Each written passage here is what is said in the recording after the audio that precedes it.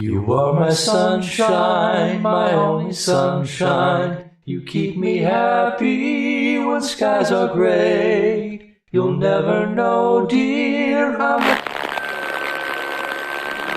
Welcome to an evening of old-time radio.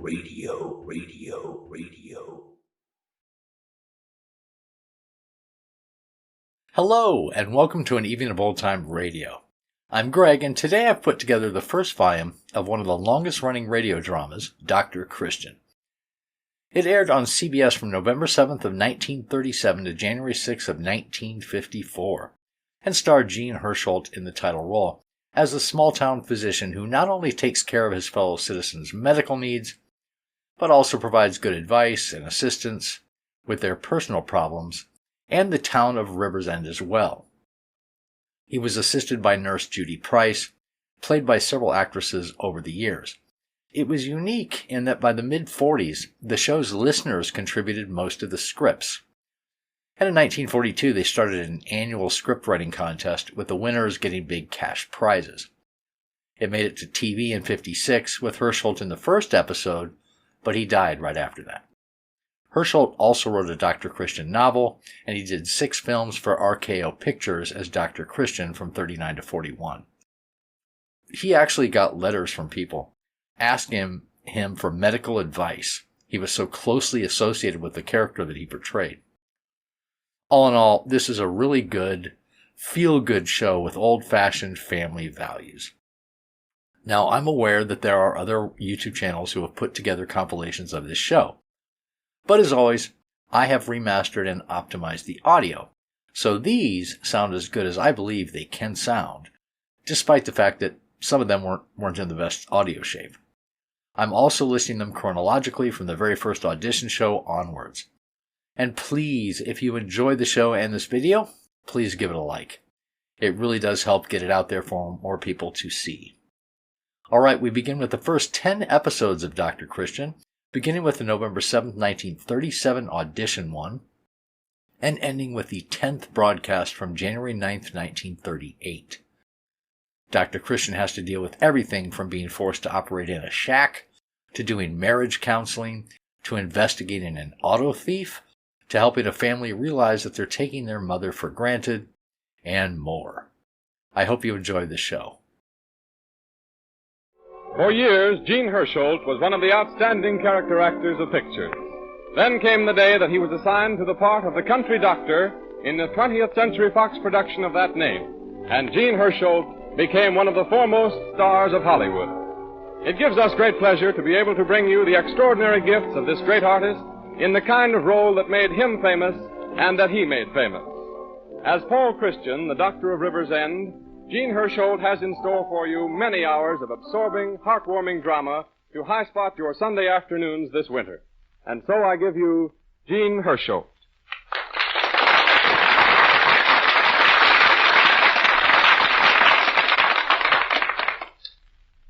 Ladies and gentlemen, I'm sure you've heard of the fellow who didn't believe in ghosts, but who just the same was afraid of them. Well, I don't believe in luck. But just the same, it happens. And it happens in very strange ways. 3 years ago, in a little town up in Canada, 5 baby girls were born. Now, the birth of 5 little girls in Canada couldn't possibly have any effect on an actor playing character parts in Hollywood. Only it did. And because of what happened up there, I've been consistently casting doctor roles in pictures and now in this new radio series for the Cheesebro Manufacturing Company. Well, I like playing doctor roles. I like the role of Dr. Paul Christian in these broadcasts. I like being on the program of a company whose products are so well known and which has been so highly recommended and regarded for so many years. People often ask me if I'm a real doctor, if I ever studied medicine. Well, I'm not, and I haven't. But I have studied doctors in order to play convincingly the role of a doctor. And I found out a lot about doctors. And the more I found out, the greater has been my respect and my admiration for the medical profession. Now, I don't want to take any more time away from the show. I only started out to say something about the quintum that's bringing me luck. And they have. But then, 5 of a kind should bring anyone luck, shouldn't they? Thank you.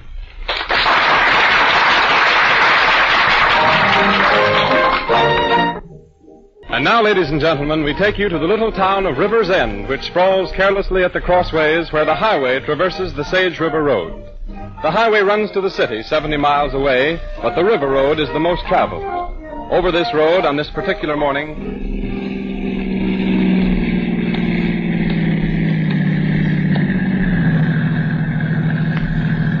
Oh, Doctor!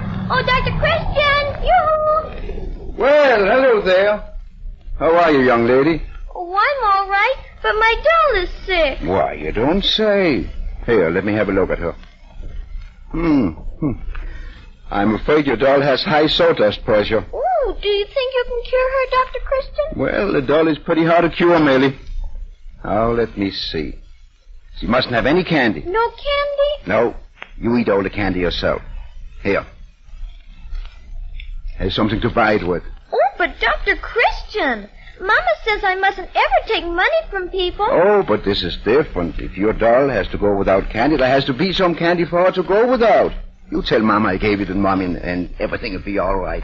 Gee, thank you, Dr. Christian. Oh, goodbye, Millie. Goodbye.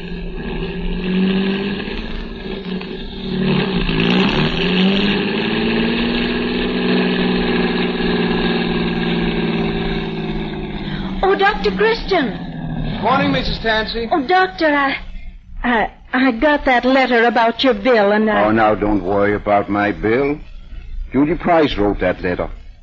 She's back from business college, and, well, she has sort of wished herself on me as my office girl. Oh, the letter was real nice, and I do want to get the bill settled just as soon as I can. Well, how much is that bill? $10. Well, Mrs. Tanzy, things being as they are, I'll make you 50-50 proposition. I'll forget half of that bill. Oh, I thank And you. you forget the other half. Goodbye, Mrs. Tanzy. Oh, but Dr. Christian. Dr. Christian,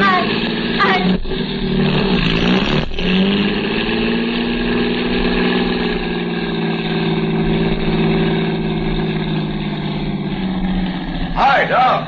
Hello, Jim. How's the missus? She's getting along first rate. Oh, that's fine.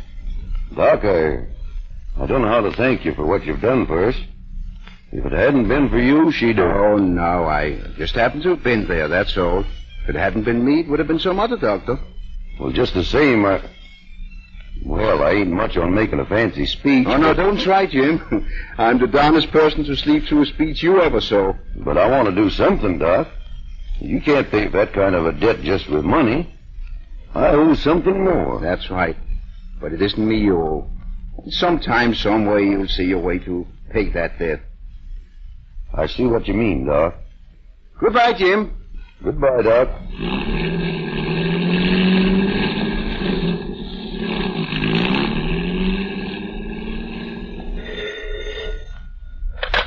Dr. Christian's office.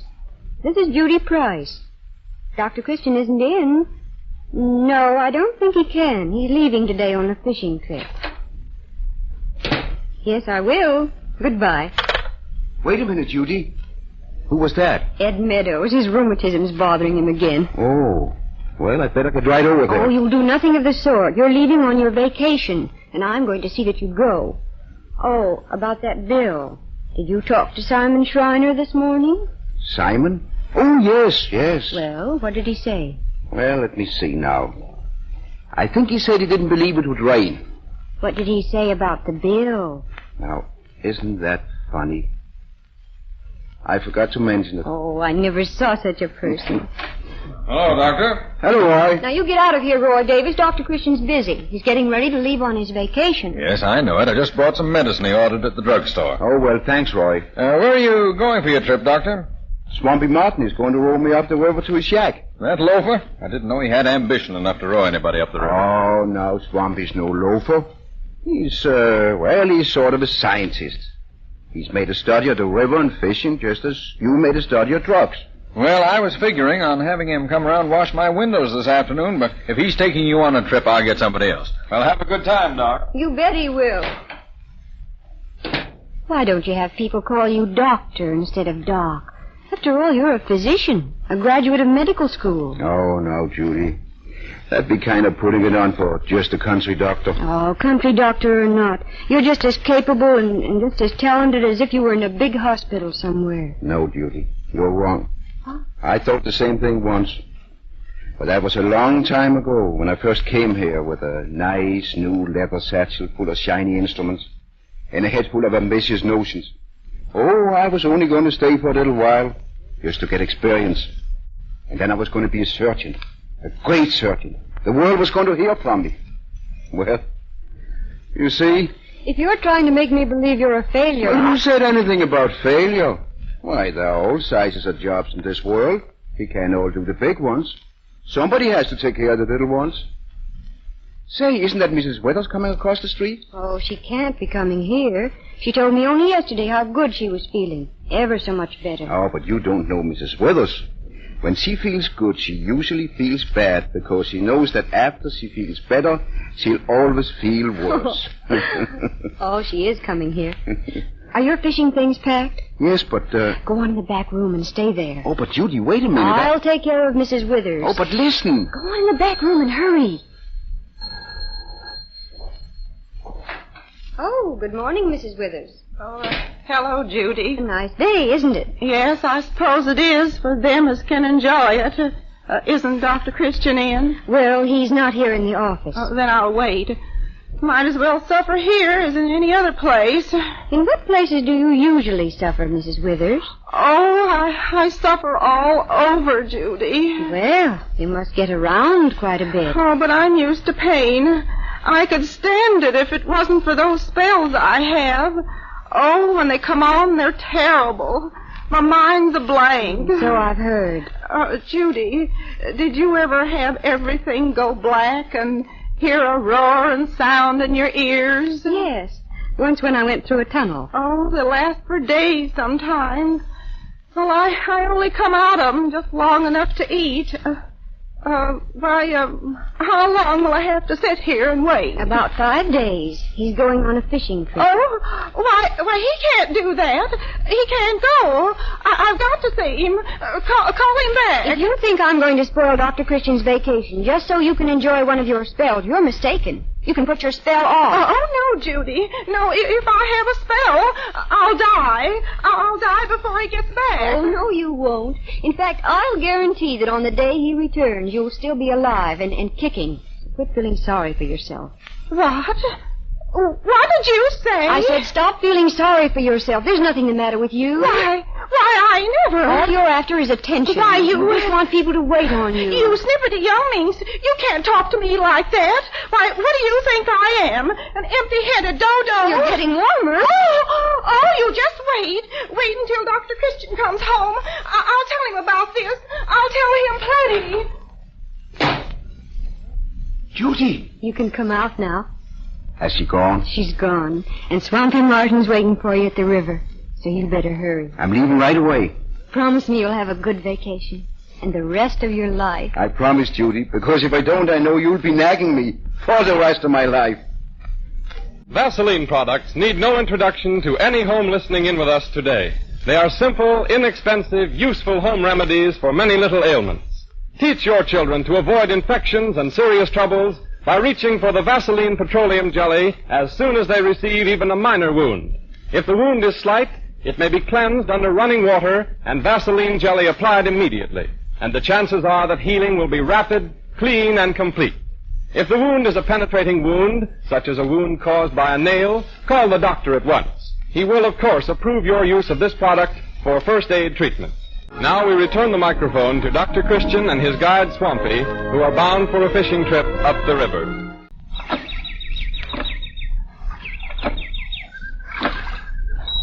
Let me take the oars for a while, Swampy.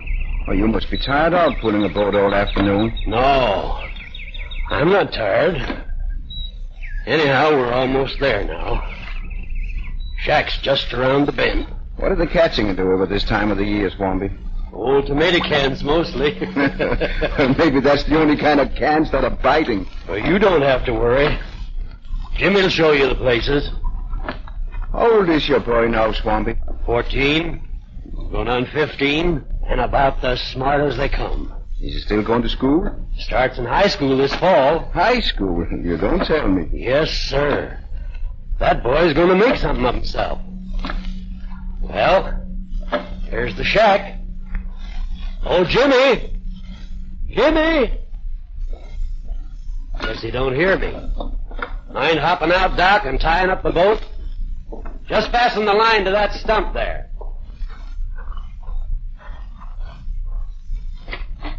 Wait here a minute, Doc. It's dark as all get out in there. I'll go in and light a lamp. Can't figure where Jimmy is. Well, maybe he's out catching us a mess of fish for supper. I wouldn't mind sitting down to a nice... Doc! Doc! Huh? He's in here. What? Jimmy. Laying on the floor, all doubled up. He don't know me. Come on with that lamp. Jimmy. Jimmy. Wait, don't touch him. Doc, what do you think is wrong? Hold the light down here. How long has he been sick? He ain't been sick. He had a kind of a stomachache the day I left, but he didn't say much about it. I thought it was just something he had. He's been here alone for 2 days? Where's the nearest phone? I don't know. There's nobody living around here. Then how far to the closest road? 4 miles, maybe 5. Well, we've got to get him back to town. The river's the quickest way. Well, that'll take 3 or 4 hours. Doc, what's the matter with him? Appendix. Ruptured, I think. Is it serious, Doc? Swampy, can you stand some bad news? Jimmy's going to die. Die? Oh, no, Doc. There's 1 chance in 10 an operation could save him. But he'd have to be fast. And we're hours away from River's End. 70 miles from the nearest hospital. But you're a doctor. I haven't the equipment, Swampy. I haven't the right kind of tools. The things to work with. Well, even if I had, I wouldn't dare to risk it here. This is a case for a skilled surgeon. But you can do something. I'm sorry, Swampy. There's nothing. Jimmy. Jimmy. It's me. Your dad. He don't answer me. Don't even open his eyes. He was such a smart little fella, Doc. So bright and cheerful like. And so grown up acting. He didn't hardly complain at all about being sick the day I left. Just stood there on the bank, waving to me as I went away in the boat. Waving till I got around the bend. That's the last I saw of him. Standing there, saying goodbye. And now, Doc, you've got to do something. He's all I have. You've got to. Swampy, light all the lamps. Start a fire on that stove. Put some water on to boil. Get my little kid out of the boat. And get all the knives you've got. Knives? Yes, kitchen knives, hunting knives, everything you've got. But, Doc, you're not... I'm going to operate.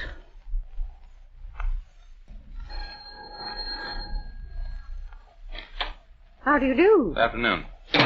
Say, this is Dr. Paul Christian's office, isn't it? Yes. I'd like to see the doctor. Dr. Christian isn't here. Say, what about the operation he performed? Operation? What operation? Oh, come on now. You might as well talk. We're going to catch up with Christian sooner or later anyway. Now, listen, if you don't want to tell me about the operation, tell me where he is. He's on a vacation. Okay, have it your way. But just the same... Pardon me a moment. There's someone at the door. That's all right. I'll be getting along. But I'll be back. Oh, come in, Mrs. Withers. I suppose I'll have to wait again. No, this gentleman is just leaving. Well, Mrs. Withers, I see you're still here and alive. Yes, I'm here. But that's more than you'll be when I talk to Dr. Christian. Where is he? Still fishing. Fishing? That makes a nice story. You know as well as I do that Dr. Christian hasn't been on a fishing trip at all. What? Just look what the Morning City paper has to say. Where? Right there, under visitors in the city. Dr. Paul Christian of River's End was seen coming out of the Palace Hotel last evening where... Was seen coming out of the Palace Hotel. And I don't think it's possible to come out of something that you haven't gone in. Oh, I don't know. What about a chicken coming out of an egg? Oh, well, chickens have nothing to do with it. You've lied to me, deceived me. Who's deceived who about what? Oh, Dr. Christian. Oh, Judy, she's deceived me about chickens coming out of eggs and... Oh, I'm going to have a spell. Oh, no. Oh, I am. Oh, Doctor, I feel awful. Here now, sit down. Just relax. We'll see if you're running a little fever. Open the mouth. Now close. That's it, Judy. Get my stethoscope, will you? Thanks. How was the trip? Oh, fine. Pretty hot. Now open, Mrs. Withers. Did you say pretty hot? Mm-hmm. Hot as I've ever seen it. Oh, but Doctor, what does that mean? Oh, usually violent electrical disturbances in the interior. Oh, my.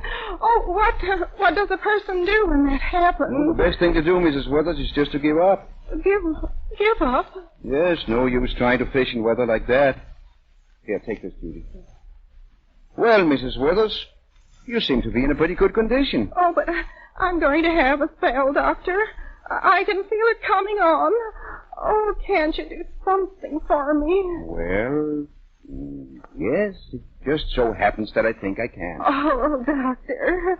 There have been some recent scientific discoveries about spells like yours, Mrs. Withers. Oh, tell me. And one of the most effective gastronomic agents has been... Yes. Carrots. Oh, carrots. So I think I'll put you on a diet of raw carrots. Oh, but you know I don't like carrots. I hate carrots. Well, we all have to do things we don't like, Mrs. Withers.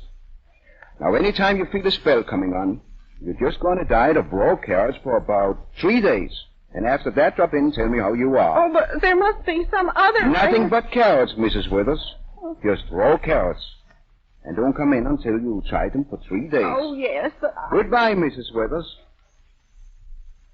Oh. Shh, don't laugh. I'll bet you an ice cream soda it works. Well, Judy, anything happen while I was away? Oh, a few things, but they can wait. Tell me about your vacation. Oh, there's nothing much to tell. I didn't do much. Just loafed around the shack, I suppose. Did my share of loafing. And had a nice rest. Yes, sir. Why, I feel like another man. You must be another man, because Dr. Paul Christian wasn't on a fishing trip. He was in the city. Huh? What's that? Read this. Oh. Yes. Oh. Well, to tell you the truth, Yes, why don't you? I did go to the city. You see, there was a little trouble about... Oh, I'll answer it. Dr. Christian's office? Oh, yes, Jerry, I'm leaving in about 15 minutes. Meet me at the drugstore. Did I hear what? Swampy Martin's boy? He's... Oh, Jerry. But it couldn't have been Dr. Christian. He was in the city. Yes, it was... No. Yes. Listen to me. I operate on him. I had to. He was... Are you Dr. Paul Christian? Yes? My name's Thorne. I want to have a talk with you in private. And while they have their talk, I have a word for you. Men, are you troubled with scalp dryness? Do you fear dandruff? Does your scalp shed on your coat collar? If you have any of these symptoms, Vaseline Hair Tonic will help you. Rub it briskly into the scalp with the fingertips. Use a rotary motion to loosen the scalp, open the pores, stimulate the blood flow. After a few minutes work out of your scalp, shampoo your hair. And when it is dry, groom it with a few drops of Vaseline Hair Tonic, applied with the palms of the hands and brushed in. This is a simple treatment. There's no magic about it. It is safe and sane and sensible. Vaseline Hair Tonic comes in a handy bottle in 2 sizes, priced at 40 cents and 70 cents. Get a bottle from your druggist tomorrow. Our story continues now with the scene laid in Dr. Christian's rooms behind the office. The time is late afternoon of the same day. I had orders from my paper to get an interview or else. Oh, but why should a newspaper be interested in a thing like this? Why? When a doctor operates with kitchen knives on the floor of a fishing shack and saves a boy's life? Oh, that's... Say, do you know what they told me at the Central Hospital? that it was one of the most remarkable pieces of surgery they'd ever seen. But go ahead. What happened after you operated? Well, there isn't much more to tell. For the next 2 or 3 days, I didn't get much sleep. Mm-hmm. But he was a strong and healthy boy, and he pulled through fine. Well, when he was well enough to move, I took him to the city, to Central Hospital, and he's doing splendidly. Well, what was your idea of being so doggone mysterious about the affair? The hospital said you were at the hotel said you were at the hospital, and then I finally discovered you'd left the city. Well, you see, I didn't want Judy, she's my office girl, to find out. But I might as well have been open and about board. She found out anyhow. Mr. Thorne, if you have any dark secrets in your life, don't ever move to a small town. Say, you know, Dr. Christian, after hearing what they said about you at Central Hospital, I wonder what you're doing in a small town. Why you're wasting your time in a place like this? Have you ever thought of leaving? Well, yes. Yes, I guess I have. Then here's something to think about. Right now is the time to do it. When the news of this operation breaks in tomorrow's papers, you're going to be famous. Oh, I don't know. Well, I do. And you ought to be in the city where you'll have the opportunity to do the important work you can do. I'd like to get a statement for the paper about what your future plans are. You want to quote me, you mean? Yeah, that's it. Well, you can say that I've been very happy here in River's End. Oh, it's such a nice little town. But then, of course, I know there's no big opportunities here. I know that as long as I stay, I'll just be a country doctor. So when do you plan to leave? Next week? No, I couldn't get away next week. Maybe in a month, huh? I'm afraid not. Fact is, I don't think I can get away at all. You can't get away at all. You mean you're staying here? But why? You see, well, a patient of mine, Mrs. Withers, she's going to have a spell.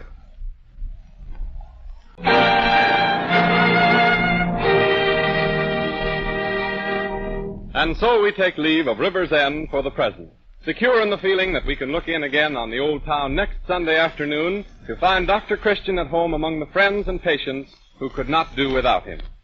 Before we sign off, though, we want you to meet some of the artists you're going to become well acquainted with this winter. Rosemary DeCamp, who played Judy Price. Hello, everybody.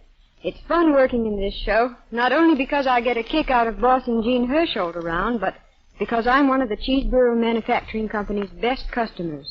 My pet use of Vaseline jelly is for my hand. After I've done any kind of housework or got my hands chapped and rough from outdoor sports, I apply it to get rid of the roughness and redness. You see, Vaseline jelly costs only 10 cents a jar, which is an item to a working girl, and it's the best remedy I know for chapped hands. Good girl, Rosemary. Now here is Noreen Gamil, who played Mrs. Withers. I'm glad to get a chance to speak to you in my normal voice, just to prove I don't complain all the time. Privately, I enjoy very good health, thank you. I was practically raised on Vaseline products. My mother used them on us kids for everything, from sore throat to skinned knuckles.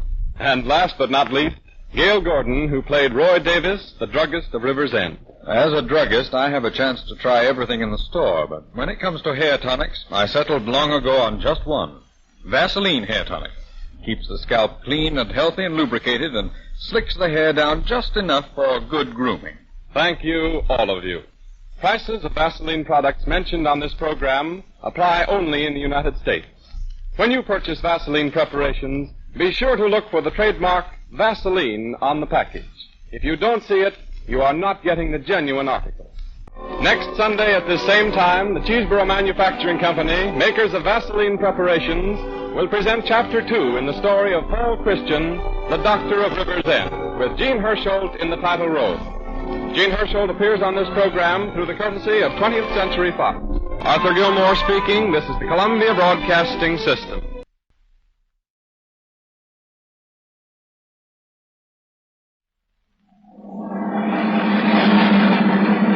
Hollywood, California presents Chapter 2 of a new air show. The star of the show, Gene Hersholt, in his greatest of all roles. The title of the show, Dr. Christian. The sponsor of the show, the Cheeseboro Manufacturing Company, owners of the trademark Vaseline.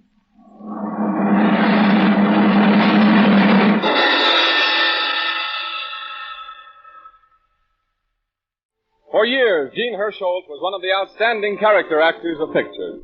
Then came the day that he was assigned to the part of the country doctor in the 20th Century Fox production of that name. And Gene Hersholt became one of the foremost stars of Hollywood. It gives us great pleasure to be able to bring to you the extraordinary gifts of this great artist in the kind of role that made him famous and that he made.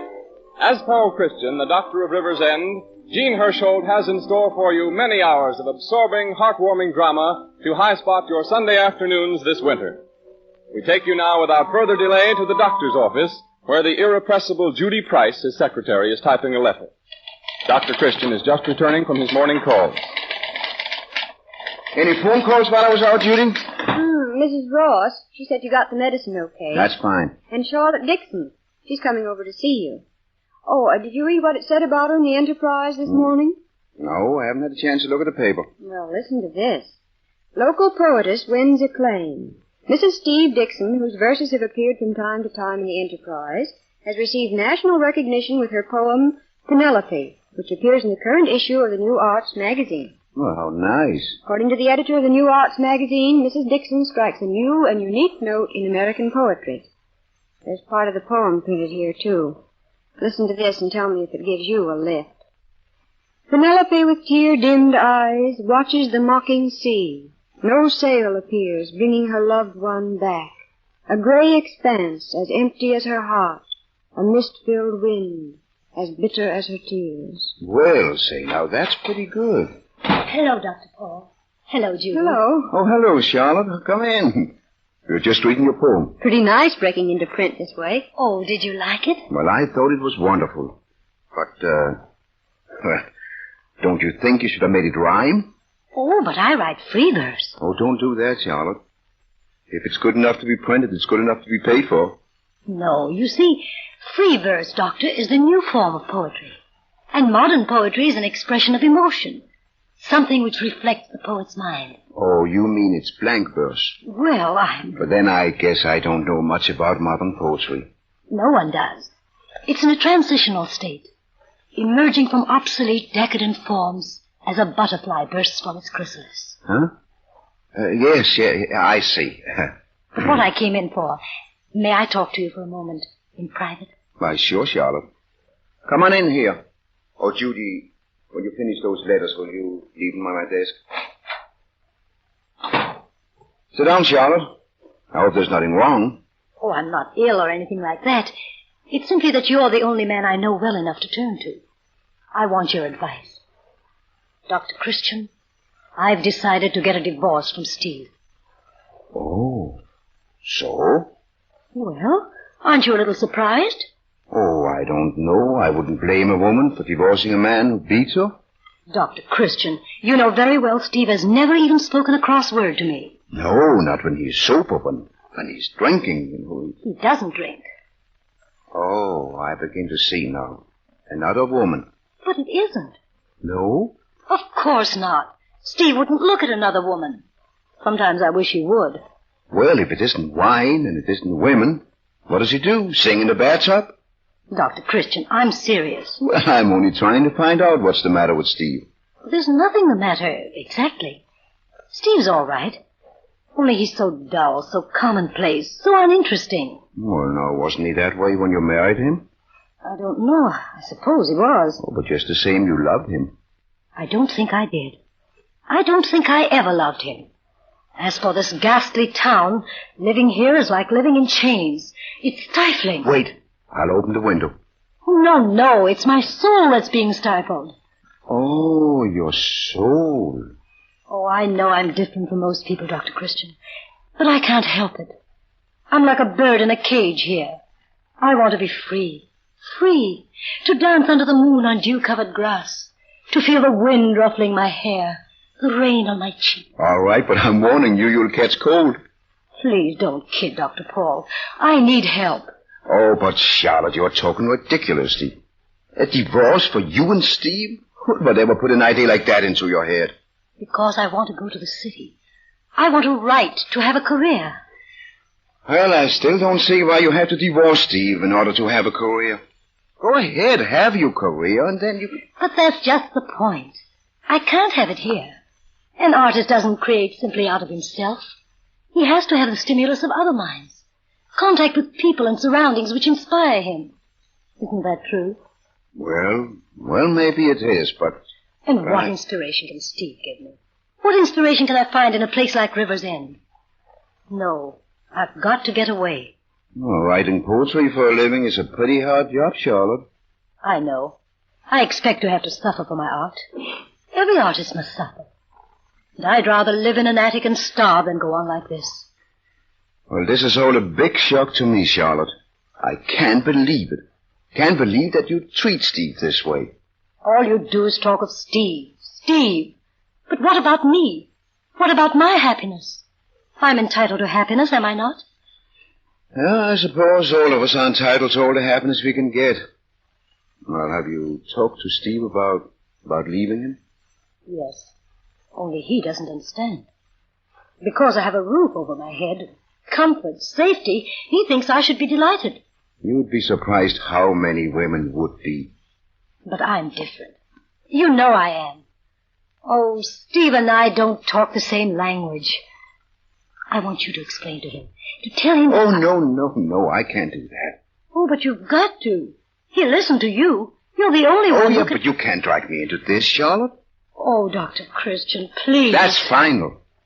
Is it asking so much just to talk to him? Listen, Charlotte. I can't take sides with you against Steve. It isn't a matter of taking sides. I'm leaving Steve anyway. But if he could only be made to realize why I'm leaving, that it isn't because of some little mean, petty reason, but for something glorious, he'd feel better about it. Don't you see, Dr. Christian? You'd be helping him, not me. Are you positively determined on going away, Charlotte? Yes. And you're sure you don't love Steve? I'm certain of it. All right. I'll have a talk with him. You and Steve be here in my office at 6 o'clock. Till then, you'd better think it over. Life is a long, dark road to walk alone. For me, the road is not entirely dark. Beyond the shadowy eastern hills, the dawn is breaking.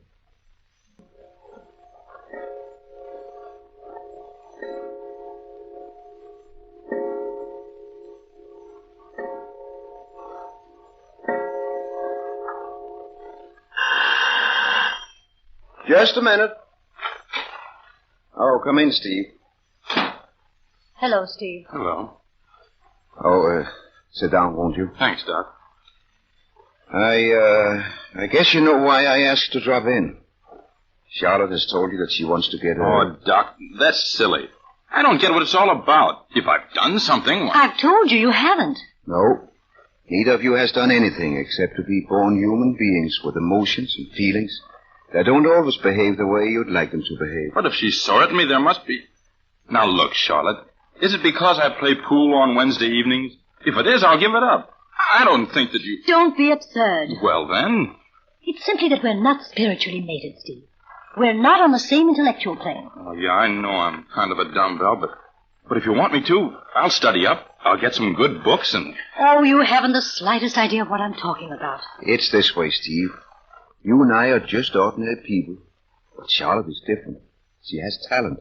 She wants a career. She feels that it's the only way she can find happiness. Well, you want her to be happy, don't you? Oh, of course I do, Doc, but it seems to me that she likes to go to the city, and she likes to live in an attic, and... But she doesn't have to go to the city. We've got an attic right in our house. I'll fix it up for her. I'll put in some wallboard and a radiator. It isn't exactly that kind of an attic.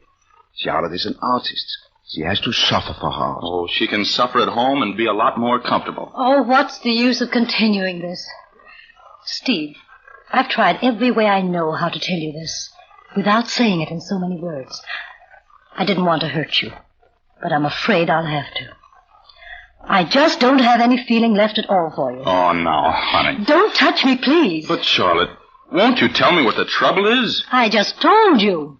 I don't love you. Why? Why? There must be a reason. Love doesn't go by reason. You can't argue with your heart.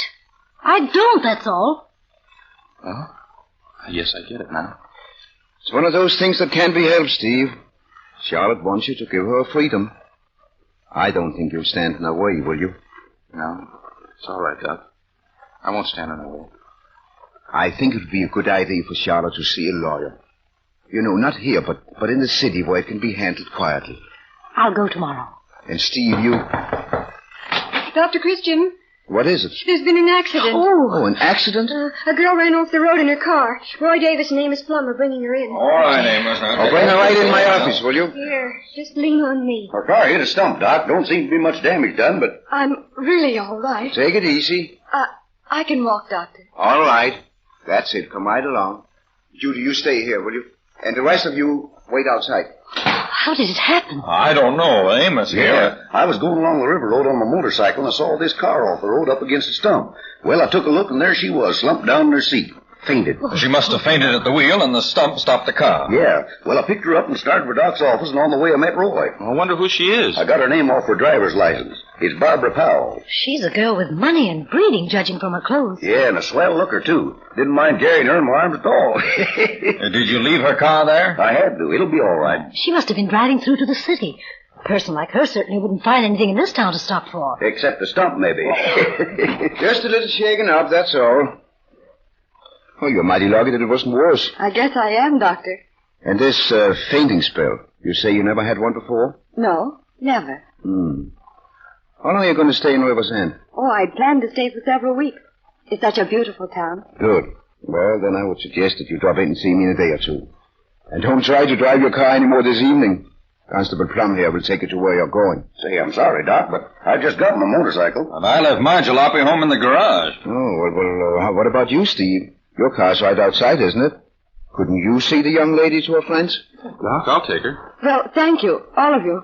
I'm sorry I've caused so much trouble. No trouble at all, Miss Powell. Good night, Doc. Night, Doc. Good night, and thank you again. Good night, and try to keep out of smash-ups. I will. I'll come back for you, Charlotte. You needn't. I know the way home. Oh, Charlotte. Hey, Steve, you coming? Yeah, I'm coming. Well, Charlotte, it's all settled now. You'll soon be free. Happy? Wonderfully happy. Now at last I can begin to live. I hope you didn't mind me asking Steve to try Miss Powell. Why should I mind? I'm sorry for her, that's all. He'll bore her to death. And before Roy Davis, the druggist of River's End, gets away from me, I'm going to take time out at this point in our story to ask Roy to tell you what he thinks about the products that make this program possible. All right, Roy? Good afternoon, friends of the Cheeseboro Manufacturing Company. And I know there are millions of you because Vaseline products are the kind of preparations that make friends everywhere. In a survey which I had a chance to see recently, it was shown that Vaseline products are actually in use in practically every home in the United States and Canada. Now, this is a record that can be claimed by very few trademark articles. Thank you, Roy Davis. And so we return to our story of Dr. Christian of River's End, which stars Jean Hersholt in the title role. The time, about a week later. The scene, the River's End annual picnic, where Barbara Powell is quite a center of attraction. We find her dancing with Steve. I suppose this is a pretty tame affair for you, Miss Powell. Tame? Why? Oh, I don't know. After you've lived in Paris and New York and really seen things, well, the River's End Merchants Picnic must seem kind of silly. I don't think there's anything silly in people enjoying themselves, whether it's in Paris or River's End. You're certainly different from what I thought you'd be. What did you think I'd be? Oh, I sort of figured you'd be a little uppity and, well, you're just natural. Disappointed? Gosh, no. Oh, what's that little blue pennant mean? The one they've just put up over the orchestra stand. Oh, say, that means I'm lucky. Lucky? The pennant's a sign that this is a prize dance. And I'm lucky I've got you for a partner. Oh, mercenary. Oh. So you just wanted me to dance with you so you could win a prize. Well, for that I'll dance very badly. Oh, no, honest I didn't. The fact is, I didn't know it was going to be a prize dance when I asked you. The fact is you didn't even ask me. You practically carried me off bodily. Well, with that crowd of fellas around you, I had to. You're not peeved about it, are you? Gosh, no. You know, it seems like we've known each other for years. And let me see. It's been less than a week, hasn't it? It was a week ago last night that I drove you home in my car. I remember you had on a blue dress and a little black hat. And my hair was all mussed and my nose shiny and I looked a fright. No, I don't remember that. You have the most marvelous memory in the world. No, you're wrong. I'm dumb. Ask anybody. I think we're both a little dumb. The music stopped and here we are, still dancing. Let's go to the judges' stand. Oh, I forgot. The prize. Think you're going to get it? Prize or not, I'm still lucky. Hi there, Doc. You ought to be dancing. This is the prize dance. Oh, no, I'm going to sit this one out. Dr. Christian. Oh, hello, Charlotte. I thought you were in the city. I just got back. Everything is arranged. Good. I think you're going to be much happier, Charlotte. And Steve, too. Why, what do you mean? Well, aren't you going to be happier? Why, yes. Yes, of course I am. Only And now that Steve has had time to think it over, I'm sure he feels much better about it. Yes, he must. Huh? Oh, don't think I didn't notice him dancing with that Powell girl. Very interested in each other they were, too. I don't understand what she sees in him. Oh, now don't pay any attention to what people say about Steve and Barbara Powell. What they say? What, who says? Why, nobody. I meant about them dancing together. Well, they probably just met here at the picnic. Don't worry. I'm not interested in the Powell girl. She means nothing to me. Nothing. Neither does Steve. If he wants to make a fool of himself, he can go right ahead.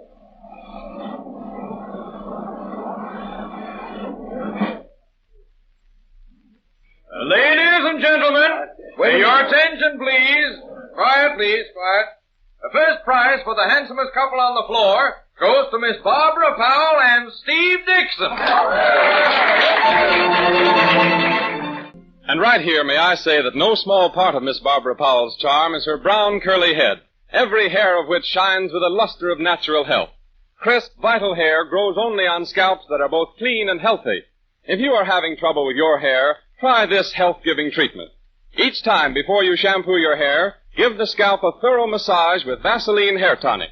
Part the hair lock by lock and apply the tonic directly to the scalp with a bit of cotton.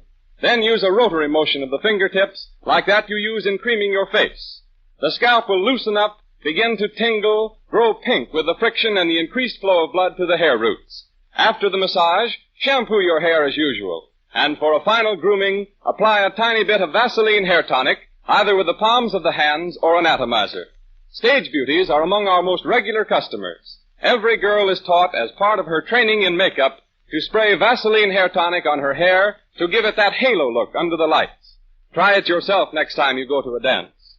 Vaseline Hair Tonic comes in two sizes at 40 and 70 cents and can be purchased in any drugstore. And now we take you back to River's End. The time is a week later in the afternoon, and the scene is laid in Dr. Christian's office. Any phone calls, Judy? Steve Dixon. He's on his way over to see you. Oh.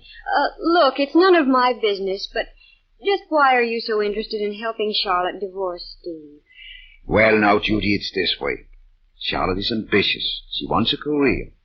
She wants to go to the city and start writing. She'll start writing soon enough. Writing home for money. Oh, you're mistaken, Judy. Charlotte has talent. Oh, who says so? She does. She has something down deep inside her that burns and throbs. That isn't talent. That's heartburn. Oh, no, you take this too lightly. Charlotte is willing to make a big sacrifice for her career. Charlotte's always willing to make a big sacrifice, as long as she sacrifices someone else. What she needs is a good spanking. Oh, it won't be all roses for her. She's going to be hurt, too. Yes, but not in the right place. I went to school with Charlotte, and she's not the Dr. Christian, I've got to see you. Speak of the etc., etc. Why, of course, Charlotte. Judy, I'll be busy for a moment. Come in my office, Charlotte. Close the door, please. All right. Charlotte, what are you so excited about? Nothing's going on with the divorce? I don't want a divorce. What? What's that? You don't... It's all been a mistake. A terrible mistake. I've been thinking it over. Well, now, here, you're letting your emotions run away with you. Well, I'm surprised. You're not an emotional type. You're intellectual. What's happened? I've decided I can write poetry at home. I don't have to go... Now, wait. You've already discussed all that. An artist has to have contact with people and surroundings which can inspire him. You can't get that here. And you know how uninspiring Steve is. I don't care. She's not going to get rid of me that way. Get rid of you? Well, who's trying to get rid of you? That Powell girl. You know perfectly well she's interested in Steve. You can't fool me. Charlotte. Barbara Powell is a wealthy, sophisticated young woman. Steve wouldn't appeal to her. I tell you, I know what I'm talking about. She's an adventuress. She came to River's End and we took her in and then... And then she took you in, huh? Well, she won't get away with it. You wait and see. Well, I'm disappointed in you, Charlotte. Deeply disappointed. To think that you're throwing away your career, your whole life in a fit of jealousy? Just the same, I'm not going to divorce Steve. Well, if that's the way you feel. Oh, Judy, as soon as Steve Dixon. Oh, hello, Steve. Come in here a minute. Well, Charlotte's changed her mind, Steve. It's been a mistake, Steve. I'm not going to divorce you. I want you to come home. Well, I don't know about that, Charlotte. You don't know. You see, I've made other plans. Oh, you can't be in love with that Barbara Powell. You just can't. There's no reason. Love doesn't go by reason, Charlotte. You can't argue with your heart. Oh. Now, please, Charlotte, you mustn't. I don't... Well, what I want to say is... Yes, Charlotte. Steve doesn't want to hurt you, but you know he might be as tired of you as you are of him. I don't care if he is. She's not going to have him. I won't let him go. Now, hold on. That isn't fair. What about his happiness? He's entitled to happiness the same as you are, or anyone else. Are you going to stand in his way? Yes, I am. Well, I've tried to help you, and this is the way it turns out. Oh, I know. It was all my fault. You wrote a poem once about Penelope. So I suppose you know the story of Penelope. She let her husband go away from her, and she had a hard time getting him back. Well, I wish you luck. Oh, Steve. You understand, don't you? Sure. I was a long time getting it till you told me in words of one syllable. But now I understand perfectly. You don't love me. Oh, but when I said that, And I'm hoping that now I've found someone who does. And what's more, she doesn't care much for poetry. Oh, how can you treat me this way? And she likes River's End. In fact, she's crazy about it. It doesn't stifle her at all. And she thinks the people here are swell. Oh, Steve, if you'll only give me another I'm chance. sorry, Charlotte, but from now on I'm going my own way, along my own road. Yes, it's like I've read somewhere. And beyond the shadowy eastern hills, the dawn is breaking. Goodbye, Charlotte. No, Steve. Wait. Now, what's the use? We can never make a go of it. We're not on the same intellectual plane. Oh, I can't keep this game up. I'm no good at it. I don't love Barbara Powell at all. Only you. Steve. Oh, darling. Steve. Charlotte. Well, it looks like I'm not wanted in here. Did you notice the way they went out of here? Like a pair of cooing doves. I told you not to try to help Charlotte. Oh, well... Charlotte didn't want a divorce in the first place. All she wanted was a chance to dramatize herself. She thought Everybody at home? Oh, hello, Barbara. I just dropped in to say goodbye. Well, I see you kept out of a smash-up. Sit down and get your breath. No, I haven't got a minute. I'm driving back to town, and I want to get there before dark. Oh, too bad you're going. It's been nice having you with us. And I've had loads of fun. I'm glad you sent for me. What? Do I qualify as siren number 1, Dr. Paul? You go to the head of the class. You've no idea what a hard time I had getting Steve Dixon to take me to that picnic and keeping him with me when he saw Charlotte was there. And you have no idea what a hard time I had getting him to put up a little bluff this afternoon. Say, what is this anyway? Well, I left my motor running, so goodbye. Goodbye. Goodbye, Barbara. And thanks. Say, try won't see us again sometime. I will. So, you sent for her, Well, And this whole business about Steve falling for her was a frame-up, simply to give Charlotte something to think about. Oh, now, I wouldn't exactly call it a frame-up. I only... Dr. Christian, you're a faker. Now, I understand that, Judy. I'm a scientist, and I've just discovered a remarkable anatomical fact. What fact? That there's more than one place where you can spank a person.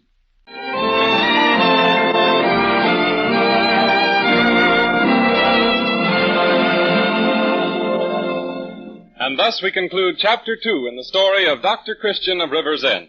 But lest we give you the impression that all young women are dissatisfied at home these days, listen to this one.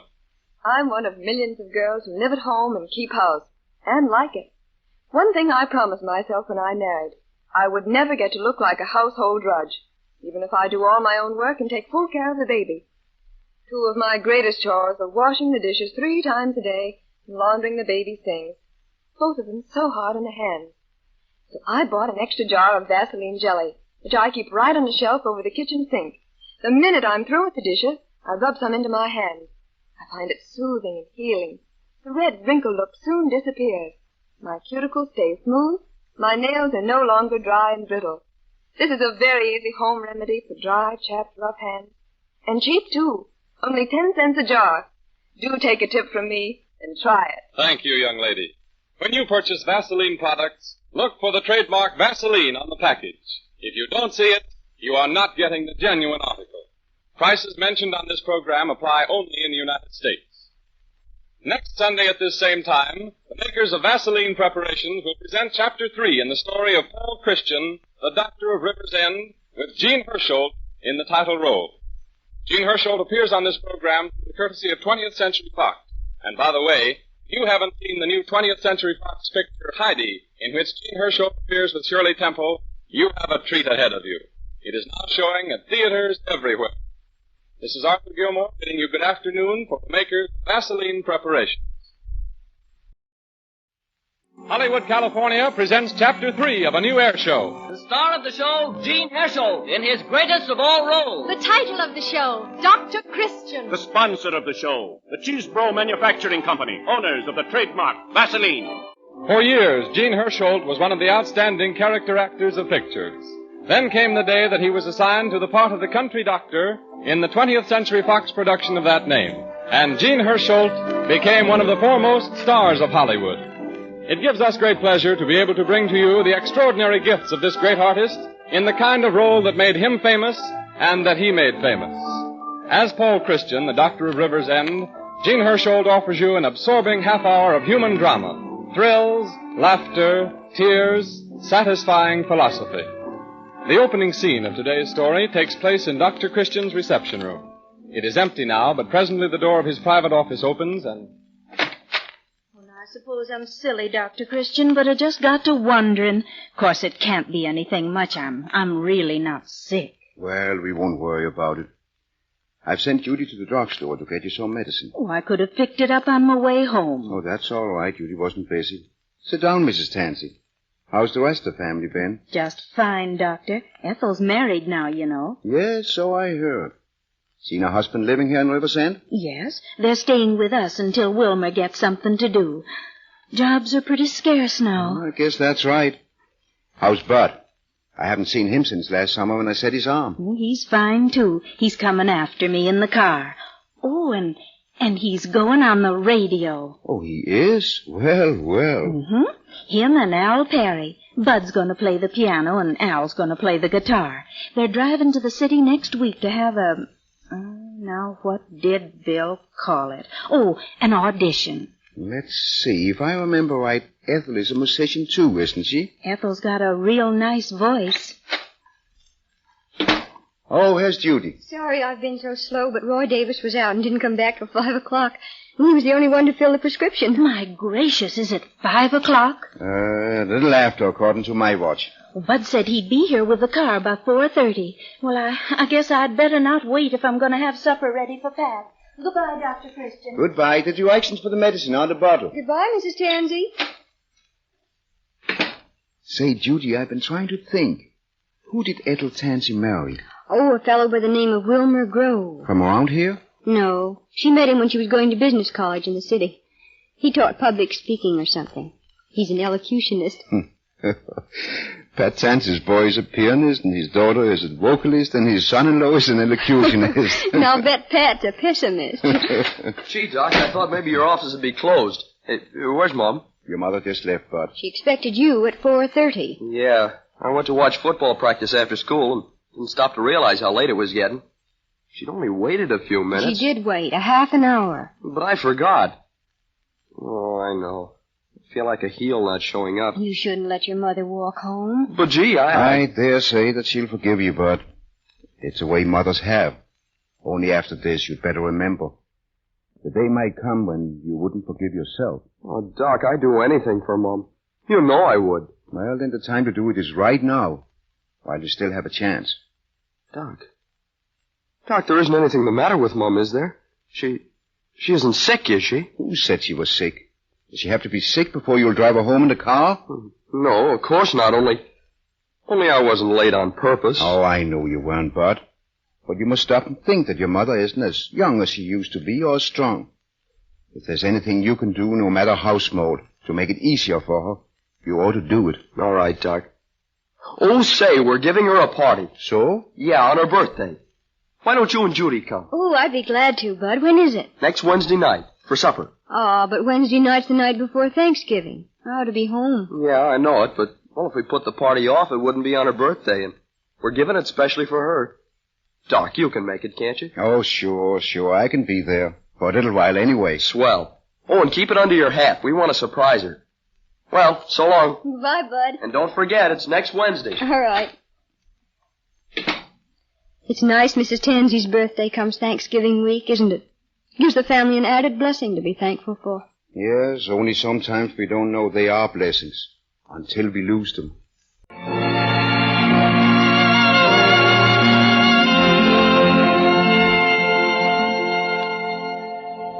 It was more than 50 years ago that Robert A. Chesebro, inspired by the legends of the Indians concerning the healing properties of crude petroleum, refined and perfected Vaseline petroleum jelly for medicinal use. Since that day, the trademark Vaseline has become one of the most widely known trademarks in the world. Physicians use Vaseline jelly as a base for many prescriptions. Hospitals and clinics use it daily in the care of patients, and in the home, it is an established treatment for first aid minor emergencies such as cuts, burns, and scalds. For only 10 cents a jar, this widely useful product is available everywhere. It can truly be called a blessing to humanity. We take you back now to the Tanzy home in River's End, where preparations for Mom's party are in full swing. The time is late Wednesday afternoon. The scene, the living room of the Tanzy home. Mrs. Tanzy is bending over an ironing board.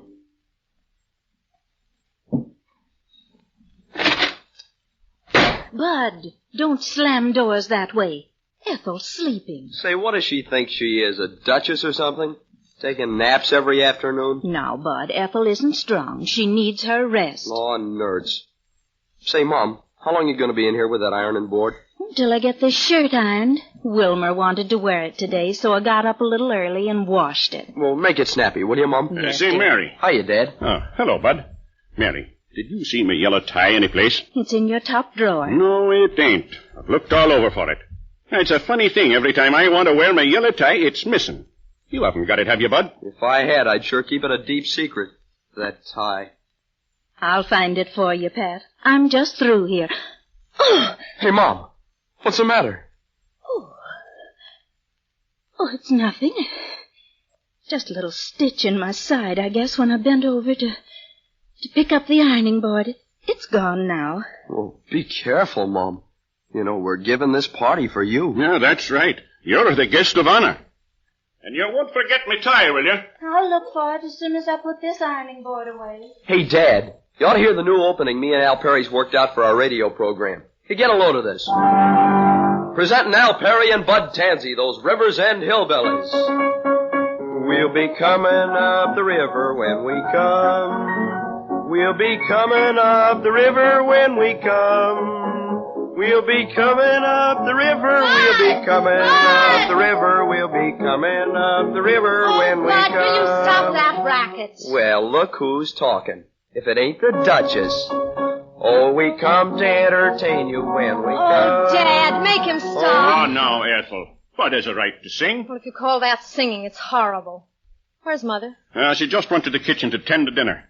Oh, say, Bud, you better find out if she wants anything at the grocery. Oh, can't Wilmer go?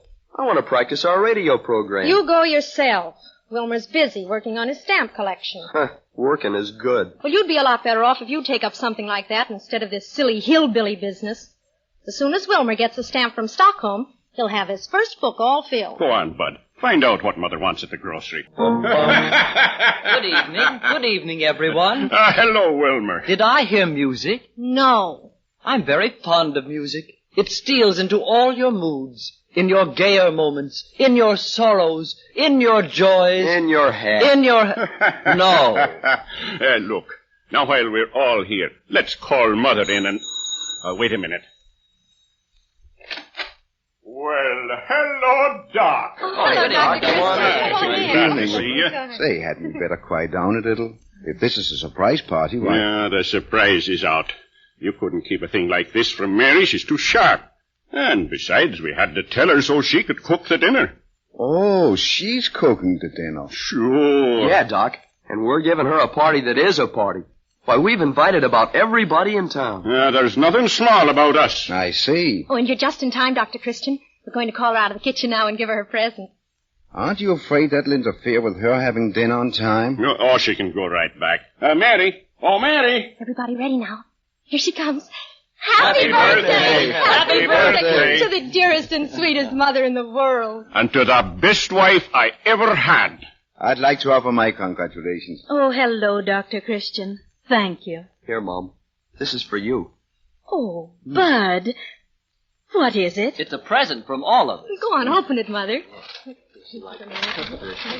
A vacuum cleaner. Oh, you shouldn't have bought anything so expensive. And I'd like to know why. The thing isn't good enough for you. It ought to be gold-plated and set with diamonds. It's a very practical gift, Mother. Yeah, Mom. It'll be a lot easier than sweeping with a broom. Oh, it's lovely. I have a little present for you, too, Mrs. Tanzy. But it isn't very practical. Oh, thank you, Dr. Christian. I don't know why people are so good to me. I just don't. I'll tell you why, Mom. Come on, everybody, join in. And it's for the million things she gave me. Oh, it's only that she's growing old. T is for the tears she shed to save me. H is for a heart as pure as gold. E is for the... Mom! Mother! Oh, she's fainted. Mary, darling. Get back, will you? Or bring a glass of water, someone. And hurry. Oh, Mother. Doc, what is it? What's happened? I don't know yet. Where's that water? Here it is, Doc. There.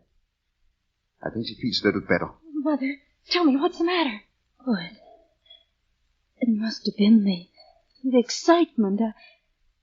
Everything went black. Just take it easy, Mrs. Tanzy. Pat, help me take her upstairs. All right, Doc. We've got to get to bed right away. Oh, no, I've got to get back to the kitchen. I'll be all right. The company will be coming in a minute. There's not going to be any company. Come on, Pat. And the rest of you wait here.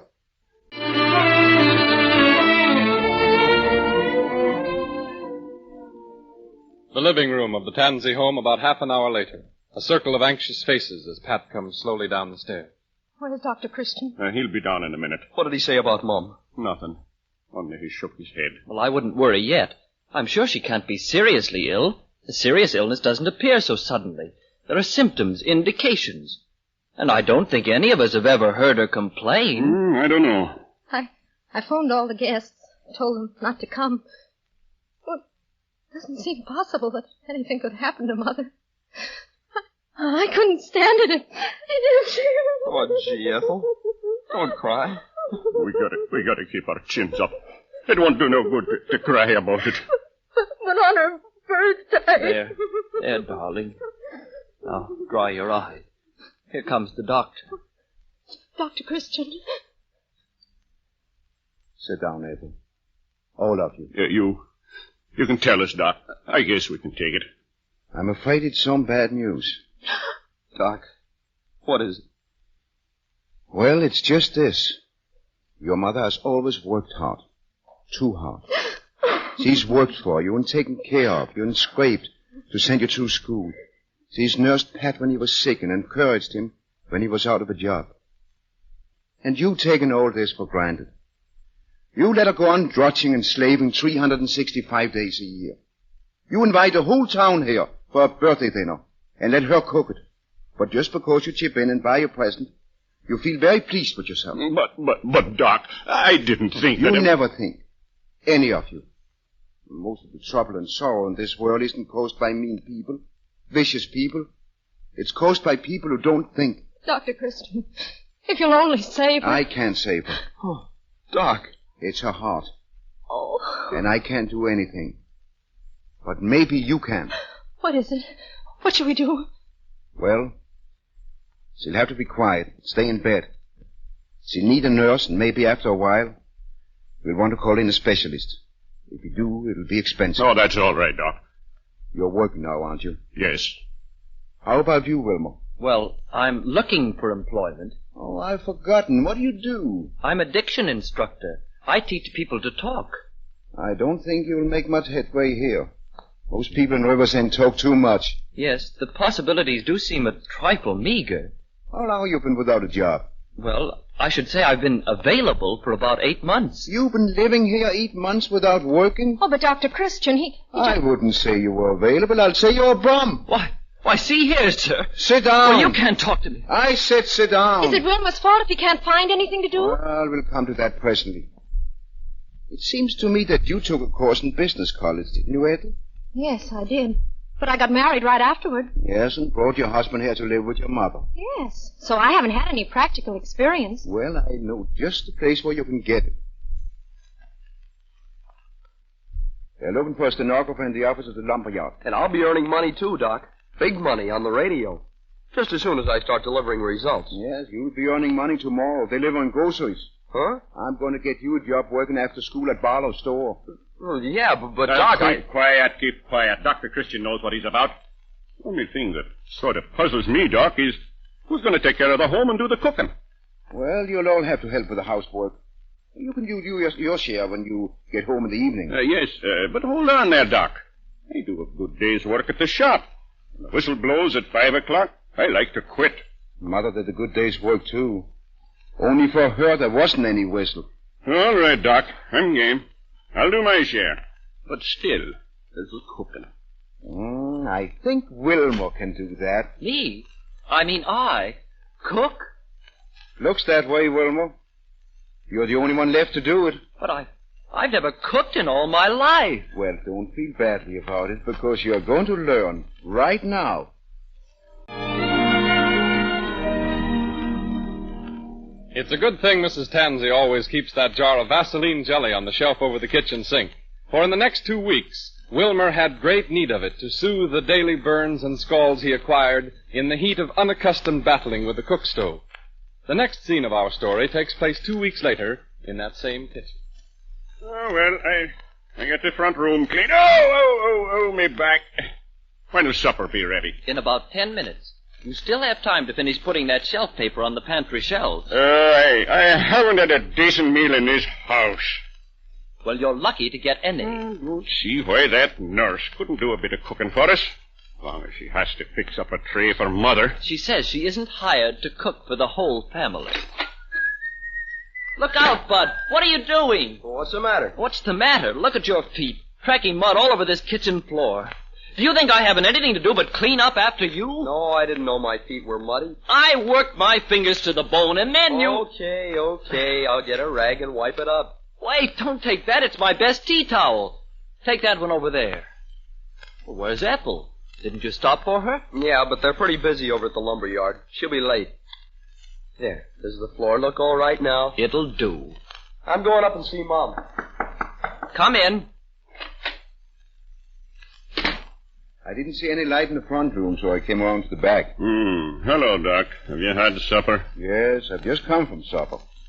Why, I had black bean soup and a nice, thick, juicy steak, fine fried potato. Oh. What have we got, Elmer? Boiled mutton. What, again? Well, it's very nourishing, Pat. But I'm tired of boiled mutton. That's all he ever gives us. Don't you know any other way of cooking mutton besides boiling it? If boiling is good enough for me, it's good enough for you. I sweep and clean and dust until I'm worn out. And I sit down every night to a supper of boiled mutton. Now, Pat. If you don't like it, get your own meal. And don't think I couldn't. Now, you act like there was some trick to cooking. I've seen Mother get up a meal in 20 minutes. Now, I'm asking you, Doc. Could a man eat anything like this? Don't touch that. It's hot. Oh. Look what you've done. Upset it. Now none of us will have any dinner. Oh. No, it wasn't my fault. It was your fault. Why don't you keep out of the kitchen? Are you trying to order me out of the kitchen in my own house? Now, please. Oh, if Mother were only here to cook us a meal again. Just one meal. You'd better get someone to cook it, because I'm through. Now, don't tell me that 4 grown people can't take care of this house without quarreling. From now on, it's 3 people. You can count me out. They need men at the lumberyard, and I'm going over there in the morning and get me a job. Wilma, if you leave the kitchen, you'll all starve. Well, let Ethel cook. Time she learned something about housekeeping anyway. Her mother's babied her ever since she was a little girl. She's never turned her hand to anything. No, hold on. And that goes for you, too. You're the biggest baby of the lot. You can't even dress yourself. Where's my overcoat? What became of my tie? And if anyone suggests you do a little work around the place, you let out a roar like a steam engine. Wilma, you shouldn't talk like that. Well, it's the truth. Oh, yeah? And what about you? What did you ever do to earn your board and keep? Collected postage stamps. At least Ethel works and helps to support the family. All right. Then we'll trade places. I'll help support the family, and Ethel can run the house. If she or anyone else thinks it's easy, just try it for a while. When Mother was well, we didn't appreciate what a cinch we had.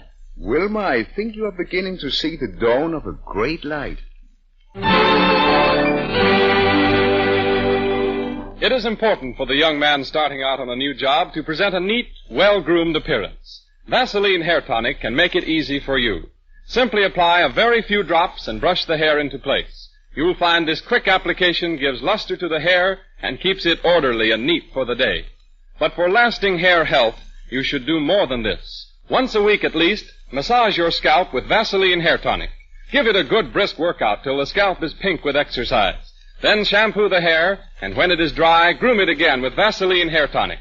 A 40-cent bottle of Vaseline Hair Tonic will give you 6 to 10 such weekly treatments in addition to daily grooming.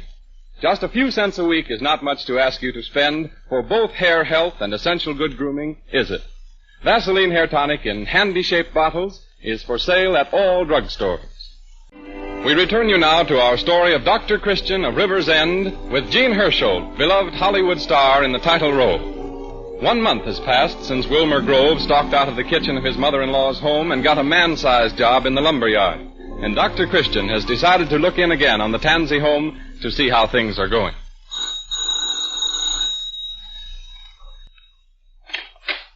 Oh, good evening, Dr. Christian. Good evening, Ethel. You know Judy Price, don't you? Oh, sure. She had to work late at the office this evening, so I'm driving her home. Thought I'd drop in on my way past. Where's everybody? Bud and Dad are downstairs cleaning up the basement. And Wilmer has to work tonight. He's been awfully busy since he was made assistant superintendent. How's Mother? Oh, I think she's better. And Dr. Christian, I cooked the things for her tray this evening, and she ate every bit. The nurse just brought the tray down. Oh, that's swell, Ethel. I'll go up and see her. Judy, you can stay here and talk to Ethel. All right. I'll only be a minute.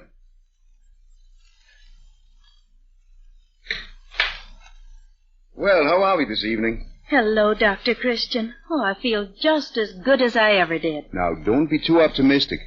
Cases like this are very stubborn. I hear you're eating regularly. I always ate regularly. Well, maybe I've had you mixed up with someone else. And since Ethel has been cooking, oh, you know, Doctor, she's turned out to be a real good cook. Oh, that's one thing she doesn't get from Pat's side of the family. Any pains in your back? No. How's your headache? I never had a headache. Well, you're the only one in this house who hasn't. I don't think there's anything wrong with me at all. There's lots of things wrong with you. I saw this coming on a long time ago, and you should have seen it too. But you didn't do anything about it. You just let it go on until it got worse and worse. Well, in a way, you are yourself to blame. Oh, but Dr. Christian... Well, you're too easygoing. That's wrong. You're too kind, and that's wrong. You let the whole family walk all over you. Why, Doctor, you don't know what you're saying. They're the kindest children in the whole world. Well, they're too good to me. They're always bringing some little present or sending me a card on Mother's Day or... Yes, I've noticed that lots of people who never miss sending a greeting card seldom get around to doing anything else, such as helping with the dishes. But I don't mind doing little chores like that, and it isn't as if the children wouldn't do them. Oh, they don't stop to think. No, all they do is stop. They're just thoughtless. They're lazy. That's the plain truth, Mrs. Tanzy. Lazy. Why, it's easier to let Mother do it. Oh, no. Well, a mother's love for her children is a wonderful thing. But it isn't all there is to a woman's life. And you let your children take everything else away from you. So you're just a sort of a handy machine called Mother. A machine that once a year they send a pretty postcard to. I don't like to contradict you, Dr. Christian. Oh, but you're mistaken. Well, trying to convince a mother of the faults of her children is about as practical as trying to break down a stone wall by shouting at it. Well, I'll be back the day after tomorrow, and I I want to find you taking it easy. Good night, Mrs. Tanzy. Good night, Doctor. And you take 4 eggs and separate them. You know, the whites from the yolks. Mm-hmm. And then you whisk up the whites and you fold in the sugar. What are you two so interested in? Ethel's telling me how to make a cake. It's one of Mother's favorite recipes. Oh, how is she, Doctor? Well, things seem to be going very nicely now. But we've got to watch out for a relapse. Come along, Judy. Sorry to keep you waiting. Oh, that's all right. Goodbye, Ethel. Goodbye. Bye, Ethel. I hope I can get the car started. This cold weather. Remind me tomorrow, Judy, to have the oil changed. All right.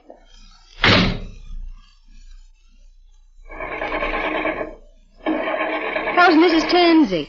Well, I might be wrong, but I have a hunch that she'll be out of bed tomorrow. Why, that's marvelous. You've made a wonderful cure. I didn't cure her. She wasn't sick. I just sent her to bed to teach that family of hers what it was like trying to get along without her. But I thought she had something the matter with her heart. All mothers have something the matter with their hearts. They're too big.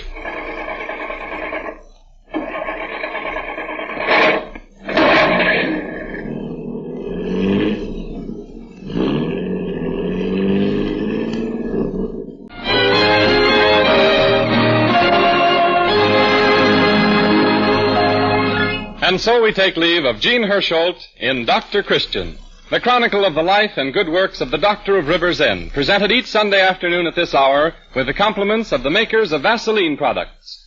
Cold weather is settling down over much of the country, so let us give you these timely reminders. To prevent and relieve chapped lips, get a stick of Vaseline camphor ice. 1 10-cent stick will last you for months and keep the lips smooth and soft in the coldest weather. When you think you have a cold coming on, place a little Vaseline jelly in the nostrils to soothe the inflamed membranes and make breathing easier. The tube is handiest for this purpose. If you have to stand on your feet a lot like I do, a Vaseline jelly massage at night will make your feet feel real good. Seems to ease the ache right out of them. You try it and see if you don't thank me for the suggestion. When you purchase Vaseline products, be sure to look for the trademark Vaseline on the package. If you don't see it, you are not getting the genuine article. Prices mentioned on this program apply only in the United States. Next Sunday at this same time, the makers of Vaseline preparations will present Chapter 4 in the story of Paul Christian, the Doctor of River's End, with Jean Hersholt in the title role. Jean Hersholt appears on this program through the courtesy of 20th Century Fox.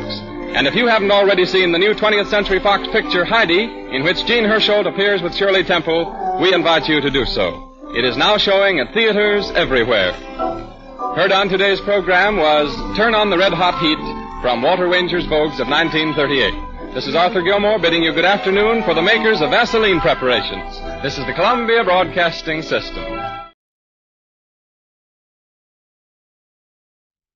Hollywood, California presents Chapter 4 of the life and good works of the Doctor of River's End. The star of the show, Jean Hersholt, in his greatest of all roles. The title of the show, Dr. Christian. The sponsor of the show, the Cheeseboro Manufacturing Company, owners of the trademark Vaseline. As Paul Christian, the Doctor of River's End, Jean Hersholt brings you another absorbing half hour of human drama. The story today opens in the doctor's reception room towards the close of a busy afternoon. Now, Hank, what's the matter with you? Well, Doctor, I feel terrible. Pardon me, but I think Mrs. Spears is ahead of Mr. Morrow. Oh, I can wait. I'm simply here to see the doctor about the charity bazaar. That's all right, Mrs. Spears. Now, you go right ahead, because I'll be talking to the doctor a long time. I've got lots of things wrong with me. Well, thank you, Mr. Morrow.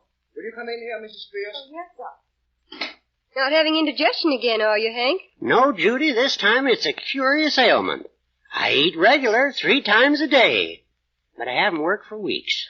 That's not an ailment. That's an achievement. Well, I don't know what it is, but some days I feel just as weak as a kitten. Oh, it sort of comes on me all of a sudden. I was just saying to my wife this morning, I says to her, I want to see Dr. Christian. Oh, yes, sir. Will you sit down? There's one patient ahead of you. Well, I haven't time to sit down. Well, Dr. Christian's busy right now. Can I do anything for you? I'm Otto Kaufman. Well, how long will Dr. Christian be busy? Oh, perhaps 20 minutes or half an hour. Oh, is this gentleman the one who's ahead of me? Yes, Mr. Morrow. Oh, pardon me, Mr. Morrow, but I have to see Dr. Christian at once. I'm very busy. I'm an impresario, and... don't worry. Dr. Christian will cure you of that in 24 hours. Why, he's the best... But that's my business. In other words, I'm a theatrical manager, and I have to see... You mean you put on shows? Yes, I put on shows. I'm here There was a fellow that came to River's End here about 2 years ago. Put on a show. Don't know him, do you? No, He did magic tricks.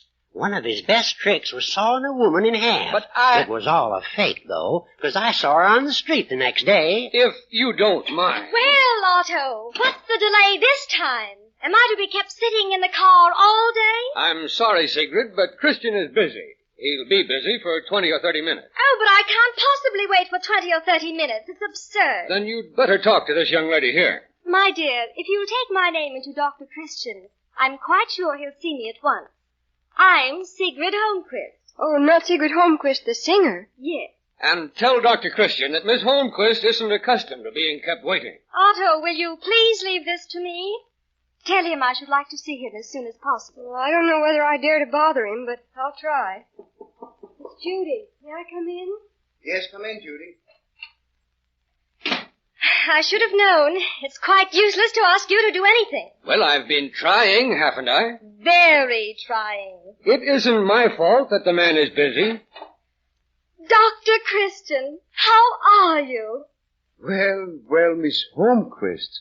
How delightful to see you. I wasn't sure you'd remember me. It's been more than 4 years since we met in Minneapolis. Of course I remember you.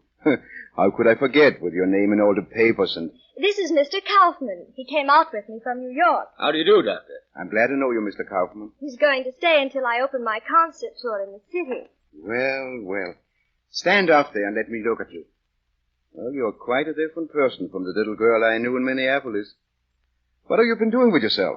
Studying, traveling, concertizing. London, Paris, Vienna. My. Are you on your way to the city now? Oh, no, my tour doesn't start for 2 weeks.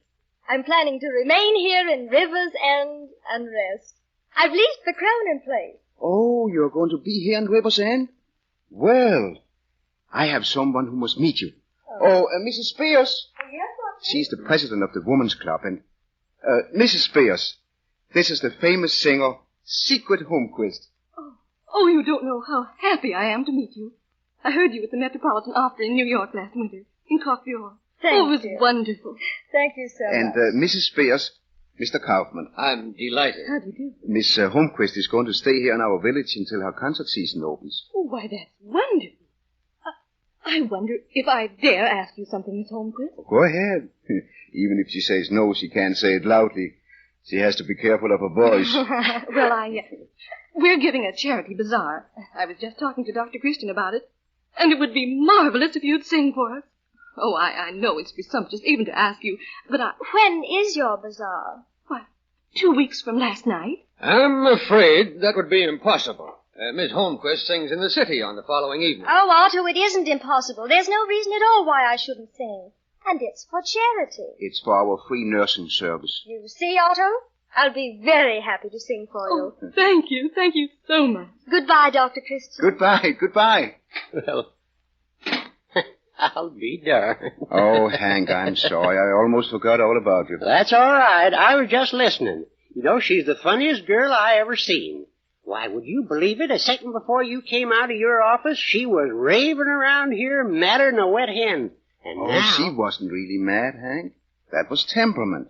Sigrid Holmquist is a famous artist. Do you have to have temperament to be famous? No, you don't have to, but it's surprising how it helps. Now, let's see. You started to tell me that... Oh, yes. Well, it's this way, Doc. When I got up this morning, I was fine. Felt real chipper. But along about 10 o'clock, Yes, Susan?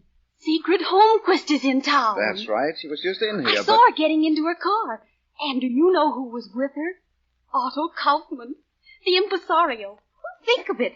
Right here in River's End. The man who's been responsible for the success of more artists than any other person in America. All right, Susan, but calm down. Oh, Dr. Christian, don't you see? This is my opportunity. If I went to New York, he wouldn't even talk to me, let alone listen to me sing. But now he's right here, where I can meet him. Oh, so that's why you're so excited. Wouldn't you be if you knew your big chance had come? Dr. Christian, Could you arrange to introduce me to him? Get him to hear my voice? Well, I don't know about getting him to hear your voice, but I'm sure I could arrange for you to meet him. Will you do that for me, Dr. Christian? Right away? It means so much to me. Everything. I'll talk to him as soon as I get a chance. But now I'm going to have to ask you to run along. You see, I have patients waiting to see me. All right, Doctor. You sure you won't forget? No, I won't forget. I sure have to apologize, Hank, for all these interruptions. You were going to say that... When I come in, I was going to say there was something the matter with me. But darned if it isn't gone now.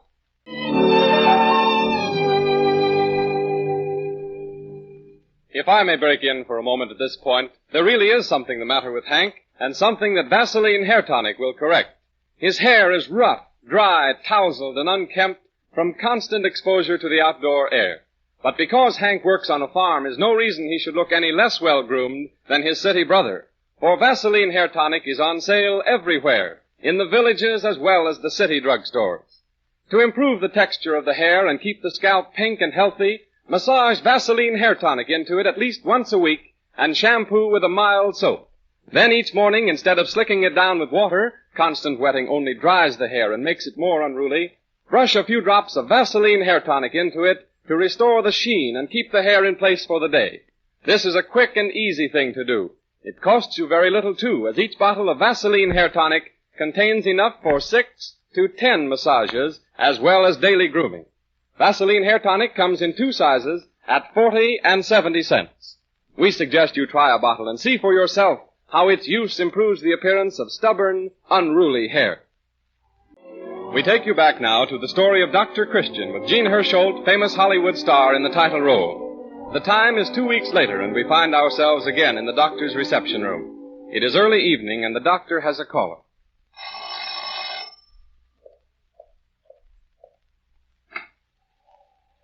Oh, come in, Susan, come in. Is it still raining hard? Oh, as hard as ever.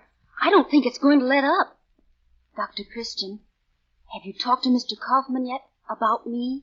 No, I haven't, Susan. Oh, you promised me you would. Well, he hasn't been in town since that day 2 weeks ago. He's been in the city. He'll be here tonight. It said so in the paper. And it said he'll be flying back to New York day after tomorrow. Oh, I'm so afraid something will happen and I won't get to see him. You'll be sure to introduce me to him this evening, won't you? Well, aren't you expecting a lot from one interview, Susan? Mr. Kaufman probably talks to dozens of ambitious youngsters every day and engages very few. But I have something more than just ambition. I can really sing. I don't mean to boast. It's true. Hello? This is Dr. Christian speaking. Yes, I'll wait. And as I told you, Susan, Mr. Kaufman might be too busy even to listen. Oh, hello, Miss Holmquist. Oh, that's too bad. Uh-huh. Yes, I was wondering if you ought to come out on a night like this. Oh. Well, that all depends. It may be only some little temporary condition. Yes, I think I'd better run over and see you. All right, goodbye. Dr. Christian? You can't let her sing. What? You've got to tell her she must stay at home, that she mustn't risk hurting her voice. What are you talking about? Keep her at home, and I'll go on. I'll sing. And Mr. Kaufman and those music critics will be in the audience, and they'll hear me. Oh, now, and... Susan. But as long as she has a cold... Well, I don't know that she has a cold. You can tell her so. You can tell her it would be dangerous to sing. Oh, I can't do anything like that. Why not? What difference would it make to her? Singing here tonight isn't important to her, but it is to me. Dreadfully important. The most important thing in my life. No. It's out of the question. Oh, if I could only make you understand what it means to me. All my life, ever since I was a little girl, I've wanted to sing for Otto Kaufman. But I knew I couldn't. I knew I couldn't get to him. It was just something to dream about. It couldn't ever come true. And now it can come true. It can come true if you'll only help me a little. I know how you feel, Susan. I've had dreams like that myself. I'd do anything to help you, but Then give me a break. That's all I ask. Just a chance. She's had her break. Why can't I have mine? Look, Doctor, I've got on my evening dress. I'm all ready. I can step right up on the platform. The paper said she was going to sing Karonomi. I know every note of it. And suppose you fail? I won't. I won't fail. I can't. Hello? Yes? Yes, tell Miss Holmquist I'm leaving right this moment. Susan, you be ready if anything should happen. I'll be waiting, Dr. Christian, to go on and sing.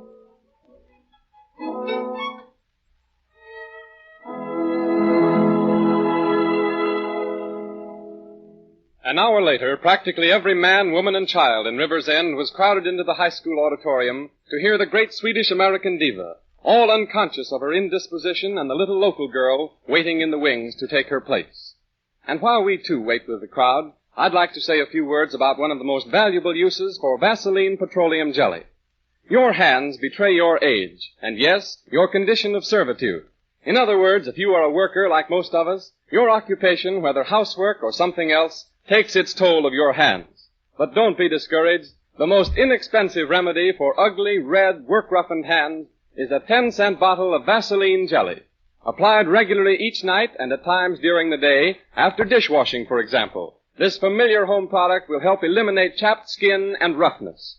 Why don't you get a bottle or tube if you prefer, and keep it for your own private use?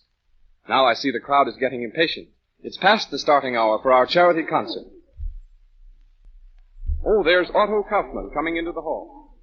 Gentlemen, this evening you're going to hear a great artist, a voice comparable to Jenny Lind. Why, when I first... Oh, good evening, Doctor. Good evening, Mr. Kaufman. Dr. Christian, may I present Montgomery Mason, music critic of the Courier, and Richard Van Dyke of the Times.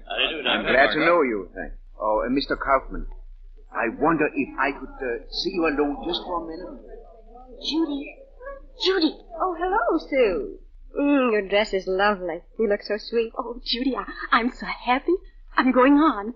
I'm going to sing for Mr. Kaufman and those other men. Tonight's the beginning of my career. I'm going to be a great star. Oh, Judy. Ladies and gentlemen, as usual, I've been picked to do the speech making. Well, this time it'll be brief. However, I have to tell you that this evening Miss Holmquist felt she was catching cold.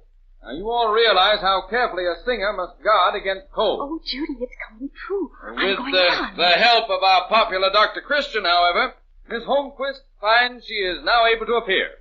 We owe her a big debt of gratitude. Now, for her first selection tonight, Miss Holmquist has chosen Karonomi from the opera Rigoletto. Miss Sigrid Holmquist.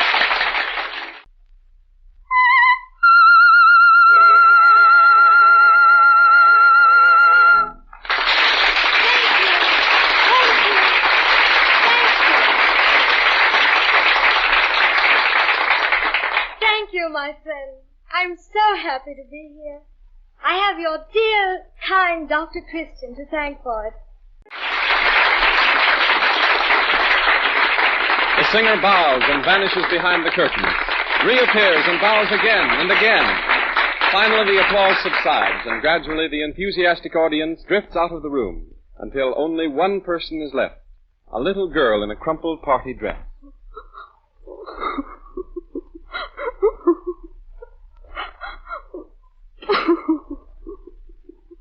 Susan. Susan, my dear child. Oh, Susan, you mustn't take it too hard so. Let me ask you something. Did you like the way she sang? Oh, she was beautiful, but... Yes, she did sing beautifully. Much more beautifully than when I knew her 4 years ago. Susan, I want to tell you something about Sigrid Holmquist. Like you, she had ambitions. She went to New York without money, without experience. Day after day, she made the rounds of managers' offices. I most often wouldn't even see her. The few who didn't listen to her said she didn't have a voice. One of them was Otto Kaufmann. But he discovered her. Yes, but a long time later. She sang in restaurants, not very good restaurants, and anywhere she could find work. The crowds booed her and made fun of her by the way she dressed and her accent and her highbrow music. And all the time she was saving and pinching so that she could take lessons. Finally, she won a little scholarship. Not much, but enough to enable her to study. For years her life was a struggle, a fight to make ends meet, to learn languages and diction and opera roles, all the things that are necessary for a great singer, to gain recognition.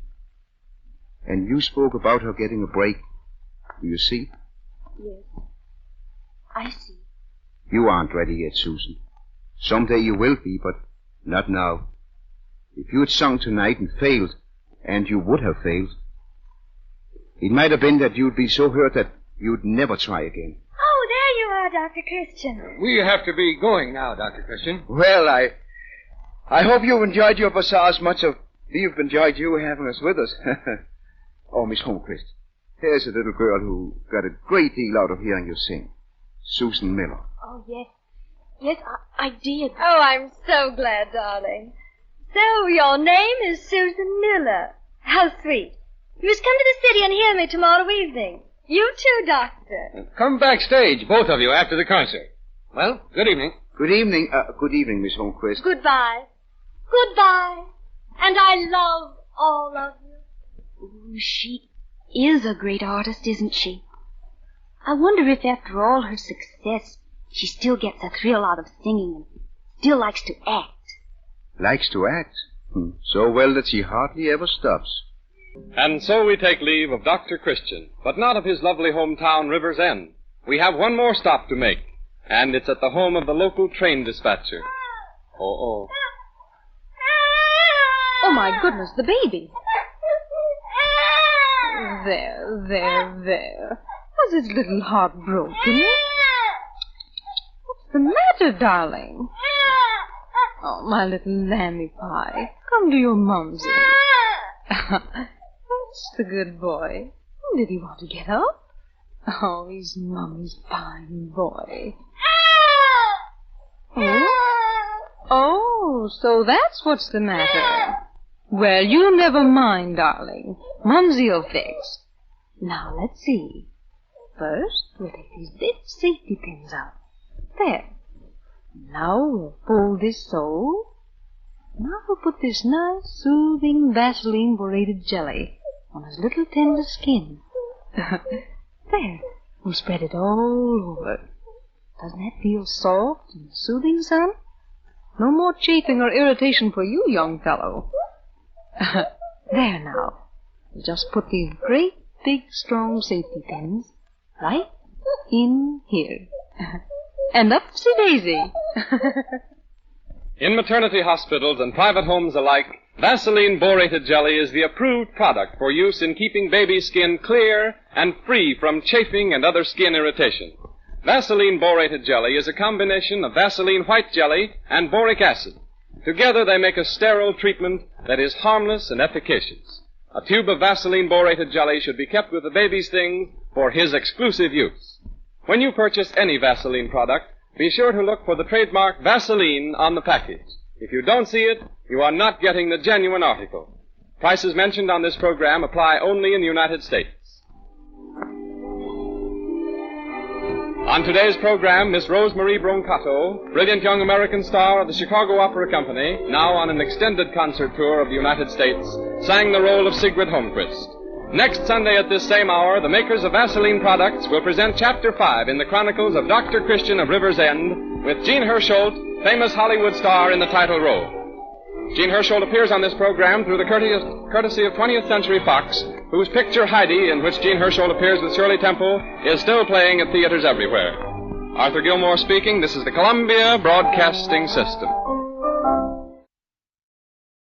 From Hollywood, California, Chapter 5 of the Chronicles of River's End. The star of the show, Jean Hersholt, in his greatest of all roles. The title of the show, Dr. Christian. Sponsor of the show, the Cheeseburger Manufacturing Company, owners of the trademark Vaseline. These programs, which bring you the outstanding Hollywood star Jean Hersholt in the role of the wise and kindly small-town doctor which he has made famous, are presented every Sunday afternoon to remind you of one of the most widely known home remedies in the world, Vaseline Petroleum Jelly.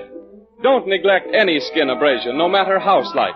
Wash it immediately under running water and apply Vaseline Jelly. It costs only 10 cents a bottle anywhere in the United States, so there is no reason for any family to be without this standard first aid product. We take you now to Dr. Christian's office, where he and his friend Roy Davis, the druggist, are spending a quiet evening over a game of checkers. Well, go ahead, Roy. It's your move. Yes. Let's see here. There. You walked right into a trap. There goes your king. Yes? There goes your whole game. I guess you're right, Roy. You know, Doc, you get as much fun out of losing as you do out of winning. Oh, why not? It's only a game. If you lose, you can always start out and try it again. Want to play another? What time is it? Oh, it's early. 25 minutes after 10. All right, I'll go you another. Did you ever play with Ed Meadows? Say, if he loses, it spoils his whole evening. Yeah. To hear him, you'd think a game of checkers was a matter of life and death. Well, I suppose that's only human nature. We think the things we do are important just because we're doing them. Want to play with the black or the red this time? I'll stick with the black. They're lucky. Now take the two of us. There we are, having a friendly game of checkers. Nice, quiet evening with no interruption, and yet I'll bet that... Yeah, I spoke too soon. Dr. Christian? Why, Frank. Can you come over to the hotel right away? The man in room 14. I think he's killed himself. Say, Roy, don't you think Dr. Christian has been up in room 14 an awful long time? What's he doing? I don't know, Frank. He's doing everything that can be done. You can count on that. There's a chance at all of saving him. Doc will bring him out of it. You think there is a chance? Well, if there is, I'd say it's pretty slim. He seems such a nice young fellow, too. Not like a man to do a thing like that. Why, at first I thought he was asleep, just like Amelia did. When I saw how pale he was. And that bottle. What was in the bottle? It was poison, all right. Oh, it's terrible. Did he take much of it? If the bottle was full, he took enough. I was afraid to telephone the doc, afraid somebody might come in the lobby and hear me talking. If the news got out, it wouldn't do the hotel any good. How long after he took the stuff did you find him? Well, I couldn't say when he took it. It was about 6:15 when he registered. He said he'd come in on the 6 o'clock bus from St. Paul. That's funny. What? 6 o'clock bus doesn't come from St. Paul. Anyway, that's what he told me. And he registered from St. Paul. And I showed him up to his room. And that's the last I saw of him till Amelia called me. Well, did he say anything when he registered? Anything special? No, he didn't have any luggage, so I told him I'd have to charge him in advance. And he said that'd be all right. He didn't talk like a man who was planning to, well... Timmons. Yes? He's going. Poor devil. You think I better go up? I wouldn't. There's nothing you can do. Well, you might as well get to bed, Amelia. I'll stay up if you'll need me. I don't mind. No, it's after midnight. You go ahead. Good night. Good night. Good night, Amelia. Well, I suppose he wanted to die. I wonder why. I wonder who he is. Why, his name's John Blake. I thought I told you. That isn't his name. But he signed the register. I know. But Blake isn't his name, and he didn't come from St. Paul. I'd swear to it. I'll tell you something else, too. Doc asked me to go through his pockets to see if I could find any letters or anything that had his address on it. You know, in case we'd want to notify his home about him. Yeah? Well, there weren't any. He didn't have a thing in his pockets except some money. Now, that's kind of peculiar in itself. Most men will have a billfold or cards or something. Yes, that's right. Then I started to look for laundry marks on his clothes, figuring if the worst came to the worst, we could get a line on him that way. Well, there weren't any laundry marks either. Even the label inside his coat had been ripped off. You mean you think... I think he wanted to make sure we'd never discover who he was. I don't see why he'd go to all that trouble to fool us. Maybe it wasn't us he was trying to fool. Maybe it was someone else. Frank, that fellow was afraid of something. Running away from something. Something that he feared even more than death. What do you suppose it was? I don't know. There's not much chance of finding out. No. Yes, I guess it's just one of those things that never will be... Oh, boy. Yes, Doc, huh? I call up Mrs. Stone and tell her I have a nursing job for her right away. What? I want her for the night, all night, or maybe longer. Ask her to bring a suitcase. Why, Doc, I thought that you... I haven't time to talk now. I've got to get right back. Doc, you have... He isn't... He's going to live.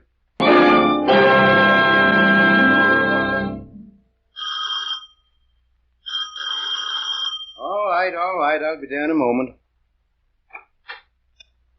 Oh, Dr. Well, Mr. Blake. What are you doing here? I told you to stay in bed another day. Yes, I know, but... Oh, come in. I hope I didn't get you out of bed. No, I was reading. I came to tell you I'm all right. I'm leaving in the morning. Going back to work in the lumber camp. The lumber camp? Yes. But I don't know whether that would be wise. You've been pretty sick. You ought to stay here and rest for a little while. Get your strength back. No, I've got to leave in the morning. I wanted to have a little talk with you first. Pay my bill. Oh, yes. Sit down, will you? Thank you. In the first place, about that poison I took. You understand, of course, it was a mistake. Yes. I'm sure it was a mistake. An overdose, that's all. No doubt the ethics of your profession make what I'm about to ask unnecessary, but you won't mention this to anyone? No, of course not. I'd regard it as a favor if you'd forget all about the incident. Forget you'd ever seen me. Now, about your fee, how much do I owe you? $500. Sorry, but I haven't that much cash on me. Oh, that's all right. I'll take a check. I think Judy keeps my checkbook in this drawer. Yes, here it is. Oh, you can just write in the name of your bank if that's satisfactory. Yes, that'll be all right. Oh, I don't believe I know your first name. Paul. Dr. Paul Christian. Wait a minute. If you don't mind, I'd rather send you the money. Suit yourself. I'll mail you a bill in a few days. Where will you be? What lumber camp? Why, I'll be at... I haven't decided yet.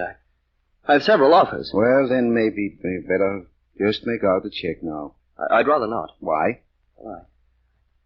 I make it a rule always to pay cash. I've made a banking connection. You see, Why don't you give the real reason? If you signed John Blake's name to a check, it would be fictitious. There isn't any John Blake. I don't know what you're driving at. I am John Blake. And you're a lumberman? Yes. Look at your hands. You haven't done one day's manual work in your life. I asked you $500 as my fee, and you don't even question it. To a lumberjack, $500 is a fortune. Well, I didn't stop to think. I see you didn't. Nor stop to get the name of the lumber camp to make your story ring true. Before you leave, it seems to me that you have a number of things to explain. Or would you rather tell your story to the police? Well, this is ridiculous. You'll get your money tomorrow. Good evening, Dr. Christian. Hello? Hello? Wait a minute. Hello? I'll stay. But I don't know what you're driving at. I haven't any story to tell. Well, then perhaps I can tell it. I came across something in the Chicago paper the other day. Oh, just by accident, only a few lines. But it mentioned that a young man by the name of Bruce Harwood had been missing for 3 days. Well, what about it? Oh, I think I can guess what happened to him. He came to River's End, an out-of-the-way little town. He registered at a hotel under the name of John Blake. He had been very careful to remove from his clothing all marks which might serve to identify him. But he overlooked one thing, a signet ring with the initial BH. It tallies pretty well, doesn't it, Mr. Harwood? I presume you're very proud of figuring that out. Very proud of saving my life. Well, you needn't be. I hadn't expected to encounter an amateur detective, or a doctor who didn't know when to leave well enough alone. I don't think you'll do it again. Oh, yes, I will. Quicker the next time. I know how easy it is. It's been very funny. I made a botch of life.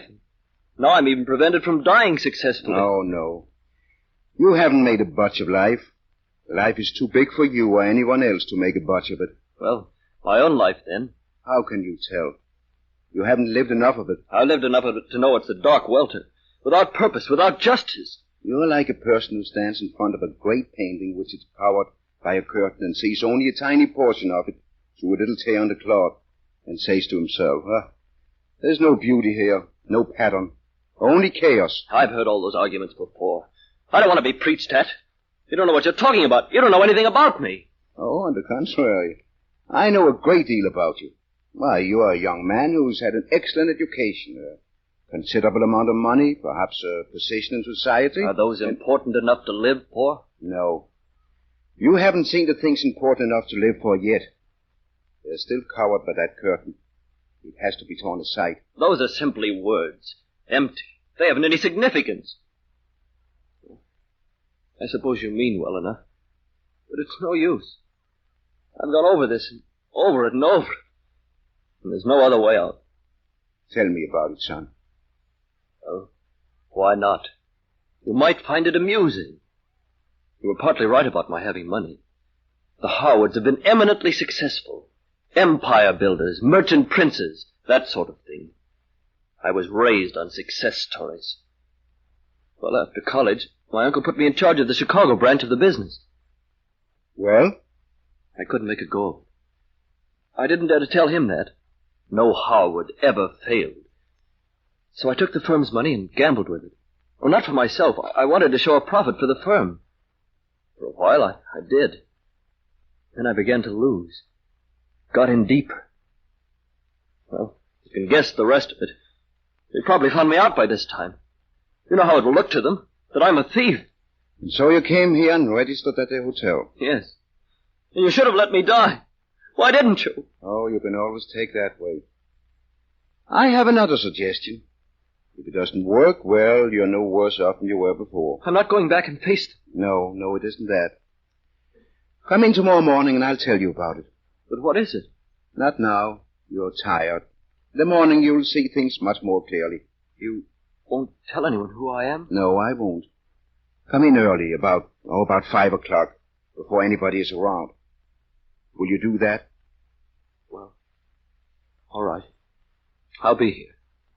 Vaseline Hair Tonic performs two vital functions for your hair. First, it lubricates and cleanses the scalp.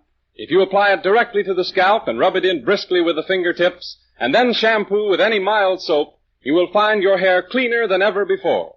Because the tonic loosens the dirt that collects in everybody's hair and scalp. The sooty air of our cities and the dusty air of our country deposits dirt on your hair and scalp just as it does on your face. Women know that cold cream will take off this unwelcome dirt from the face without irritating the skin. Well, Vaseline Hair Tonic does exactly the same non-irritating cleansing job for your scalp. So get a bottle tomorrow and use it every time you shampoo your hair. The function of Vaseline Hair Tonic is to help you keep your hair well groomed, neat, always in place. Brush a few drops on each morning and your hair will look well throughout the entire day. A 40-cent bottle of Vaseline Hair Tonic will give you many weekly shampoos as well as daily groomings. We believe you'll agree it is an inexpensive way to keep your hair looking its best. Yes, the mornings are pretty crimpy this time of the year. Especially down here where you get the mist off of the river. Road's kind of bumpy, isn't it? Yes. They ought to do something about those chuck holes. But then there's so few people live out this way that I suppose it isn't worth spending the money. Isn't it? The land is hardly worth farming. But the people seem to get along all right. Now take the Jenkses, the place where we're going. George works in the lumber camps most of the year, and Mrs. Jenks and a hired man runs the farm. Suppose when the boy's older, Will you please tell me the purpose of all this? What are we doing? Why, I've already told you. I have to make a call and get back to the office. It's a long way, so I had to start early. Why am I alone? Well, I didn't think you had anything else to do. Well, I have. I have an appointment. And this time I intend to keep it. Last night, I almost believed what you told me. That you had another way out. I see now you were stalling. All you have is a nice little set of phrases. You can't do anything. You can only talk. No. I'm afraid I can't do anything. Then why did you lie to me? Why don't you let me alone? Oh, I know the answer. You think if you can stall long enough, I'll lose my nerve. You think you can persuade me to go back, humiliate myself, do a term in prison. You'd have a nice little moral victory to your credit, wouldn't you? No doubt you'd get a lot of smug satisfaction out of it. Well, you're due to be disappointed. I haven't lost my nerve. I'm going through with it. Better not talk so loud. Here we are. I'm going through with it right now. There's the river over there. It's as good a way as any. Wait. Let loose a bit. Will you listen a moment? I've listened to you too long already. By now they've found out about me. They'll be trying to trace me. Let loose, I tell you. Don't be a coward. What difference what I am? I don't want to hit you. But I'll have to if you don't let me. Oh, only listen to me. I can't let you do this. I'm responsible for you. All right, I absolve you from the responsibility. But I brought you out here. Mr. Timms at the hotel knows that you came with me. I've got to bring you back. Oh. Who's the coward now? So you're afraid. Afraid something will happen to hurt your precious reputation. You should have thought of that before you tried to interfere. I'm sorry, Dr. Christian, but this time you're not going to be able to stop me. Wait. Listen. What difference would a few minutes make? All I'm asking you is to go back to town with me. You're stalling again. No. You'll get me in town and turn me over to the police. If I'd wanted to turn you over to the police, I could have done it last night. After all, my intentions were good. You could do me this one favor. Be a little generous. Why should I do a favor for you? Or for anyone? What favors have I received? How generous has life been to me? I won't argue with you. I'm only asking you to wait for just a little while. How long will you be in this house? An hour, not more than that. And it's early, only a little after 5 o'clock. We can be back again in town by 6:30. You want to leave this morning. You can still leave. You won't try to stop me? No. Or phone anyone about me from the house? On my honor. I'll go in with you. Come on.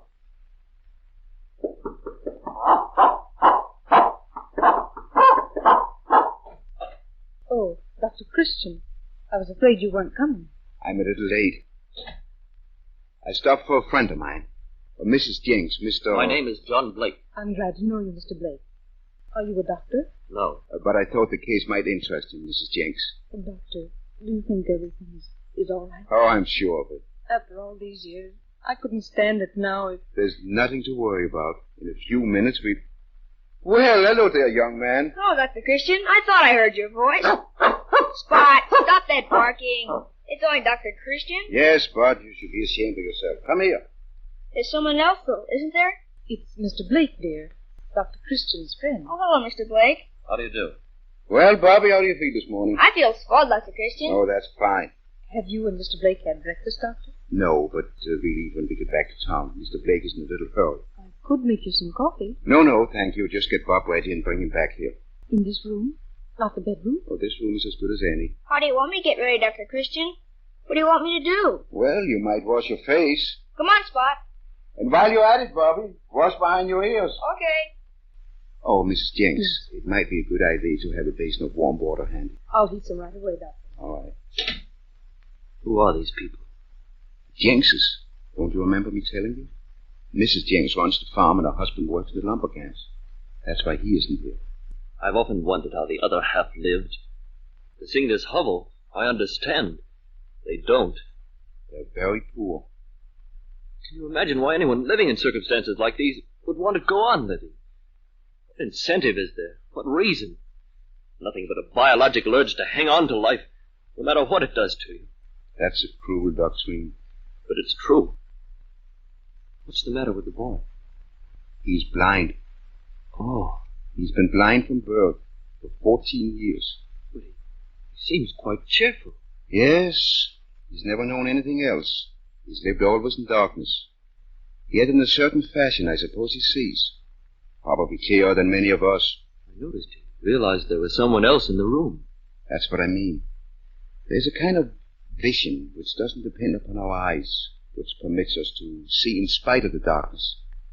When we lose that, we are very blind.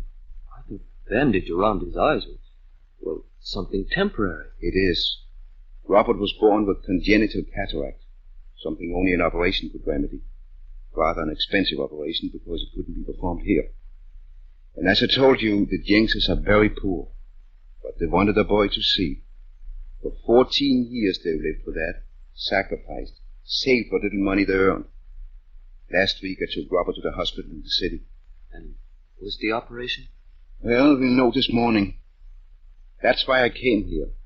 To remove the bandages. To tear aside that curtain which has been hanging over that great painting I spoke of. You might have been more merciful to leave the curtain as it is. Here's the water, Doctor. Or just put it on the table there. How's my face look now, Dr. Christian? Well, you've done a very nice job. Behind your ears, too. Say, Dr. Christian, can Spot stay here and watch? Why not? Now, you sit down here in this chair, Robert, facing the window. Shall I pull down the shade, Doctor? No, the morning light is very soft. Now, sit still, Robert. This isn't going to hurt a bit. I'm just going to take off the bandages. I'm not afraid, Dr. Christian. But gee, I'm excited. Lean back in the chair. That's right. Oh, Doctor. There. It isn't going to work. He can't see. Mother. Mother. I can see. I can see. I can see your face, Mother. For the first time. For the first time. Oh, Bobby, Here, Bobby, here. Bobby. Why is everybody so sad? This will never do. Look, Robert. Here's Spot. Oh, Spot. Gee, you're swell. I didn't know you had a mark around your eye. And here's the room you've lived in. Oh, it's beautiful. Let me touch things. I can see them, can't I? The table. And the big chair where Dad sits when he's home. What are those things in the box outside the window? Geraniums, dear. They're dead now. You see, the frost killed them. But they're so pretty. Dr. Christian, Yes? what's that in the sky? Why, that's dawn breaking. The beginning of a new day. Dawn? That's dawn. I've heard about it, only I didn't think it would be like this. So beautiful. It's like I dreamed heaven might be. Is it this way every day? Yes. Oh, Dr. Christian, the world is wonderful, isn't it? Yes, Robert. Wonderful.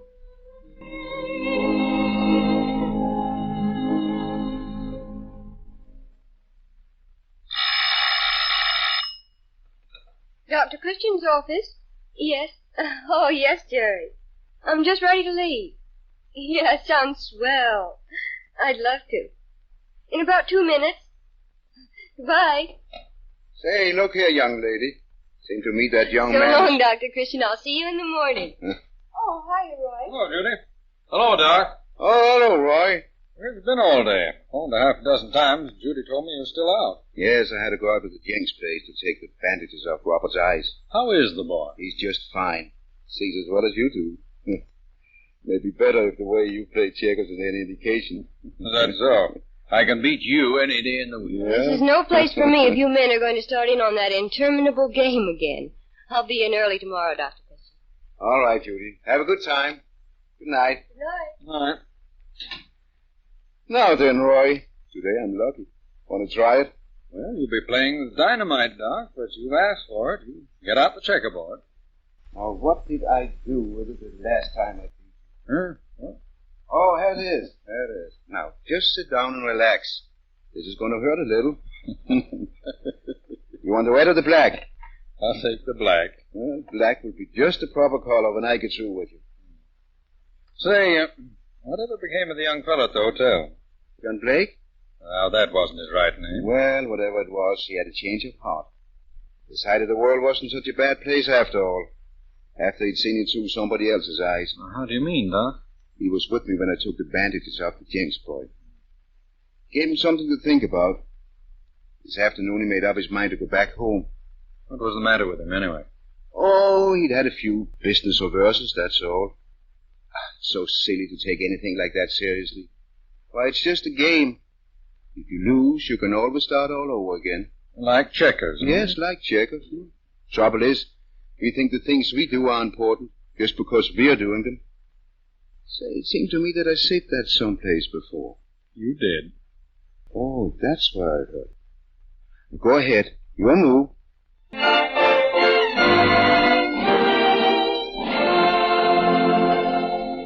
And so we leave Dr. Christian playing a well-earned game of checkers with Roy Davis. And return the microphone to Art Gilmore, playing the question and answer game with Judy Price. Only this time you ask the questions, Art, and let me give the answers. Very well, Judy. Explain to me and the radio audience just what Vaseline petroleum jelly really is. Well, in the first place, the word Vaseline is a registered trademark owned by the Cheese Bureau Manufacturing Company and used by them to identify their large group of medicinal and toilet preparations. But where did it come from? Robert A. Cheesebro, founder of the business, coined it. When the first oil well was sunk in 1859, he became one of the pioneer manufacturers of oil products. And was he the first to make petroleum jelly? Yes, through a special process of distilling and filtering. Vaseline jelly is odorless, absolutely uniform in color, purity, and melting point. And it's made without the use of chemicals. And a jar or tube of Vaseline jelly purchased in New York and one purchased in Cape Town are exactly the same as to content? Exactly. All Vaseline products are manufactured with the same degree of scrupulous care, are sterilized in the process of manufacture, and packed in sterilized containers. Well, what can people who have to stand on their feet a great deal do to relieve the tired, aching foot muscles? A hot foot bath at night followed by a massage with Vaseline jelly is very restful. It helps you avoid calluses and chapped heels, too.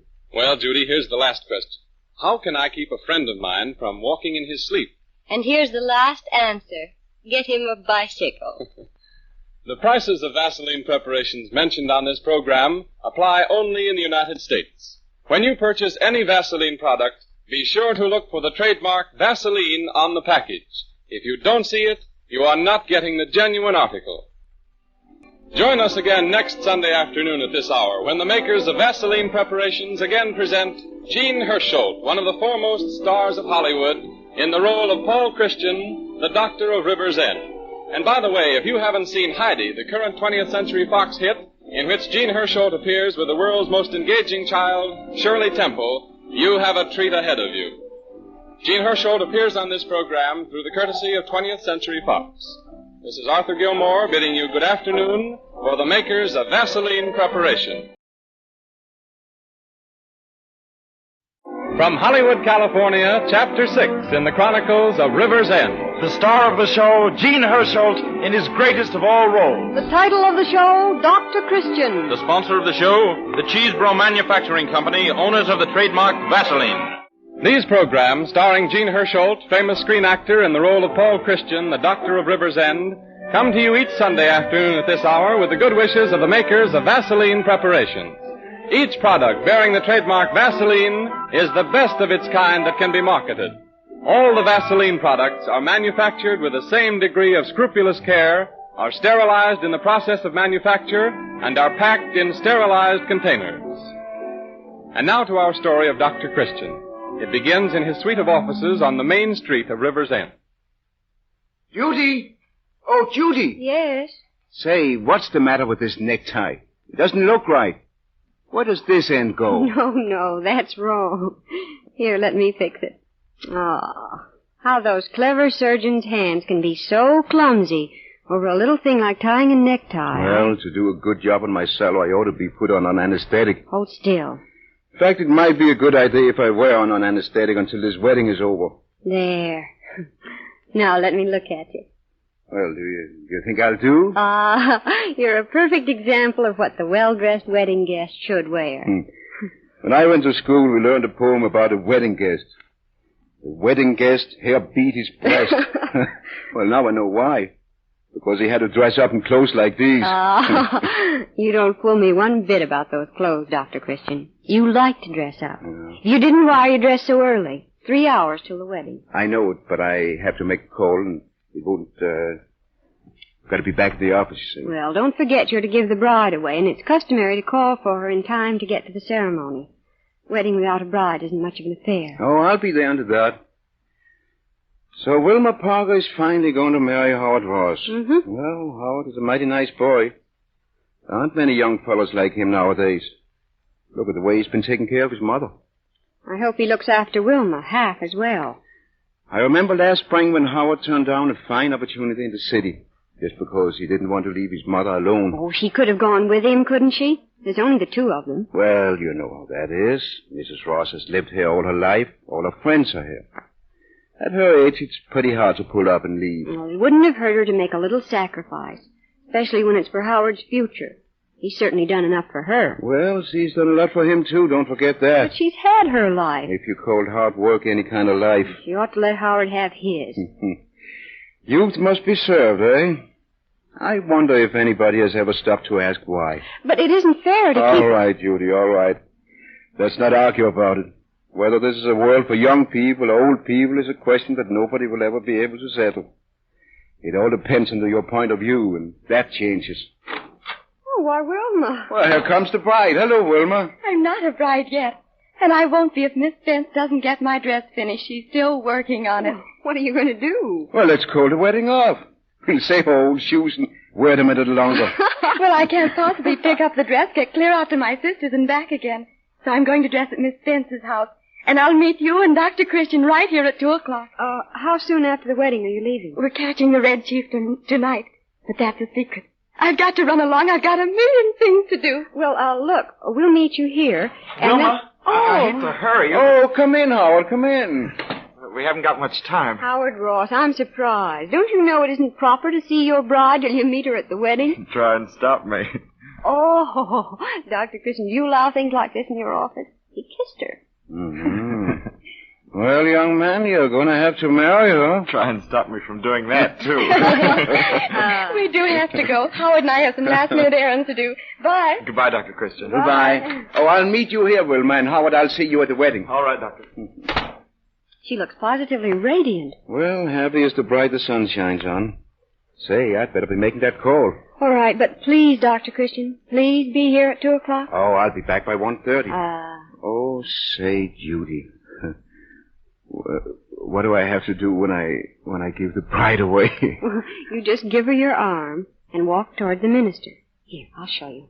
No, stand on the other side of me. Oh, on this side? Yes. Mm-hmm. Now. Da da da da da da da da da da da da da da.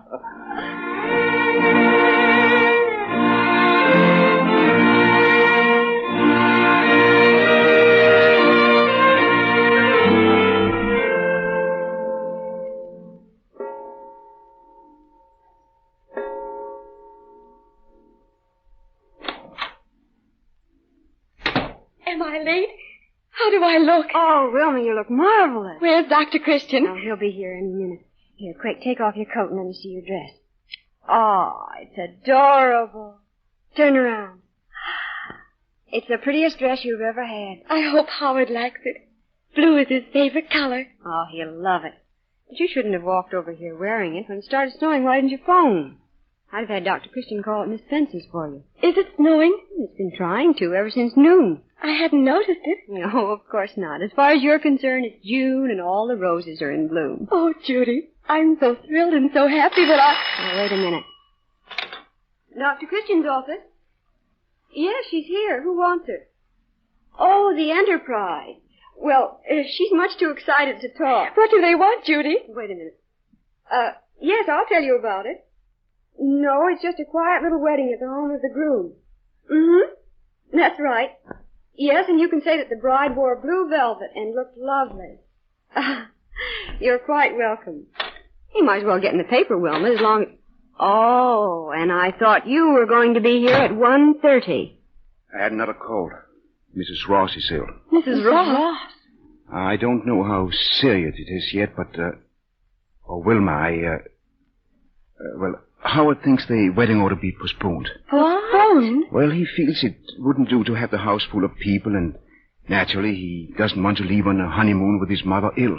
Well, he can't put off a wedding. I never heard of such a thing. What about the other guests? You'll have to phone him, Judy. Where is he? Where is Howard? He's with his mother right now. He'll be here in a little while to explain things and take you home. He needn't. I'll go alone. Now, Wilma, you can't walk way out there. No, you spoil your dress. What difference does it make? Oh, now, don't be silly. You act as if it's Howard's fault. He feels as badly about it as you do. I know it's disappointing, but it probably only means putting the wedding off for a day or two. Why couldn't we have had the wedding someplace else? It didn't have to be at his house. When he comes, suggest that to him. He didn't stop to think. When he comes, I won't be here. Goodbye, Judy. Oh, no, hold on. No, it's snowing. If you won't wait for Howard, I'll drive you home. Oh, but at least you ought to give him a chance to explain. He doesn't have to explain. I know all about it. I've known about it for 3 years. It isn't Howard, it's his mother. She doesn't want Howard to marry me. And there's nothing the matter with her. It's just a trick to keep him from me. Oh, Wilma. Oh, Mrs. Ross wouldn't do a thing like that. Oh, wouldn't she? She's been doing it ever since Howard and I started going together. Interfering, scheming, and plotting. Taking advantage of everything to keep us apart. I'm sure you're mistaken, Wilma. Oh, no, I'm not. This isn't the first time she's interfered with our wedding. I've always tried to make people believe it was I who put it off. I didn't want to be humiliated. Now she's not even sparing me this. By this time tomorrow, the whole town will know that Howard Ross has walked out on me. Oh, but he hasn't. That's what they'll all think. Try to make them believe anything different. What a laugh they'll get out of it. What a laugh. Judy, phone the guests and tell them that the wedding is postponed on account of the sudden illness of the groom's mother. It's doctor's order. Oh, Wilma! Wait! Wilma! In bringing you these human dramas woven around the life of River's End and its beloved Dr. Paul Christian, the makers of Vaseline preparations hope that they will help you to find release from your own problems so that Sunday truly becomes a day of rest and relaxation for every listener. For more than 50 years, Vaseline Petroleum Jelly has been contributing to the nation's comfort in a practical and material way, too. Try it, for example, on work-roughened hands and see how quickly it soothes them.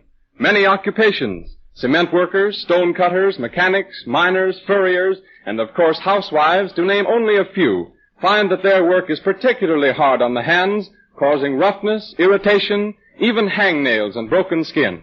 Vaseline Jelly is the best friend of such workers. Keep a jar or tube in your locker or on the kitchen shelf, just for use on your hands after you wash up for the day. Massage it thoroughly into the skin and wipe off the surplus. If you do this regularly every day, it will put an end to roughness, redness, and chapped skin. It's an inexpensive remedy, too. Only 10 cents a jar, anywhere in the United States. We return you now to River's End. The time is 3 days later. Dr. Christian is out on his rounds and has just stopped at the Ross home. Mrs. Ross is seated in an easy chair in front of a cheerful blazing fire. Well, so you're up already.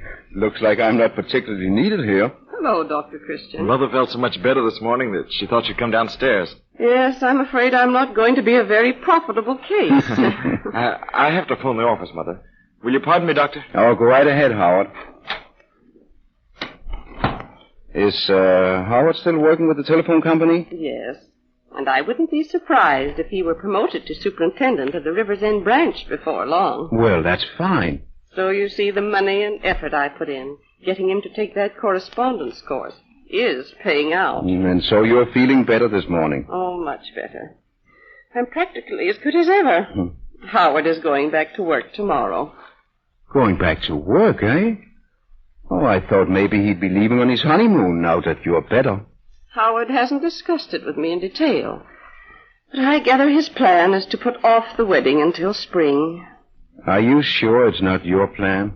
Dr. Christian, getting married is a rather personal affair. I wouldn't presume to advise Howard on anything like that. He's quite capable of making his own decisions. Oh, of course. I didn't exactly mean it that way. But Howard is, well, he's been very devoted to you and likely to be guided by your wishes and opinions, even though you haven't intended to guide him. As far as I can recall, I never expressed my opinions on the subject. But frankly, I see no reason why they should want to rush into marriage. Well, maybe it's because they're in love. Love isn't the only point to be considered. To be perfectly practical about it, Howard has to maintain a home for me. Well, if Howard were married, he wouldn't stop maintaining a home for you, would he? No. So a wife would be an added burden to him. But people do manage. I don't want Howard to marry till he reaches a place where he won't have to manage. Isn't that common sense? Well, they've been trying to mix love and common sense ever since the beginning of history, and it never works. Well, don't get up. I know my way out. Goodbye, Mrs. Ross. Goodbye, Doctor. Oh, Howard, did you put my overcoat in the closet? Here it is. Thanks. Say, Dr. Christian, have you seen Wilma lately? No. No, not since that day I took her home. What did she say when you told her? Well, you'd better talk that over with her, Howard. She won't talk to me. She won't even come to the phone. Well, why didn't you go out and see her? I did. She refused to come downstairs. It isn't like Wilma to act this way.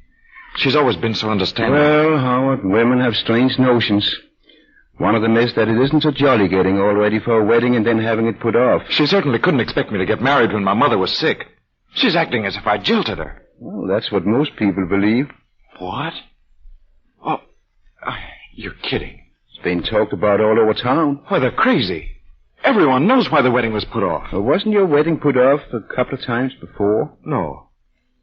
Oh, we've made plans several times that had to be postponed. Once when Mother hurt her back and once when Look here. They can't believe this was intentional. Well, just the same to do. But Wilma can't believe it. Oh, when a thing like that happens 3 times, what would anybody believe? I see. Howard, go out and see her again and have a nice long talk and straighten everything out. If she thinks I'm the kind of guy who... Well, down in her heart, I'm sure she doesn't. But what's happened has been pretty bitter for her. It's up to you to make some kind of amends. I've tried to explain, and she won't listen. All right, she doesn't have to. Oh, you're angry now. People always get kind of a satisfaction out of being angry. But the anger won't last. And when it goes, it'll leave an empty space. An empty space that nothing will ever fill. Well, I'm not going to apologize to her. I haven't anything to apologize for. I'm not going to be humiliated. Humiliated? That's the word she used. Why are people so afraid of being humiliated? Willing to go to any lengths to protect a little conceit. Just the same, if she expects me to come calling, she's mistaken. All right, Howard. All right. Let's forget about it. Goodbye. Oh, wait a minute. Listen. You call her up and tell her that I... What? Nothing. Goodbye.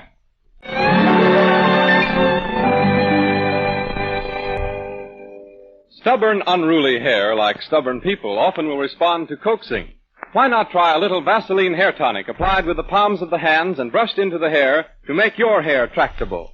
It won't resist very long, we can assure you.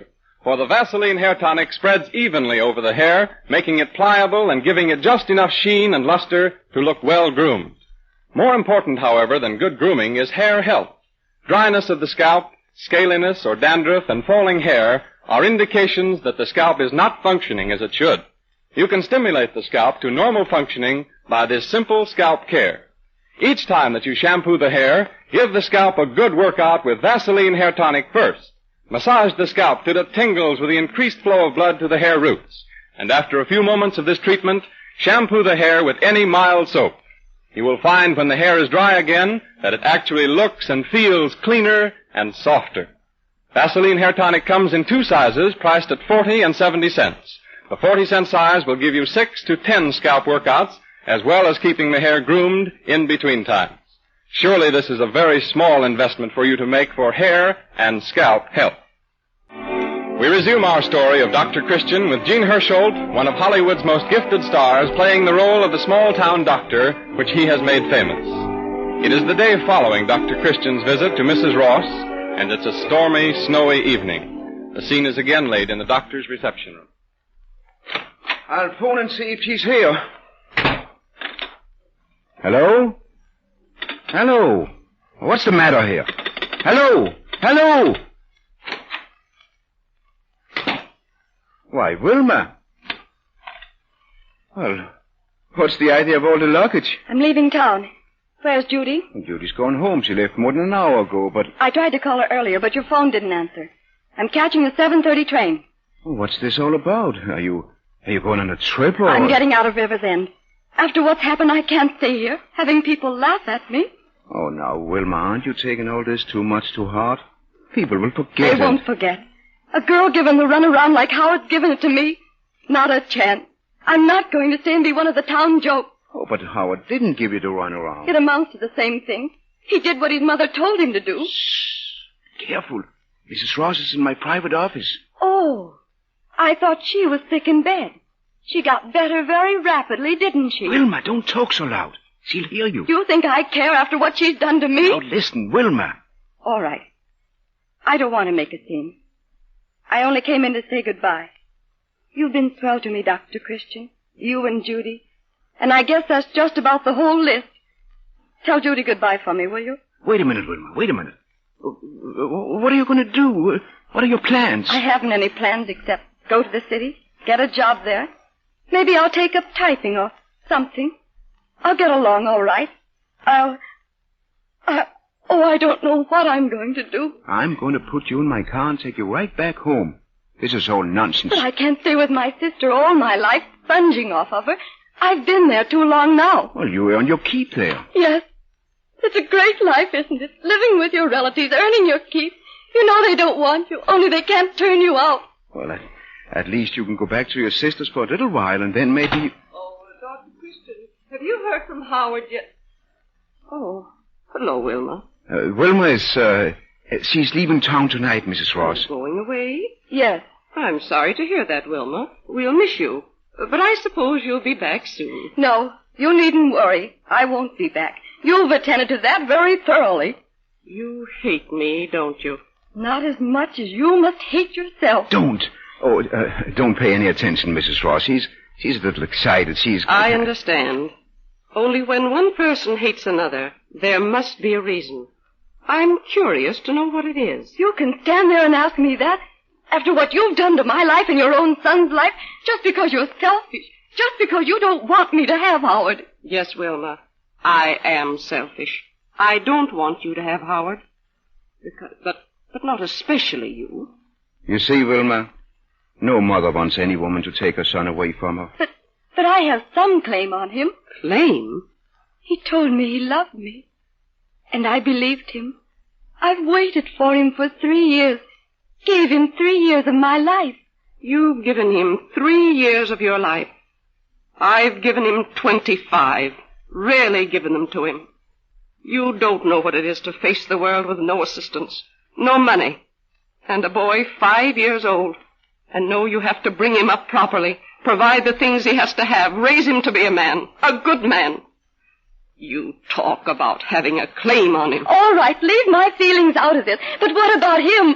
What have you done to him? Wilma, it isn't good to let yourself go this way. You're only hurting yourself. Oh, let her talk. I haven't anything more to say except this. Howard loves me. You stopped him from marrying me. He'll never forgive you for that. You can have him, but you'll have him knowing down in your heart he hates you. Dr. Christian! Dr. Christian! Why, Ryan, what is it? An accident. Some of the phone lines are down on account of the storm. And I was working on a pole with young Ross. He slipped and fell and... Howard! Oh, Miss Ross, I'm afraid he is pretty bad. I tried to carry him here, but, well, he's kind of hefty, and I couldn't make no headway through the snow. I had to leave him. Oh! Where is he? Down by the river. Better make it fast, Doc. It's snowing hard, and it'll cover him up. Oh. We won't be able to find him. Wait till I get my coat. And we'll have to walk. You'll never get through in a car. Oh, hurry, Doctor, hurry. All right, I'm ready. Come on, Ryan.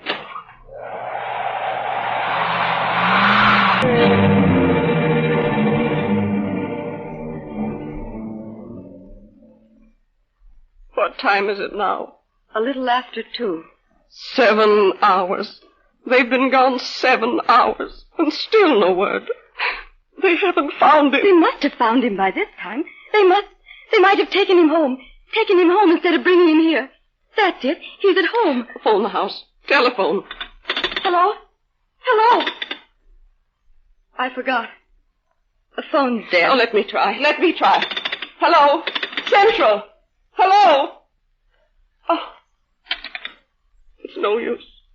If they were at the house, Dr. Christian would have sent word to us. I'm not going to give up. Howard's too young to die.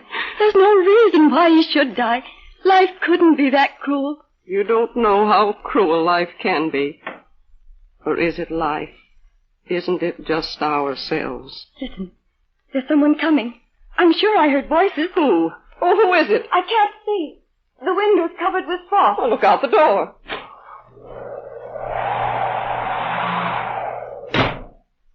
No one. Nothing. We'll just have to wait. Seems a woman is always waiting for her sweetheart's knock at the door, for her baby to come, for the children to return from school, her husband to come home from work. Always waiting for someone, and then sometimes he doesn't come. Oh, he will come. He will. Every morning I pray that he'd be brought back to me safely. Every day ever since he was a little boy. And started off alone to school. Now. Oh, Wilma. I loved him so much. I love him, too. Don't cry. My dear. Why did I have to be the way I was? Why didn't I realize you weren't taking him away from me? That we both could have had him. Hush, Mrs. Ross. All that's happened. What does it matter now? What does it matter who was right or who was wrong? Dr. Christian! I tried to call you, but the phone isn't working. Where is he? Where is he? We took him to Spot Powell's. The nearest house. You'd better come. He's been asking for you. Both of you.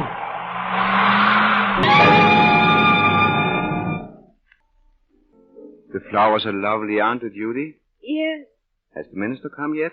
about 10 minutes ago. I suppose they'll be starting pretty soon. Where's Mrs. Ross? Is she? Well, Judy, for goodness sake, what are you crying about? I don't know. I always cry at weddings. You cry at weddings. Huh.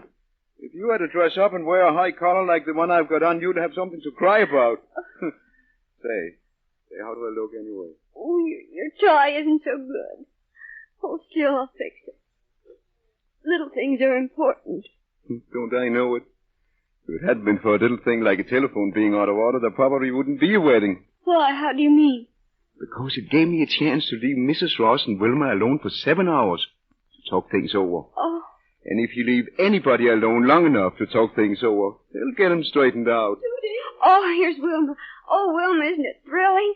But how will Howard be able to put the ring on your finger when his arm's in a sling? It's his left arm, silly. Hey, Doctor, come on. They're waiting for you. All right. You're ready. Say, Judy, what do I have to do? Just give Wilma your arm. No, stand on the other side of her. Oh, on this side? Yes. Now you walk toward the minister. Oh, wait a minute. What? I think this is where I came in.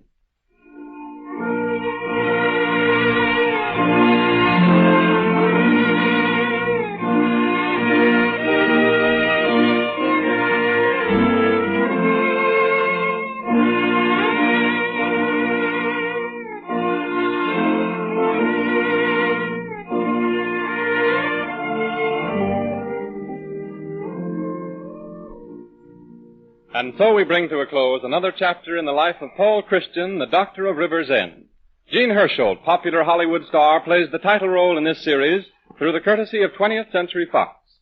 And now for a last bit of drama before we call it a day. Jimmy, come here. What on earth is that around your hand? A bandage? A bandage? Did you hurt yourself? No. Then why is the bandage around your hand? Well, you see, Mom, Eddie and me were working on our airplane models and a nice sort of slipped. Oh, then you are hurt. No, I ain't. Here, let's have a look at that hand.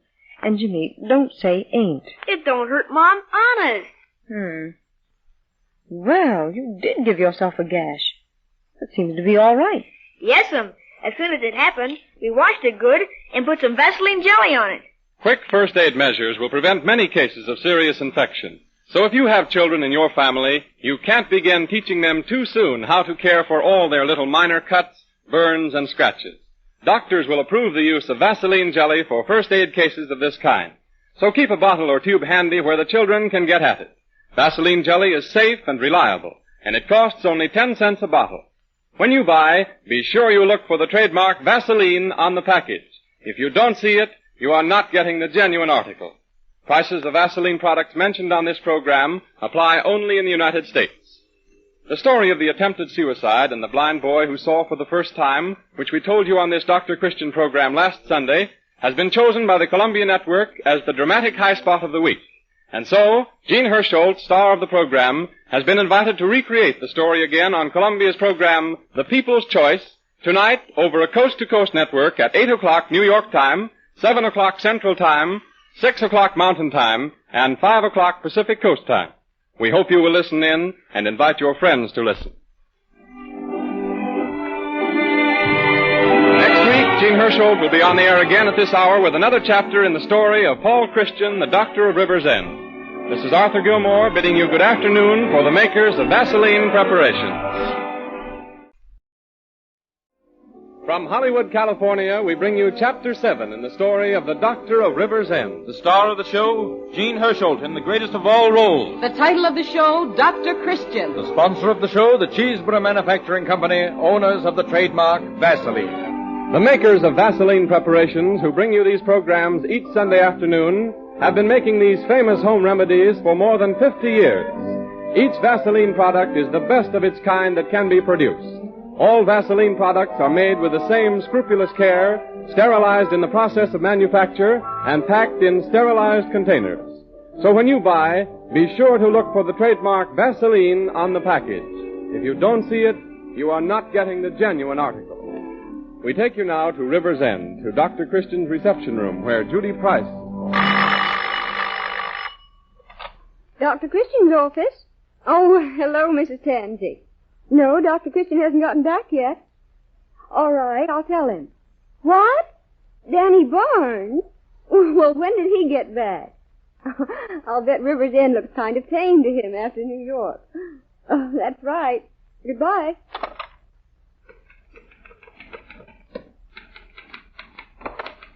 Morning, Judy. Doc in? Not back from his calls yet. Well, when he comes in, tell him I've got that thyroid extract for him. Oh, say, guess who was in the drugstore this morning? Danny Barnes. I heard he was back for the holidays. How is he? Well, you should have seen him. Spats and a punched-in suit and drove up in a big, expensive-looking car. I guess all those things he's been writing to Eloise Miller have been true, all right. I never did hear what kind of business he was in. Oh, some big trading corporation. Cleaned up a couple of $100,000, they say. Ooh, he has done all right. And he's only been away 2 years. Now, how old do you suppose he is? Well, he was a year ahead of me when he had to leave high school, so he must be about a year older. That would make him, Oh, don't be so inquisitive. Oh, say, Judy. Oh, hello, Roy. Say, guess who's in town? I know. Danny Barnes is back. Have you seen him yet? No, but I've heard nothing else all morning. Yeah, they were going to welcome him with a brass band, but they gave it up when they saw the necktie he was wearing. It would take too large a band to compete with. Well, anybody who can make $200,000 in 2 years is entitled to a little showing off. Well, we all show off, whether we do it with a loud necktie or a box of the opera. In fact, I've come to the conclusion that the human race is divided into two great classes. Those who are vain and admit it, and liars. Yeah. But I wonder just how Danny made his money. Oh, bought some kind of stock, I imagine, and got a lucky break. Well, it was about his turn to get a break. He didn't get many breaks around here. On his own since he was 15 years old. Working at the garage at night so he could go to school in the daytime. Yes, I guess he's got the right stuff in him at that. I never paid much attention to him when he lived here. Just seemed to be an ordinary young fellow. Judy! Oh, hello, Eloise. Morning, Oh, Eloise. Judy, I've got the most exciting news. Danny Barnes is back. Danny Barnes? Who's Danny Barnes? Why, don't you remember? He left here about 2 years ago and went to New York. Well, what's so exciting about it? Well, nothing, only he's come back to River's End. Just to show off, more than likely. Don't you think so, Doc? Sure, he's probably got such a fat head he can't take his hat off. He hasn't. He called at our house last And night. did he take his hat off? Of course he took his hat off. I was just telling Judy about the get-up he's wearing. Looks like Mrs. Whatchamacallum's plush horse. That's all you know about it. His clothes are the latest New York style. Everything for show. Yeah, I'll bet his socks have holes in them. They have not. Why, Eloise, he didn't take his shoes off, too, did he? Well, never mind, Eloise. We're only kidding you. Danny's a fine boy. We know how it is, Eloise, and we're all for it. Well, just the same, there are a lot of people around here who aren't. When he left River's End, they laughed at him, said he'd be hitchhiking back. Now they're jealous because he's been successful. Oh, no, Eloise. Oh, but they did. You know they did. They made fun of him. Sure, but now everybody's just as glad about his success as you are. Why, this morning a half a dozen people stopped me on the street and... Listen, I might be mistaken, but No, I couldn't be. There's nobody else in River's End who'd have the nerve to own an automobile horn like that. It's Danny. That's right. Local yokel comes home. Hello, Dr. Christian. How are you? I'm fine, Danny, just fine. You're looking pretty fine yourself. Well, as the steeplejack said when he hit the pavement, it's a hard world, but at last I've landed. Oh. Judy! Hello, Danny. Welcome home. Say, you look sweet enough to eat. Oh, I do eat 3 times a day. Oh, you're lucky. Lots of people are so hungry that if they don't get something to drink, they won't have any place to sleep tonight. You say the funniest things, Danny. Oh, think nothing of it, kitten. Quick-witted Willie, they call me. Well, Dr. Christian, what's all the latest scandal around River's End? Oh, nothing much. Things are about the same. Well, tell us about yourself.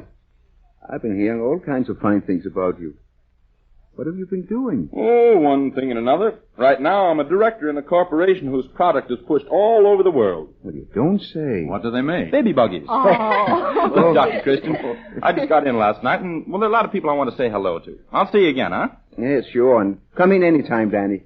Oh, how long are you going to be in town? Well, just over Christmas. I have to be back in New York by January 2nd for a director's meeting. Oh, did you drive out from New York? Mm-hmm. How was it? You find good meals along the road? No, only in restaurants. Come on, kitten. I've got an extra seat in the car that'll just fit you. Goodbye, everybody. Wait a minute. I almost forgot what I came in for. I'm giving a party for Danny Tuesday evening. For me?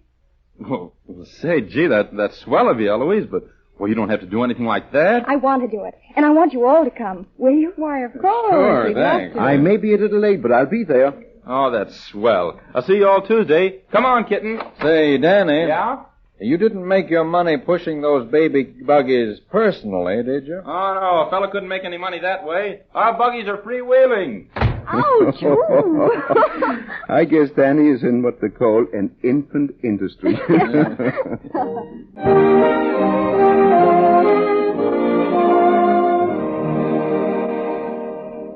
Before we take you to Eloise's party, I have a word for the girls who like to set the pace.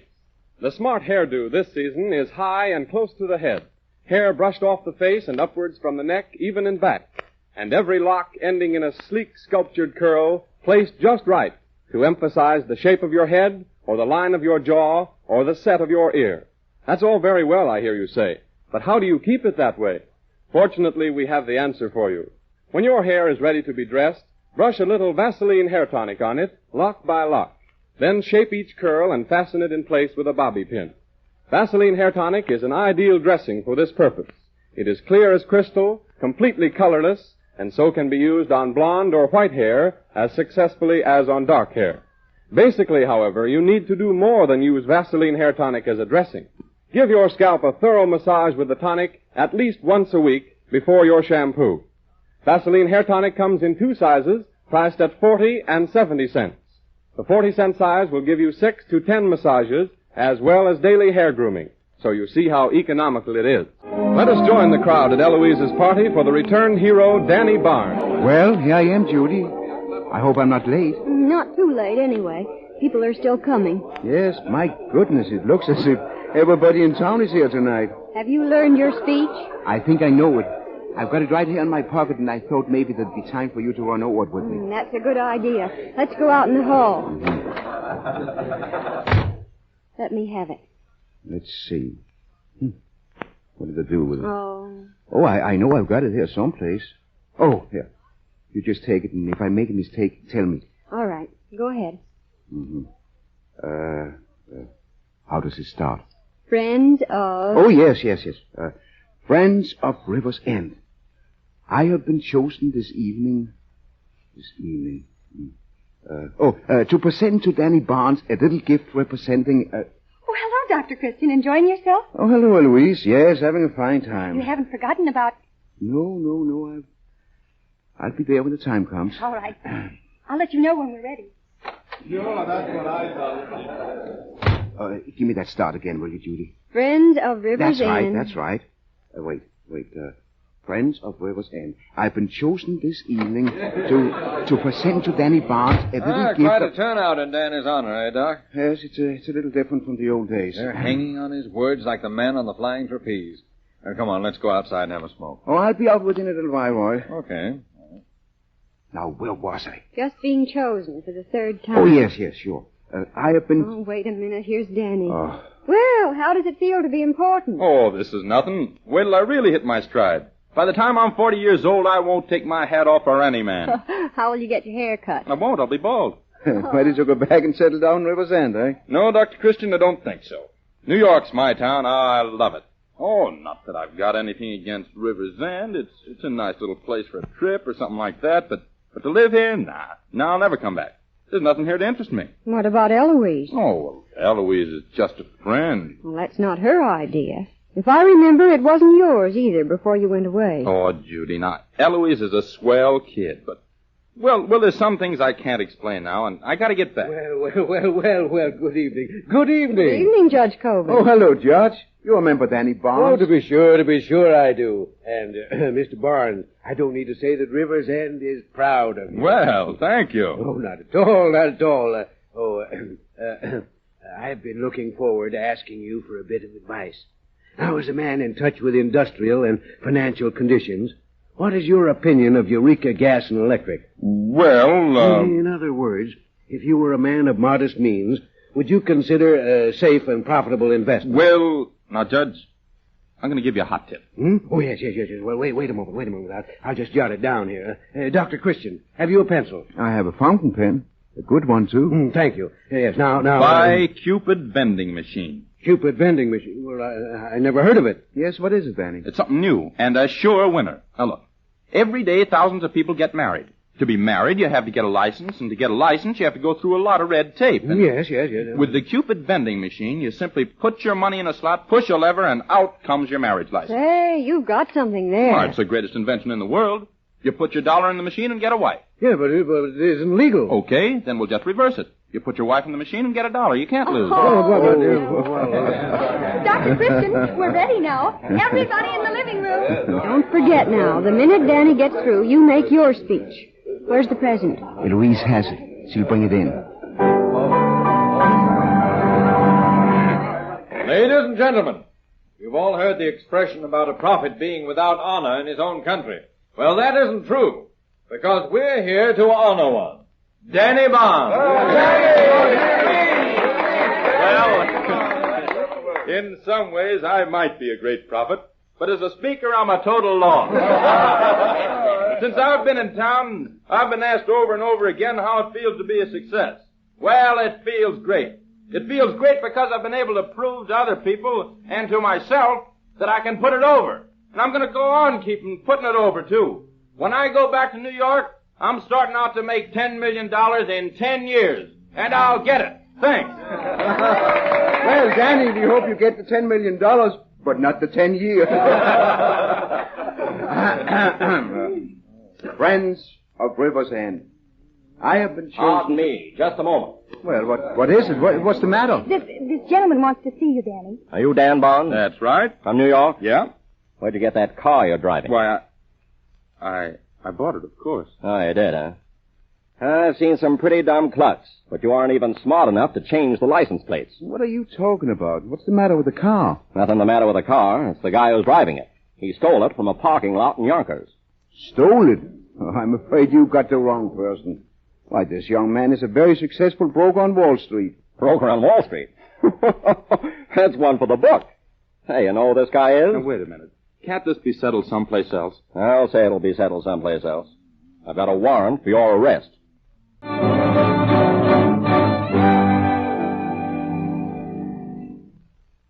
He didn't do it. I know he didn't. Everybody knows he didn't. Then what do they keep him in jail for? Well, that's the way the law is. There's nothing to worry about. Dr. Christian went over to the county seat this morning to talk to the lawyers and see about putting up bail. But why does Dr. Christian have to put up the bail? Danny has plenty of money. Why, he's rich. I don't understand very much about such things, Eloise, but I do know it's going to be all right. Besides, Dr. Christian is a good friend of Judge Coven's. That's bound to help a lot. Do you think Dr. Christian will be able to get Danny out? Oh, I feel pretty certain of it. But even if he doesn't, it's only a couple of days till the trial. Danny won't be there long. I went over to see him yesterday. You did? What'd he say? Nothing. He hardly talked to me. Just sat there. When I asked him something, he'd answer, and that's about all. Judy, Danny changed somehow. Well, you wouldn't expect him to be his old self under the circumstances. I don't mean that way. He's been different ever since he came back. I haven't noticed any difference. Oh, he isn't any different when he's with a crowd, having fun and making wisecracks. But when we're alone, well, he just doesn't act like he used to. How do you mean? Oh, I can't explain exactly, but he always seems as if he were anxious to get away from you. Oh, you're just imagining things. No, I'm not. The night before the party, he started to tell me something. And then all of a sudden he changed his mind. I couldn't coax it out of him. Well, a man has a right to change his mind. I know, but I had a feeling he was going to tell me he'd met someone else. Someone he likes better. Oh, listen. If a man wrote to me every week for 2 years, I'd say he was still pretty interested. Judy, can you keep a secret? That's part of my business. I work in a doctor's office. Promise me you won't tell anyone, not even Dr. Christian? Yes. Well, before Danny went away, he asked me to marry him. Of course, he was poor then, didn't have anything. That didn't make any difference to me, but it did to him. He asked me if I'd wait for him. He said he knew he'd make good and he'd come back for me and... Well, is that anything to worry about? No, but since he's been back, he hasn't said a thing about it. Oh, Judy, do you think he really intends to marry me? Well... Why don't you ask her? Well, Eloise, that's a pretty hard thing to say. I don't know what's in Danny's mind. He seems very fond of you, but... I know. You feel the same way as I do Oh, you're afraid to tell me. He doesn't care for me anymore. Oh, now, don't start crying again. Here comes somebody. I'm not going to cry. I haven't any more tears left. Well, back already? Dr. Christian, did you... I had a long talk with Ann and his lawyer and everything will be fixed up. So you can go to him this evening and be happy. Any calls, Judy? Roy Davis wants you to phone him. He'll be at the store till 5 o'clock. Dr. Christian, did Danny Oh, my say... goodness, I've got to talk to Roy right away. I should have called him this morning. I forgot all about it. You run along, Eloise, because I'm going to be busy for quite a little while. But I only wanted Some to... other time, Eloise. I've got something on my mind now, but you run along. Everything will be all right. All right. Goodbye. Goodbye, Eloise. Goodbye, Eloise. Judy, get Roy Davis on the phone right away. Yes. Never mind that call. What? I only wanted to get rid of her before she started asking questions. Oh, is it that bad? Yes, it's pretty bad. Danny refuses to accept bail. Refuses? Why? Well, he won't say. He won't talk at all. I spent 2 hours with him and couldn't get a thing out of him. I had to get back then in time for the office hours. Well, I'll go and see him again tomorrow. But in 2 hours, he must have said something. Yes. He admitted he stole the car. What? Well, there was nothing much use to denying it. The owner of the car is here and identified it. There's no question about that. But I can't believe it. Well, there it is. They'll send him to prison. His lawyer believes that we can get him off with a light sentence. The only thing is the prosecuting attorney is trying to hook him up with a gang of car thieves. Danny won't talk, won't deny it, even refuses to take the witness stand in his own behalf.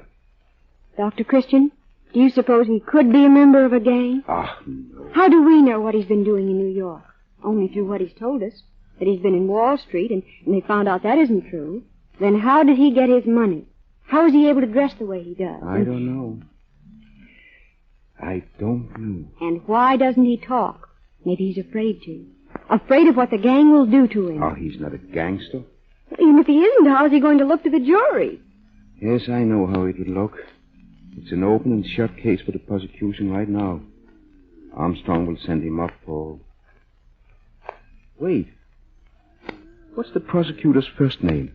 Philip, isn't it? Philip Armstrong? Yes, that's it. Of course. He used to be a patient of mine.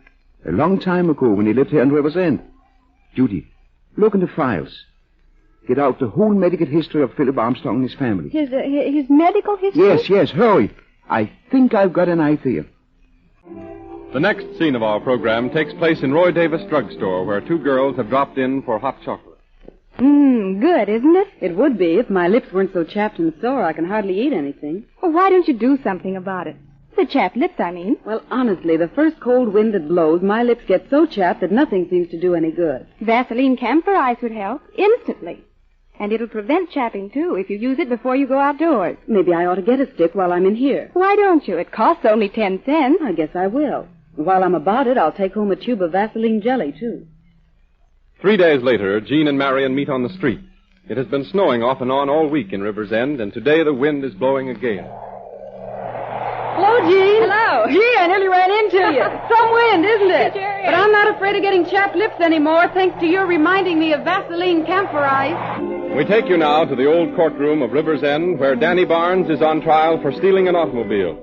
Court has just convened after the noon recess, and Dr. Christian is about to be called as a witness for the defense. You may resume, Mr. Armstrong. Yes, Your Honor.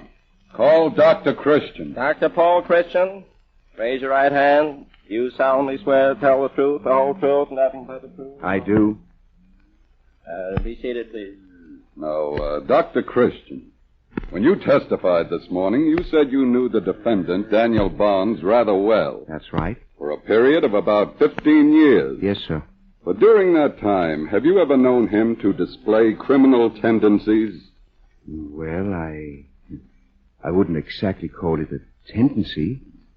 He only did it once and... Did what? Why, well, it hasn't anything to do with this automobile business.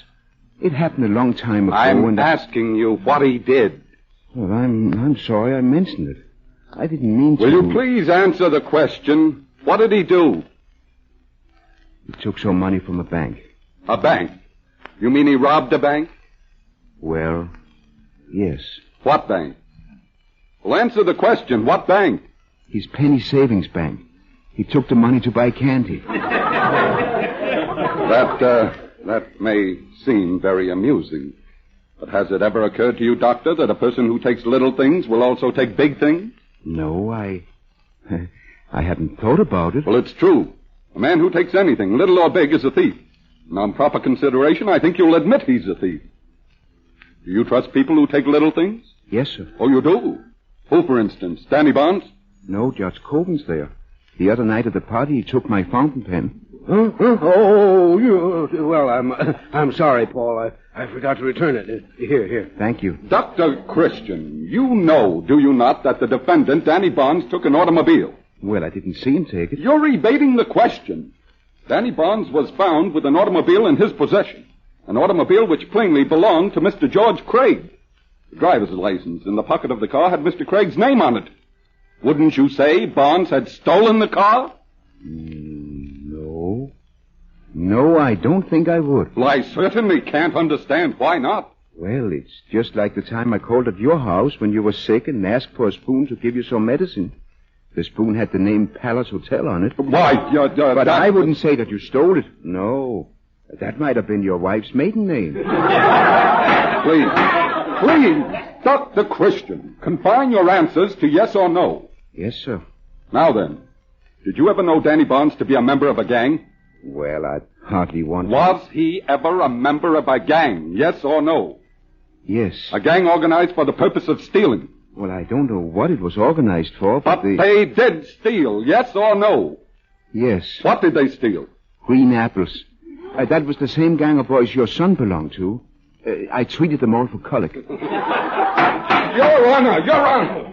Will you please instruct the witness to refrain from making irrelevant remarks? Dr. Christian, suppose you tell the court what you know about Danny Barnes in your own words.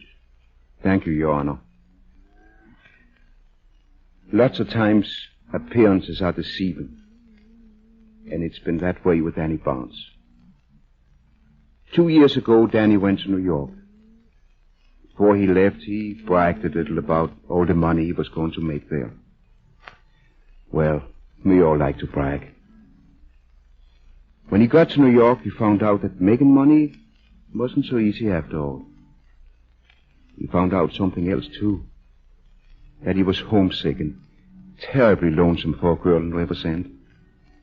But after all his bragging, he was afraid to come back and admit he'd failed. Afraid he'd be laughed at. Nobody likes to be laughed at. So he stayed on, getting more and more homesick all the time. At the parking place where he worked, the man had stored a car for the winter. Well, now if Danny could only take that car for just 2 weeks, he could go home for Christmas. He could go home and be back, and the man would never miss it. And he could make people believe that he was a success. So Danny did borrow it, and bought some new clothes, and came home for 2 weeks to see the people and the places his heart was sick for. Oh, of course he shouldn't have done it. But then, all of us has been homesick, and most of us have been in love. And that's all, Your Honor.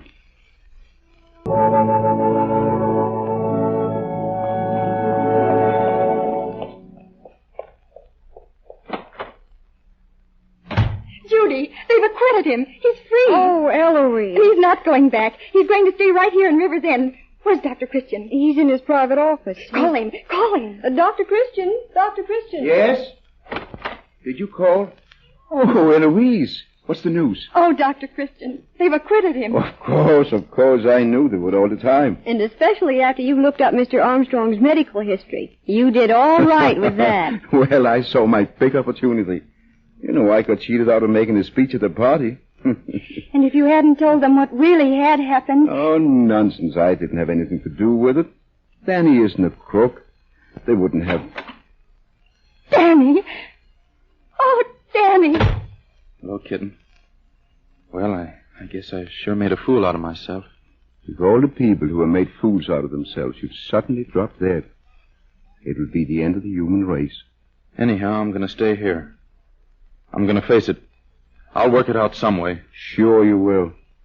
You know, if I had a son your age, I wouldn't worry if he'd made a mistake. I'd worry if he didn't. Because the chances are that he'd make a lot bigger one later. Oh, there's something I meant to ask you. Did you make any money at all in New York? Well, I might as well start telling the truth right now. Not much, Dr. Christian. No? Well, then here's $1. Oh, but I'm not that hard up. What's it for? Well, to drop into that Cupid vending machine you were talking about. These programs, starring Gene Hersholt, beloved screen actor, in the role of Paul Christian, the Doctor of River's End, are brought to you each Sunday afternoon at this hour to remind you that there is no more useful family of home remedies than Vaseline products. The most popular and widely used one is, of course, Vaseline Jelly, which is the family standby for first aid treatment of chapped, roughened skin, superficial cuts, burns, scalds, and other minor skin ailments. Keep a jar or tube handy at all times to enable you to avoid the delay in the treatment of minor wounds which invite infection. If the wound is penetrating, such as that caused by a nail, call the doctor at once. Vaseline Jelly is 10 cents a jar anywhere in this country. And by the way, mention of prices on this program apply only to the United States. Next week, the Dr. Christian program will come to you from New York City when Gene Hersholt will bring you another absorbing half hour of human drama. Gene Hersholt appears on this program through the courtesy of 20th Century Fox. Arthur Gilmore speaking. This is the Columbia Broadcasting System.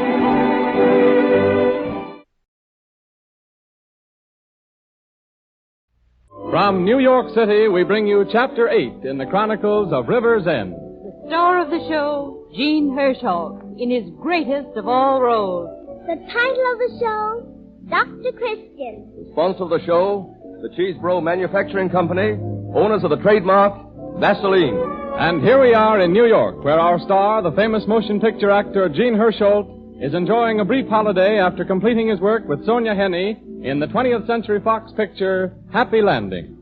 The talents of this great artist in the role of Dr. Christian are presented for your enjoyment each Sunday afternoon by the makers of Vaseline preparations. These products have been known to every household in the United States and Canada for more than half a century as standard home remedies for many minor ailments such as scratches, cuts, skin abrasions, burns and scalds, chapped skin, head colds. And they have earned the high place they hold in the home medicine cabinet because every Vaseline product is the finest of its kind that can be produced. So when you buy, be sure to look for the trademark Vaseline on the package. If you don't see it, you are not getting the genuine article. And so to today's story of Dr. Paul Christian, starring Gene Hersholt in the title role. The time is Sunday morning. The scene is laid outside the little white church which stands not far from Dr. Christian's office.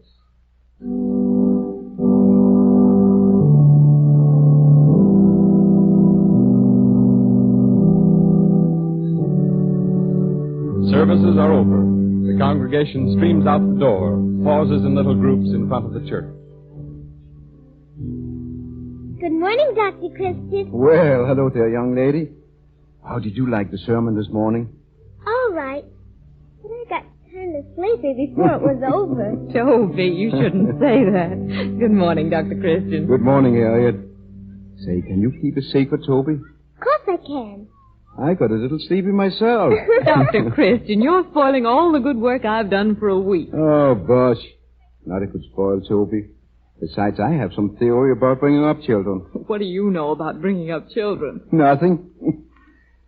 It's always those kind of people who have theories. Anyhow, Toby, I'm glad to see you in church, even if you do get sleepy. When I was little, I didn't go to church. And look what I turn out to be. Just a small-town doctor. The kindest doctor in the whole world. Oh, now, Harriet. Oh, say, how are things at the dress shop? Oh, the shop's doing very well, thank you. I'm beginning to feel really successful. And when I started it, I didn't think a dress shop in River's End would go at all. Well, you see, I was right. Mm-hmm. Good morning. Oh, good morning, Mr. Potter. Oh, hello, John. Going my way? Yes, why? I'll walk along with you. Well, goodbye, Harriet. Goodbye, Toby. Goodbye, Doctor. Bye, Dr. Christian. Bye. I let Mrs. Potter drive the car home. Feel like stretching my legs a bit. Well, I'm afraid you'll have to do most of the stretching alone. There's my office. and I've got some work to do. You mind if I came in for a moment? Why, no. Come ahead. I promise I won't keep you from your work too long. There's, something I've been meaning to discuss with you ever since I returned from Chicago. So? Well, if you'll wait until I find my pipe. Help yourself to the tobacco there. I don't smoke a pipe. Oh, well, there's some cigars in the table drawer if you... I don't smoke at all. Well, then have a chair. You sit down, don't you? Thank you. What I want to ask you, Paul, is, how long have you known this, what's her name, Mrs. Niles? Harriet? Oh, I've known Harriet Niles ever since she came here. I've been trying to place her. The very first time I saw her, there was something about her vaguely familiar. Do you recall the Jack Rima trial? Well, I remember it. That's about all. It happened, some years ago. Young Rima came from a rather wealthy Chicago family. He was something of a black sheep. Got into one scrape after another. Expelled from college. Finally disinherited when he married. Mm-hmm. On New Year's Eve 7 years ago, he shot and killed one of his wife's former admirers. He was convicted and later died in prison. During the course of the trial, his wife came in for considerable notoriety. Quite naturally, in view of the kind of woman she was. How do you know the kind of woman she was? Oh, everybody knew about her. The newspapers played it up in the most sensational manner. First when she married Rima, and afterwards during the trial. Her name was Doris Fleming. Does that bring anything to your mind? Oh, I wasn't particularly interested in the case. Well, at any rate, Doris Fleming is running a shop here in River's End. She calls herself Harriet Niles. Oh, are you trying to tell me you find a similarity between Harriet Niles and a picture you saw in the newspaper 7 years ago? Ah, rubbish. Oh, what's your reason for trying to shield this woman? Shield her? I happen to know you've been acquainted with Harriet Niles for a good many years. Oh, now, wait a minute. To save you embarrassment, I ought to tell you I've gone into her history quite thoroughly. I know, for instance, that after her husband was sent to prison, she lived in Joliet. Her child was born there. Well, what about it? The physician who attended her was a Dr. Paul Christian. Would you mind telling me the point of all this? Harriet Niles and Doris Fleming are one and the same person. I can't understand why you attempt to deny it. Well, I'm not denying it. But since you're so interested, yes. I've known Doris Fleming for almost 7 years. In fact, I suggested she come here and change her name to Harriet Niles. So, you brought her here to River's End. Why? When Doris Fleming's husband went on trial, she was the only one who stood by him. She moved to Joliet to be near him. When he was sent to prison, well, she stayed there until he died. Since then, she's been trying to earn a living for herself and for a little girl. Trying to bring up Toby not to know what had happened. In every place he's gone, someone has made that impossible. My dear doctor, I have no wish to injure the woman. Quite the contrary. Before I came to River's End, I lived in a little town of Mill Valley, California. As a lad and a young man, I was poor, dreadfully poor. I know what poverty is. My only feeling toward Doris Fleming is one of deepest compassion for her and her child. How old is the child? 6 years old. Probably still young enough not to have been harmed. But how long is that going to hold true? How long before she finds out her mother's background, who and what her father was? The very thing Doris Fleming has been trying to avoid is bound to happen. Don't you agree? Yes, if she continues to run into meddlers like you. Calling me harsh names won't save the situation. No. There's only one solution. She must give the child up. Give up the baby? Why, you don't know what you're talking about. Please don't think I've reached such a conclusion hastily. I've thought about it for a long time. I've decided there isn't any other way. Oh, I see. You've decided. And just why have you appointed yourself to deal with this matter? When a man sees his duty as clearly as I see this, he hasn't any choice. I came here in a spirit of friendliness, seeking your help. I thought you might explain to the woman and get her to give up her child voluntarily, for the child's own good. Well, you may see that as your duty. I don't see it as mine. It is your duty, whether you see it or not. I'll guarantee the little girl will have everything a child should have. Except the mother. Girl is only 6 years old. She'll soon forget her mother. And it's better so, considering the woman's history. John, I've always been kind of ashamed of myself because for some reason I've never liked you. But I'm not ashamed any longer. You don't know how that hurts me, Paul. But the soul of a little child is much too precious for me to let my personal feelings stop me. If you refuse to help, then I shall go to the town authorities and get them to take official action. Will you please get out of this office? After all, both Mrs. Potter and myself are not without influence among the good people of River's End, and I know public opinion will be aroused when I make the case clear. Will you please get out? Good morning, Paul.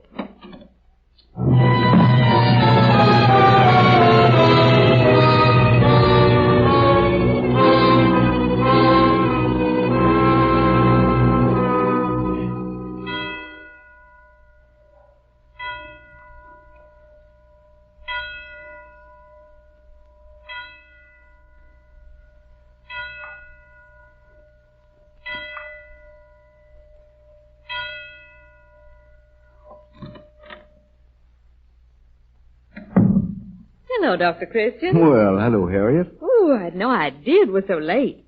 I came as soon as I could. I suppose Judy has gone home long since.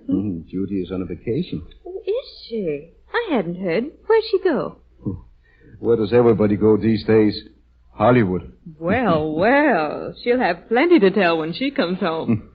She'll have plenty to tell me when she finds out I haven't sent out these bills she left. Let me do it for you. I'd love to help. Oh, some of them are not worth sending out. This one to John Potter, for example. John got a piece of jute in his eye when he was a young man. It caused an infection. The eye still bothers him occasionally. Oh, this bit is for prescribing an ordinary eye wash.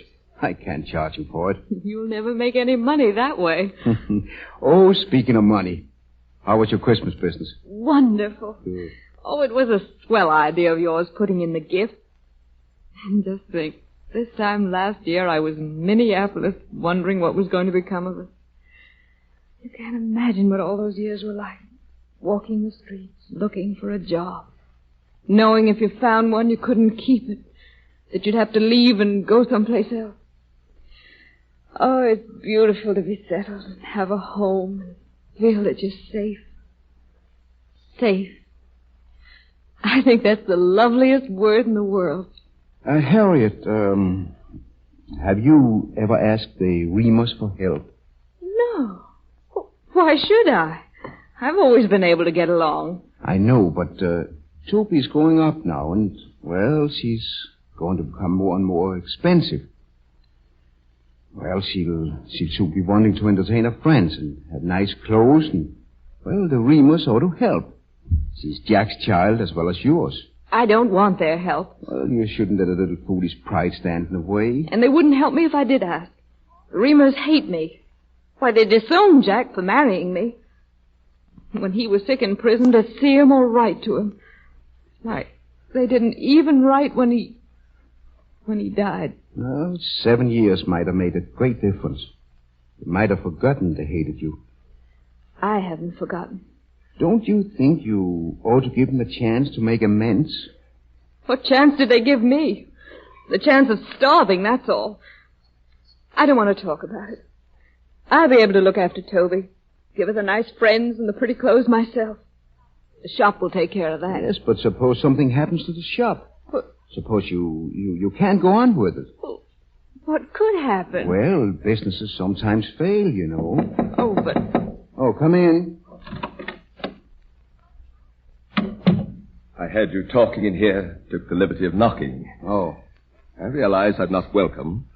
I assure you I'm not here because I want to be. Shall I go, Dr. Christian? No, please stay.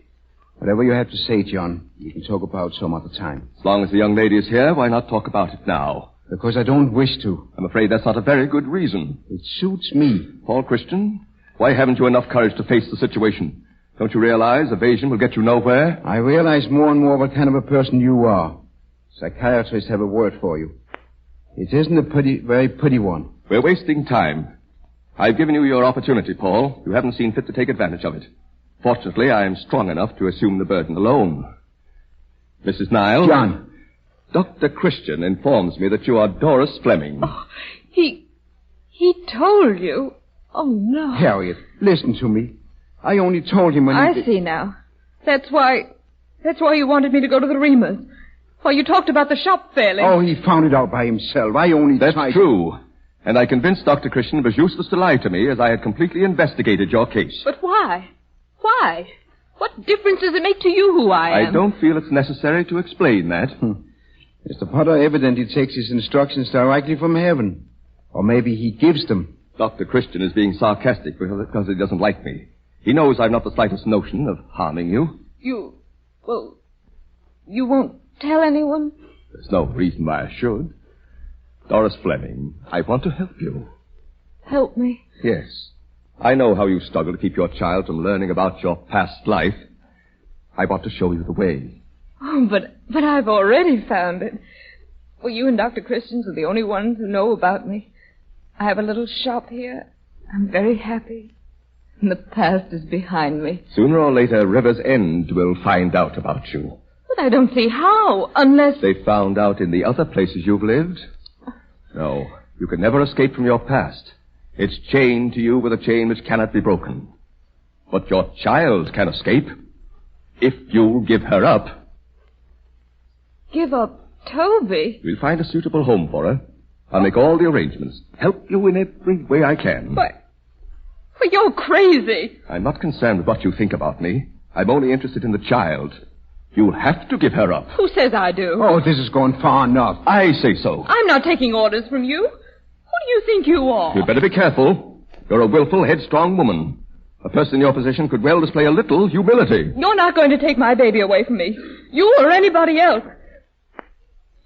Harriet. You claim to love your child, and yet you're willing to have its life linked up with you and a father who is a wastrel and a murderer. Harriet. Oh. I call upon you to witness, Dr. Christian. I tried to help her, and she struck me. Struck me like the common woman she is. We can do without her sort in River's End. Doris Fleming, I'm giving you a week to get out of town. 1 week. Oh, why did you strike him? You shouldn't have done that. Don't you see it put you so much in the wrong? I couldn't help it. He can't drive me away. He can't. You won't let him. You won't let him, will you?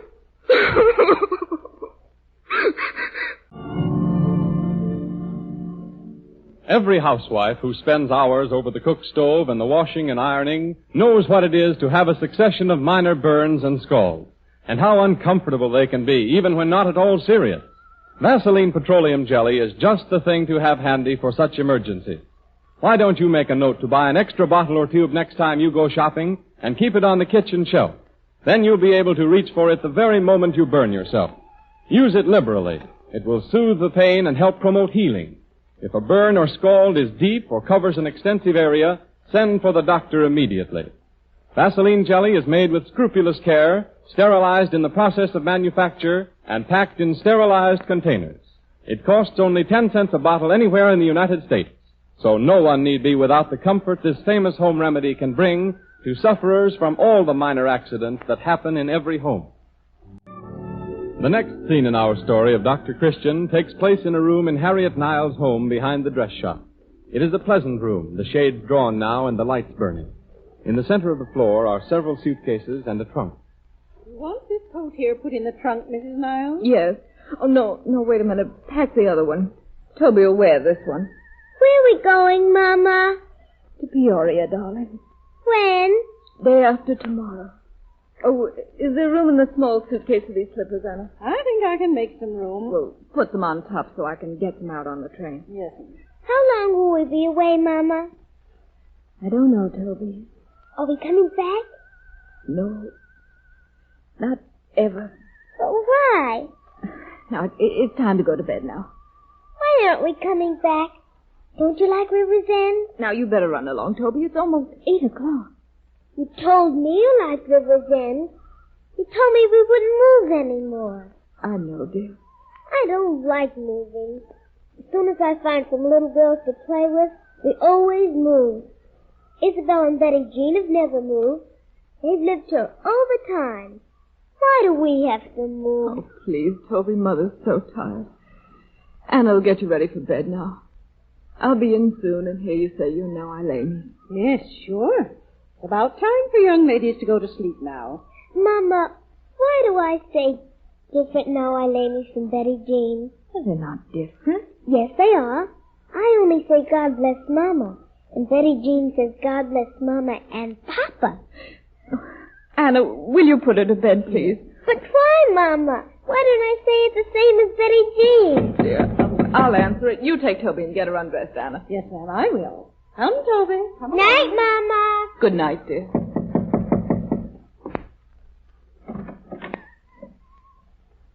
I thought I'd drop in for a little while, Harriet. Oh, yes, come in. I got a letter today from William Johnson about buying the shop. He says he might be interested in a month or so. But now if you could find someone to run it for you until you... No. Oh, but it's foolish to walk away and leave a going business. Well, maybe I won't leave. Maybe I'll send Toby away. Oh, no, you won't do that. Mr. Potter was here again this afternoon. Well, if he bothers you again, call the police. After all, there is a law against blackmail. What good would it do to tell the police? It would only mean a scandal, and then everybody would find out. Well, let them find out. Face it. Have it over with. You know, when I was a very little boy, I used to think there was something horrible hiding underneath the cellar stairs. I didn't know what it was. I only knew I was dreadfully afraid of it. I would do anything to keep from going down these steps. And one day I had to go, and I found out there wasn't anything at all. You see, so many of our fears are like that. When we face them, well, they aren't there. Oh, I'm not afraid for myself. But I can't let Toby's life be like mine.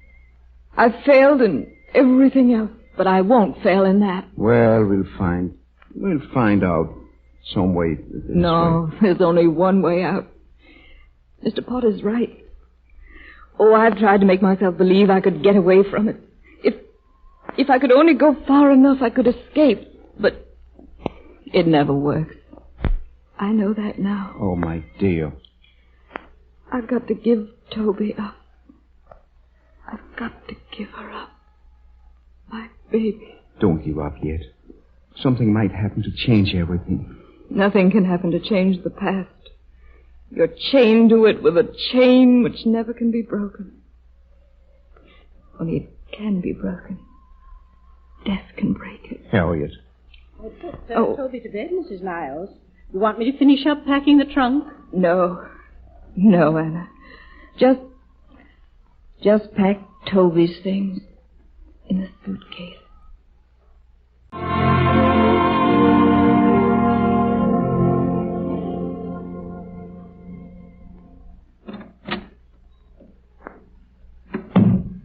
Well, Paul, I'm glad you changed your mind and sent for me. Sit down, John. Harriet tells me you found a place for Toby. In a home in Colorado, a charitable institution managed very efficiently. There will have to be an exception made to the rules for admittance, but Mrs. Potter has friends on the board, and I think it can be arranged. Oh, but Colorado, why does it have to be so far away? You know the answer to that question. If it were any nearer, she'd be running to see the child at every opportunity. Our entire purpose would be thwarted. Doris Fleming must never see the little girl again. Oh, John, that's cruel. Is it cruel to try to save a child's soul? Oh, it wouldn't hurt if once in a while... That's out of the question. John, Harriet has done everything you asked her to do. Everything. Surely in this one thing you can be lenient. My dear Paul, why do you persist in putting this on a personal basis? I bear no malice toward the woman. It's simply a duty to be done. Oh, but think it over for a little while. There is nothing to think over. The matter is settled. John, before a doctor can cure an ailment, he has to know the cause. If he doesn't know the cause, he has to look for it. I'm afraid I don't see the analogy. In going over my books, I came across a chart for treating your eye. So, how much was it? I never received a bill. Oh, never mind that. But I believe you told me you got a little piece of jute in your eyes some years ago, and it caused an infection. Yes, in the jute factory where I worked when I was a young man. And that was in Mill Valley, California? Yes. Why? Well, it's this way, John. No man would act the way you've been acting without some cause. Something must have occurred to you to make you what you are. I haven't time to continue this absurd discussion. So I rode to the town where you worked as a young man. Funny nobody seemed to remember you. Or the jute mill either. It's probably closed. That happened years ago. Yes, but there was a jute mill nearby. in the California State Prison. I've got to go. I'm busy. Oh, I think yet you better stay for listen a little while, John. I don't know what you're insinuating, but whatever it is, it's a lie. Well, I have a report right here. You see, others can play at this investigation game, too. It's a lie. I tell you a lie. I wasn't in prison. The report is from the state of California. I'm sure it's correct, but if there's any doubt, well, I can turn it over to the proper authorities for check. No, wait. Don't do that. It'll ruin me. Then you were in prison? Yes. Yes, I was, but I was framed.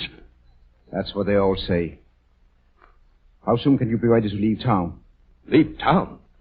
I think Riversend could do without an ex-convict. I can't leave Riversend. My business is here. I've spent years building it.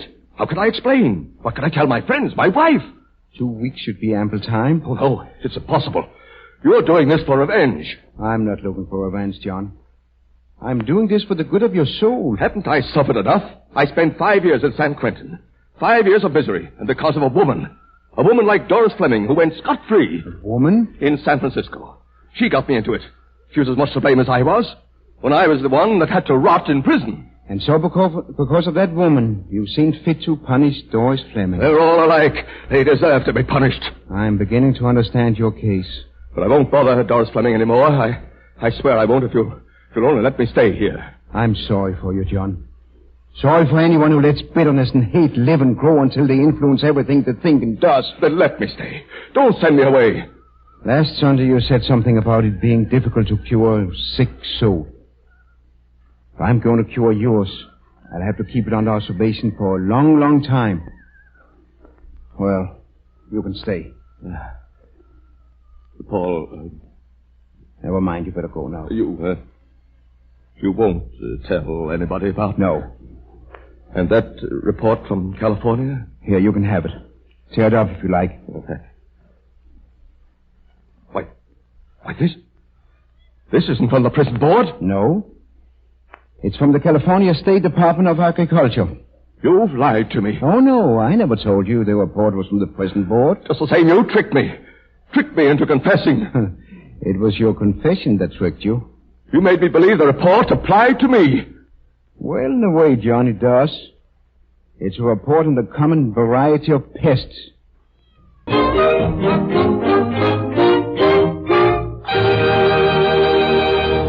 While little is known about the causes of baldness, authorities generally agree that dandruff, dry scalp, and falling hair are preliminary steps that lead to baldness. And so we urge you to begin preventive scalp treatments before you have any of the symptoms. And don't put it off. Do it now. Here's one thing to do that takes very little of your time and costs very little per treatment. Each time that you wash your hair, give your scalp a thorough cleansing with Vaseline hair tonic before the shampoo. Shake it liberally onto the scalp. Then massage with the fingertips. Give it a good workout till you feel the tingle of increased circulation, bringing new blood to feed the hair roots. Then, after the shampoo, when your hair is dry, use a little more of the tonic to smooth down the unruly locks and give you that well-groomed look which everyone admires. Vaseline hair tonic comes in 40 and 70-cent bottles. The 40-cent size will give you 6 to 10 such treatments, as well as providing daily grooming between shampoos. This is little enough to spend to keep your scalp clean and healthy, as well as to improve the appearance of the hair. Prices of all Vaseline products mentioned on this program apply only in the United States. Next Sunday at this same hour, the makers of Vaseline preparations will present another Dr. Christian story starring Gene Hersholt, famous screen actor in the title role. Gene Hersholt appears on this program through the courtesy of 20th Century Fox. This is Arthur Gilmore bidding you good afternoon for the makers of Vaseline preparations. This is the Columbia Broadcasting System.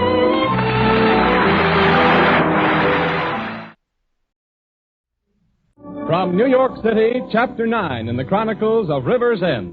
The star of the show, Gene Hersholt, in his greatest of all roles. The title of the show, Dr. Christian. The sponsor of the show, the Cheesebro Manufacturing Company. Owners of the trademark, Vaseline. Gene Hersholt, Hollywood star, now in New York to attend the world premiere of the new 20th Century Fox picture in Old Chicago at the Astor Theater on January 6th, brings you this afternoon another delightful story of Paul Christian, the doctor of River's End, under the sponsorship of the makers of Vaseline preparations.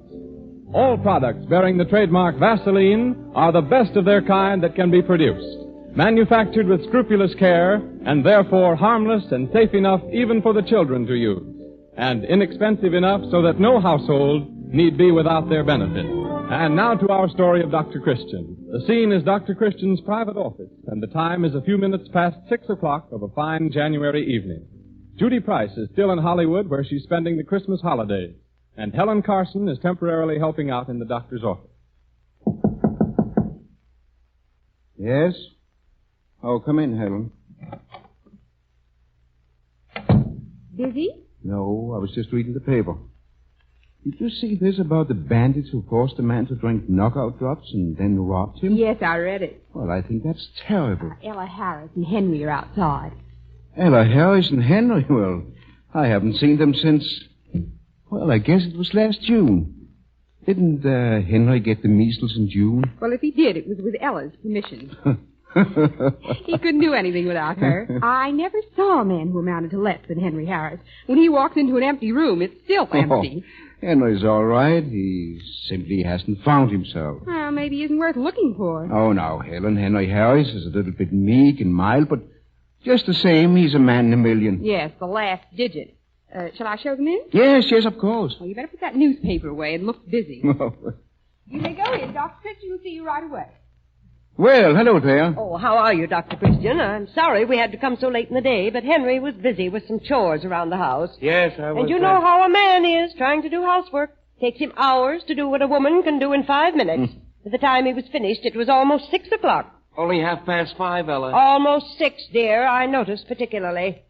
Then we had to get the car out of the garage and drive over, and Henry's such a cautious driver. Well, I always So we got here so late that Henry didn't want to come in.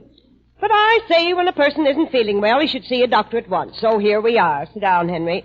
Well, what seems to be the trouble, Mrs. Harris? Oh, nothing the matter with me. It's Henry.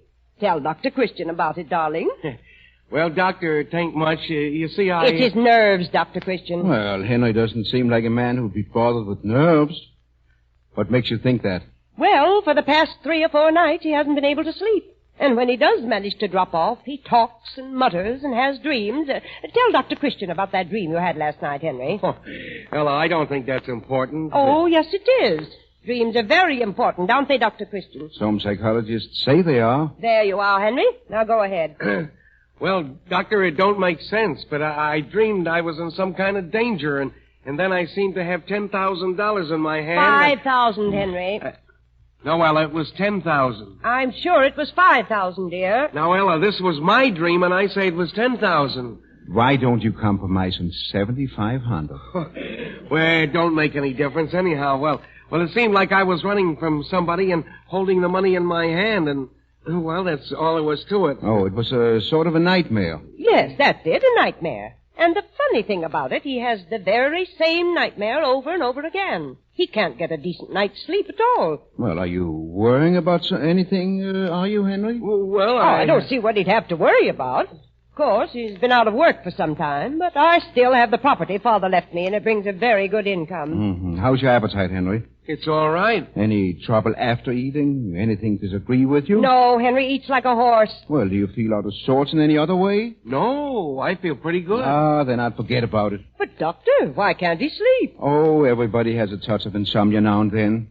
It might be due to one of a dozen different things. Maybe he's a bit run down. If it keeps up, Henry, drop in and I'll prescribe a tonic for you. Like what you gave me last summer? Yes, that's it. Oh, that's the worst tasting stuff Now, Henry, Dr. Christian knows best. Well, we'd better be going, Doctor. Come on, Henry. I'll open the outside door for you. Helen's probably looked up and going home. No, she's still here. Just finishing this filing. Henry, where's your overcoat? I didn't wear it. I forgot it. It's hanging in the hall closet. Why, Henry, you ought to know better than that on a cold night like this. Well, good night, Doctor. Good night, Helen. Good night. Good night. Well? It was Henry. Oh, of course. He talks in his sleep. Well, he has to. It's the only chance he gets.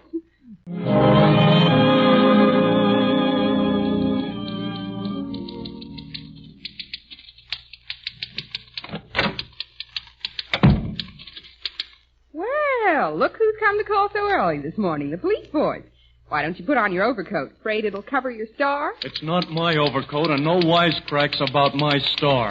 Where's Dr. Christian? In his private office. Well, I gotta see him right away. On police department business. Dr. Christian's busy. Give me the ticket and I'll see that he shows up and pays his fine as usual. It hasn't anything to do with parking his car in the wrong place this time. Well, what is it? That'll be something for the jury to decide. The jury? Yes, the jury. Now, you make it snappy. You tell Dr. Christian I want to see him. Well, just a minute. Dr. Christian? Yes? Can you come out? I think we're being arrested. Well, hello, Amos. What's the matter? Dr. Christian, I've always been your friend, haven't I? Yes? But from now on, I can't afford to be anybody's friend. From now on, it won't be me talking. It'll be the law. Now, where were you last night between the hours of 6 and 7 o'clock? Now, look here, Amos. I haven't got much time for a lot of foolishness. If you'll just tell me what you want... This isn't foolishness. It's serious business, Dr. Christian. And you'll have to answer my questions. Well, all right. I was here in the office. In the office, huh? Now, how about you, Helen? In the office. Was somebody with you, or were you alone? Unless somebody was with me, I was alone. Yes, I see. What? Helen and I were here in the office together. Uh-huh. Now we're getting somewhere. Oh, no, we're still in the office. Now, Dr. Christian, did anyone come here to see you between 6 and 7 o'clock? Yes. Ella Harris and Henry were here. Mm-hmm. And what happened? Well, nothing. That is, nothing particular. Ella thought Henry wasn't feeling so well, so she brought him in. It seems Henry was having a nightmare. What kind of a nightmare? Oh, it was something about someone trying to take $10,000 away from him. That wasn't a nightmare. That was real. Real? What do you mean? Yes, real. Dr. Christian, you, Mrs. Harris, and Helen here might be the last people to have seen Henry Harris alive. What's that? Well, you're not telling me he's... I don't know what's happened to him yet. Oh, where is he? Well, that's what I'm going to find out. Oh, but Henry wasn't sick. There wasn't anything the matter with him. Who said anything about him being sick? He's been kidnapped, maybe murdered. Oh! What are you talking about? Why would anyone want to kidnap Henry Harris? Why, for ransom, of course. Oh, but Henry hasn't got a nickel. No, but his wife is pretty well fixed. Oh, I know, and but if then... there's anybody in River's End who'd be a cinch to kidnap, it'd be Henry. But why do you think he's been kidnapped? Now, listen, I've got it all figured out. After Ella and Henry left here last night, they drove home. Ella got out of the car and went into the house. Then Henry took the car to the garage. Yes? In 15 or 20 minutes, when Henry didn't come into the house, Ella called him and then went out to the garage to look for him. He was gone. Oh, but that doesn't necessarily mean he was kidnapped. Now, wait a minute. In the pocket of his overcoat here, I found this. What is it? It's a letter mailed last week. Listen. Place 10 grand in a cigar box and leave it in the corner of your garage before 6 o'clock Sunday evening. Fail us, and we'll give you the works. Don't tell the cops about this, or we'll get you anyway. Henry got that letter? Yes, sir, and has been carrying it around in his pocket for 3 or 4 days. Oh, it's incredible. Well, right now, the main thing to do is to keep cool and wait. Wait for what? For Mrs. Harris to get a note demanding the ransom, of course. Now, Dr. Christian, I want you to do something for me. You know something about chemistry, don't you? Well, yes, in a way. Why? Because on the garage floor, I found a bottle with some kind of stuff in it. I got it here wrapped up in this newspaper. Can you analyze it and tell me what the stuff is? Well, I guess I could have it analyzed without arousing suspicion, if that's what you mean. All right, I'll leave it with you. But remember, and this goes for you too, Helen, mum's the word. We mustn't let a soul find out about this. If it gets out... Dr. Christian's office? Yes, he is. It's for you, Amos. Hello? Oh, hello, Mrs. Harris. Yes, this is Amos Plum talking. What? What they have? Great Scott. Amos, what is it? I can't stop to tell you now. I gotta get going. And what a spot for your announcer to break into the story. However, we'll make it snappy with the brief suggestion that a tube of Vaseline petroleum jelly is a handy thing to keep by you when you have a head cold. A small amount placed in each nostril will melt with the body heat and spread quickly and soothingly over the inflamed membranes, reducing the irritation helping to make breathing easier, protecting the delicate lining of the nasal passages. A tube of Vaseline jelly is sterile and absolutely safe to use, even on a tiny baby's nose. Vaseline jelly in tubes and jars is obtainable at every drugstore for a few cents. And by the way, be sure when you purchase to look for the trademark Vaseline on the package. If you don't see it, you are not getting the genuine article. And now to get back to our story. The next scene again takes place in Dr. Christian's office 24 hours after the River's End police force dashed out so unceremoniously. Look at this. Look at this. What? In last evening's newspapers. Headlines and everything. Huh. Has Dr. Paul Christian clue to Harry's kidnappers? But I thought you told the reporters you didn't know anything about it. Well, that's what I did tell them. And look at this picture. Dr. Paul Christian, the Sphinx of the Harry's case. Well, how did the newspapers ever get wind of it anyway? I don't know, but... Dr. Christian's office? Oh, just a moment. It's the Press Association calling long distance. They want to know if you... No! Hello? No, Dr. Christian has nothing to say. No. No, I'm sorry. No. Amos, I've been trying to get you on the phone. How did the newspapers find out about this? Well, it sort of leaked out through Ella Harris's mother. Ella Harris's mother? That's not a leak. That's a flood. Well, someone must have phoned the city papers, so as long as they found out about it anyway, I figured I might as well play ball with the boys. Well, did you see this candid camera picture of me? Oh, sure. And take a look at that picture of me. Isn't that a pip? Right on the front page, too. Well, but what happened yesterday, Amos, when you got that phone call and ran out of the office? Did you hear from the kidnappers? Oh, no. That was when the first reporter showed up. But don't you worry. I'll hear from those kidnappers sooner or later. Oh, sure. They'll at least send you a birthday card. Now, listen. I know what I'm about.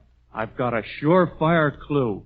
I haven't given this out for publication yet, but I've got the revolver the crooks used. I'm having the registration number checked up right now. Well, where did you get it? The crooks left it at the scene of the crime. I can't imagine kidnappers walking away and leaving a revolver. Maybe it belonged to Henry. Oh, no. I've already investigated that angle. Ella says Henry never owned a gun in his life. It was knocked out of the kidnapper's hand during the struggle. Oh, there was a struggle. Why, certainly. I figured that out right away on account of Henry's overcoat being all ripped and torn. Well, it's funny, Mrs. Harris didn't hear the struggle. Well, she was in the front part of the house. Oh, no. I've got this case all worked out. Henry drives into the garage. These guys are waiting for him. As he gets out of the car, they grab him, and in the struggle his overcoat is pulled off. Doesn't that make sense? Yeah, except for one little thing. What? Henry wasn't wearing an overcoat. Huh? That's right. I remember he told Ella he'd left it hanging in the hall closet. So how did the overcoat get into the garage? Yeah, I'll have to figure that out.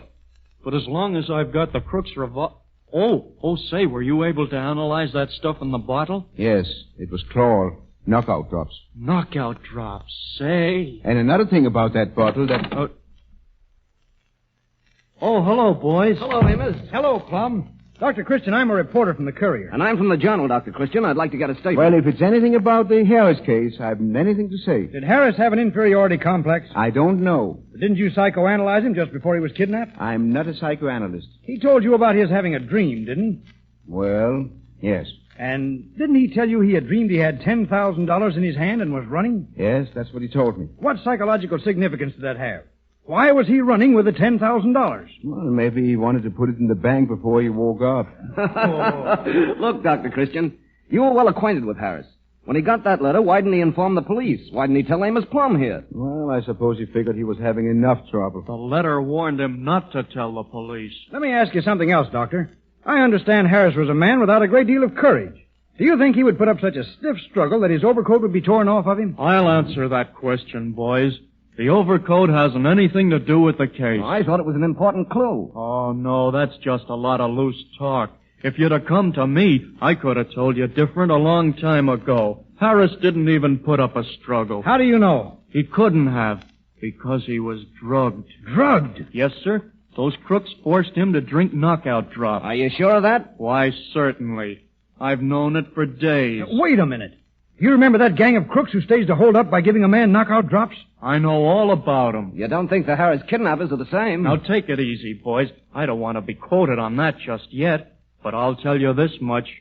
I expect to have Henry Harris back home, safe and sound, within 24 hours. Oh, I suppose the phone will ring all day again today. Shall I answer it? Yeah, I guess you'll have to. But if there's any more reporters, then don't. Dr. Christian's office. Oh, just a moment. It's Ella Harris. Oh, all right. Hello, Ella. Yes. Yes, I know. Oh, now don't cry, Ella. You gotta be brave. Oh, I wouldn't take that attitude. He may be perfectly safe.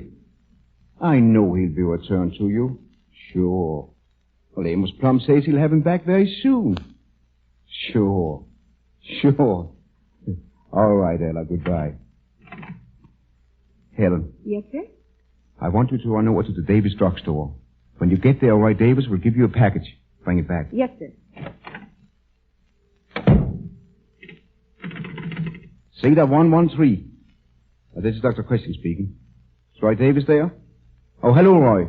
Roy, I'm sending Helen over to get that package. You've got to be absolutely sure now, Roy. Yes, 96362. A mistake in just one number might cost a man's life. Yes, that's the way I remembered it. Square, brown, and about 6 inches tall. And the day was Wednesday, the 9th of June, 6 months ago. All right, thanks. Then I'll tell him. Thanks, Roy. Dr. Christian, they found him. They found Henry. Where? Where is he? Well, he's coming up the street with Amos Plum. Well, is he all right? He must be. He's walking, and there's a big crowd following him. There they are. Why, they're coming in here. Now, you stand back. Go on, get back. Don't crowd him. How about my story? You'll get your story as soon as Dr. Christian examines him. Now, you stay outside, all of you. Henry. Hello, Doc. What happened to you? Well, that's a long story, Dr. Christian. But before he starts talking, I want you to look over him and see if he's been hurt badly. Oh, there's nothing wrong with me except where the ropes cut my wrist. He's been tied up for 2 nights in that old empty boathouse down by the river. I'm kind of hungry, though. Oh, well, sit down right here, Henry.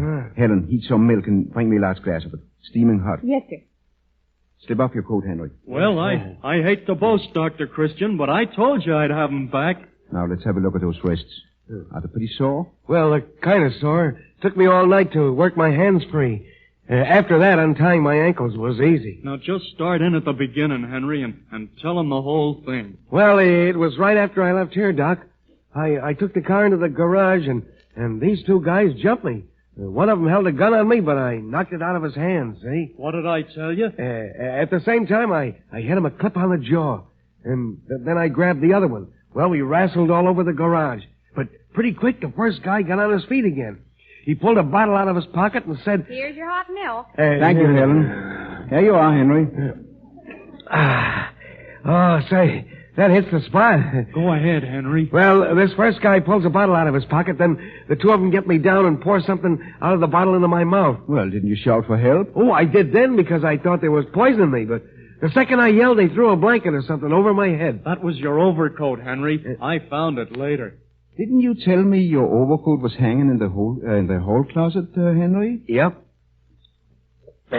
Well, I suppose they must have gone into the house first and found it. You see, Ella never does lock the door. What happened then? Well, I kept struggling for a while, and then my mind just sort of went blank. Hold the glass in the other hand now while I look at this one. The next thing I knew, I was lying in that boathouse with my hands and feet tied, and those 2 guys watching me. Mm-hmm. What kind of looking men were they? Well, the one called Butch was short and dark complected, and the one called Babyface was big. He's the guy I socked on the jaw. Didn't you get their last names? No, they just called each other Butch and Babyface. And you know that gun, Dr. Christian? I thought I could check up on the number and find out who it belonged to. What's the matter, Henry? Hey, that milk got down the wrong throat. What about the gun? Oh, it was bought so long ago there wasn't any record of it. Well, did they give you anything to eat? Oh, yeah, we had some food, but it ran out, and that's how I happened to get away. You see, I've been working all night to get my hands loose. Well, this morning when Butcher and Babyface went out to get something to eat, I saw it was my chance and I pulled the ropes off. I got... Wait a minute. All right, Mr. Harris, hold that pose. Your arms around your wife. Wait till I put my coat on. Never mind the coat.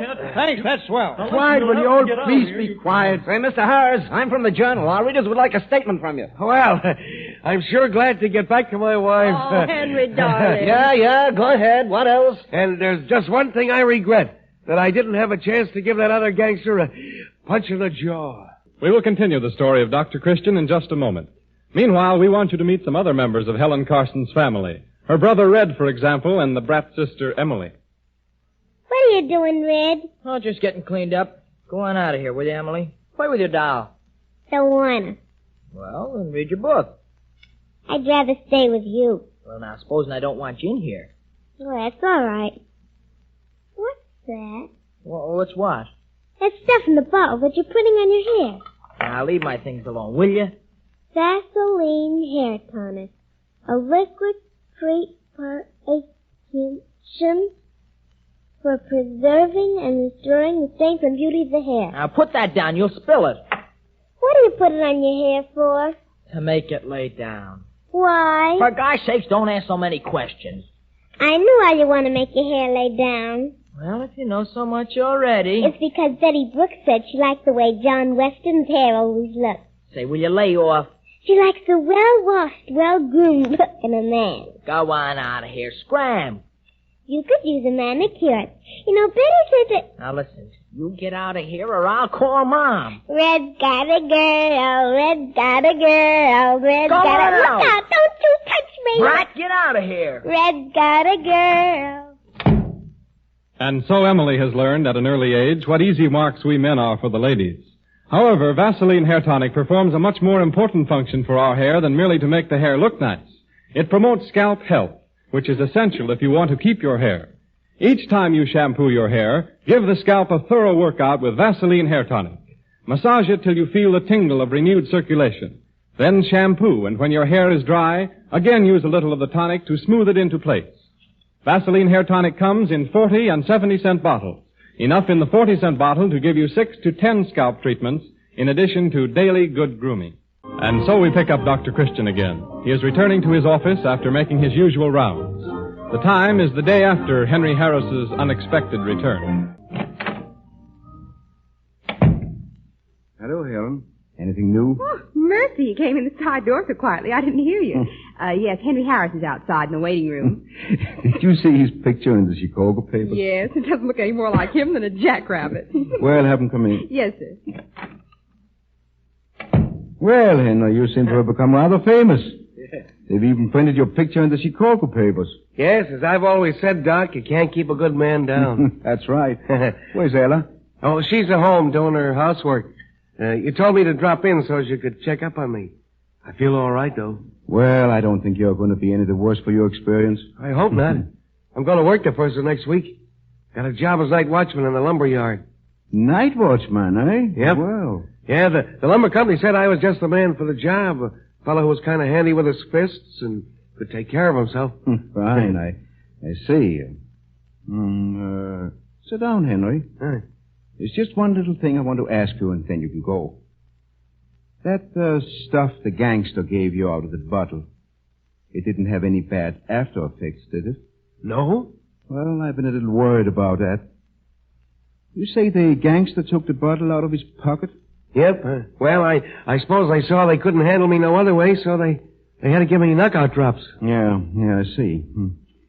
Well, the only thing that puzzles me is whether the gangsters get the same bottle I gave you last June. Huh? What bottle? Well, it was the same bottle I gave you with that tonic in it. Oh, Doc, no, you must be mistaken. It wasn't. Oh, no, I'm not. I had the contents of that bottle analyzed, Henry. And I also noticed that the bottle looked familiar. Oh, yeah, but one bottle looks the same as another. No, not exactly. Besides, although most of the label had been scraped off, there was still a portion stuck on that bottle. And that portion of the label had a prescription number on it. One of my prescription numbers. Doc, wait a minute. So I checked it up and found out that it was the same bottle I'd given you. Listen, Doc, for Pete's sake, don't tell anybody that. It'll ruin me. That's what it'll do. It'll ruin me. Then you did frame up this whole kidnapping business yourself. wrote yourself that letter and left the torn overcoat and the revolver where the police could find them. Huh. Even tied your own hands to make rope marks. Yes.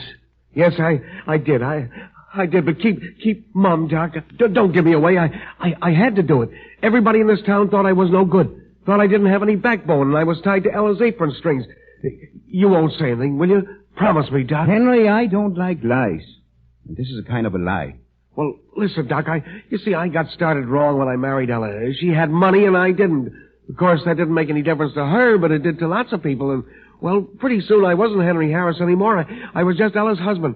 And losing my job didn't help any either. Everybody thought I didn't want to work, that I was shiftless and no account. And, well, when everybody starts believing that about a man, why, he begins believing it himself. Don't you see, Doc? I had to do something desperate. I had to. Well, Henry, it's done now, and I suppose from an ethical standpoint I shouldn't reveal the secrets of the patient. Besides, it would make a joke of the Rivers End police force. Still, I Doc, don't know. If you'll just forget about that bottle. Just forget. I don't like to interrupt, Dr. Christian, but you're supposed to call at the Brent's home at 10:30. Say, by golly, that's right. Slipped my mind entirely. See how it is, Henry? I have a very poor memory. And so we conclude another Dr. Christian story, starring one of the greatest actors in the screen world, Jean Hersholt, and presented for your enjoyment each Sunday afternoon by the makers of Vaseline Preparations. Prices of Vaseline products mentioned on this program apply only in the United States. Next week, Jean Hersholt will bring you another interesting story of Paul Christian, the Doctor of Rivers End. Jean Hersholt appears on this program through the courtesy of 20th Century Fox. This is Arthur Gilmore bidding you good afternoon for the makers of Vaseline Preparations. This is the Columbia Broadcasting System.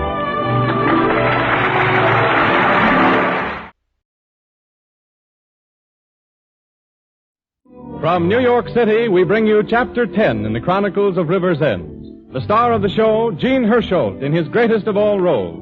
The title of the show, Dr. Christian. The sponsor of the show, the Cheesebro Manufacturing Company, owners of the trademark Vaseline. The makers of Vaseline Preparations again present their show from the Columbia Playhouse in New York, where our star, Jean Hersholt, is enjoying a brief holiday between pictures. It's the gayest season in years in New York. Theaters, restaurants, and nightclubs are thronged with smart society, visiting celebrities, and a large and appreciative college crowd. Vaseline Hair Tonic enjoys great popularity among these holiday merrymakers because it can be used to groom the hair in record time. Actually, it takes about 30 seconds for the boys to brush it on and smooth the stubborn locks into place, and even less time for the girls who like that halo look under the lights to spray it on with an atomizer. Vaseline Hair Tonic comes in two sizes, priced at 40 and 70 cents. The 40-cent bottle will provide 6 to 10 weekly scalp massages in addition to daily grooming. These scalp massages, by the way, should be given before each shampoo to ensure scalp health and thorough cleansing. For today's story of Dr. Christian, we take you to the Rivers End Light and Power Plant. It's 6 o'clock on New Year's Eve and snowing hard. 2 men on the day shift are preparing to leave. Hurry up and get your coat on. I'll give you a lift. I'm driving around by your place. Thanks, but I'm going to supper at Dave Fenton's. I guess there'll be quite a bit of celebrating going on tonight. Well, Dave's got something to celebrate for. Any guy who was out of a job as long as he was. I guess that's right. I never saw a fellow so tickled to go to work. You all ready, Sam? Yep, all set, Dave. And plenty hungry. Well, it won't be long now. You coming, Alan, or are you going to help out the night crew and work tonight? Not me. I ain't going to work anymore till next year. Say, it's commencing to snow in earnest, isn't it? Yep, looks like we're going to have a real old-fashioned New Year's. Boy, this is great. You can have it. I'll be half an hour driving home in this storm. Pretty soft for you, Dave, living right across the road from the plant. By the time you get that jalopy of yours thawed out and started, we'll be halfway through supper. Well, so long. I'll see you tomorrow. So long, Alan. Happy New Year. Same to you. Happy New... Dave! Look out! Look out! They got him. He's hit. He never made a sound. He's killed. Dave!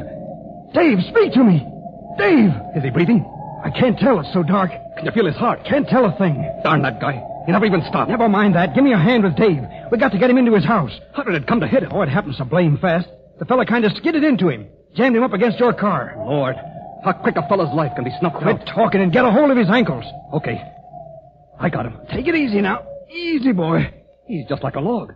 Do you suppose it's any use? I don't know. As soon as we get him into the house, we'll phone Dr. Christian.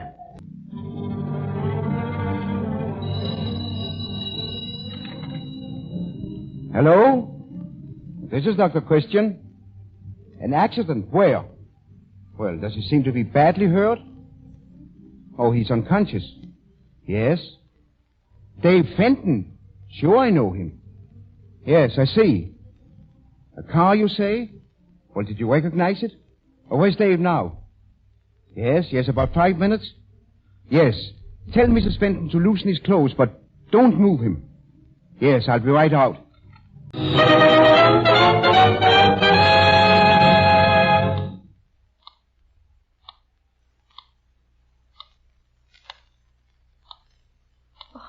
Seems like hours. What's Dr. Christian doing in there so long, Sam? I don't know, Miss Fenton. Why doesn't he come out and tell us? Oh, now, don't take on so. Everything will be all right now that Dr. Christian is here. Oh, but Dave, he hasn't moved or said a word. Dave will pull through all right. You don't mean that? You're just trying to... Why, sure I mean it. Dr. Christian's a wonderful doctor. He'll bring Dave around. You wait and see. Even if he does, what are we going to do? How are we going to pay sick bills? And what's going to become of Dave's job? They'll have to put someone in his place. And how do I know Dave will get it back? Well, the main thing now is for him to get well. Yes, if he does. How could the driver of that car be so cruel? How could he do this to us? Oh, how is he, Dr. Christian? There's no change, Mrs. Fenton. Oh, Doctor. Sam, there's no use in your staying any longer. I don't mind, Dr. Christian, if I can be of any help. No. You run along home and get your supper. All right, Doctor. Oh, there's one thing you might do. Yes? You know where Mrs. Thomas lives, don't you? Yeah, I know. Well, stop in and tell her to come over here, will you? Well, sure, I'll be glad to.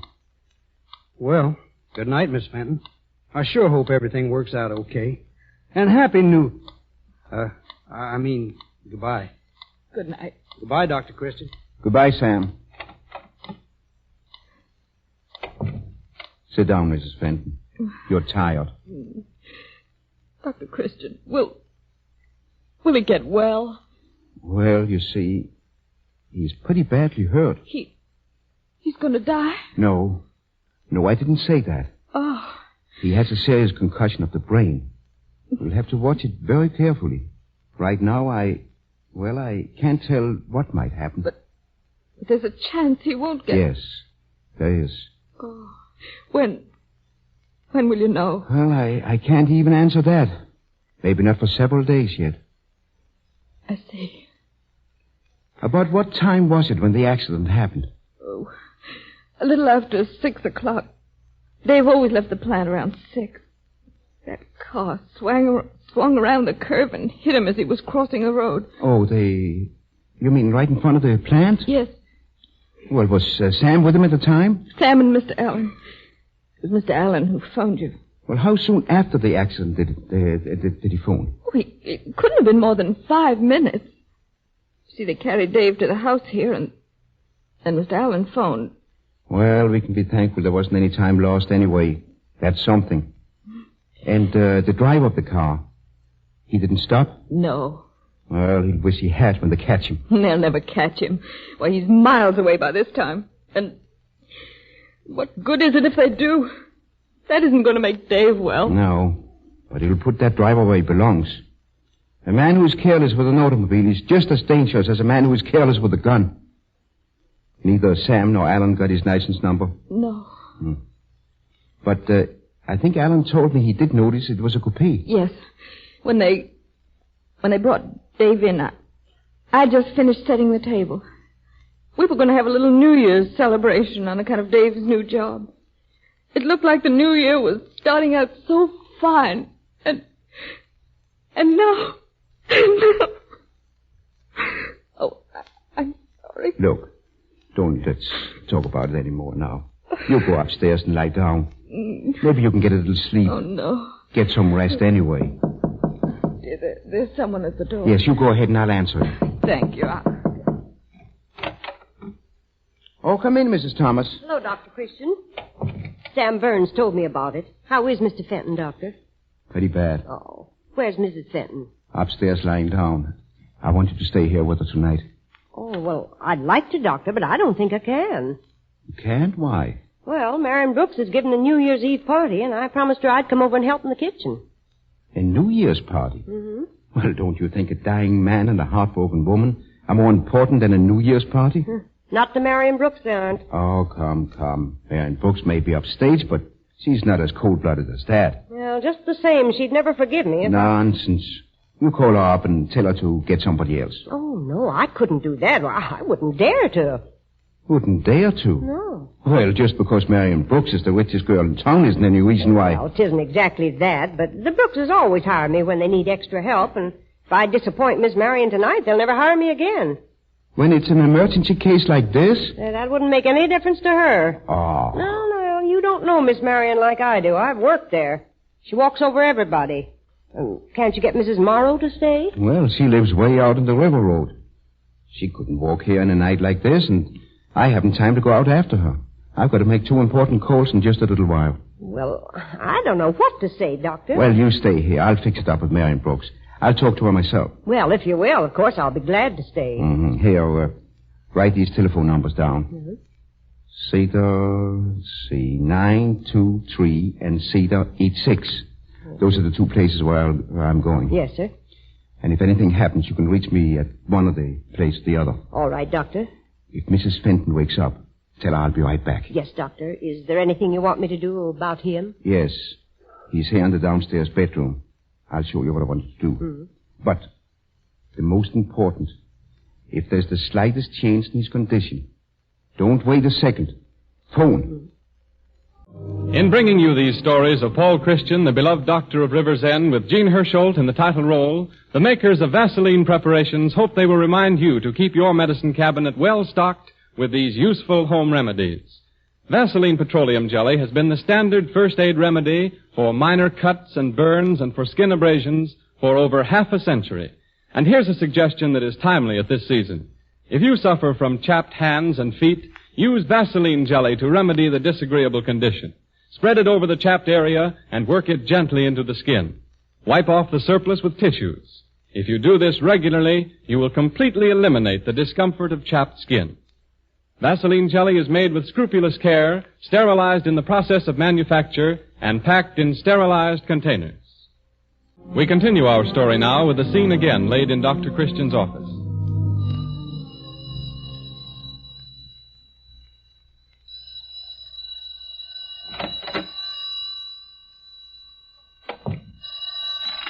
Hello?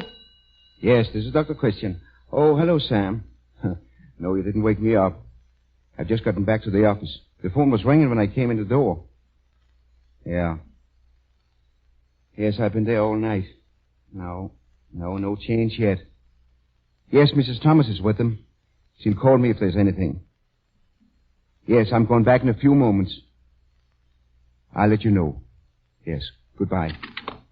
Happy New Year, Dr. Christian, if it doesn't sound too ghastly at this time of day. Oh, good morning, Marion Brooks. Still partying, I see. Or is that gown... Giddy, isn't it? I practically knocked the eye out of River's End with it last night. And you don't find it too warm for this balmy morning?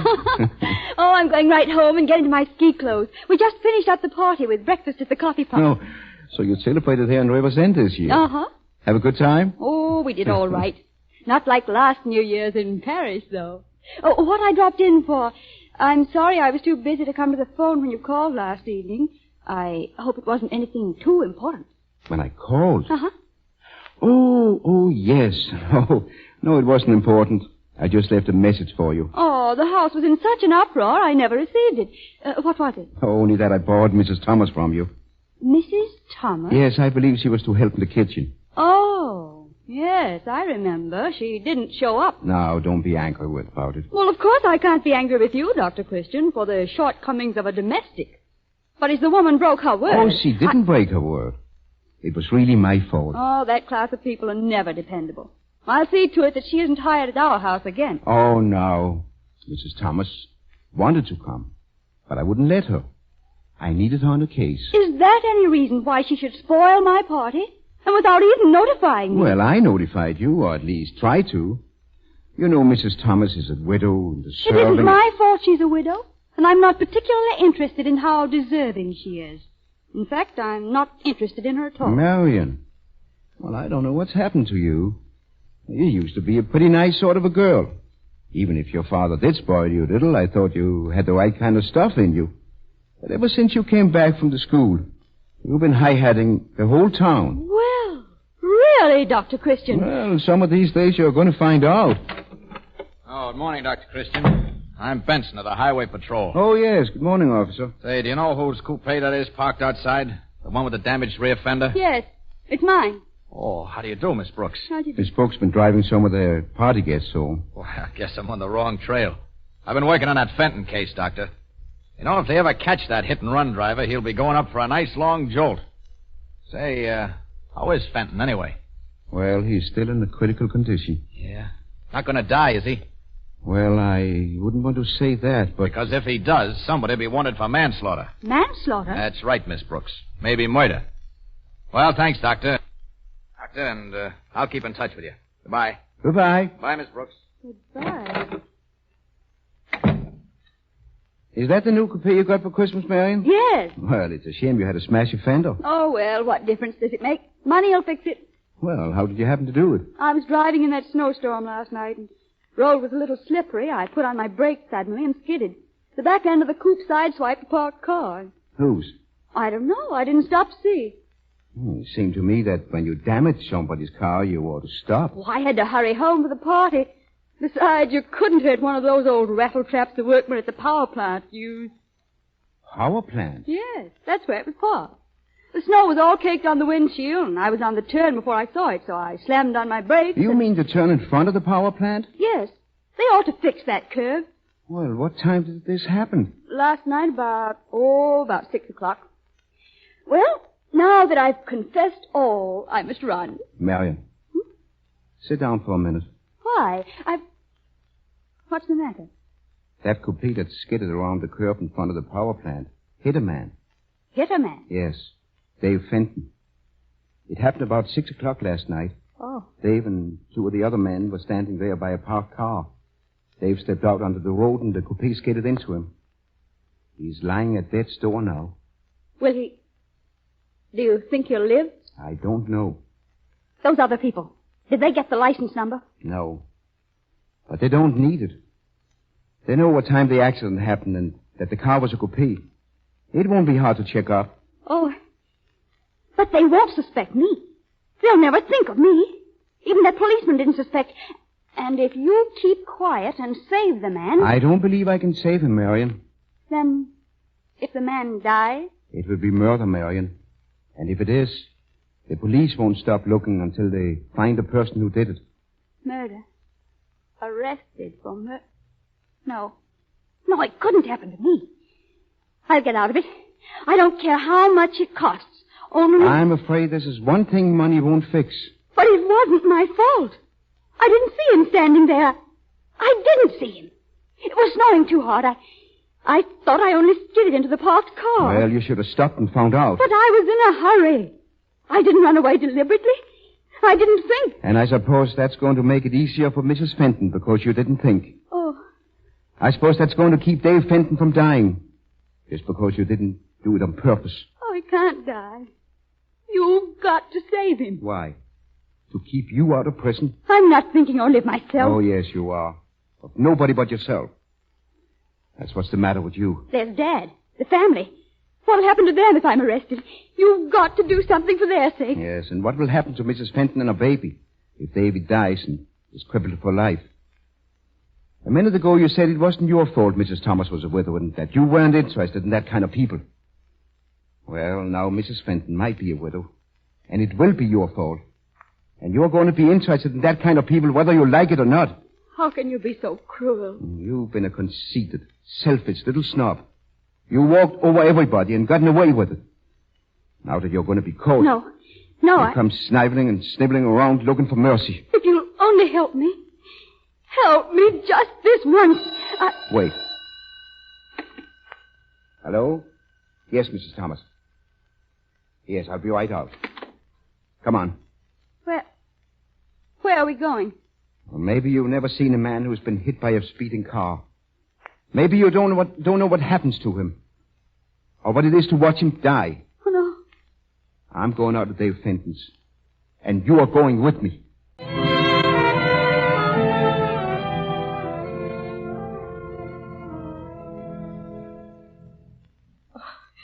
Why can't we go into the sick room, Miss Brooks? I don't know, Mrs. Fenton. Dr. Christian wants us to wait here. Mrs. Thomas is in there. But I thought he brought you along to help. No, he brought me along because... You see, my car was right outside his office, handier than his, and I drove him. I wish there weren't any cars in the world. This wouldn't have happened. And yet, if there weren't any cars, well, think what it would mean not to be able to get a sick person to the hospital in time. Or even if Dr. Christian couldn't get here when you needed him. Oh, I suppose that's right. It isn't the cars, it's the cruel people who drive them. People aren't cruel. Not most people. Well, then they're careless. The same thing. But accidents happen everywhere. No, not like this one. The man who was driving this car didn't even slow up. He went right on. He didn't even care enough to stop and see the damage he'd done. Hitting a man, maybe killing him, and driving right on. Maybe he didn't know he'd hit a man. It was snowing last night. The driver couldn't see well. Oh, he must have known he'd hit something. No, he just didn't care. Well, you'd stop if you hit someone, wouldn't you? Well, But he couldn't be bothered. He was probably hurrying to some New Year's Eve party. Last night he was probably celebrating, having a good time while Dave was lying in there. Oh, please don't cry. Don't. Well, Dave's worse this morning. I'm afraid he's going to die. Oh, no. Dr. Christian said he might. And then the man who drove that car will be a murderer. Dr. Christian says they'll catch him, too. He'll go to prison. Please don't. Oh, Doctor. Oh, Mrs. Fenton, will you get me a couple of towels? Yes, Doctor, they're in the kitchen. I'll go right in. Dr. Christian, I'm going. I can't stay here. You're going to stay right where you are. You're torturing me. I'm only showing you what's happened. Oh, if I'd only stopped to realize. Dr. Christian. Yes? Will you come here a minute? Look. I see. Hand me my stethoscope. What? That thing on the table there. Oh. Tell Mrs. Fenton and Miss Brooks to come in. And hurry! Hurry!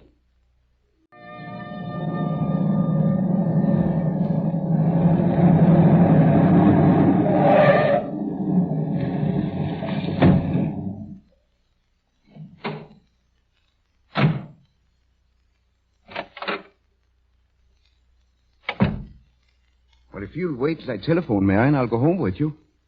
I thought it'd be better to phone from the office here instead of Mrs. Fenton's. I'm not going home. What? I'm going to give myself up. Tell the police. I'll phone them as soon as you've finished. Oh, no, wait. I wouldn't do that right away. Why don't you go home now? We'll have a little time to think things over, and then we can... I'm going to call them now. You didn't think I had the courage, but I have. Marion, you want me to confess something? I've always thought you had the courage. I've always thought that down deep inside you was the girl who was really you. The girl you used to be. Why, you couldn't change in those few years you were away at school. It was only something you put on. Like that party dress. Oh, people must have hated me. As Mrs. Fenton will hate me when she finds out. Oh, we can talk about that later. You go home now and let me see the police, and I think maybe I can explain... What I've done can't be explained away. Well, if you don't want me to talk to them, call up your father. He's out of town. Left for Chicago this morning. Well, then why don't you wait? Wait till he comes home. You'll need someone to stand by you. I'll send him a wire. He can be here tomorrow. It's no use waiting. I want to get it over with. Well, there's no hurry. That was a very good sign this morning when I called you and Mrs. Fenton in. The first moment Dave's been conscious since the accident. He goes on getting better. That doesn't make any difference. It was my car that hit him. Dr. Christian. Yes. I have a little money of my own. Oh, I know money can't make up for what I've done, but I want you to see that the Fentons have everything they need. All right, Marion. Hello, Dr. Christian. Oh, evening, Miss Brooks. Oh, hello, Benson. I was just going by on my way home. Thought I'd drop in. Say, how's Dave Fenton making out? Well, he's still a pretty sick man, but I think he'll pull through. Well, that'll be good news for Foster. Foster? Oh, haven't you heard? He's the fellow that did it.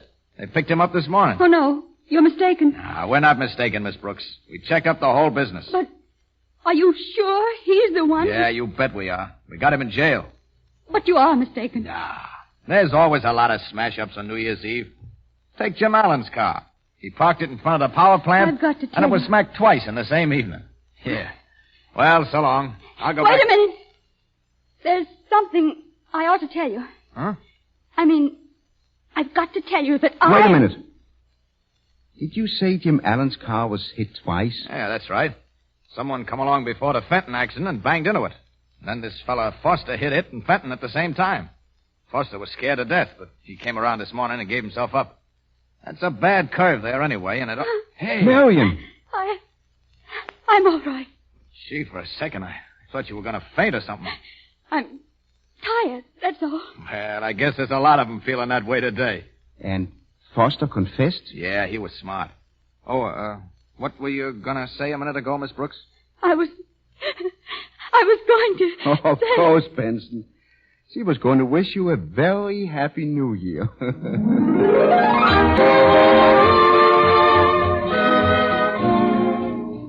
And for our last glimpse of River's End, we take you now to the pleasant kitchen of the Carson home on a Saturday morning when the air is fragrant with the aroma of baking cookies. Wish I could make some cookies, Mommy. Oh, some other day, Emily. I'm in a hurry this morning. But, Mommy, what are you going to do with the dough that's left? Oh, put it away in the refrigerator. But it's such a little bit of dough, Mommy. I shouldn't think that little bit of dough would be worth saving. Well, all right. Oh, there's the phone. Here, dear. Here's the dough. Thank you. Now, get your little rolling pin, the cookie cutter, and do be careful, Emily, and don't do anything. Goodness, I'll be glad when I'm tall enough to reach the table. I'll have to stand on its chair, I guess. There. What on earth? Oh, are you hurt? Oh, there, my little girl. Well, let's see where the hurt is. Oh, don't cry, honey. Mother'll fix it. I reached for the cookie cutter, and the chair just collapsed, Mommy. Oh. And my arm is all scraped. Well, let's see. Yes, it is scraped. And you bumped your knee, too. Well, thanks to Vaseline jelly, we'll soon have you all fixed up. Now, we'll spread some on here, and here, and maybe we'd better put some sterile gauze over that place, too. There. Now, doesn't that feel better already? Yeah. It's a good thing you keep the Vaseline jelly right on the kitchen shelf. Isn't it, Mommy? Yes, indeed. You see, dear, that's what first aid means. Being able to apply the remedy the moment the need arises. And so is our parting suggestion for the day. Won't you be sure your household has a supply of Vaseline jelly ready for all emergencies on a moment's notice? Vaseline products have been used for first aid purposes for more than 50 years. During that time, they have earned the approval of doctors everywhere because they are manufactured with scrupulous care and are completely safe and harmless. So when you buy, be sure to look for the trademark Vaseline on the package. If you don't see it, you are not getting the genuine article. Prices mentioned on this program apply only to the United States. Gene Hersholt, who has been in New York enjoying a brief holiday and also to attend the world premiere of the new 20th Century Fox production in Old Chicago, returns to the West Coast this week. And so you'll hear next Sunday's Dr. Christian broadcast from Hollywood, California. Gene Hersholt appears on this program through the courtesy of 20th Century Fox. This is Arthur Gilmore bidding you good afternoon for the makers of Vaseline preparations. This is the Columbia Broadcasting System.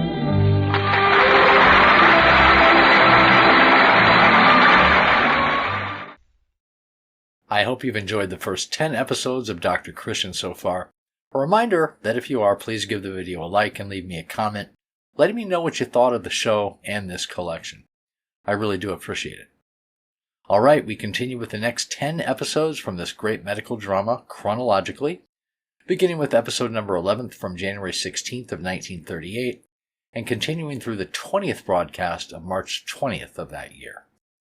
Dr. Christian has to deal with a flood, a woman who thinks her husband's having an affair, devising therapy for a man with a paralyzed arm, trying to prevent a suicide, fending off the marital ambitions of a widow, and more. I hope you enjoyed the shows, and thank you so much for watching. Hopefully, I'll see you on the next one. From Hollywood, California, we bring you Chapter 11 in the Chronicles of River's End. The star of the show, Gene Hersholt, in his greatest of all roles. The title of the show, Dr. Christian. The sponsor of the show, the Cheesebro Manufacturing Company, owners of the trademark Vaseline. One of the family of Vaseline products we've mentioned on this Dr. Christian program is Vaseline Camphor Ice. And we received many letters from people thanking us for calling this useful product to their attention again. Here's one from a girl in Elmira, New York. She says, When I heard you say on the program that Vaseline Camphor Ice was the thing to use for chapped lips, I made up my mind to buy a stick of it. And when I went to the store to get it, I was amazed to find that I could also get a small edition of it called Vaseline Lip Ice, made just like a lipstick and easy to carry around in my bag. The druggist explained it came in white and red, and I chose the red one. It's simply swell for chapped lips. In fact, since I've been using it regularly, my lips have not been chapped at all. I use the big 10-cent stick for chapped hands and that rough place on the back of my heels. It works right into the skin and makes it marvelously soft. Thank you, Mr. Gene Hersholt, for a wonderful program. The products you advertise are as good as the stories. I'm crazy to see you and Sonia Henney in the new picture, Happy Landing. It's coming to my local theater soon. I hope you sell enough Vaseline products to stay on the radio a long, long time. Well, young lady, Gene Hersholt joins us in thanking you for your nice letter. We enjoy hearing from our fans, so write again. And so to today's story of Dr. Paul Christian. As the scene opens, it is 7 o'clock in the evening, and Dr. Christian and his friend Roy Davis, the druggist, are having a game of checkers in the doctor's office. Let's see.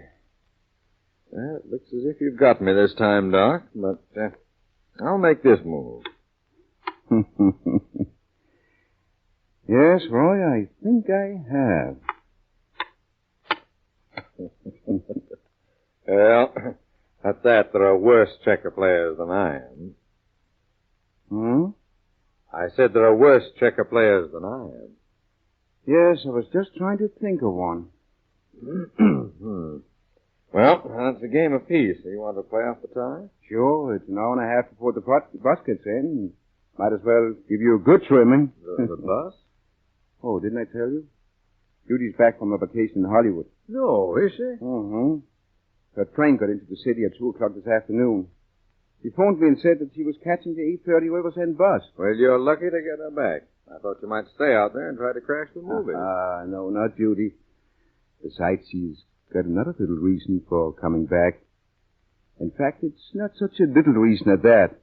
6 feet tall and weighs about 190 pounds. Jerry Turner? Mm-hmm, Jerry Turner. They're not exactly engaged, are they? No, but I know the symptoms. And I'd say the case is already in its secondary stage. Well, I hope it's incurable. They're a couple of swell kids. Mm-hmm. Oh, just a minute, Roy. Hello? Yes, this is Dr. Christian. Judy will be home tonight. You're welcome. That phone's been going all day. Whatever you do, Roy, don't get it mixed up with the telephone. Now, let's see. Where were we? Your move. Oh, yes. Well, if you have a notion that I'm going to... Wait a minute. Hello? Oh, hello, Susan. Yes, Judy will be back this evening. Oh, it's no trouble at all. Goodbye. My move? Well, Roy, I'm going to show you a new trick. Instead of the... Judy will be home this evening. I should think it would be a lot less trouble if you just put a notice in the paper. Well, the next time anyone asks me about Judy, I'm going to lose my temper and do something I'll be sorry for. Your move? No, still yours. All right. I think I'll just let you... Doc, you heard from Judy? Now, be careful, Doc. Don't shoot. Hey, what... He's young, Doc. Now, don't shoot him. Hey, what is this? Oh, hello, Jerry. Oh, it's just Roy's idea of a joke. Joke? Well, all I can say is it's a good thing for you, Jerry, that I got him calmed down. You should have seen him. Positively raging every time the phone rang. I tell you, when you interrupt Doc's checker game, he's... Now, wait. Just keep cool. Don't get excited, Doctor. I'll answer. Hello? Oh, this is Roy Davis speaking. Well, didn't Al attend to that? Okay, I'll be right over. Got to get back to the store. I want you, Roy, to leave telephones alone. See you in the morning, Doctor. All right, Roy. Come on, Jerry. Come on.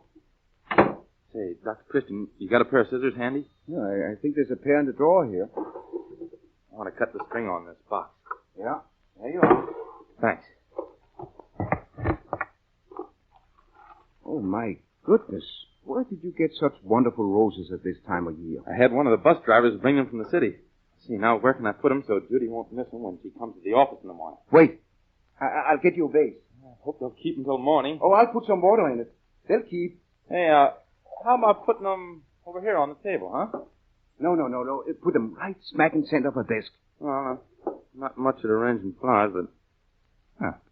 They don't look so bad on the desk, that, huh? Well, she'll be crazy about them. Well, I guess I'd better beat it along home and change my clothes. Oh, what do you want to change your clothes for? You look all right the way you are. No, not for a special occasion like this. Well... Tonight, I'm dolling up. I'll see you at the bus station. Okay, but I warn you, you're only going to have a chance to say hello to her. After that, she's mine. All right, Jerry. Hey, you're sure she'll see those roses on her desk all right, huh? Now, how can she miss them? She'll think of the first thing she does when she comes into the office in the morning. Well, don't mention roses to her tonight. Oh, no, I won't. I want her to be surprised when she comes in and... Dr. Christian!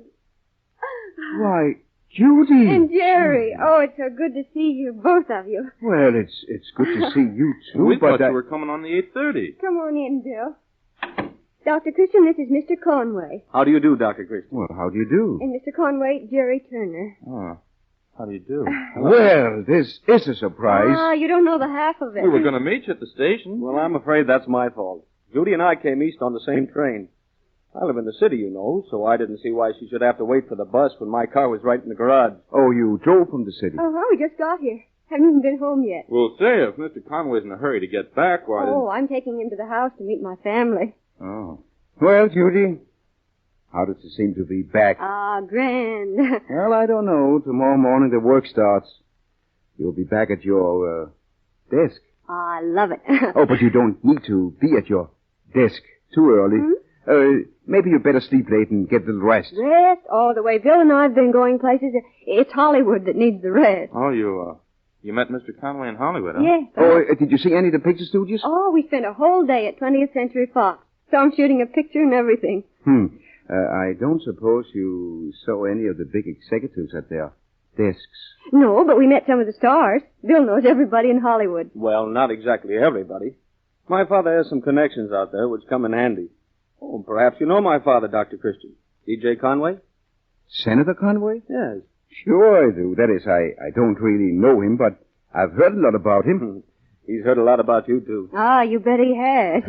In fact, I saw his picture in the paper just the other day, sitting at his desk.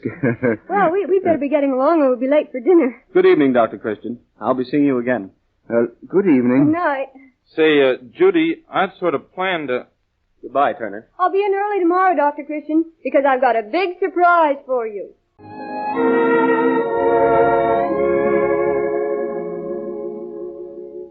An ounce of prevention, says the old saw, is worth a pound of cure. It would help enormously to keep your hair if you would begin early in life to take the best possible care of your scalp.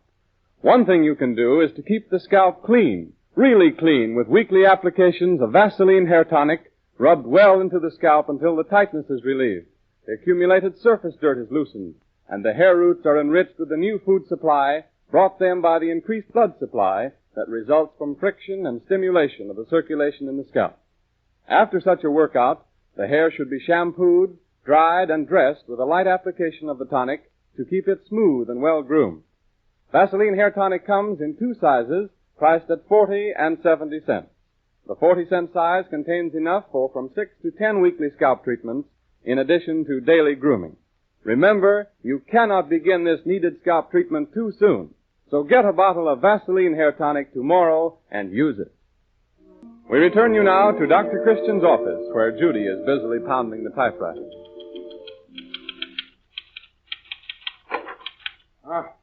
Sure is pouring.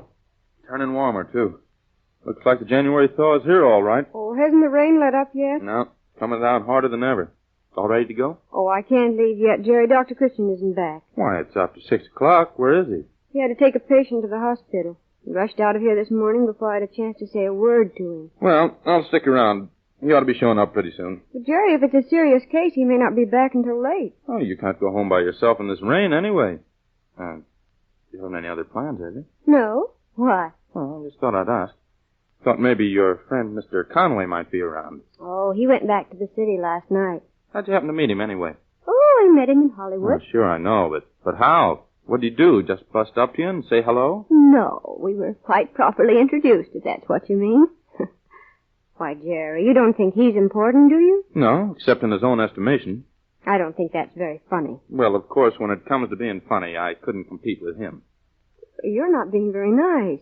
Bill Conway's a friend of mine. When I was in Hollywood, he treated me marvelously. Okay, I'm not saying anything against him. But if he's the kind of guy you'd fall for... Oh, who said anything about falling for him? Well, you him? certainly acted as if you had last night. I didn't either. Anybody's likely to be a little excited, just getting home from a trip. And about those roses on my desk. Honestly, Jerry, I didn't notice them. I know you didn't, Judy. I'm sorry I brought it up. Well, maybe that's Dr. Christian now. Dr. Christian's office? Oh, hello. Yes. Yes, I didn't recognize your voice. No, I haven't had a chance to talk to Dr. Christian about it. Well, where are you now? Oh, you're kidding. Of course you are. No, I can't. No, honestly. Well, all right. Oh, I'll be here till 9 o'clock. All right, I will. Goodbye. Who was that? Why? Who was it? Well, if you have to know, Jerry, it was Bill Conway. I thought so. And he's coming here, isn't he? Well, isn't he? What if he is? Giving me that stuff about not having any plans for this evening. Telling me he'd gone back to the city. Why, you've had a date with him all the time. You think I've been lying? You ought to know.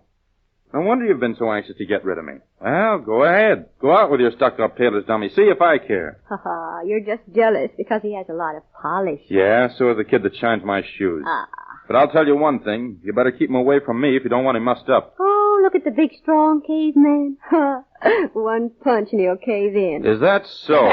Well, let me tell you something. I've had just about... Tell you what, Jerry. Tell us he's just leaving. You're doggone right, I am. Well, what's the matter with Jerry? Why is he going in such a rush? Oh, he said something about having his shoes shined. Well, he'll get him all stressed up in this rain. Oh, I'm tired. Were you at the hospital all day? Till 4 o'clock this afternoon. Mrs. Morrow. Nothing serious. An appendectomy. Oh. Well, she's getting along all right. Oh, what about this afternoon's appointments? I canceled them all. Oh, I better... here. I see. I better phone and find out if there's anything urgent. If there is, I can make some calls this evening. Oh, you're not going out on a night like this. Well, if I don't, who will? Oh, let them go till tomorrow morning. I wish I could. Let's see the list. Now, wait just a minute. Don't get up because I'm going to tell you my big surprise. Maybe a little bit of a shock. You're through working day and night, catching your sleep when you can get it, being on the job 24 hours. It's finished. Finished? Yeah. Everything's all settled. Next spring, you start a whole new life. Next spring, I start... Judy, you're not ill, are you? No, I'm perfectly well and perfectly sane. Well, then it must be me. There's something wrong with one of us. Well, if you only listen a minute. Bill Conway and I talked the whole thing over. That's the news I mentioned last night. It's all arranged for you to quit next spring. You and Bill Conway arranged it? Yeah, Well, I'm glad you told me about it. But that isn't all. Oh, there's some more. Well, now that you got me out of a job, possibly you made some arrangement about how I'll manage to eat. Please don't joke about it. I'm serious. Before Bill and I left the city yesterday afternoon, we had a long talk with Bill's father. There's to be a medical commission appointed in Washington next spring. And you're to be the head of it. You'll be supplied with a secretary, who'll be me, and you'll have Wait a minute here. A medical commission? To make a 3-year study of medical care for the common people. It's right in your line. Senator Conway said so himself, because they want a man who's had actual experience and knows the problems of both the doctor and the public. With your experience, you're just the man. And you'll have an office in Washington, D.C., And leave Riversend? No. That's impossible. Why is it impossible? Well, you see, I don't- See, you can't think of one good reason. Well, I'll have to give up my practice here. There'll be other doctors on the commission. They'll have to give up theirs, too. If they can do it. Oh, it's out of the question, Judy. Oh, you shouldn't have bothered the senator with it. He was tickled to death to think you'd even consider it. Oh, please, Dr. Christian. Don't you see this is your one big chance? Oh, but I can't. Oh, don't say no. At least wait till Bill comes and talk it over with him. He's on his way now. He phoned me from the service station. He'd be here in 10 minutes. Now, just wait until... Well, you like taking a beating at checkers this evening, Doc? No, no, Roy. No, I've got something to think about. Dr. Christian's going to be appointed head of a medical commission in Washington. What's that? Senator Conway's going to recommend him. Well, say, this is news. In Washington, eh? Yeah, but I'm not going to accept. Oh, nonsense. Tremendous honor. You must accept. He'll be a national figure, making a marvelous reputation. May I come in? Oh, yes, come in, Mr. Conway. Hello, Judy. Hello. Mr. Conway, Mr. Davis. How do you do? How do you do, Mr. Davis? Bill's father is Senator Conway. Oh, yes. Well, Mr. Conway, your father is recommending a fine man for the National Medical Commission. I'm sure of that. In fact, when we mentioned Dr. Christian to Dad, he seemed to know all about him. Well, Doctor, is everything all set? Well, I don't know. It's been kind of sudden. Sure, it's all set. Giving up my practice here, well, it's not going to be so easy. But you'll have plenty of time to make plans. The commission won't meet until spring. Well, I'll have to think it over. Oh, of course. And if there are any difficulties Dad can iron out for you, I'm sure he'll be glad to do it, because he's counting on you. There won't be any difficulties. Well, confidentially, I'm counting on him, too. You see, I want Judy in Washington when I'm there next spring. So my motives are purely selfish. Well, we'll be there. This is one time when I... Christian, Why, Jerry. The ice jam up the river's broken. What? The river's a torrent. Still rising. The bottom land's already flooded. They're getting people out of the houses now. You'd better hurry. Where they taking them? Most of them to the Powell's place. But if the river keeps rising, that's going to be flooded, too. Was anyone drowned? I don't know. Wait till I get my kit. And, Roy, you and Judy better come along, too. All right. We'll need all the help we can get. Where's that raincoat you brought me, Jerry? I've got it out in the car. Is your car outside? Yeah. All right, I'll meet you there. I'm going back to the store, get some bandages and things. Well, hurry, Roy. All right, I'll go along with you. You, Conway? Now, you better not. You might get your clothes muddy. All the same, I think I'll go. All right, that's swell. We'll stick right together. Because as soon as we're through, I've got something to say to you.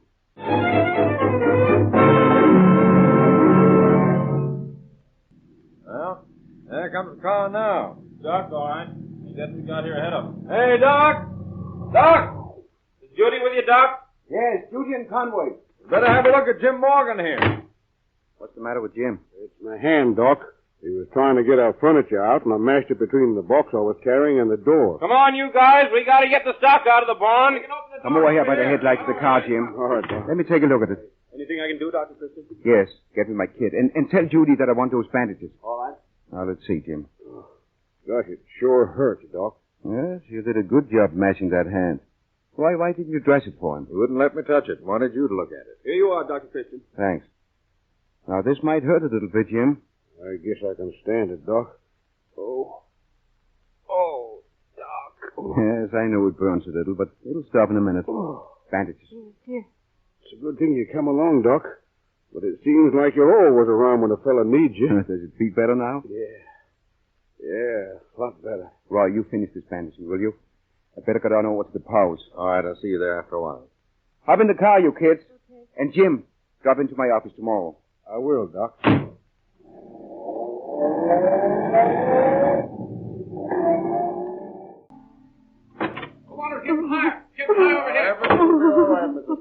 Oh, Dr. Christian, I knew you'd come. Sure, we'll get everything all straightened out. Oh, we've lost everything.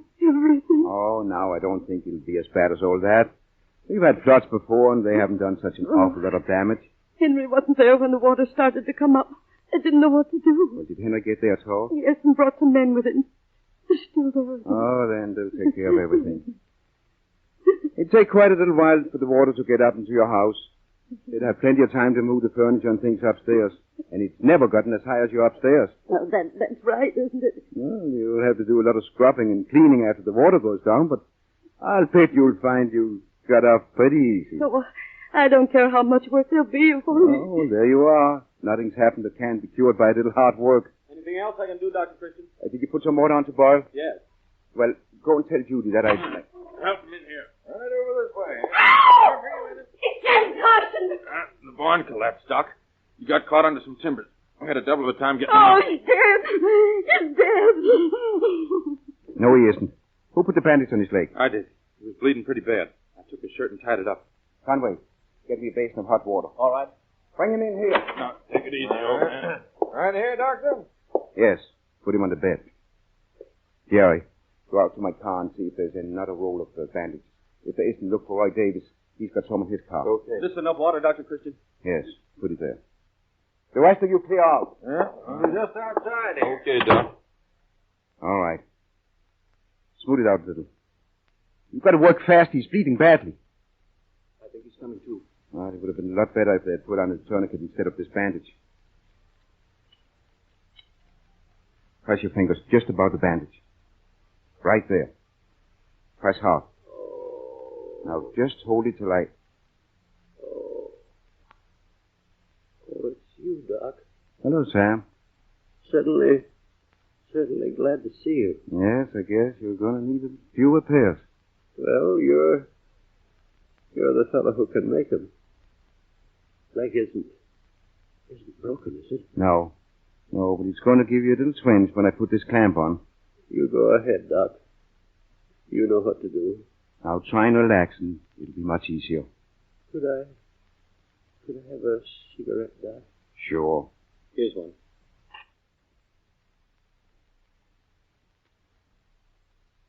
Thanks. Now, I won't hurt you any more than I have to. I know you won't, Doc. We'll get all ready first. Now, try and think of something else. Do you think of the time that you and I went fishing? Remember that day? Yeah. You were sitting there in the boat with your line in the water, not paying very much attention. All of a sudden, you got a bite.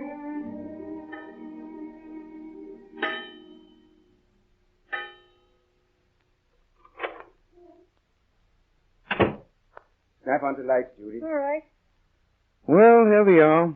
Back where we started from. Oh, your clothes, Bill. That suit's a sight. Yeah, it's kind of muddy, isn't it? If you haven't all the qualifications for a first-class tramp. You might take a peek in the mirror yourself. Huh? Is that streak of soot across your face for adornment or purely utilitarian? Oh, heavens. Well, this has been quite an experience for me, Dr. Christian. Do they have floods often? Oh, no, the last one was 4 or 5 years ago. But there's always something to keep life interesting. I imagine. You see, the ice jams up in the river, and then, if there's a sudden thaw, it lets loose a lot of water all at once. It was this warm rain that started it. You suppose there was much damage done? Oh, not a great deal. If you weren't careful, most of the damage would come afterwards.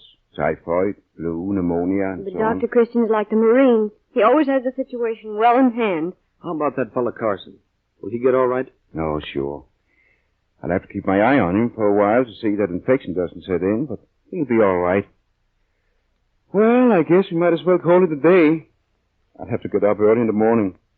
Is Mr. Conway taking you home, Judy? Oh, he has such a long drive to the city, I think I think I'll stay at the hotel tonight.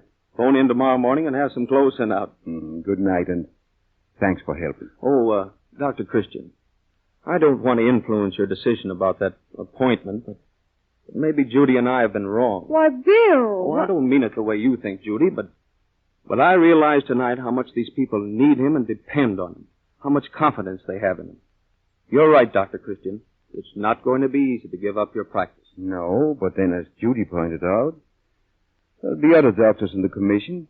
They'll have to give up theirs. And Dr. Christian's made plenty of sacrifices for them already. He's had offers before. This isn't the first one. And he's always stayed on. Yes, now that I have a little time to make arrangements. Yes, he won't be exactly running out on his patients.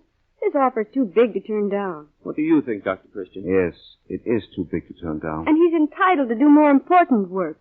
Only I wonder if there is anything more important than taking care of those who need you. Well, you know best, Dr. Christian. I saw the lights on, so I figured you were still up. Oh, hello, Turner. I hoped you would show up. Didn't you want to say something to me? Yeah. Jerry, Now, what's the matter? But I've changed my mind. I've got you all wrong, Conway. I had you doped out as a... Well, never mind about that. But after the way you pitched in and helped tonight, you're okay. Well, thanks. Say, wait, Jerry wasn't jealous, was he? Sure, and I still am. But anyway, from now on, Conway, it'll be a case of the best man win. What do you say? Okay by me. Oh, shake. Well, I'm afraid I'm going to get the breaks, Turner, because I'll be in Washington next spring. Just about the time Judy and Dr. Christian arrive there. Washington? No, it'll be Jerry who gets the breaks.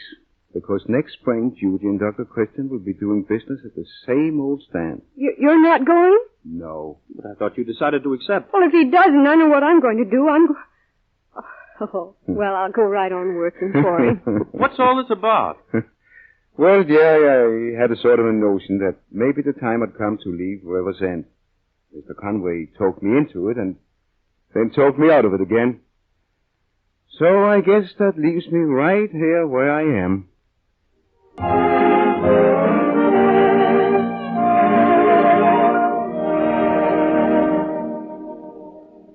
These Dr. Christian stories, starring Jean Hersholt in the title role, come to you every Sunday afternoon with the good wishes of the makers of Vaseline products, which have been standard home remedies for more than half a century.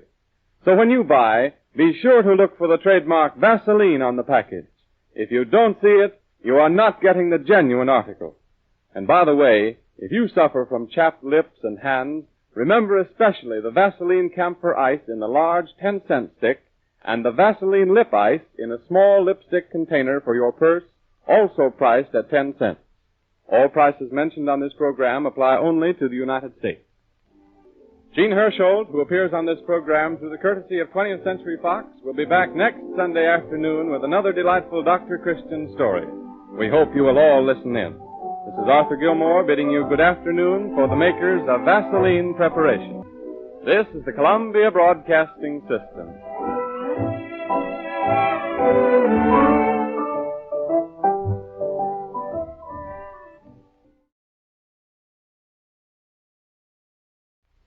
From Hollywood, California, we bring you Chapter 12 in the Chronicles of River's End. The star of the show, Jean Hersholt, in his greatest of all roles. The title of the show, Dr. Christian. The sponsor of the show, the Cheesebro Manufacturing Company, owners of the trademark Vaseline. The makers of Vaseline preparations welcome you to another half hour with Dr. Christian and our good friends of River's End. The opening scene in our story for today takes place in Roy Davis Drugstore. 10-year-old Tip Brent is wandering around, staring morosely in the showcase. Hi, Tip. How's the boy this afternoon? No, not so good, Mr. Davis. Why? What's the trouble? In the doghouse again. In the doghouse, eh? What did you do? Nothing. Women sure are fussy, though. You're telling me. Well, what are your sins of omission and commission? Huh? Well, never mind. Break down and tell me all, and perhaps we can fix it up between us. Oh, it's Ma. Nothing I do suits her. From morning till night it's, Tip, did you brush your teeth? Son, your hands are filthy. Go wash them this instant. But worst of all, Mr. Davis, is my hair. What's the matter with your hair? It won't lay down. No matter how much I wet it, it just won't lay down. Oh, so that's it. Well, now, let me make a suggestion. Don't wet it. Well, if I don't wet it, how am I going to keep You see this packet here? Vaseline hair tonic. Sure. Now, get a bottle of Vaseline hair tonic, Pip. And tonight, before you go downstairs to supper, put a little of this on your hair with the palms of your hands. Then brush it into your hair. Vaseline hair tonic will smooth it all down fine. Won't take you 2 minutes to do it. And when your mother sees how slick you look, she'll be as pleased as punch. Gee, Mr. Davis, how much does it cost? Only 40 cents for this bottle. And it'll last you for several weeks. Oh, I was saving my allowance to get a new airplane model. Well, I guess it's worth 40 cents to get out of the doghouse. Shall I wrap it up for you? Okay, Mr. Davis, thanks. Oh, say, Tip. Yeah? Did you ever hear your mother say, you know, I've just washed my hair and I can't do anything with it? Sure, she says it all the time. Then you tell her to use Vaseline hair tonic just like I told you to use it. And after she does that, I'll guarantee you won't see the inside of that doghouse for a long, long time. And if I may add my bit to Roy Davis' good advice, men and women both can improve the health and appearance of the hair by regular massage with Vaseline hair tonic before every shampoo. Vaseline hair tonic comes in 40 and 70-cent bottles at all drugstores. And now let us get on with today's story of Dr. Paul Christian, starring Jean Hersholt. It opens in Dr. Christian's office, where he is getting ready to leave for his morning call. Judy, if anyone calls me, I'll be over at Mrs. Brent's. Eleanor Brent's getting to be one of our best customers. What's wrong with her this time? I don't think she's decided yet. Oh, that's funny. She's had so many fascinating ailments to choose from, too. Well, that Eleanor has her troubles. And so generous with them. She'll share them with anyone. Oh, say, has Dick Brent got a sister? Not that I know of. That kind of puts me in a spot. Why? Well, I was talking to Mrs. Oddie the other day. You know, Carolyn Oddie? Yes, I know her. And she said she was in the city over the weekend, and she saw Dick Brent coming out of a moving picture show with some girl.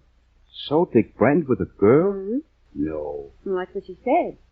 So I told her it must have been Dick's sister. I thought he did have a sister in the city. No, I'm pretty sure he hasn't. Oh, I hope Mrs. Oddie doesn't think I told her a fib. Well, don't worry about it. She didn't believe you anyway. Oh, you don't think she suspects Dick of being on the loose? I don't know.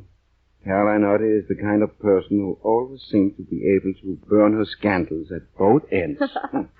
Eleanor Brent isn't that easily fooled. One thing, if I were married and my husband should decide he liked someone else better, you know what I'd do? What? I wouldn't go around shedding tears about it.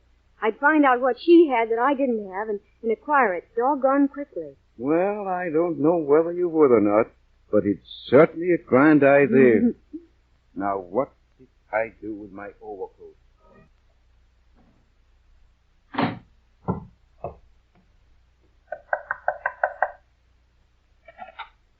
Hiya, Dr. Christian. Hello, Tip. Where's your mama? Oh, she's here. Tip, will you stop slamming that door? Dr. Christian's here, Mom. Well, don't shout. I can hear you. Oh, good morning, Dr. Christian. Good morning, Miss Brent. Tip, don't do that. You stand on a rug without wrinkling it all up. I'm sorry, Mom. Oh, dear. Look what you've done in the sleeves of your sweater. I try to keep you looking neat, and now look at If you. I had a boy who looked neat, I'd be awfully worried about him. Oh, dear. Let me fix them. There. Now go out and play. Okay, Mom. Well, don't stand there. Do it. I was waiting to kiss you goodbye. Oh. Goodbye, dear. Now watch crossing the street. And close the door after you. I will. Tip, close the door. Tip! I'll close it. Oh, I can't remember anything for 2 seconds. Come into the living room, Dr. Christian. House is a sight. But I've been having those sick headaches, and I've just been barely able to drag myself around. Oh, that's too bad. I've put off calling you because, well, to be real honest about it, Dick's had a salary cut. I didn't want to run up any more doctor's bills.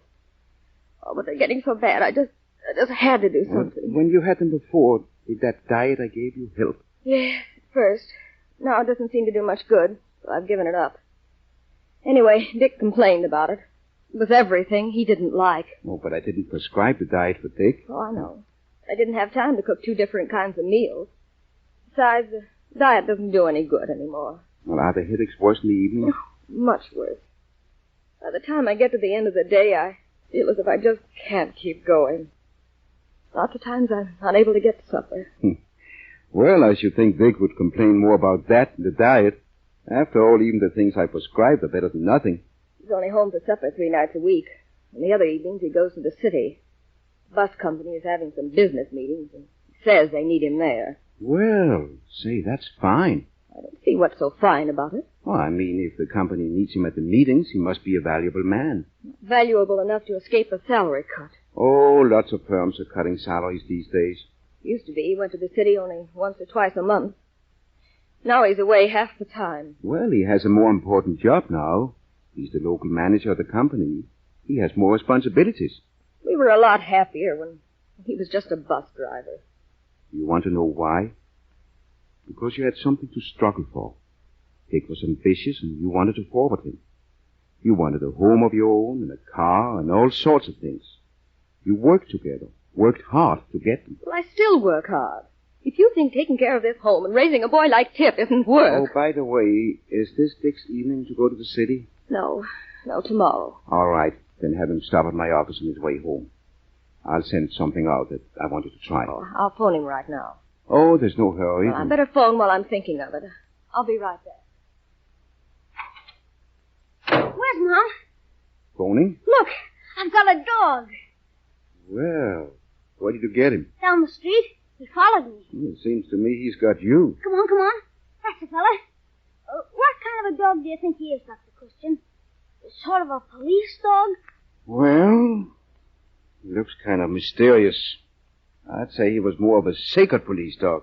Yeah. He looks something like a wolf. What are those scratches all over him? I guess he's been in a fight.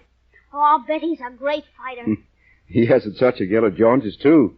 Or is that his natural color? Oh, he'll look a lot better when I give him a bath and get him something to eat. Yes, I dare say a bath and something to eat will be quite an experience for him. What's his name? I'm going to call him Jeff. Jeff? Come on, Jeff. Look, he knows his name already. Say, he's smart. Let's see if he knows how to shake hands. Come on, shake hands. Come on, boy. Shake hands. Jeff, shake hands. No, Jeff. Kip, what on earth are you doing? Look, Mom, I got a dog. Isn't he swell? You get him out of here. What do you mean, bringing a dog into the house? Oh, but Mom. Take him out this instant and get rid of him. Oh, Mom, can't I keep him? You certainly cannot. I have enough trouble around here without having to put up with a dog. I'll take care of him. He won't be any trouble. You heard me. Get rid of him. Okay, Mom. Oh, why can't he keep him, Mrs. Brent? Every boy ought to have a dog. No, I have enough work to do without having dogs. But I said I'd take care of him, Mom. Oh, yes, for about 2 days. And then I'll be the one who has to feed him and take care of him. Oh, wait. I have an idea. I'll take him. But what will you do? Well, let Tip keep him for me, and any time Tip doesn't look after him, I'll take him back. Does that suit you, Tip? That's swell. And remember, I'm not fooling. If you don't take care of him, back he comes to me. How is that with you, Mrs. Brent? Oh, well, all right. Oh, gee, thanks, Mom. But keep him outside. And don't let him come in the house again. Okay. Come on, Jeff. And Kip, don't slam the door. Oh, he'll get over it. Well, I better be getting back to the office. Dick will drop in this evening, will he? Oh, I don't know. He wasn't at the bus station when I phoned. He's gone to the city again. Well, then I'll have Roy Davis send it out. Goodbye, Mrs. Brent. Goodbye. Oh, Dr. Christian. Yes? I want to talk to you about something. You've known Dick a long time, haven't you? Yes, I knew him even before you did. Why? Well, how is he about women? Well, that's a funny question. I don't know how... What makes you ask that? Because Dick's in love with another woman. There, now I've said it. I just couldn't keep it to myself any longer. I've got to talk it over with someone. Now, wait a minute here. Wait a minute. What's all this? Oh, I've suspected it for months. Now I know it's true. How do you know it's true? Everything proves it. With those trips to the city and the way he acts around the house. That salary cut. I don't see what the salary cut has to do with it. Oh, his salary wasn't really cut. I know he's just telling me that. He's taking that money and he's giving it to her. Ah. When a woman makes up her mind that her husband is doing something wrong, she can prove it with almost anything. But I've got real proof. He was seen with her. Mrs. Oddie saw them together on the street. Mrs. Oddie. She goes around sniffing for romance. Did she tell you about it? No, but I heard. Mrs. Oddie saw Dick and some young lady come out of a picture show. That doesn't necessarily mean Dick is having an affair. Oh, but what reason has he for taking a girl out? He doesn't take me out. Oh, no. No, I'm only good enough to cook his meals, and wash, mend his clothes, and take care of his house. You don't know what an advantage that gives you. Advantage? Yes. When a man does what you think Dick is doing, it isn't always because he's in love. Sometimes it's to please his vanity. He wants to show off, or he wants to feel he's a man of the world, or maybe he's just plain bored. But sooner or later he gets tired of playing that game, and he comes back to you. But it's so unfair. When Dick was driving a bus and hardly making enough for us to live on, I worked, and I saved, and I helped him. And now the reward goes to some woman who's done nothing for him. Nothing. If you think you're really losing, Dick, you're making a big mistake by starting to pity yourself. Men always run away from tears, and she'll meet him with a smile. Have you said anything about this to Dick? No. Well, then don't. And don't believe what you hear about Dick until you're absolutely sure. Even then, it would be a good plan not to believe it. and let him make a fool out of me? No. No, out of himself. He'll find it out soon enough. But accuse him of it, and he'll keep on being a fool, just to convince himself he isn't. Oh, I don't know what you mean. All I know is what's right and what's wrong. Anyway, why don't you wait? See if it doesn't all blow over. And if I can help you, let me know. Goodbye, Ellen. Goodbye. And thank you. But now, nothing can help me.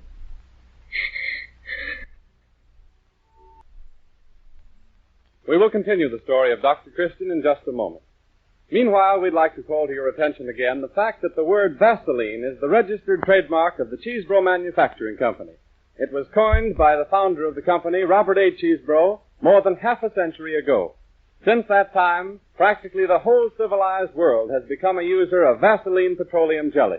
This standard first aid product has many uses: for skin abrasions and bumps and bruises, for minor cuts and wounds and burns and scalds, and for chapped skin and head colds.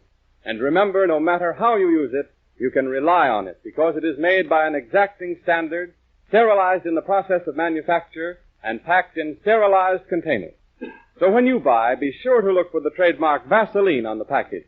If you don't see it, you are not getting the genuine article. We return to the story of Dr. Christian, played by Gene Hersholt. The time is early evening, some weeks later. The scene, the street in front of Dr. Christian's office. His car pulls up to the curb.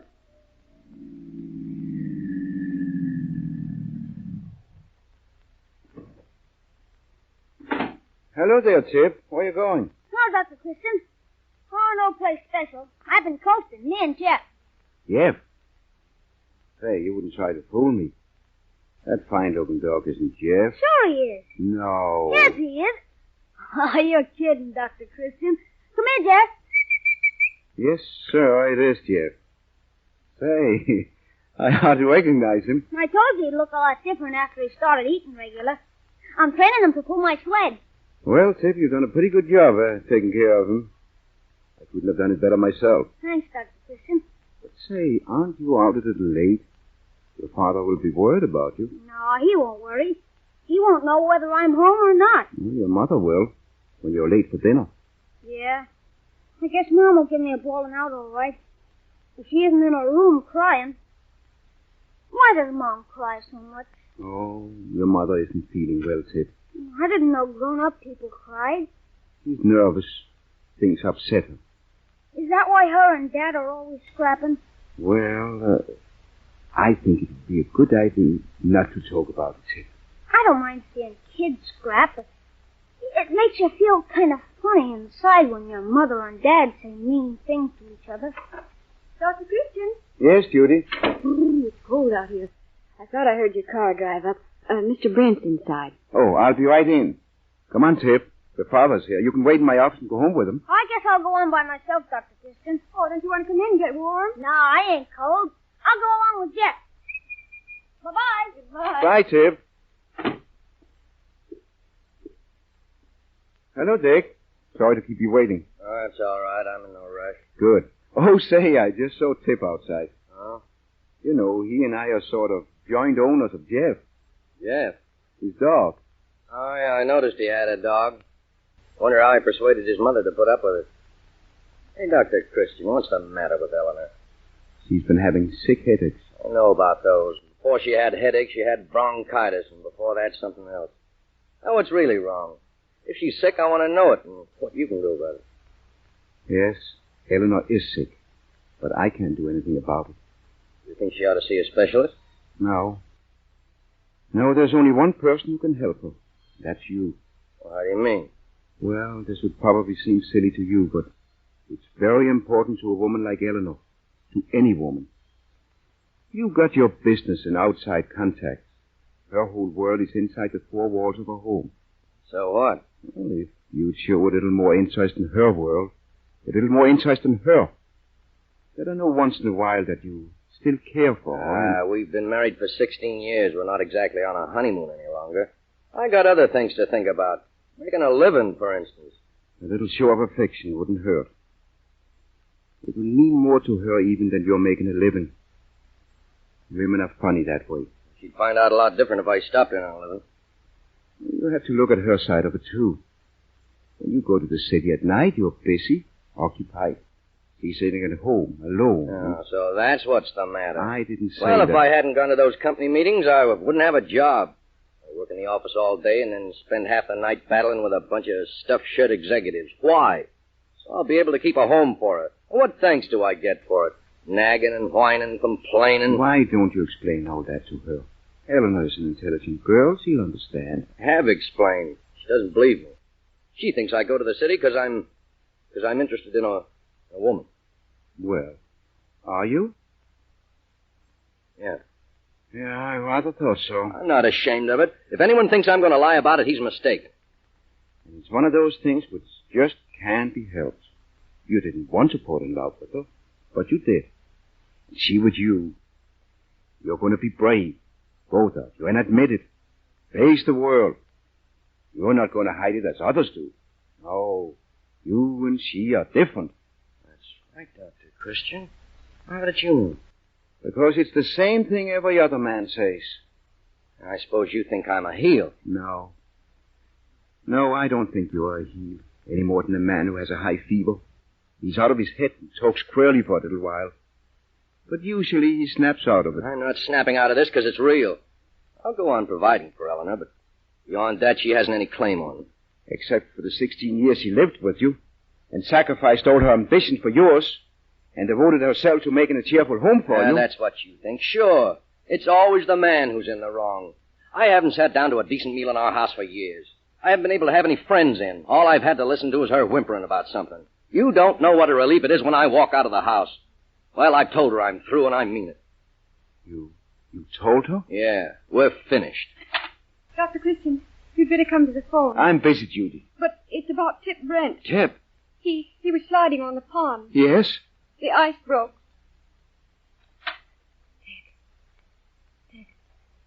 Do you think Tip's worse? Now, try not to worry, Eleanor. Dr. Christian's done everything possible. What time did he say he'd be back here? 10 o'clock. Oh, it's after that now. Dick, I'm afraid. But Dr. Christian said... Mom. Shh. He's awake. Yeah. Yes, darling. I want Jeff. Where is he? Look, darling. Look.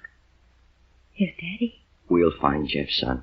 After a while. When you're well. I want to know. Is he outside? You've got to tell him. No, not now. Dick keeps asking. All last night and all today. I can't stand it any longer. Still, wait till Dr. Christian comes. Mom, I've got to feed him. I promised I'd take care of him. Look, I'll feed him, son. You're sick. I'll take care of him till you get better. No. Oh, I've got to. I've got to go outside and find him. Mom doesn't want him in the house. Oh, Dick. Where is he, Mom? Darling, you see when the ice broke, Oh, don't. Jeff was fastened to your sled, and by the time the men pulled you out, oh, I can't. Oh, Eleanor. I didn't know how much Jeff meant to him. I didn't realize. Oh, we didn't realize a lot of things. But we will. From now on, everything will be different. Oh, you stay here with him. That's probably Dr. Christian.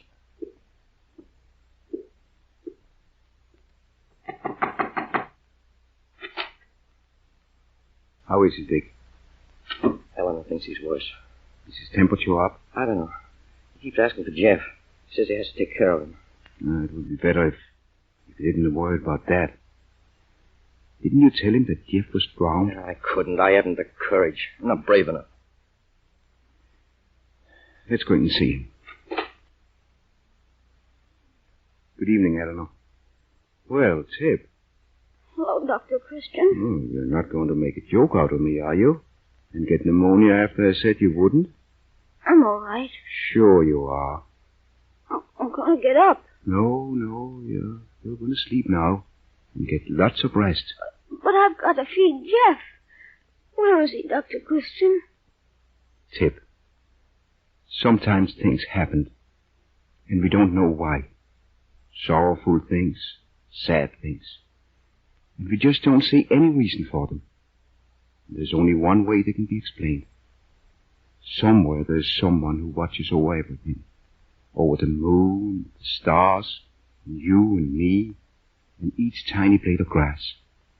And that someone is smarter than we are. You know, Tip, I think all of us are put on this earth to do certain work, special kind of job. And when we've done the job well, we're sort of promoted to a higher grade. Tip, Jeff has finished his work. He did what he was here to do. Now, well, they didn't get him out of the water on time. We mustn't be so sad about it because that someone knows it's better this way. You've got to take his word for it and feel that somewhere Jeff will be waiting for you. Dr. Christian's office. Oh, just a moment. For you, Dr. Christian. Hello? Oh, hello, Roy. Yeah, well, can't you wait a little while? A little later. I'll be busy for the next half an hour. I'm going over to the bus station with some friends. All right, yes, that'll be fine. Hello there. Oh, here they are now, Roy. Call me at 5. Hello, Dr. Christian. Well, looks like a honeymoon couple. Oh, Mr. and Mrs. Newlywed to the life. They'll spot you the minute you walk into a hotel. Not when we have a 10-year-old boy along. Where's Tip anyway? He'll be here in a minute. He's giving Bud Miller final instructions about taking care of Rex. She's got a new dog, you know. That's fine. Well, have you decided where you're going? Yeah, Eleanor wanted to go see her folks, and I wanted to go to Chicago, so we compromised. We're going to do both. It's really shameful extravagance. We could have let the folks go till next summer. If we're going to go on a trip, let's have a trip. Hello, everybody. Oh, here's Tip. What's this I hear, Tip? You've got a new dog. Yeah, Dad got him for me. What kind of a dog is he? Oh, he's swell. His name's Rex. He's a kind of a police dog. Uh-huh. He's just a pup now, but he'll get a lot bigger. I think he's going to grow up to look something like a wolf. Of course, he's not like Jeff. No, Tip. There never will be another dog like Jeff.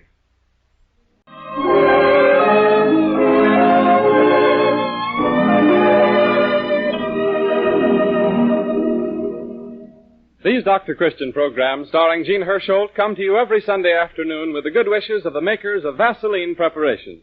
There is probably no home remedy in the world so universally used as Vaseline jelly.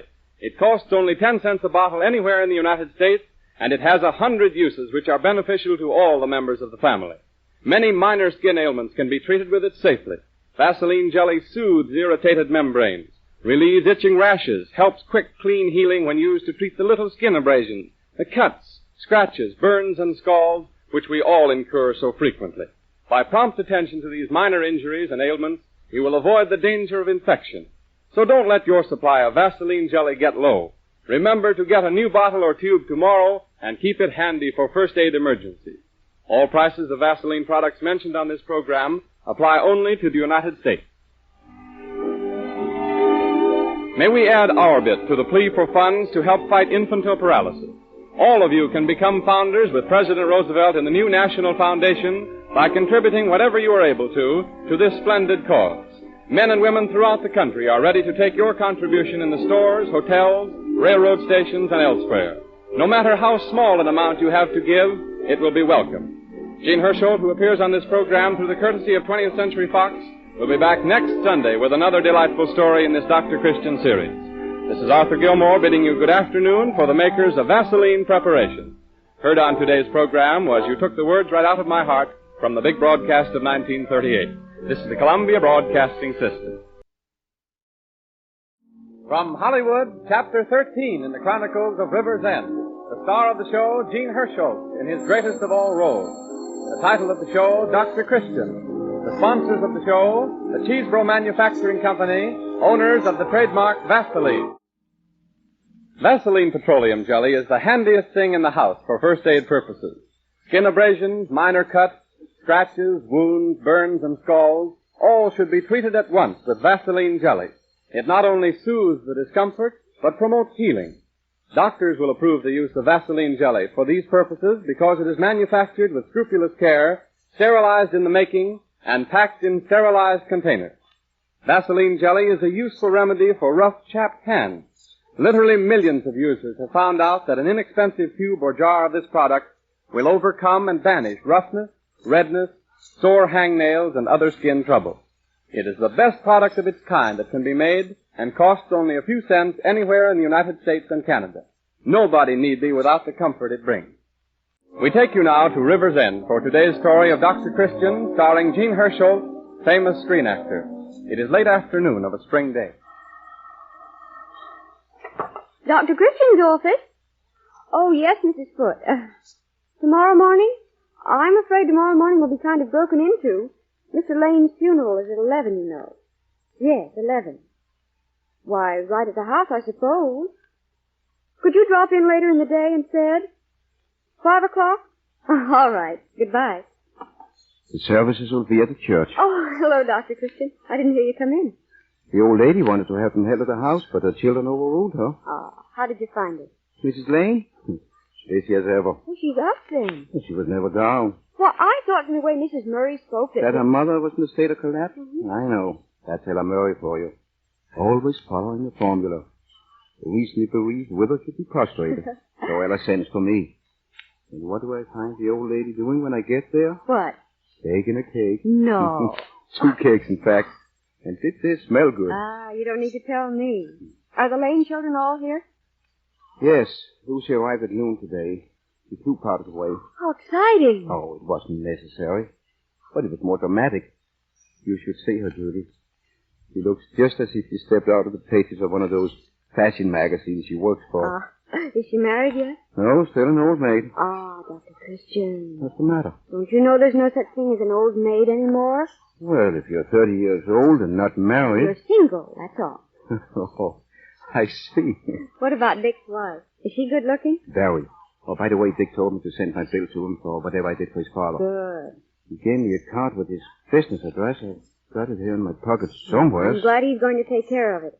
But I don't think Mrs. Lane has much of anything. Well, she has nothing at all. What Charlie earned as village clerk was just enough for him to live on. Of course, that'll stop now. Dick's well off, though. All 3 children are well off. Well, then she won't have to worry. Not about money. They'll look out for her. I'm afraid so. You're afraid? Here, Judy. Here's Dick's card. Well, then let's call Mother in here now and get it over with. She's in the kitchen. As usual. Mother? Oh, Mother? Can you come in for a minute? I'll be right here. Oh, I hope she won't get too upset. Nonsense. It'll be a great relief to her. What is it? Come in, Mother. Yes. Mother, we've been talking over plans. Plan for you. Oh, and we want to tell you what we've decided. Sit down over here, Mother. Well, now, if we're going to talk, let's all go in the kitchen. But, Mother... I never could talk in the parlor. All you'll have to do is listen, Mother dear. But the kitchen's so much cheerier. Well, then let's adjourn to the kitchen by all means. If a mere daughter-in-law may be permitted to put her all in this family conclave. Oh, my dear child. The kitchen it is, then. Come on. Oh, very well. I guess we can talk just as well in the kitchen. Come along, Lucy. We'll tell her in there. Whatever you think, then. Oh, this is a nice room. The nicest room in the whole house, because it's the one that's used the most. We've always eaten in the kitchen. Oh, now, Mother. Well, now we have. Why, you children even used to take your baths in the kitchen.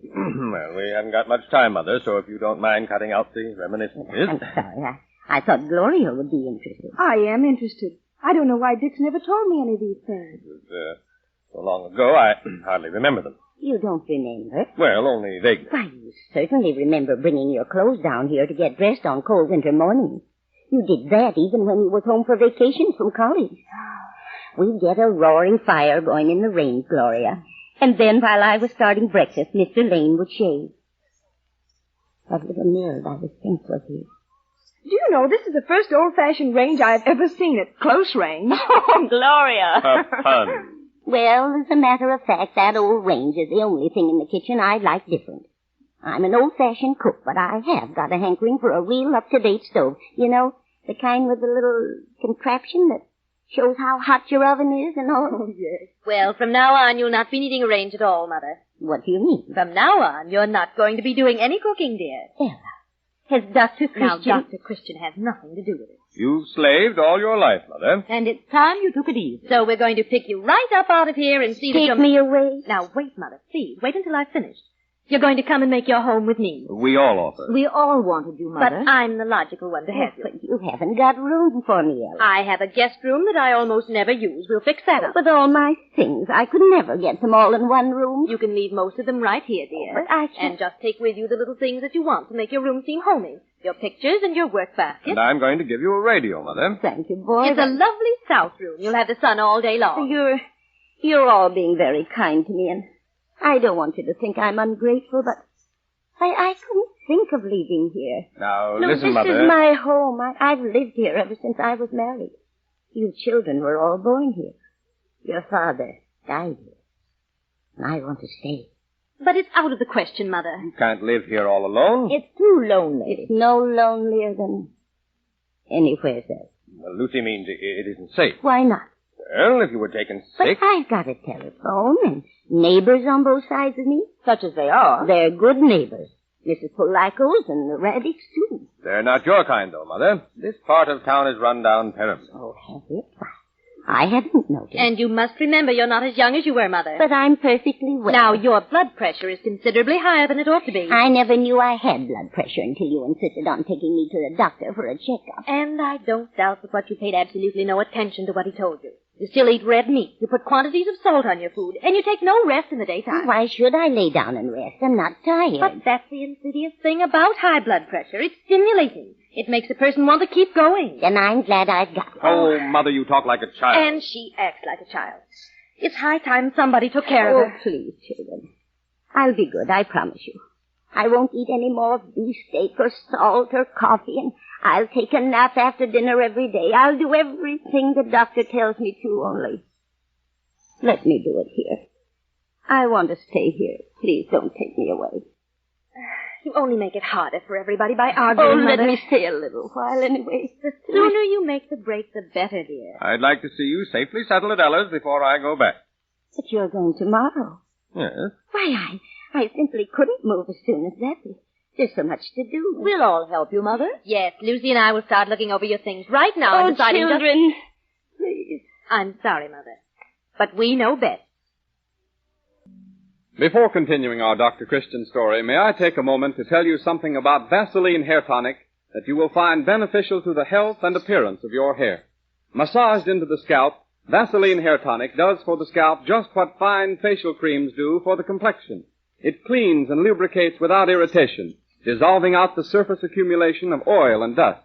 It should therefore be used always before you shampoo your hair, and this applies equally to men, women, and children. Then, after the shampoo, if you have difficulty keeping your hair in place, brush a few drops of the tonic on it again. You'll find this two-way Vaseline Hair Tonic treatment will contribute greatly to the health and beauty of your hair. Vaseline Hair Tonic comes in two sizes, priced at 40 and 70 cents, and there's enough in the 40-cent size for from 6 to 10 weekly massages, as well as daily grooming between shampoos. We return you now to our Dr. Christian story. It's 6 months since the well-meaning Ella Lane Murray moved her mother to her own modern home. Dr. Christian, out on his rounds, stops to call on the old lady. No one seems to be at home, so he goes quietly upstairs to Mrs. Lane's room. She is sitting listening intently to the radio. Slice the rhubarb, skin it, and cut the stalks in 1-inch pieces. Put in the preserving kettle and add 2 pounds of sugar, 7/8 of a cup of vinegar, 1 teaspoon of cinnamon, and 1/2 teaspoon... May I come in? Oh, Dr. Christian. Well, I was afraid you had company when I heard the strange voice. And I was afraid you was Ella. Afraid? She told me to listen to some music appreciation hour while she was out, and instead I tuned in on a cooking class. As if you needed any instruction in cooking. Well, this was a new recipe for spiced rhubarb. And I've kept you from hearing it. I'm so sorry. No, it don't make any difference. I wouldn't be making it anyway. Sit down, Doctor. Take that easy chair over there. Well, how about you taking it yourself? I like a chair I can get out of easily. Big, deep one sort of swallow me up. Did you bring your old rocking chair with you? No, that's still over at the house, in the kitchen. Squeaking all? You remember the squeak? Oh, I loved it. Well, that's funny. Ella says it always drove her crazy. Why, a rocking chair is supposed to squeak. Well, Ella don't think anything ought to squeak. There ain't a squeak in this house, Dr. Christian. Not a board or a stair tread or a door hinge. Not even a mouse? Mice? In Ella's house. Well, the next time I come to see you, I shall wear a pair of squeaky shoes. Go ahead, light up your pipe, Dr. Christian. You sure you don't mind? Mind. I've been longing to smell Charlie's pipe again. Why don't you try a pipe yourself, Mrs. Lane? Oh, mercy on us, me smoke a pipe. Well, grandmothers used to smoke them, even if you don't admit it. Ella smokes cigarettes in a holder a foot long. You know, Ella really is a marvel. I can't imagine how anybody like me ever come to have such an efficient daughter. I know. I worked in the new schoolhouse committee with her. Well, you should live in her household. I've been here for 6 months, Doctor, and not once has she ever forgotten to order everything she needed from the grocer. Not once has a clock run down. Not once has her husband found a hole in a clean pair of socks. Ah, that's because you're here to mend them. If you think Ella lets me do a lick of work, you're very much mistaken. I'm not allowed to lift a finger. Really? I went down into the kitchen once when I first moved here and helped the hired girl shell some peas. Ella didn't like it a bit. So I never did it again. Ella's got a lovely stove, Doctor. Just the kind I'd picked out. White with red and black trim and the little bell that rings when your breakfast egg is boiled. Not that I ever boil anything. Ella sends my breakfast up to me every morning on a tray. What luxury. Crumbs in your bed. Bad enough when the body's sick and can't get up. But when you're perfectly well... Well, the rest probably does you good. Well, I get too much rest. Oh, if only I could get more tired. I'd sleep better nights. Aren't you sleeping well nights? No, I do sleep pretty well. Sometimes. What seems to be your trouble? Trouble ain't with me. It's the bed. Oh, it's not comfortable? After you've slept in the same bed for nearly 50 years, Doctor, no other bed seems comfortable. This one hasn't got any hollows. And I'm scared to death I'll fall out of it. You wouldn't have so far to fall as from your old bed. Oh, my old bed was wide, though. Wide enough for the whole family to crawl into on Sunday morning. High, wide, and handsome. Oh, it was handsome, wasn't it? With all that carving on the headboard. And all the scratches on the footboard where the children rode horseback on it. What do children do today, I wonder, with no footboards on the beds worth mentioning? That's right. How much do you get out of doors these days? Ella takes me with her in the car sometimes when she's doing errands. And the rest of the time? I'm right here. Well, it's a nice sunny room. You get out and take a short walk in the air every day and see if that doesn't help you sleep better. I'll try it. Well, I must be going. Oh, don't bother to come down with me. I'll let myself out. All right. Thank you for dropping in. Don't forget now what I told you. A short walk every day in the fresh air. Not too far, not too many hills. Is that a prescription? No, Mrs. Lane. Just a good old-fashioned remedy.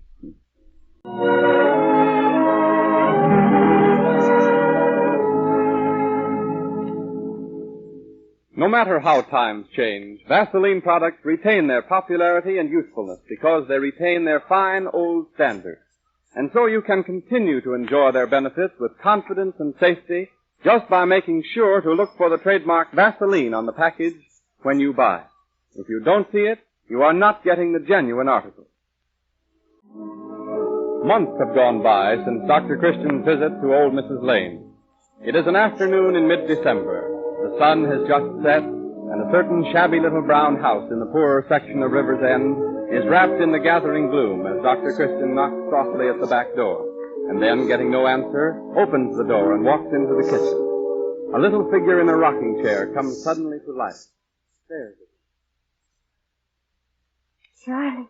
It's me, Mrs. Lane. Dr. Christian. Oh, of course. I recognize you now. I must have been dreaming. Oh, I'm sorry if I frightened you. No, you didn't. I'd fallen asleep, that's all. When I opened my eyes... You're trembling. Here, sit down again. No, I'm all right. It's funny, ain't it? What tricks the twilight plays on you. I knocked, but I guess you didn't hear me.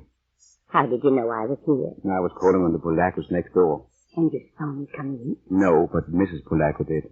Over an hour ago. Oh. There was something I left here that I wanted, and I thought I'd come around and get it. I see. And then I just sat down for a minute, and next thing I knew, Drugstore. Did you find what you were looking for? Yes. Yes. It's so dark in here, I wondered. I didn't want to make a light. I mean... For fear somebody passing by might see it. Yes. See, after all, the house is supposed to be empty. And so you always sit here in the dark? Always. What do you mean? Well, you were here the day before yesterday.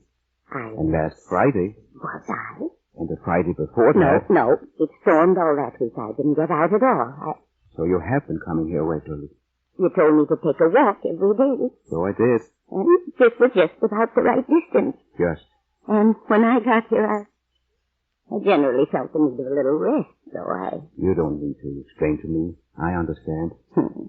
Does Ella know? No. I didn't see no use in mentioning it to her. She'd only think it was morbid. I don't know as if I approve of it myself. What harm is there, Doctor? And sitting in a damp, cold house that's been shut out for the better part of the year? Oh. I hadn't thought of that. You're chilled through right now. Oh, come along. I'll take you home. Thank you. Give me your key and I'll lock up. Yes. Maybe I'll keep it just as a safeguard. Oh, no, please don't. Well, then will you promise me not... Yes, I promise. You're right, Doctor. It is cold here. Cold and damp. And... Ella, waiting for us as we drove up. What did you say? I just told her I'd pick the mother up on the way home and advised a hot toddy. Dr. Christian, do you think with a tendency to high blood pressure that... Dr. Christian's office? Who's calling? Oh, yes, he's right here, Mrs. Murray. Speaking of Angel. Hello? Oh, good morning, Ella. Yes? Oh. Yes? Yes, have you taken a temperature? Or what does it read? I see. All right, I'll be right over. Is it Mrs. Lane? Yes, she was taken with a bad chill during the night and is running a high temperature this morning. Oh. If anyone calls, tell them I'll be back later.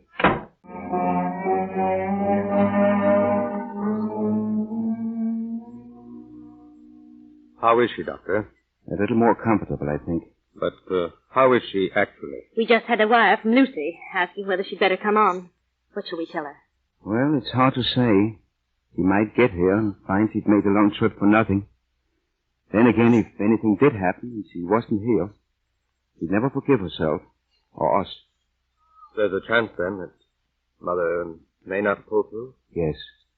Oh.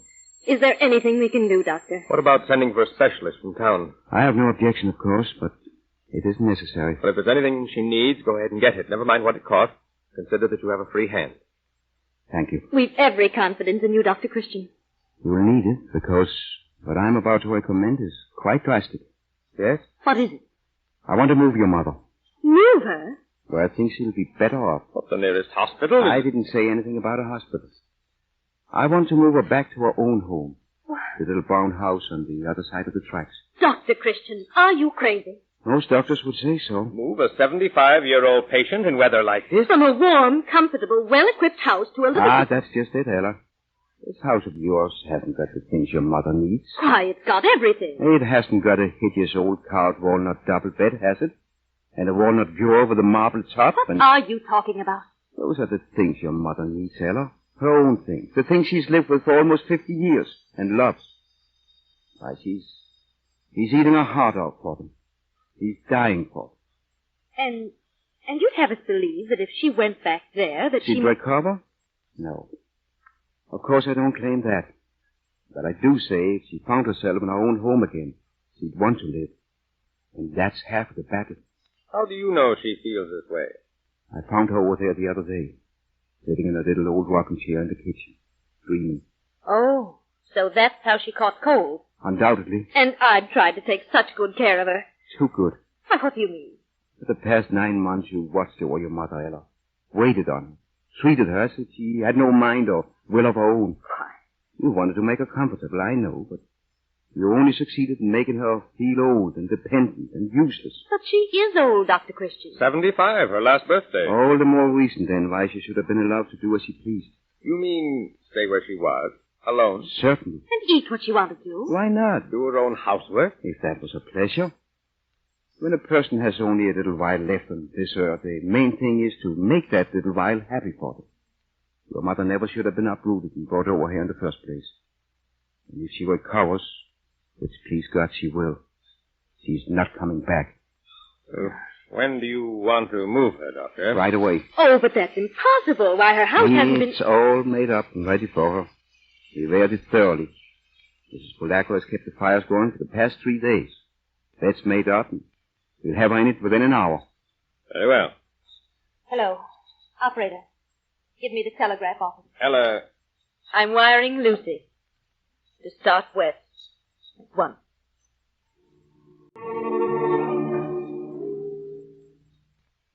Dr. Christian? Yes? Where am I? Home? Oh. Then this said a dream. Ella says it's a nightmare. Oh, Doctor. Ella, are you here? We're all here, Mother dear. Lucy, child, what in the world brought you on? Well, I didn't want to miss your housewarming. This is Old Home Week. Didn't you know that? I don't understand. We moved you back here a couple of days ago, Mother. Oh, I do remember now, kind of. And here you're going to stay. As long as I'm sick. And after you're well, too. After I'm well? Sure. But why? Because Ella refuses to have you anymore. Oh. She says she can't be bothered looking out for any such able-bodied young person as you. Dr. Christian. He's making up the most terrible lies, Mother. I wanted you to make your home with me for the rest of your life. But he and the rest of the family all thought you'd be happier here. And I can really stay here. As long as you want. Well, you're not just telling me this just because I'm sick and you think it'll make me feel better. Look, let me show you something. When I raise your head up, you take a peek over the footboard. No. Wait a minute. That's too high. Look around the end of it instead. That's better. Straight through that door into the kitchen. Now, what do you see? A new stove. Is it the kind you wanted, Mother? The very one I picked out. Well, that's what Dr. Christian said, but we weren't sure. A new stove. White lit with red and black. Now will you believe you're going to stay? Yes. Oh, children. Oh, now don't get on that bed, Lucy. Dick, don't you know that when a person... Oh, let them get on the bed. It's like old times when you were all little. That's right. You tell them where to get on and where to get off.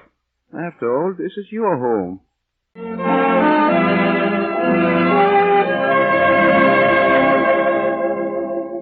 And just to show you that all River's End stories have happy endings, we take you to the Jones basement. Buddy, aged 8, is giving his views on women.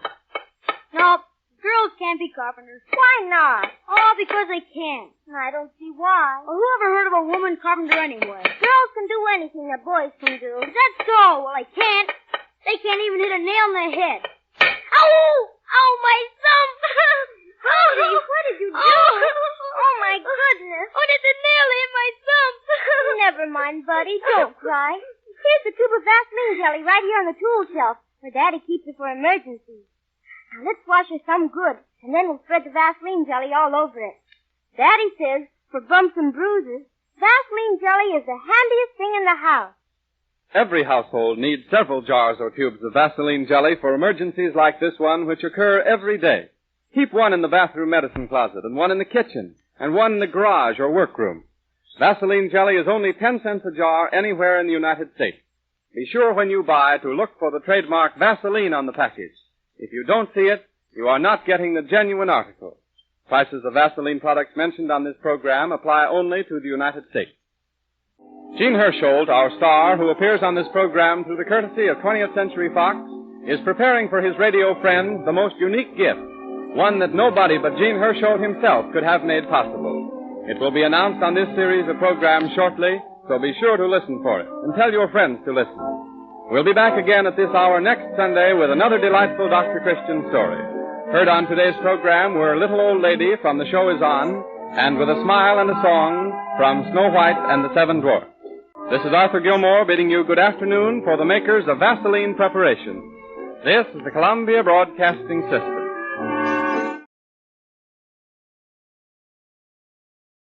From Hollywood, California, we bring you Chapter 14 in the Chronicles of River's End. The star of the show, Gene Hersholt, in his greatest of all roles. The title of the show, Dr. Christian. The sponsor of the show, the Cheesebro Manufacturing Company, owners of the trademark Vaseline. As a curtain raiser for today's Dr. Christian story, we take you to a meeting of the Women's Thursday Club. The chairman has not yet called the group to order, so the girls are gossiping. I don't know how you feel, Judy, but I, for one, don't see any excuse for it at all. But, Ella, not everybody's as efficient as you are. Nonsense. It's just a matter of planning things and ahead of time. Well, that's all right, but planning isn't everything. There are times when you just can't. Oh, for goodness sakes, girls, what are you talking about? Oh, Ella's all burned up because Marie Craig was set to head the committee to sell cookies for the Girl Scout drive, and now she's backed out because the baby's been ailing. Well, what's the matter with the baby? Nothing on earth that a 15-cent tube of Vaseline borated jelly wouldn't fix. I went to see that baby myself. She's fretful and cross just because Marie doesn't keep her comfortable.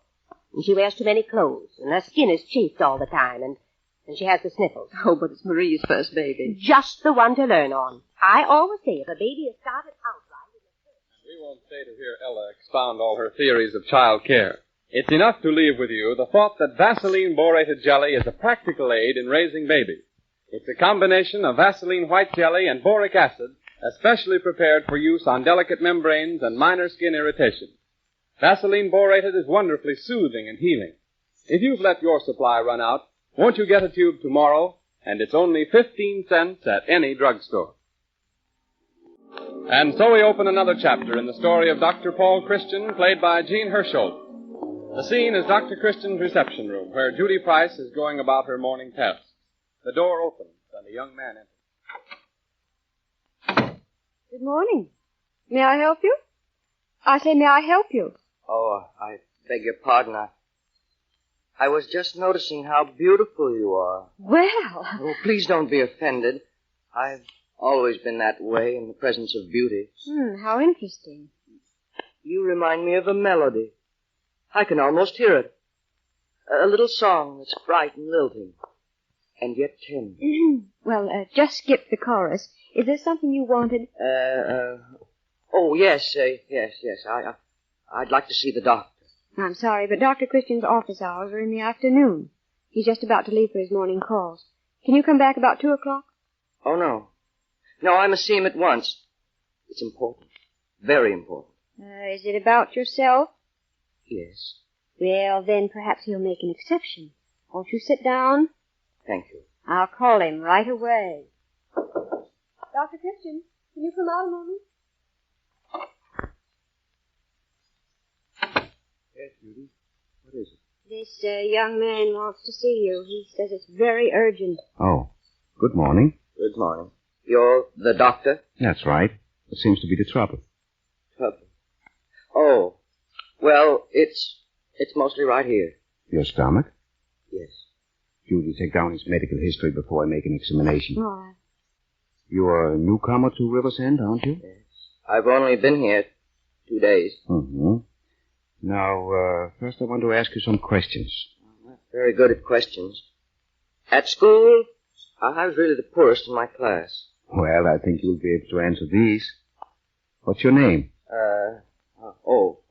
Yes. Homer. Homer. Homer? Oh, just Homer. But there's more to your name than that, isn't there? Yes, more. Well, what is it? More? I know, but... Wait a minute, Judy. You mean Moore is your last name? Yes. Homer Moore, That's right. Spelled with 2 O's? I beg your pardon? I say, is it O-O? Oh. Well, is it or isn't it? Oh, it's O. 1 O. M-O-R-E? Yes. You're single? Yes. When were you born? Oh, I remember that. Good. April 17th, 1911. Have you ever had a serious illness? Well, when I was a kid, I had the measles. Any operations? No. How long have you had this particular trouble? Why, ever since for about a year.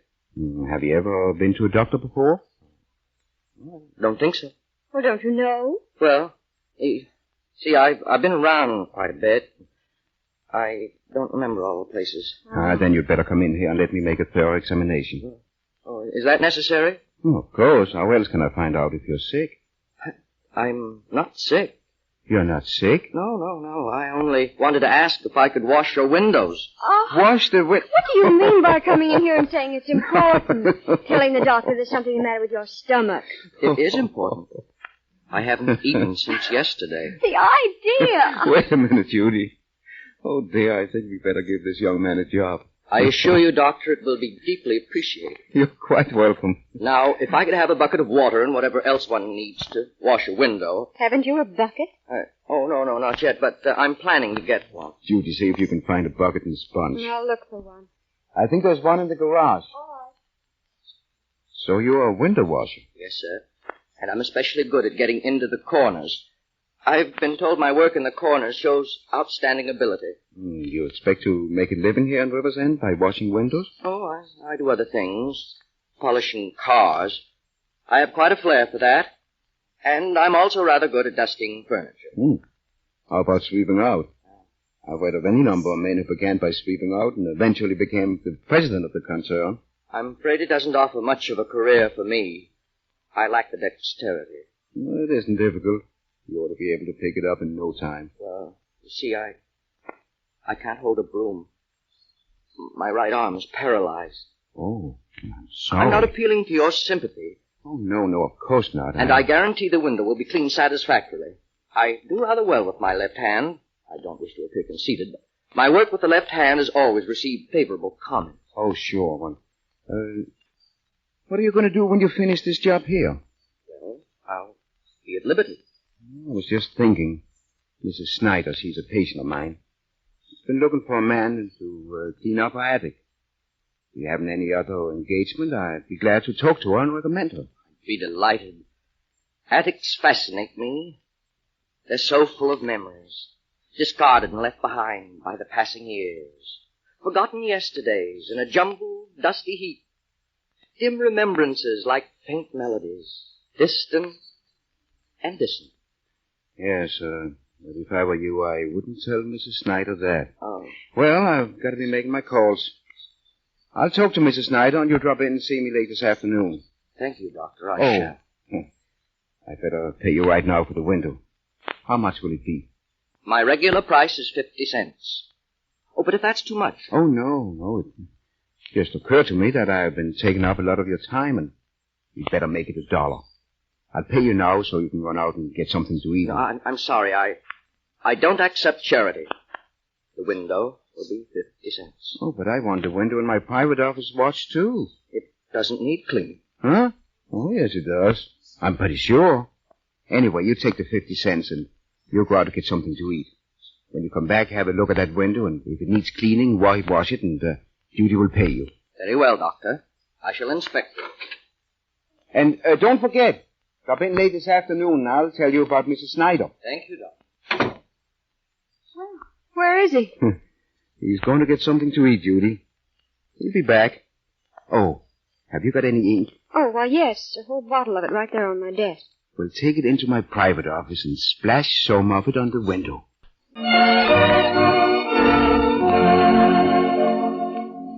These Dr. Christian stories, starring the famous screen actor Gene Hersholt in the title role, are presented every Sunday in the interests of Vaseline Preparation. The first of this great family of home first aid remedies was Vaseline Petroleum Jelly. It has a truly romantic history. In the old days, the American Indians used to search out the places in the earth where oil, crude petroleum, seeped through the rocks, to bathe in the oil because they found it very soothing for many skin ailments with which they were afflicted. When the first oil well was discovered in Titusville, Pennsylvania, Robert A. Chesebro organized a company to market petroleum oil products, and he coined the word Vaseline as a trademark for his preparations.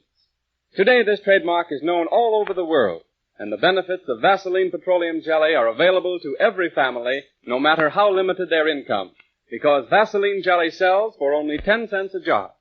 Each jar or tube of Vaseline Jelly is the best that can be made, sterilized in the process of manufacture, and packed in sterilized containers. So when you buy, be sure to look for the trademark Vaseline on the package. If you don't see it, you are not getting the genuine article. And now we return to our story and to Dr. Christian's office. Jerry Turner is talking to Judy. Please, Jerry, I've got to finish this bookkeeping. No. You better be getting back to work yourself or you'll be fired. Well, they're not going to fire a good, steady man like me. You're steady, all right. If you were any steadier, you'd be motionless. And if they do fire me, I'll say it was because of a woman. Ah. I know not why the stars do shine. I know not why I call thee mine. Jerry. I know not why the birdies sing. In fact, you don't know anything. Now go on and get out. No, sir. Not until you say you'll go to the dance with me next Friday. I told you I might have to work Friday night. I'll have to ask Dr. Christian. Where is he? In his private office. Then ask him. I can't disturb him just to find out if I can go to a dance. I'll ask him when he comes out. All right. Now I'll phone you after a while, but don't delay. Remember, I'm a popular man around town. In fact, I'm considered quite a catch. I'm not intruding, am I? No, come on in, Homer. Jerry Turner, Homer Moore. Hiya. How do you do? You won't forget to let me know this afternoon, Judy, because I'm leaving town on a business trip, and I won't be back till Friday evening. No, I won't forget. All right, I'll phone you later. So long. Bye. Is Dr. Christian in? Yes, but he's busy right now. Oh. May I wait? Certainly. You don't mind if I sit down, do you? Take any one of those 4 chairs, Homer. They're all empty. Oh, hello, Homer. Judy, will you run over to the drugstore and ask Roy Davis to make up this prescription? You want me to wait for it? Yes. Oh, Dr. Christian, do you suppose I'll have to work Friday night? No, I don't see why. Jerry wanted me to go to a dance. Homer, if he calls up while I'm out, will you tell him no, I won't have to work? You know, Jerry Turner, the man you just met. Oh, yes. Yes, I'll tell him. All right, thanks. Well, Homer, how did you make out at Mrs. Snyder's? I quit. You did? Why? Mrs. Snyder has a little girl who plays the piano. But don't you like music? Yes. That's why I quit. I always thought little Mrs. Snyder's girl played very nicely. She was playing Maury's Nocturne Romantique. She hasn't the slightest feeling for it. Not the slightest comprehension of what it signifies. The composer meant it as a satire, ironic. And she was playing it as if it were a sentimental love song. There ought to be a law to prevent little girls from mutilating music like that. Now, Homer, don't get so excited. Sit down. Sorry. Who did you say wrote this piece? Maury. Is he a great composer? Yeah. But he doesn't want his work ruined, even if he isn't great. Are you acquainted with this Maury? I've never met him. Well, Homer, it's too bad you had to quit that job on account of Mildred's piano playing. What did you do before you took up window washing? Oh, I was a cowboy. Oh, cowboy. You worked on a ranch? Yes, that's it, on a ranch. I used to ride in the up and around. The up and around? Yes, you know, you get up in the morning and ride around. But I'm afraid there wouldn't be much for a cowboy to do here in River's End. What was the name of the ranch where you worked? It's queer. I don't remember the name, but it was a very large place. I see. You remember places, but not names, Should be able to, shouldn't I? I just can't seem to recall it. It's all in my head. I don't doubt it. Why did you leave the ranch? Because of my arm. You were thrown off a horse? You'd have to be thrown off a horse if you worked on a ranch. Yes. I was thrown off a horse. I just wanted to make sure you wouldn't overlook that point. You don't by any chance play the piano, do you, Homer? No. What makes you ask that? Oh, I just wondered. Slip off your coat, Homer. Huh? Let's have a look at your arm. Oh, no. It's no use. Nothing can be done about it. No, please, I'd rather not. Take off your coat. How do you know nothing can be done about it? Here. Let me roll up your sleeve. You're wasting your time. My arm is useless. Well, maybe I can help you. Would you like to be able to play again? I mean, ride in the up and around again? You can't help me. I don't want your help. I'll get along as I am. I don't need help or sympathy or pity. Will you please let me alone? Now, Homer, calm down. All I'm doing is to... Hello, Doc. Oh, hello, Ed.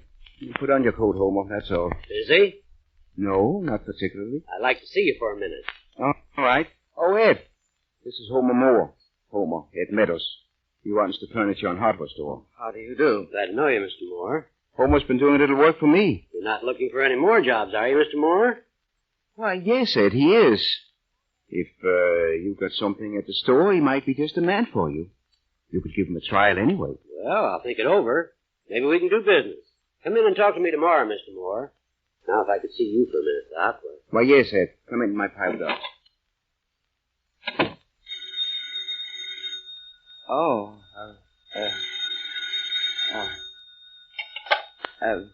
hello? Yes, this is Dr. Christian's office. Oh, hello, Mr. Turner. No, Judy isn't here, but she left word for you. Yes, now just a moment. What was she said? I remember. She said to tell you no. Yes, it was about the dance. And she said no. Well, Judy, you see, I'm back ahead of time. Mm-hmm. You'd better run along now if you're going to the dance tonight. I'm not going. Hmm? Isn't it the night you and Jerry were... Yes, but I'm not going. What's the matter? You and Jerry didn't have a spat, did you? No, not yet. Not yet. If he thinks he can give me the runaround... Jerry's giving you the runaround? And I know exactly why. He was cross because I went out with Bill Conway, and now he's taking another girl out just to make me jealous. How do you know he is? He was supposed to call me up about the dance. He didn't do it. So naturally, he's taking someone else. I've had all week to think up what I'm going to say to him. And You're not going to say anything. I'd like to know why not. Well, in the first place, because you're a lady. This is no lady. This is just a gal who's plenty peeved. And in the second place, if you think Jerry's trying to make you jealous, the worst thing you can do is to let him know you care. Huh? Now, that is a thought. So the next time you see Jerry, you better... Dr. Christian, I've changed my mind. I'm going to that dance after all. Oh, and I'll have to hurry. Where are you going with? Huh? Can't go by yourself. That's right, isn't it? I suppose it's too late to phone Bill Conway and have him come all the way from the city. I have it. Homer. Well, I don't know. Homer doesn't strike me as being exactly a ladies' man. Oh, he's going to be this lady's man. Look, you call him up and have him come over here on some pretext or other, and then I'll invite him, sort of casually. Well, I don't know, Judy. You'd better handle it yourself. All I want you to do is call him up and just tell him to come over. I know, but... What harm is there in that? Please, Dr. Christian. The number is Cedar 76. All right, Judy, but...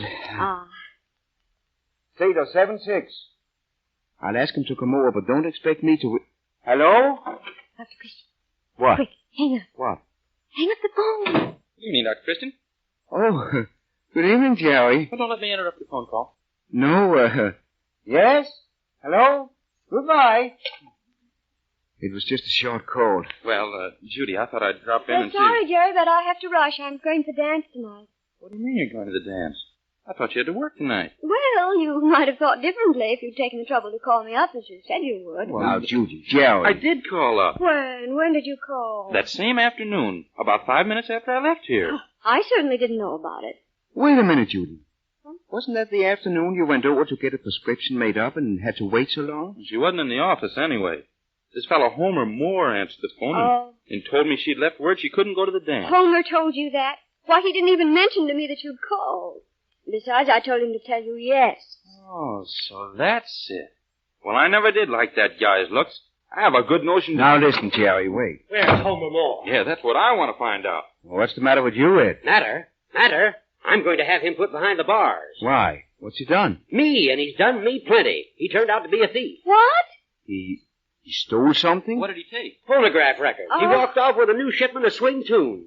Ed, I think I can explain this. I'm sorry, Doc. There's nothing to explain. I'm going to swear out a warrant for that fellow and put him in jail. But not before I settle with him. And when I get through, if there's anything left, then you can... Good evening. Homer. Why, you young pipper... Now, wait a moment.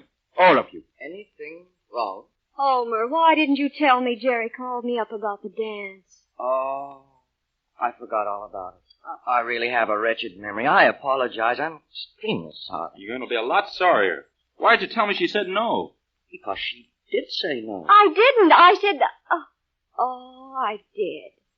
I asked Homer to tell you, no, I didn't have to work. I'm afraid I rather bungled that, too. You see, Jerry, it wasn't his fault at all. Never mind all that. What about my swing music records? Homer, did you take records from the store? Yes. You see? What did you do with them? I broke them up. Broke up a whole shipment of It's a disgrace to allow music of that sort to exist. Well, what do you know? What do you know about music? You can't even... Why, you young... Now, be careful, Ed. Remember your blood pressure. All right, I'll be careful. But let me tell you one thing, young man. I'm going to have you arrested just as soon as my blood pressure's down to normal. We'll get the record business all straightened out, Ed. Judy, you and G.I. better hurry along if you're going to the dance. And Homer, you can stay here with me. I want to have a little talk with you. Sit down, Homer. I'll pay for those records. I have almost enough money coming to me in wages, and I'll earn the rest. Oh, never mind the records. The other day, Homer, I was glancing over your medical history, and I noticed you were born on April 17, 1911. It struck me as rather curious. Why? Oh, I don't mean right at the time. This afternoon, I got a hold of a copy of Who's Who and looked up that composer you mentioned, Moray. I don't see what that is. In fact, I have a copy right here on my desk. Let's see. Thought I marked the place. Oh, yes. Homer Moray, pianist and composer. Born April 17, 1911. Well, shall I go on, or do you want to face up now? Well, Homer Moray. Homer Moore. When you're taking an alias, it's better to choose one not so similar. Yes, I guess I didn't do so well, did I? But don't worry about it. You gave yourself away a dozen different times anyhow. How did you hurt your arm? In an automobile accident. All my life, Doctor, I was afraid something would happen to my hand so that I wouldn't be able to play anymore. It was a regular nightmare of mine. I used to wake up horrified over it. And then it did happen. And so you gave up your career? What else was there for me to do? I couldn't play anymore. I might have hung on for a while, taking advantage of people's pity. I don't want pity. All I want is to be let alone. Homer, there's nothing the matter with your arm. You don't imagine I'd lie about that. No, but you might be mistaken. How could I be? My arm is useless, paralyzed. There can't be any question. Well, there might be. Now, if your arm is paralyzed, you can't feel anything, can you?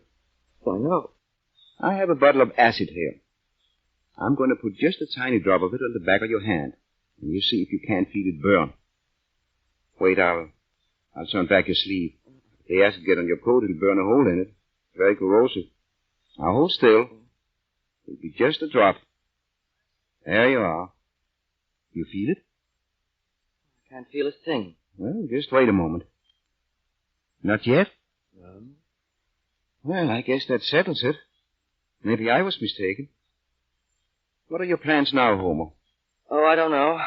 Just to go on as I am. Washing windows? If I can get them to wash, I'll always be able to find something. And I'll remember about the alias to do better next time. Well, thank you for what you've done for me, Dr. Christian. Oh, it wasn't anything. Goodbye, Homer. And lots of luck. Yes. Goodbye. Oh! What? Oh, Homer! I've dropped a bottle. That acid, it's splashed in my eyes. Oh, quick. Quick, get me a basin of water. Yeah. Hurry. Yeah. You'll find a basin someplace. Yes, I've got it. Oh, my eyes. Hand me that towel. Here it is, Doctor. Why, Homer, you picked up that towel with your paralyzed hand. Why, I did. I'm holding it. Why, look, I can move my fingers. I can move them. My arm, it's well. Yes, it's always been well. Your trouble, Homer, was fear. When we are afraid of something, we give that something power over us. You were afraid you would lose the use of your arm, and you let that fear grow and grow until it finally got the better of you. Until you finally came to believe in it. And then for a moment you forgot to be afraid, then you... It's just like a miracle. I can play again now. I can go back. Oh, but your eyes, Dr. Christian, that acid... Didn't get in my eyes. I dropped the bottle on purpose. And it wasn't acid. Just a little distilled water. Distilled water? But if you hadn't thought it was acid, you wouldn't have picked up that towel. It's all in the way we think about it, Homer. If we believe in it, it's true.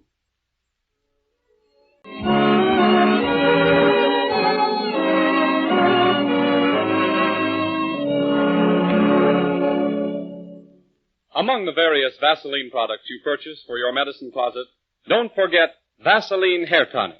Every member of the family can use it with benefit to the health and appearance of the hair. Used as a massage before each shampoo, it cleanses and lubricates the scalp.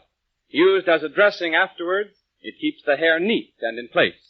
It comes in 40 and 70-cent bottles at all drugstores. And by the way, the prices of Vaseline products mentioned on this program apply only to the United States. Gene Hersholt is preparing a special radio gift for Dr. Christian fans, and it's going to be the greatest gift ever presented to the radio audience. The details will be announced soon, so be sure to listen for them. Gene Hersholt appears on this program through the courtesy of 20th Century Fox. He will be back at this hour next Sunday with another story of the Doctor of River's End. Heard on today's program were Someday My Prince Will Come from Snow White and the Seven Dwarfs, and Stop, You're Breaking My Heart from Artists and Models. This is Arthur Gilmore bidding you good afternoon for the makers of Vaseline preparations. This is the Columbia Broadcasting System. From Hollywood, California, we bring you Gene Hersholt in another Dr. Christian story called Puppy Love, presented for your enjoyment by the Cheesebro Manufacturing Company, owners of the trademark Vaseline, and producers of Vaseline Petroleum Jelly, Vaseline Hair Tonic, and other Vaseline specialties. When your skin feels rough and chapped, it's a signal you should heed. It's warning you that you're neglecting one of the most important organs of your body. Your skin is your first defense against infection. It also regulates your body temperature, and it is highly important in the elimination of waste. That's why it pays to keep Vaseline jelly on hand for the quick, safe soothing of chapped hands and face, for baby's diaper rash and other minor skin irritations, and for first aid treatment of minor burns, cuts, and scratches. Vaseline jelly performs 3 services in bringing quick relief. It softens and lubricates by supplementing the skin's natural oils. It forms a thin protective film which aids in keeping out infection when the skin is broken. And it promotes healing. Don't wait until you need Vaseline jelly. Get it now and be prepared. You can get a jar or tube from your druggist for only 10 cents. This evening's drama is another chapter in the life of beautiful blind Peg Foster, owner of the splendid seeing eye dog Mara, who has become a familiar and much admired sight in our little town of River's End. The curtain is rising now here in the Columbia Square Playhouse in Hollywood, and the scene is the comfortable fire-lit private office where Dr. Christian sees both friends and patients. Not that his visitor of the moment can be called a friend, however, for she is old Mrs. Jackson, crabbed recluse, who has buried herself for the last 20 years in the great white columned house set well back in the trees next door to the doctor's office. Dr. Christian has been listening to the point of exhaustion to her complaints, so he suddenly decides to tell her the truth about herself. But, Dr. Christian, aren't you going to give me any medicine at all? No. Not even a sedative for my nerves? No, not even a sedative. Well, but why not? Because you don't need one. Don't need one. Haven't I just told you how upset I am? How I don't sleep or have any appetite? Yes, you told me all about it. Well, then why? Because it isn't medicine you need, Mrs. Jackson. And I'd be a very poor doctor if I prescribed it. Don't need it. What about McGizzy spells? What about Mrs. Jackson, how long is it since your husband died? Sam passed away 20 years ago. And you lived all alone in that big house of yours ever since? Yes, except for Martha, my housekeeper. But you never had anyone to stay with you? No relatives or friends? Of course not. My relatives are a worthless lot. Why would I have them stay with me? And you seldom go out? I've had no call to go any place since Sam died. All I've asked of this town is to be let alone. Well, you've certainly had your wish.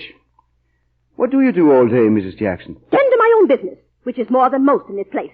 I want other people to stay on their own property, and I'll stay on mine, and we'll all be better off. Is that why you wouldn't let the boys play baseball on your vacant lot in the corner? Of course I wouldn't let them. Noisy, yelling young hoodlums. What's all this got to do with the way I feel? It has everything to do with it. Oh, I don't understand what you're talking about. Mrs. Jackson, you can't live a bitter, lonely life for 20 years, even in a beautiful home like yours, and not pay the penalty. And you can't take a pill and get rid of its effect either. Dr. Christian, are you implying... I'm not implying a thing. You've been a patient of mine for a long time now, and I've done what I can for you. But it's reached a point where I'd be a very poor doctor if I didn't tell you frankly what the diagnosis indicates. And what is that? Less of the cup of bitterness and more of the milk of human kindness. What do you mean? I mean you can't feel the way you do toward the whole world, Mrs. Jackson, and enjoy good health. Feel the way I do? You can't sleep well at night and have a good digestion while you hate your fellow men. Dr. Christian, I didn't come here to listen to a lot of preaching. I came to find out what's the matter with me. And I'm telling you, there's nothing really the matter with you except a bad disposition. Oh, Dr. Christian, I've never been talked to that way before in all my life. Well, that's too bad. It might have helped.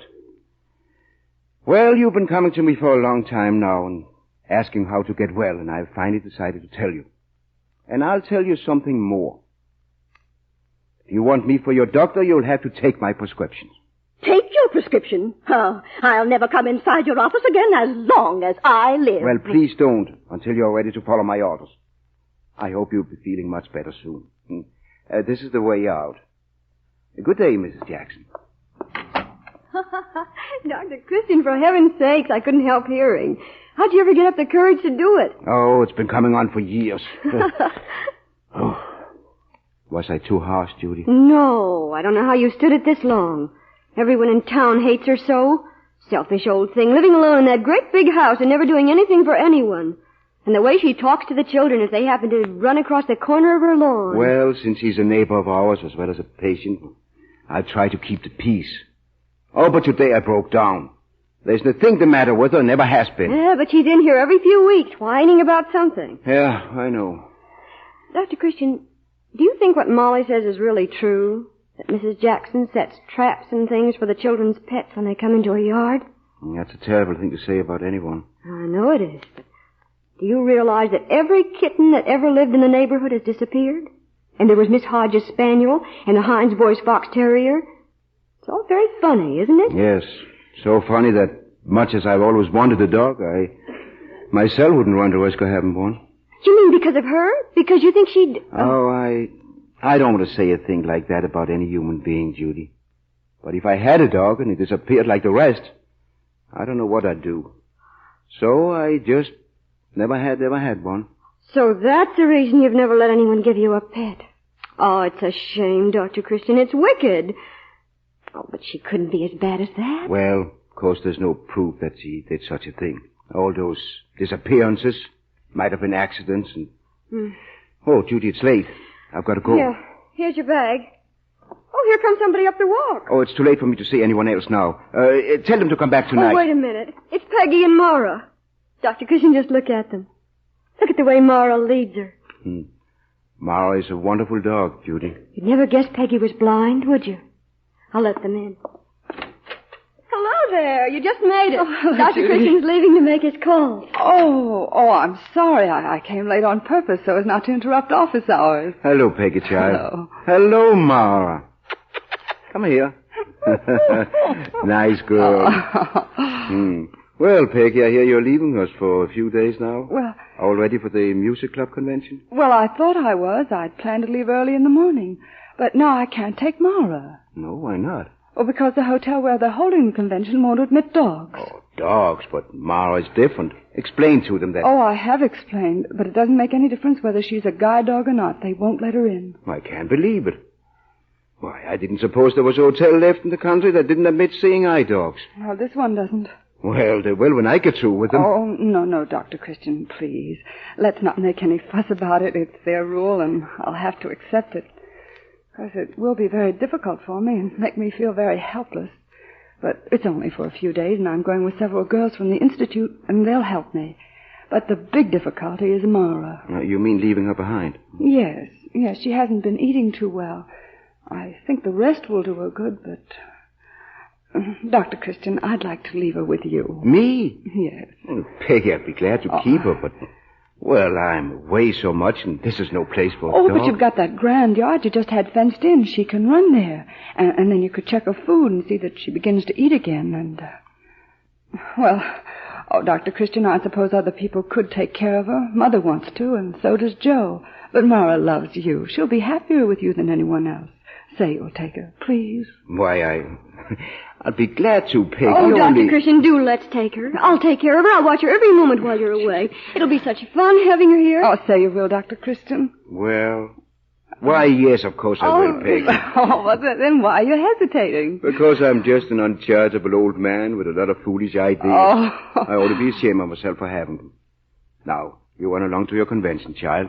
We'll keep Mara a rest, and she'll be a new dog by the time you come back. Won't you, Mara? Hmm? Perfect patient. I wish I had more like her.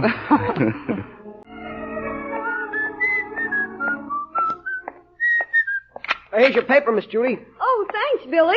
Any news tonight? There's a story about that music convention Miss Peggy's gone to on the front page. Oh. Today's the last day. Yes, Peggy will be home late tomorrow. Billy, will you tell your mother... Oh, there's the telephone. Never mind, I'll call her. Be sure to lock the gate when you go out. Sure. Hello there, Mara. How are you? That's a good doggy. Hiya, Bill. Hey, come on. Red Chapman's caught a woodchuck, and he's got him locked up in a cage. A woodchuck? Gee. Hey, where'd he get him? How big is he? Hey, wait for me. Hurry up. He's in a box with the netting over it out behind the barn. He's a whopper. Hey, I never saw a woodchuck up close. How did Red get him? Set a trap, and it didn't hurt him any either. It's got a door with a trick spring. And when Mr. Woodchuck went inside, pop, the door shut, and there he was. That's a good kind of trap. I wouldn't use the other kind anymore, even for woodchucks, since my puppy got his paw hurt in one, and we had a... Well, you know. Yeah. Everybody said it was old Mrs. Jackson set that trap. If that had been my puppy, I'd have fixed her good. Well, Dad said we couldn't do anything because we couldn't prove it. Well, but nobody lets their dogs out around here anymore. Oh, gee whiz. What's the matter? I gotta go back. I don't remember if I latched the gate at Dr. Christian's. And Mara's over there shut up in his yard. Oh, come on over and see the woodchuck first. No, I gotta go look. I'll be right back. Gee, I hope she ain't out already. I hope I didn't leave that gate open. Judy! Judy! Billy, did you see Mara? I just came out to feed her, and I found the gate open. She was right there just a minute ago when I went out, Miss Judy. And you closed the gate tightly? I think I did. I meant to close it. You meant to? Yes, but Johnny yelled about the woodchuck.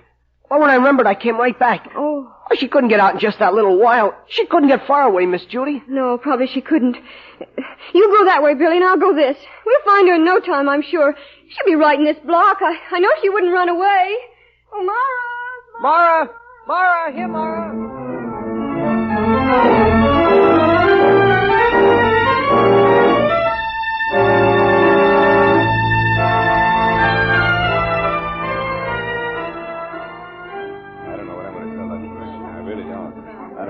John Hewitt! John Hewitt! Is Mayor Hewitt over here? Yes, Joe, right here. Oh, Mayor Hewitt. Haven't you heard from Dr. Christian yet? No, he's still out at Mrs. Holland's on the River Road. But it's after midnight. I know, but Mrs. Holland's having a baby, Joe. Dr. Christian has enough on his mind with a... Here comes a car. It looks like his. Yeah, it's turning this way. It is Dr. Christian. Well, thank heaven he's home at last. Look, are you going to tell him? No, Mayor Hewitt, you tell him. Well, you see... Well, what's this? Well, Dr. Christian... What's all the excitement about? Been an accident? Well, sort of an accident. Now, go easy on Judy, will you, Dr. Christian? She's awfully upset. Well, what's the matter? Well, it wasn't really her fault, but she keeps insisting... Nobody's blaming her, Mayor Hewitt. It was that darn kid. Will you stop arguing and tell me what's happened? Well, Dr. Christian, Mara's lost. Lost? Well, how could she be lost? Well, she's gone. She got out of the yard. The paper boy left the gate unlatched for just a minute, and... Well, when Judy came to look for her, she was gone. We're afraid somebody stole her. Oh, I don't believe it. Ma would make too much of a fuss. But she wouldn't have run away. She never goes far, and we've looked everywhere. The whole town's out. We've even got the police and the fire department looking, and there isn't a trace of her. Well, she can't be gone. Dr. Christian, she is. Now, here, ask the men yourself. We've searched everywhere. We've been at it for hours with flashlights. We've gone through all the empty buildings. We've looked in cellarways and alleys. We've called and called. Dr. Christian Mara's gone. And after all the precautions... Well, what are we going to tell Peggy? Oh, heaven only knows. It's like telling her she's got to be blind all over again. Dr. Christian, we've got to do something. Haven't you any ideas? Yes. I have an idea. You say it was only a few minutes before Judy discovered Mara was gone? Yes. Billy came right back as soon as he remembered, and they both started looking right away. And there was no sign of her? No, sir. Well, then one or two things happened. Either someone succeeded in taking her away, or something happened to her, so she couldn't answer them when they called. Yes, but what? Did you look in the shrubbery outside the fence? The shrubbery along the edge of Mrs. Jackson's place? Shrubbery? Why, no. Oh, come along and bring a flashlight. All right. I may be wrong, but I have a suspicion. A horrible suspicion. What is it? I wouldn't put it into words until I'm sure. Here. Play that flashlight along the hedge. Mara! Mara! I don't see Mara! anything, do you? Here, Mara! Mara! Oh, she's nowhere around here, Dr. Christian. We've called for hours. Look! What? I thought I saw something move. There in the bushes. Here, Mara! There is something right over there, see? Why, it is Mara. Yeah. Mara. Oh, what's the matter with her? She's crawling on her belly. She's hurt. She acts as though she were paralyzed. Oh, wait until she gets free of the bushes. Now. Oh, what is it? What's the matter, girl? What happened to you? I'll bet something hit her. A truck or something, and she crawled in here. That was probably it. She looks as though she's terribly hurt, doesn't she, Dr. Christian? Yes, she's in a bad way. Oh, put the flashlight down here a moment, John. Right. I want to look at her eyes. There, girl. It's all right. It's all right. Here comes a crowd. Shall I tell them we found her? Yes. Get a board or a shutter or something for a stretcher to and get her up into the house. Yes, sir, I will. John, you call the vet right away. Right away. Tell Judy to have plenty of boiling water. She can make a bed of blankets in the corner of my office. Yeah, but aren't you coming in? I mean, you got to find out what's the matter with her, Dr. Christian. I think I know what's the matter. But I'm going to make sure right now. Well, where are you going? Well, look. Look, he's going to Mrs. Jackson's. Dr. Christian, do you want me to go with you? No, you can take care of Mara. I'll be right back.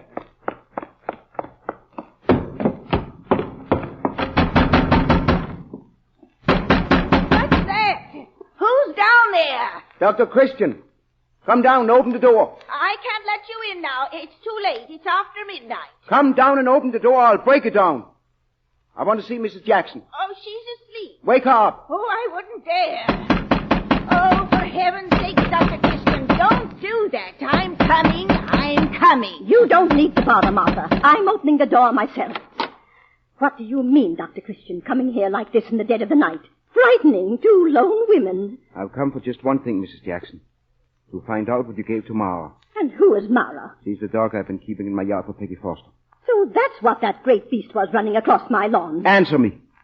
What did you give her? I tell you, I didn't give her anything. If she came on my property without my consent and got hold of something that didn't agree with her, is that my fault? You put poisoned meat out in the hope that she would get it, didn't you, Mrs. Jackson? I didn't know anything about her. I protected my property, as was my right. What was on that meat? Answer me. What was the poison you put on that meat? I don't know what it is. It's something I get from the drugstore to kill rats with. Let me see it. Dr. Christian. Let me see it! Quick! Martha, where is that bottle?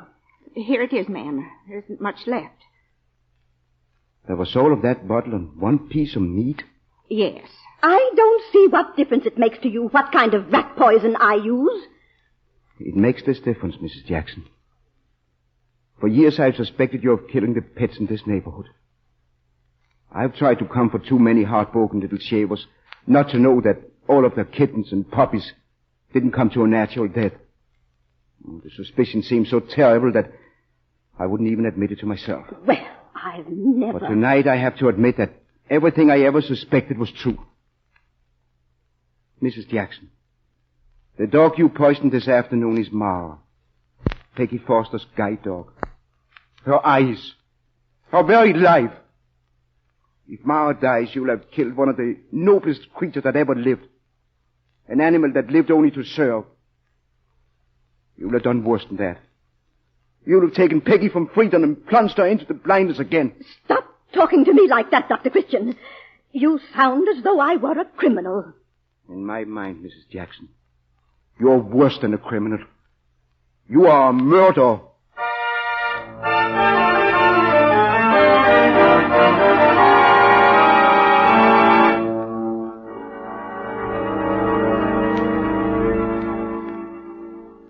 And so the curtain comes down on the first act of our Dr. Christian drama, Puppy Love. During intermission, we want you to hear what this young housewife has to say. My visits to the hairdresser are few, because Jim and I are saving for a home of our own. Well, you can imagine how proud I was to discover that I could give my hair regular salon treatments at home with Vaseline hair tonic. Now, here's what I do. Before every shampoo, I massage Vaseline hair tonic generously on my scalp until it tingles pleasantly. Next, I steam my head for 10 minutes in towels wrung out in good hot water. Then I shampoo. The result? Well, Jim says my hair never looks so soft and lustrous. And Vaseline hair tonic is so economical, too. Why, there's enough in a single 40-cent bottle for several scalp treatments. Thousands of men and women keep their hair good-looking, guard against dry scalp, with the regular use of Vaseline hair tonic. Vaseline hair tonic is different. It contains no ingredients which tend to dry the scalp. It actually supplements the natural oils and keeps the hair handsome and easy to comb. Get a bottle from your druggist tomorrow.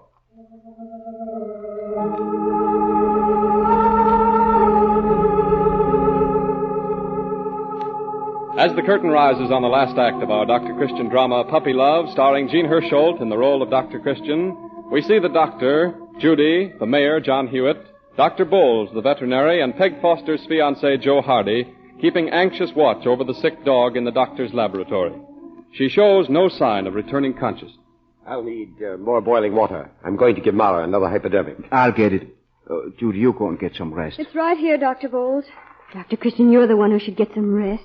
Haven't left Mara all night long. It's almost 8 o'clock. I want to put another hot blanket over her. And then will you come and get some rest? No, Judy, I won't leave her until I'm sure. Dr. Christian, isn't there any chance? Ask Dr. Bowles. I told you in the beginning there wasn't a chance. That only a miracle... And there isn't going to be a miracle. Well, isn't there any change at all? No, she's still in a coma. Isn't there anything we can do? Mayor Hewitt, I want to save this dog as much as you do. There's nothing I know of I haven't done. Surely you know if there's anything that I can... Dr. Christian, we know that dog means more to you than to any of us, except Peggy. Yes. Mara was a sort of an adopted pet. A substitute for the dog I wanted all my life and never had. Funny, isn't it? The way you'll go through life, loving something, wishing for it, yet never able to have it. You know, when I was a little bit of a shaver, I nearly broke my heart wanting a puppy. But Mother wouldn't have one around the house. At medical school, dogs were forbidden, and after that I never had a place where I could keep one. When I came here, I thought at last I'd have my dog. But with Mrs. Jackson next door, I've always been afraid. I guess you won't have to be afraid of her anymore. No? No. When the crowd that was here tonight gets through with her, I think she'll be glad to leave town. Oh, John, they aren't planning any violence, are they? No, but they've all been sitting over there on a front lawn waiting to see whether Mara gets well or she doesn't. Well, if she doesn't, Nothing they do to Mrs. Jackson is going to bring Mara back. I know that. But they feel a little town like River's End isn't big enough to hold them and a woman like that. So I imagine Mrs. Jackson will be moving. Oh, get that, will you, Judy? Yes. Hello? Hello? Yes, Martha. Yes. She is. And I'll tell Dr. Christian. It's Martha, Mrs. Jackson's housekeeper, Dr. Christian. She says Mrs. Jackson has had one of her spells. She wants you to come over right away. Tell her I can't come now. Dr. Christian can't come now. What? She says you've got to come. Tell us he'll have to call another doctor. What? Oh. Oh, really? Martha says Mrs. Jackson says she won't have anyone but you. She's terribly sick. In fact, she says she's dying. No, I don't believe that. But even if it were true, I couldn't leave now. I'll tell her. Judy, bring Dr. Bowles to hypodermic. Hurry. He can't come, Martha. No, he can't leave Mara. Here you are, Dr. Bowles. I don't suppose it means anything, but... Is there any change? Mara opened her eyes. There's just a possibility. How long? Oh, it won't be much longer. We'll know one way or another very soon. If she comes out of this coma... There's a car stopping out in front. Oh, it looks Dr. like... Dr. Christian, it's Peggy. Somebody's brought her home. Oh, she mustn't know about Mara. Not yet. What are we going to do? Oh, I don't know. Well, it's too late to do anything now. Here she comes. Dr. Christian. Dr. Christian, I'm home. Hello, Peggy. Peggy. Oh, why, Joe, what are you doing here so early in the morning? I thought I was going to surprise you all by getting home ahead of time. There's something wrong, isn't there? Dr. Christian, Joe, are you all right? Where's Mara? Look. Mara lifted her head when Peggy called her name. What? Say it again, Peggy. Call Mara. Why? Call, I tell you. Mara? Dr. Christian, she's conscious. She's moving. Oh. Look at her. Mara, where are you? Dr. Christian, is Mara... Is she... Mara's all right, Peggy. Oh. I believe we're going to get our miracle. Oh. I believe Mara's going to get well.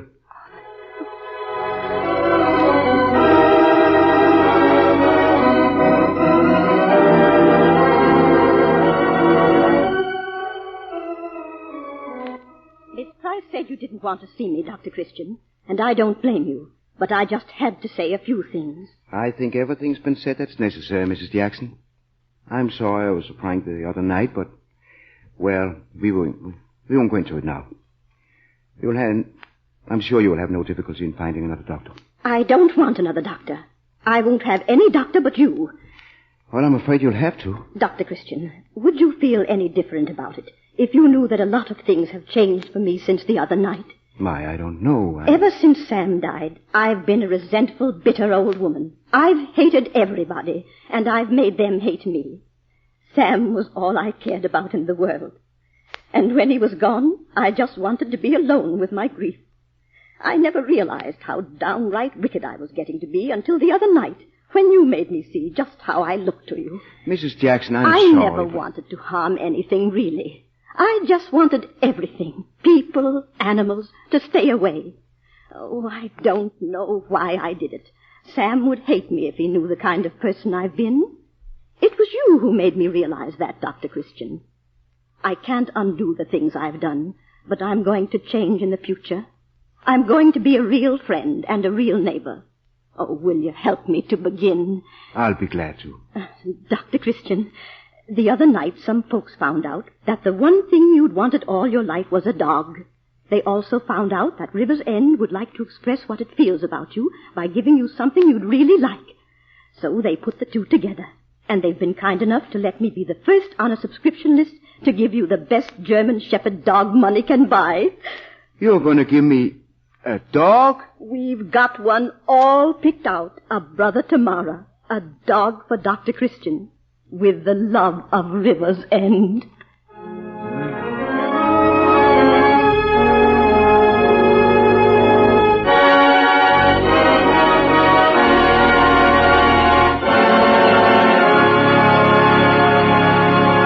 And the curtain comes down on another Dr. Christian story starring Gene Hersholt in his most famous role, the country doctor. Mr. Hersholt will be here to greet you in person in just a moment. Meanwhile, may I say a word about the products that make this program possible? Here's a friendly warning that bears repeating. Any skin injury, however slight, deserves careful protection. So keep a jar or tube of Vaseline jelly always on hand and be on the safe side. Vaseline jelly is carefully refined in the process of manufacture. It's free of all harsh or harmful ingredients, pure enough to eat, safe to use on the most delicate skin. It pays to play safe, so look for the trademark Vaseline when you buy. Ask your druggist, too, about the special benefits of other products bearing the Vaseline trademark. Vaseline borated jelly, Vaseline carbolated jelly, Vaseline camphor ice, and Vaseline lip ice. The artists you heard tonight included Gloria Holden, young picture actress, as Peg Foster, the blind girl, Rosemary DeCamp in her usual role as Judy Price, the doctor's secretary, and Martha Wentworth as Mrs. Jackson, Barry Kroger as Joe Hardy, and Jerry Moore as Mayor John Hewitt. Now our star, Gene Hersholt, as Dr. Christian.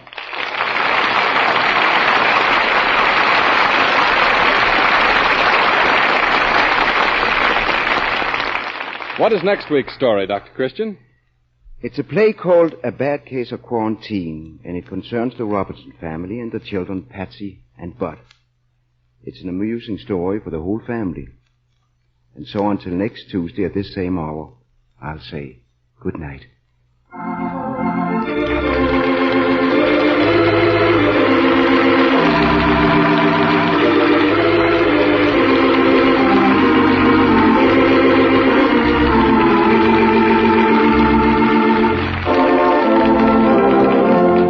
Fail to listen to Gene Hersholt's Dr. Christian drama for next Tuesday night, which is called A Bad Case of Quarantine. This is Arthur Gilmore bidding you good night.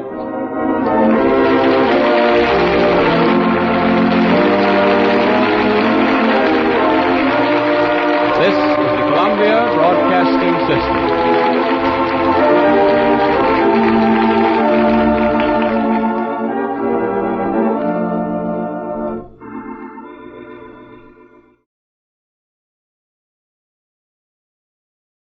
From Hollywood, California, we bring you Chapter 16 in the story of Dr. Christian, presented for your enjoyment by the Cheesebro Manufacturing Company, owners of the trademark Vaseline. Last week, Gene Hersholt, our star, promised you a personal souvenir. So we're going to ask him to tell you something about it.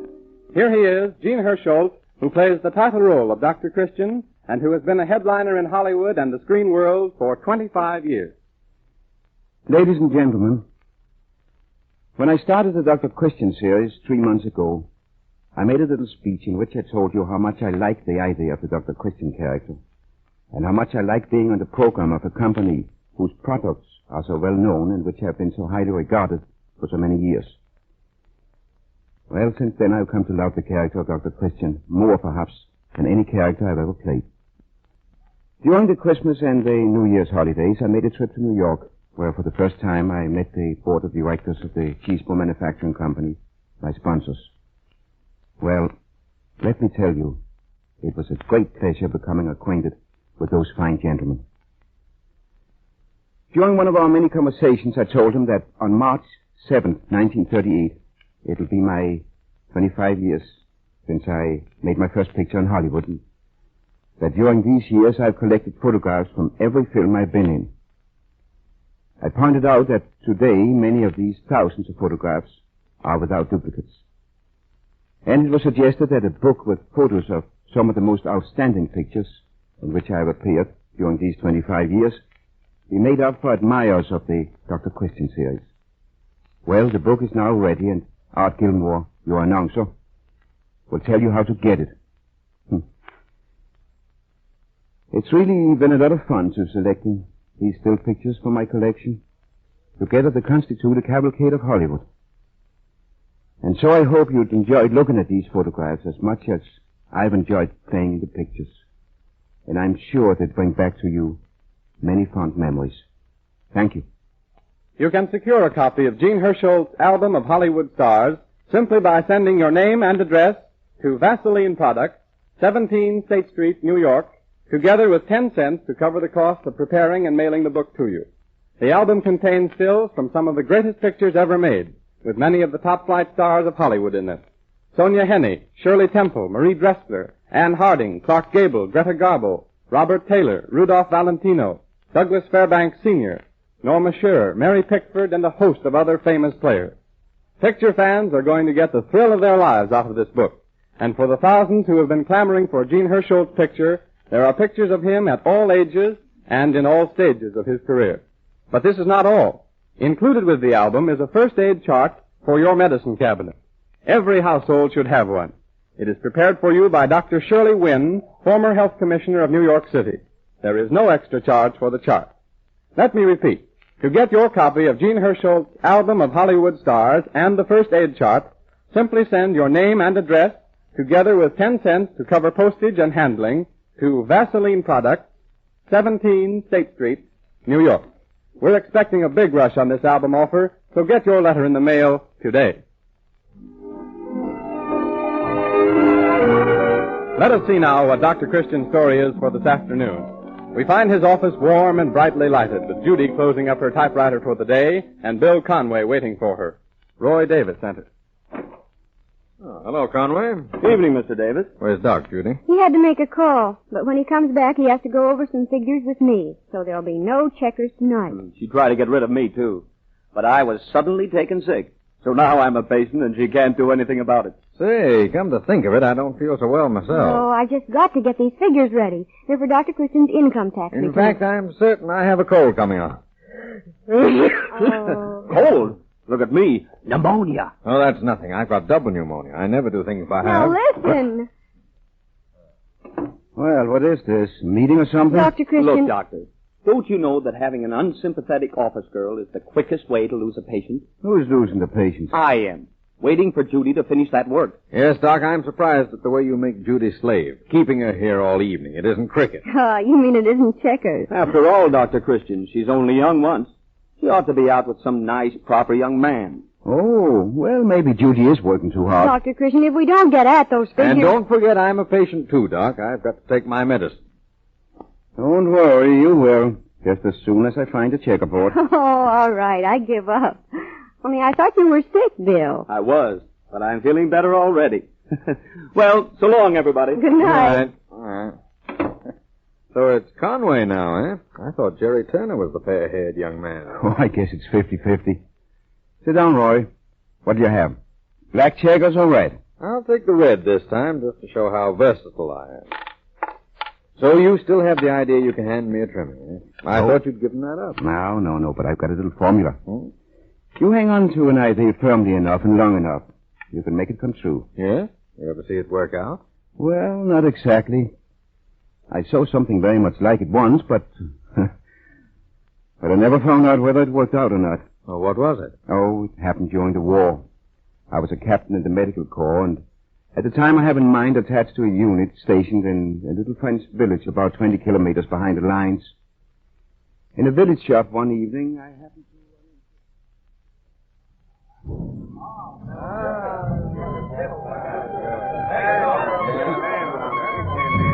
There they go again.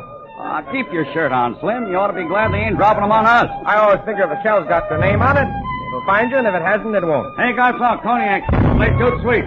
Trouble with these Frenchmen, they don't understand their own language. Well, anyway, we might as well get used to a little strapping. I hear we're moving up tomorrow. There'll be plenty of it up there. Okay, all you enlisted men, back to your billets. For Pete's sake. You doing, Slim? Yeah, in a minute. What's the matter, son? Never mind, you don't have to stand to attention. I'm just a doctor. New here, aren't you? Yes, sir. Our outfit came in last Monday. We're moving up tomorrow. So I hear. It'll be different up there. It'll be exciting. You know, the waiting is the worst part of it. Gives you time to think and to imagine things. Yes, sir. Don't they ever stop that firing? 3 days of it, 3 days. Someday it'll stop. Someday it'll all stop, and the war will be over. I don't think it'll ever be over. We'll keep on fighting until the whole world's destroyed. The military police is pretty strict around here, son. You better go back to your quarters. Yes, sir. Good night. Good night, sir.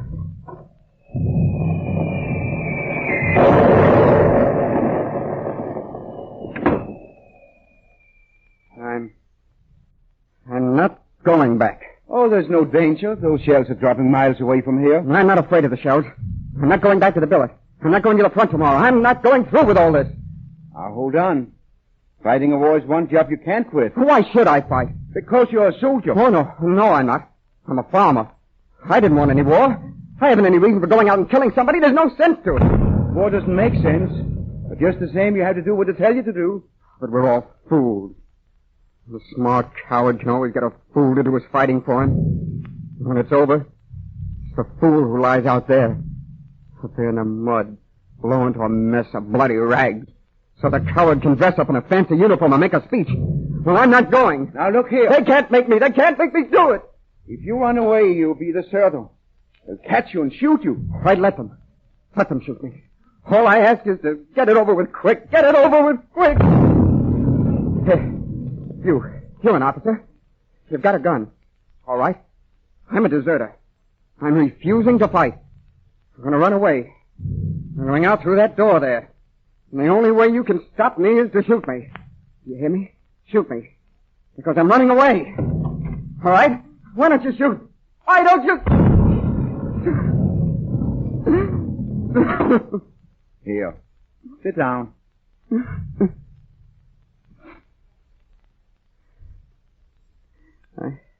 I guess you must figure I'm pretty yellow. If being afraid is yellow, then we're all yellow. Only some of us keep from showing it. When I first came here, I was scared to death, and I'm still scared to death. But there's nothing you can do about it, so try to think of something else. And if you try real hard, you can forget it, and at least for a little while, almost forget it. Where are you from, son? Indiana. Uh-huh. What town? You wouldn't know it. You on a farm there?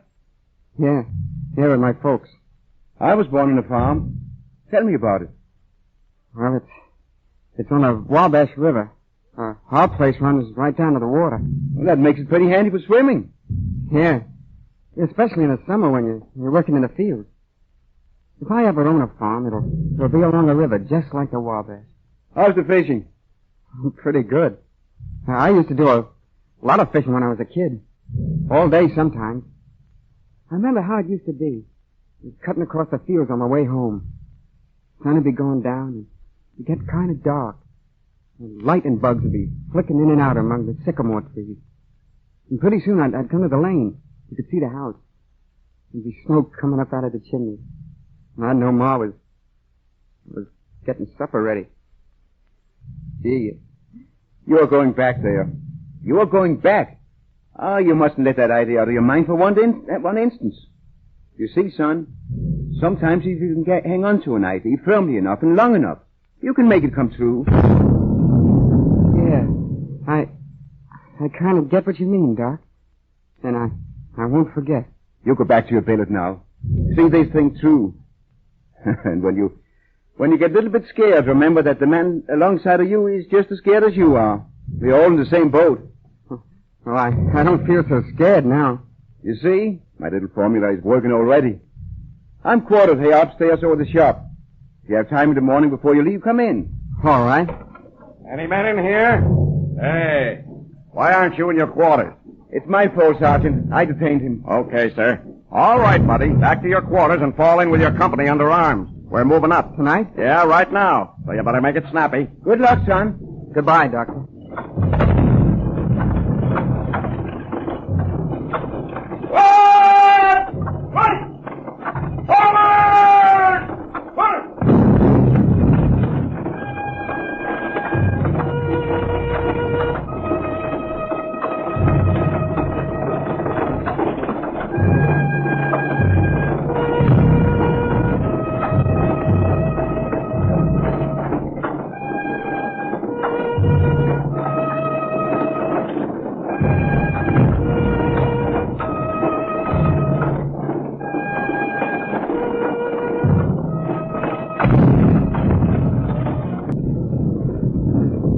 Of this nightmare. Will it never end? We're bringing in some more wounded. Where can we put them? Heaven knows. The church is filled from wall to wall now. Wonder what them saints think looking down on a place of holy worship made into a dressing station and outside thousands of men bumping each other off. They thank God for good doctors like Captain Christian. The man's a marvel. 3 days and nights he's been at it with hardly any rest at all. How about yourself, sister? You've been at it as long as he has. Orderly! Orderly, some water. Give me the antitetans. Here, orderly. Give him a drink. Sergeant McGowan. Yes, sir? See if you can find a place for him. Over there by the chancel. Oh, we've got to have more room, more help. Any words from the headquarters? No, sir, not yet. Dr. Christian. Yes. All right, McGowan. Take him along. Ask Dr. Myers to dress his wound as soon as you can. Okay, men. Bring him over here. Dr. Christian, can you come over here and look at this man? Shrapnel? Yes. How long has he been here? Since 5 o'clock this morning. We've done everything that can be done for him here. He's dying. Have him move as soon as you can. We need that cut. Captain Christian? Yes? Message from headquarters, sir. All right. Any answer, sir? No. But you can tell the colonel we are badly in need of help. Yes, sir. Orders from headquarters, Miss Williams. Hypo and tetanus shots, that's all. No more dressings. It's better that Dr. Myers know about it. The men would be moved to the base hospital for treatment. Well, then why don't they move them? Why don't they do something? We need more doctors and more nurses and more supplies. And all we get is a piece of paper. Bring some more men in, sir. I'll be right with you. No! They're out there! They're out there! Keep them away! Hand me a hypodermic. Keep them away! This needle is all shut. Don't use it again. Machine guns. Machine guns. Now the antitetanus. They're out there. Behind that ridge. Machine guns. They're out there. All right, take him along. Machine guns. Machine guns. Bring up the next man. Here, I think this needle is all right. He looks like he's done for. Yes. Yes, he'll be dead before they get him to the base hospital. We might as well. Wait. Why, I know this boy. Who is he? I don't know his name except that they call him Slim. But I was talking to him the other evening at the wine shop. He was telling me about his home in Indiana. Poor guy. I guess he'll never see that again. And it's all my fault. Your fault? Yes, because I sent him out there to die. He was going to run away and I stopped him. Tell Miss Williams I want her. Yes, sir. Some of you men clear off this table. Move that stuff any place. Lay it on the floor. All right. Put him on the table. Oh, be careful, can't you? Be careful. Move him. Move a little way this way. Under the light. You want me, Doctor? There's any ether left. Yes, Doctor. Bring some and an ether cone. I'm going to operate. You're going to... Don't stand there. Hurry. But the orders are only to give anti-tetanus shots. I don't care what the orders are. There's a chance of saving this boy's life. You think I'm going to let orders stop me? But they'll find out about it. They'll find out as soon as he gets to the base hospital. You will be court-martialed. Do as I tell you. Get that ether. I'm going to operate.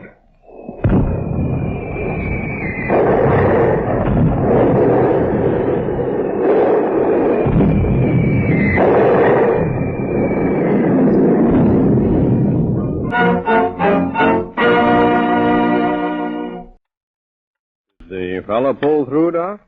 I don't know. That evening, he was moved to the base hospital, and I never saw him or heard of him again. How about you? Did you get a court-martial for operating against orders? No, but I spent a bad hour and a half with the colonel. Well, now, this isn't beating you at checkers, is it? Go ahead, your move. Well, Oh, there's that phone again. I've never known it to fail. Hello? This is Dr. Christian. Yes? Well, I'm sorry, but I didn't get that name. Oh, yes, Mrs. Catherwood. Huh. All right, yes, I will. Goodbye. Well, I thought I knew everybody around here. Do you know a Mrs. Catherwood, Roy? Catherwood? No. She says she lives out on the river road, just below the Powell place. Never heard of her. Must have just moved here. Why? I thought maybe you'd made it all up. Made it up? Yes. To keep me from beating you at checkers. I have to go out there. I think we'd better talk out here in the kitchen, Mrs. Catherwood. You don't want him to hear? He's sleeping. No use disturbing him just yet. Anyhow, I want you to fill a basin of hot water. Yes, Doctor. When did your husband cut his arm? Oh, it must have been 10 days ago. It wasn't a bad cut. I thought it was all well, and then today he complained of it hurting him and his neck feeling stiff. Oh, is this enough water? Yes, that'll do. Oh, what's the matter with him, Dr. Christian? Well, I'm afraid that he's a pretty sick man. Oh, that isn't what you intended to say. Hmm? You mean he isn't going to get well? I didn't say that. You didn't have to. Oh, I know what you meant. I could tell it when you looked at his arm. That's why you brought me out in the kitchen so he wouldn't hear. He's not going to get well. Oh, here now, that's no way to talk. Oh, and it's my fault. My fault. He cut his arm. It became infected. How could it be your fault? Because I should have called you sooner. I put it off. Because we're so short of money. We just moved here. We've been buying the farm. It's taken almost all the money we've saved. Oh, you've got to do something for him. Everything you can. The doctor always does everything he can. He loves this place so. By next summer, we would have paid for it. It would have been his. Oh, why didn't I call you sooner? I know how you feel. I remember when I said those very words. It's my fault. Look here. I'll tell you what I was going to say. I'm afraid of testing tetanus. Oh. In fact, there's hardly any doubt. I saw too much of it during the war not to know. But it can be cured, can't it? It can be cured. It can be prevented if it's treated in time. If I'd only known, if I'd only realized that... Well, it was such a little cut, and we were so hard up. He's worked and saved and gone without things, so that someday he could have a little farm. A little farm by the river. And now when he has it, I let him die. Oh, isn't there anything you can do? Anything? Yes, and I'm going to do it. I can open and drain the wound and give him anti-tetanus. But I can't be sure if it'll do any good now. He still might die. It'll require some power beyond mine if he gets well. Bring the water. Put the basin here, where it'll be handy. I think I'd better cut his sleeve right off. Hand me those scissors.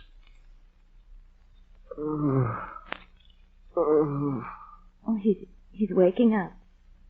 It's the doctor, darling. You think you can stand it to see a little surgery? Oh, yes, yes. Then you can help me. Roll up his other sleeve. I'll give you a hypodermic first.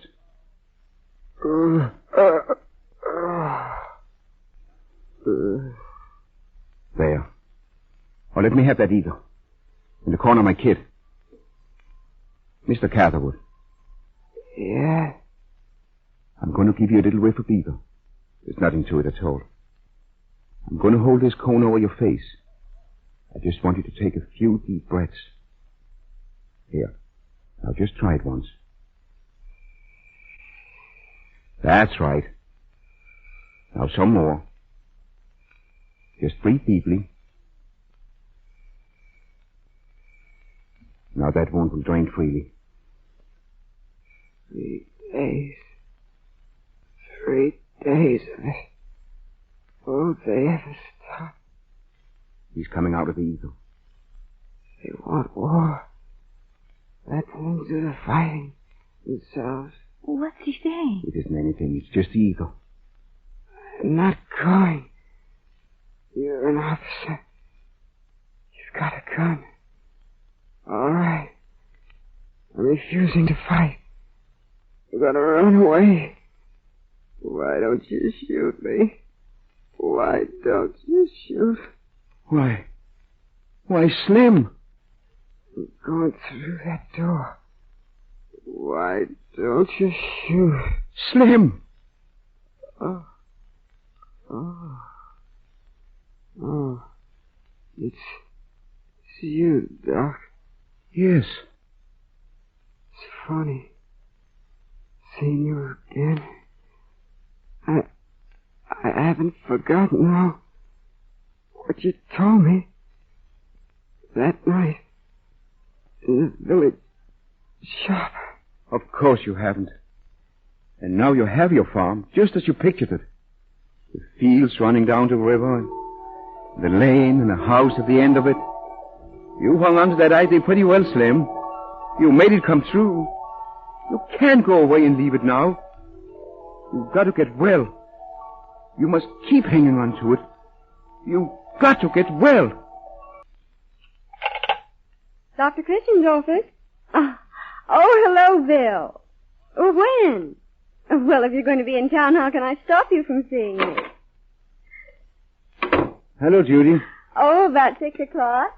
No, I won't be working on the books tonight. All right. Goodbye. It was Bill Conway. He's coming out this evening. What, again? Again. He hasn't been here since that night you were called out to the Catherwood.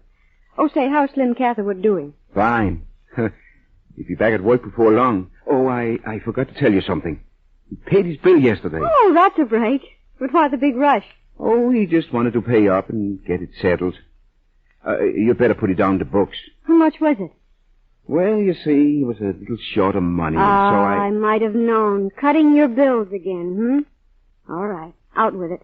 What did he pay you? 2 quarts of firewood. And he's going to send a dozen of eggs every week. A dozen of eggs every week, Oh, what's the matter with that? What's the matter? Now, look, Dr. Paul Christian, you saved that man's life in France and risked court martial to do it. Yes, but... And then you turn around and save his life again. Pull him through when he didn't have a chance. And now you settle for the huge payment of 2 cords of firewood and a dozen eggs a week. Oh, but I told you he didn't have any money. And... Oh, he has property, hasn't he? A farm? Yes. Yes, he has a farm. All his life he wanted a farm like that. It's meant everything to him. He's dreamed about it, lived for it. Now he has it. And it was the farm that pulled him through much more than what I did. So maybe I'm pretty lucky to collect even 2 quarts of wood and a few dozen eggs. Well, you're certainly the poorest businessman I've ever seen. Yeah, I know. But don't you ever dare to change? I bet you tell that to all the boys.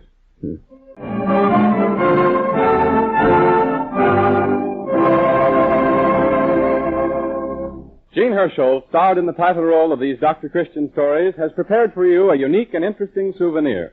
A beautiful album of Hollywood stars containing 36 marvelous pictures to commemorate his 25 years in Hollywood. Among the pictures in the album are stills from some of the greatest motion pictures ever made. Practically all the top-flight Hollywood stars appear in these pictures, too, making the album a real cavalcade of Hollywood. You or anyone can get a copy of Gene Hersholt's album by sending your name and address and 10 cents to defray cost of preparation and postage. Address your letter to Vaseline Products, 17 State Street, New York, and enclose the 10 cents in your letter. And we will send with the album a first aid chart for your medicine cabinet, prepared for you by Dr. Shirley Wynn, former health commissioner of New York City. There is no extra charge for the chart. This, we think, is the finest souvenir ever offered to the radio audience, and it comes to you with the good wishes of the makers of Vaseline Preparation. Their Vaseline Petroleum Jelly is the approved first aid product throughout the United States and Canada. It should be applied immediately to bumps, bruises, and other minor skin ailments. You can use it with complete safety because it is sterilized in the process of manufacture and packed in sterilized containers. So when you buy, be sure to look for the trademark Vaseline on the package. If you don't see it, you are not getting the genuine article. Another Vaseline product you will find useful is Vaseline Hair Tonic for scalp massage as well as hair dressing. Both can be bought at any drugstore. Gene Hersholt appears on this program through the courtesy of 20th Century Fox. He'll be back with another Dr. Christian story next week. Meanwhile, send for his handsome souvenir, Gene Hersholt's album of Hollywood stars and the first aid chart for your medicine cabinet. Send 10 cents with your name and address to Vaseline Products, 17 State Street, New York, and your album will be mailed promptly. This is Arthur Gilmore bidding you good afternoon for the makers of Vaseline Preparation. This is the Columbia Broadcasting System.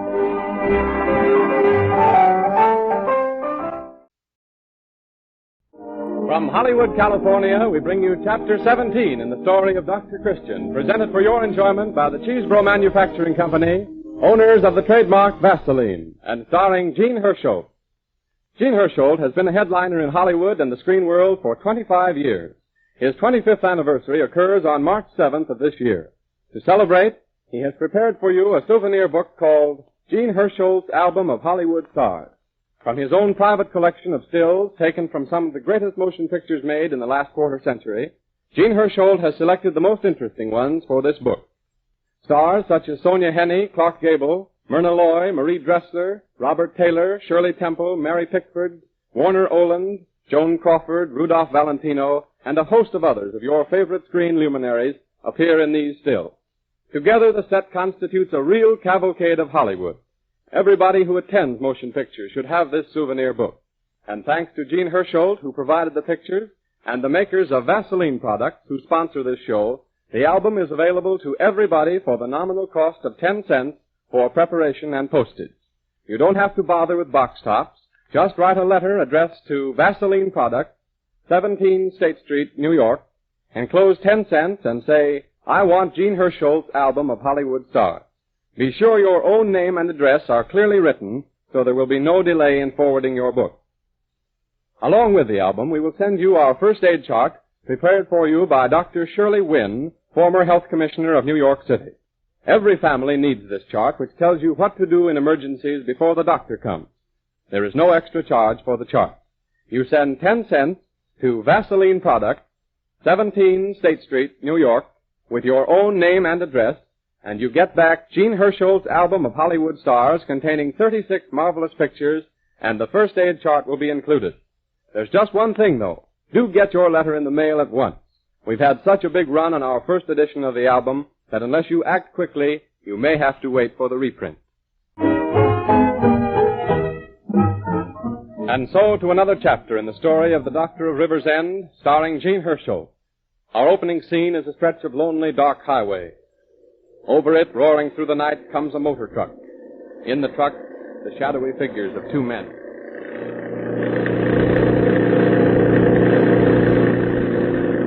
I've lost sight of him again. He's rounded the curve. We'll pick him up. See? There's his tail lights up ahead. He's sure putting that milk truck over the road. Hey, the way we're traveling, we'll be in Center City in a couple of minutes. Yeah. If we're going to get him, we got to do it right now. But it kind of takes nerve to plow into him when we're going this fast. I wish we could skip it. Not a chance. Hey, we could say we missed him. Say we didn't see him on the road. Listen, buddy, just forget the alibis. They ain't going to get you nowhere. We got our orders. Hey, who's behind all this? I don't know. I don't ask questions. And if you're smart, you won't either. The less you know in this business, the better off you are. Our job is to do what we're told, keep our mouths shut. Yeah, no killing. I know. Only I wish I was out of it. I didn't realize what I was getting into. Yeah, you're making good dough, ain't you? You're taking no risk. We're as safe as if we was home in bed. Well, if we're going to do this, let's get going. How are you going to handle it? Well, I'll drive up alongside him, see? Like I was going to pass him. Then crowd him over to the edge of the road, sideswipe him into the ditch. Are you all set? Yeah, I'm all ready. Okay, hang on, because here we go.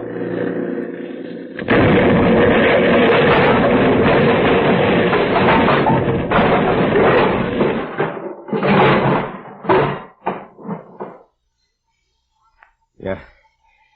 You all right, buddy? Yeah. Yeah, I'm all right. I guess I smacked into him pretty hard. Boy, look at them milk cans scattered all over the lot. I never saw so much milk spilled around in all my life. Lefty. Huh. Look, the driver of the milk truck. Yeah. Knocked out cold. Hey, wait a minute. Where are you going? I'm going to see if he's hurt. Never mind him. Come on, get back. We got to step on it. Oh, I'll only be a minute. Come on, we don't want to hang around here. Listen, there's a car coming. Hey, Lefty. Get in the truck, you sap. There's a car coming. Get in. Yeah, but the driver... I said forget him. Get in.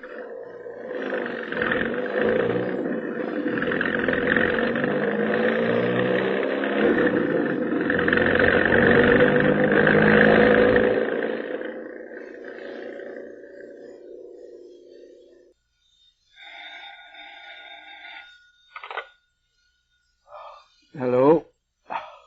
Yeah. Yeah, this is Dr. Christian. Oh, hello, Ross. Smash up. What? Another one? Well, that makes the fourth in 2 weeks. What did it happen this time? I see. Well, where are you now? Yes. Yes, I know what the center garage is, but... All right, Ross. I'll go right to the accident and see you there. Yes. Yes, I'm leaving right away.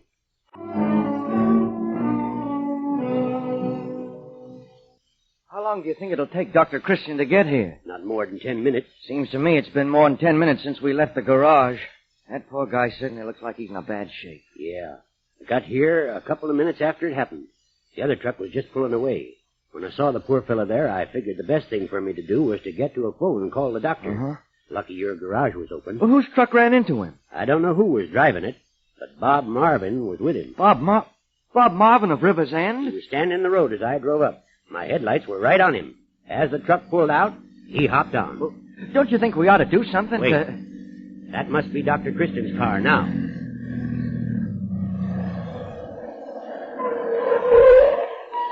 Dr. Christian! Hello, Ross. Hello, Pete. Hello, Doctor. Where is he? Still in the truck, Doctor. He's kind of jammed into between the seat and the steering wheel. I was afraid to try to move him. Yes, I see. I shook him by the arm, but he didn't answer. All right, give me a hand here. Take him under the arms, Ross. And when I say ready, try to lift him. Oh, take it easy. Lift him gently. Okay. Pete, you see if you can pull that steering wheel back a little. He must have hit the bank here with an awful jolt to bend the steering column this way. All right. All right, ready? I can't move him, Doctor. Try it again. Get around on this side. Yes. All right. All right, that's better. Now, take it easy. Now, wait till I get his feet. All right. You got him? Yeah. Careful now. That's fine. We'll take him over there in the lights of the car. All right. Put him down carefully. Gee, he is in a bad way. Yes. Pete called the ambulance before we left the garage. Yeah, I figured you'd want to take him to the hospital, Doctor. I'm afraid it's too late for that. You don't mean... Yes. He's dead.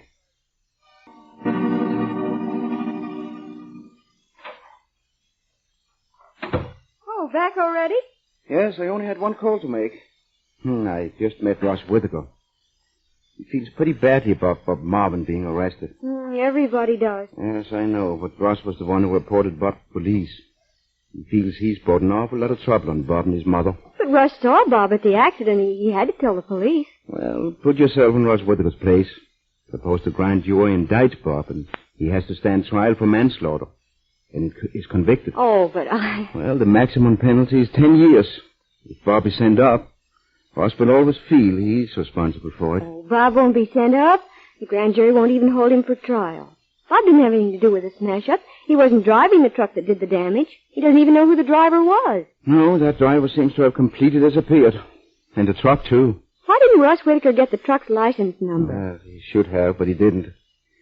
I suppose he was too excited to think about it. Yes. Well, at least there's one piece of good news. If the grand jury holds Bob for trial, he'll have the biggest lawyer in the state to defend him. Who?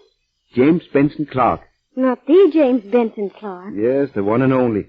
Well, the Marvins used to be fairly well-to-do, but at that I don't see how they could afford to hire a man like James Benson Clark. It isn't costing them a cent. What? Why? Do you remember some years ago, before Mr. Marvin died? No, I guess you don't, because you were too little then.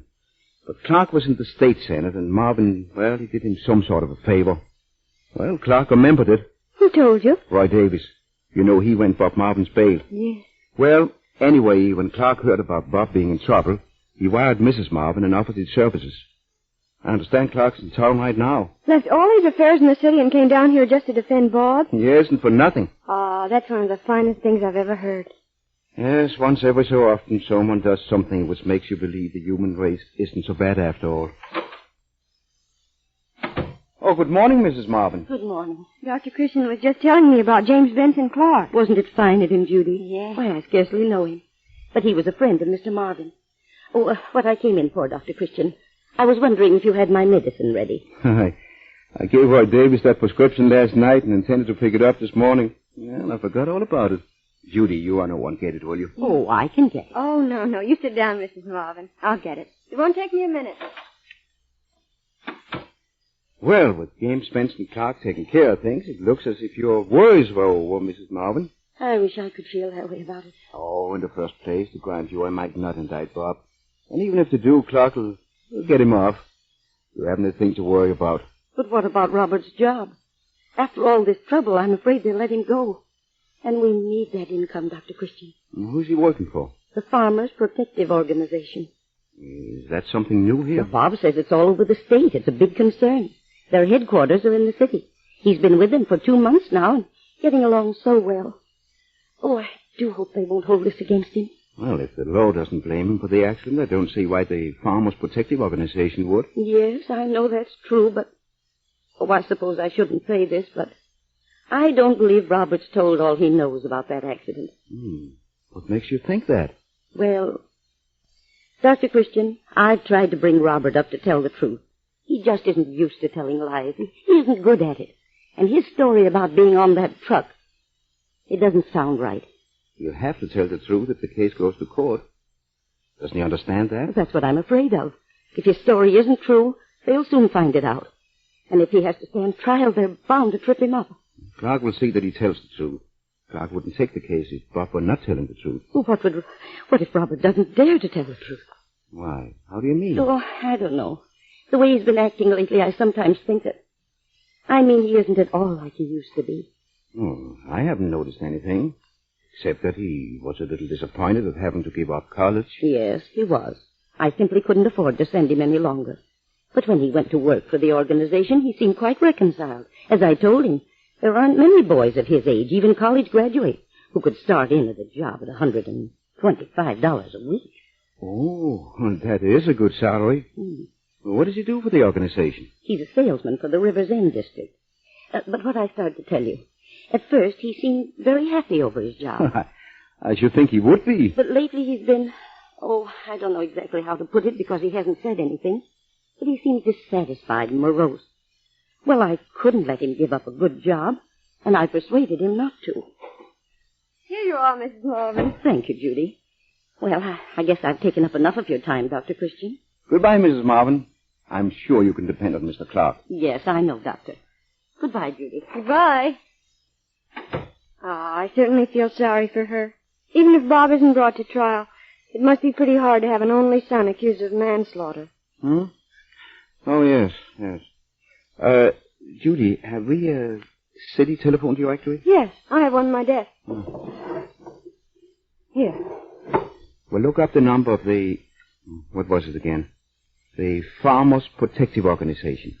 Farmers Protective Organization, the Farm Bureau, Farmers Insurance. Doesn't seem to be here. Oh, it must be. It's a big outfit. It's not listed anyway. Oh, maybe I can get it from information. Long distance, please. Hello. Say, I want to talk to the Farmers Protective Organization in the city. I don't know. They're not in the book. All right. Will you try? Yes, I'll hang on. Who are they? That's the concern Bob Marvin is working for. Huh. Come to think of it, until now, I never knew where Bob was working. Well, I just heard it myself. His mother told me. Hello? Yes? All right. He's getting them. His mother was afraid that... Hello? Farmers Protective Organization? I'd like to talk to someone about one of your men, Robert Marvin. Bob Marvin. Yes, he works for you here in River's End. Why, this is Dr. Christian. Are you sure? But I understand he... Hello? Hello? Huh? What? They said they didn't know any Bob Marvin. Nobody but that name ever worked for them. What? Not very polite about it either. Whoever was talking hung up on me. Some dizzy girl at the switchboard. No, it wasn't a girl. It was a man. He said that he... Pardon me. Is this Dr. Christian? Yes? I'm Jim Clark. Mrs. Marvin has retained me. Oh, you're James Benson Clark. Well, Jim will do. Well, how do you do, Mr. Clark? This is Miss Price, my office girl. How do you do? So this is Judy. Well, I'm beginning to see why Bill Conway finds River's End so attractive. Oh, do you know Bill? I see him occasionally. I'm very well acquainted with his father, Senator Conway. I thought I ought to drop in, Doctor, meet you, and perhaps get a little information on the Marvin case. Yes, of course. Come in here. Judy, you take all phone calls until we're through. All right. Sit down, Mr. Clark. Thank you. I just arrived in town recently. Haven't had much of an opportunity to look into this affair. But I understand that you and a Mr. Whitaker are the only witnesses. Well, there's also Pete Evans, who works at the center garage. Oh, yes. They did mention him. Well, now, Dr. Christian, this man who was driving the milk truck, couldn't he have died from other causes than injuries sustained in the accident? For instance, suppose he had a bad heart and the shock of the collision... No, that wasn't it. He was killed almost instantly. His neck was broken. Oh, I see. How long have you known Bob Marvin, Doctor? Oh, for a long time. Ever since he was a little fellow. Never been in any trouble before, has he? No, Bob. He's always been a pretty nice boy. A very quiet and well-brought-up boy. He'd never get into a scrape like this by himself. And if he did, he wouldn't lie about it. Oh, who says he's lying? Well, I mean... that is, well... I have a hunch he's trying to shield someone. The fellow who drove the truck? The man Bob was riding with? Yes, and maybe a few others. Oh, that's interesting. Go on. Well, commencing about 2 weeks ago, we've had a regular epidemic of smash-ups. I know all about them because I was called in to patch up milk truck drivers. The accidents always happen to milk trucks? Always to milk trucks. There were 4 of them. In the first 3 cases, the milk truck drivers were only bruised up a little. In the last case, the driver was killed. And you think there is some connection between these accidents? I feel positive of it. They all happened in the same way, about the same time in the morning. Almost in the same place. A milk truck would be going along, another truck would smash into it, upset the milk cans, spill the milk, and keep on going. You're not trying to hook all these accidents up to Bob Marvin. No, not at all. That's why I say maybe there are a few others mixed up in it. Well, if we could prove that, it would certainly help Marvin's case. I mean, if there really were someone driving around at night, crashing into milk trucks, it would fit right into his story that he was picked up by an unknown driver. What reason would anyone have for wrecking milk trucks? What motive? I have an idea that I can supply the motive, too. Yes? Did you ever hear of the Farmers Protective Organization? No, not that I recall. Well, Bob Marvin has been working for the Farmers Protective Organization for about 2 months. They pay him $125 a week. It's a pretty good salary for a small-town boy. Yes, very good, I should say. Too good for an ordinary salesman. Anyway, I called him on the phone this morning. He told me they never had a Bob Marvin on the payroll. Didn't know anything about him. And what do you make of that? Simply that they're trying to hide the fact that he is connected with them. Perhaps he isn't. Well, who's paying him the $125 a week? And for what? His mother tells me that he's still getting the money. Well, I don't see what this, farmers' organization has to do with the accident. I think the Farmers Protective Organization is a racket. I think they've been hiring young fellows like Bob Marvin to wreck milk trucks. The milk trucks of dairymen who don't belong to the organization. Yes. Yes, I begin to get the picture. Still, I don't know how it would help Bob Marvin to show he's mixed up with a gang of racketeers. It would help if you could show he'd been forced into it. And that's what you'll have to do. But Marvin isn't going to tell the truth. He'll go to prison first. You think that they have scared him into keeping quiet? I'm certain of it. This is a lot bigger case, Mr. Clark, than merely getting Bob Marvin out of the jam. Your job is finding the man who is behind the racket and busting the racket right open. And if I can be of any help to you, you can count on me. Yes? Come in, Judy. Telephone to Mr. Clark. You can take it on this phone here if you like. Oh, thank you, Judy. This is Clark. Yes? When? All right. All right, thank you. Bob Marvin has been indicted. Indicted? I'll move for an immediate trial. And before it's over, Judy, you're going to see some fireworks.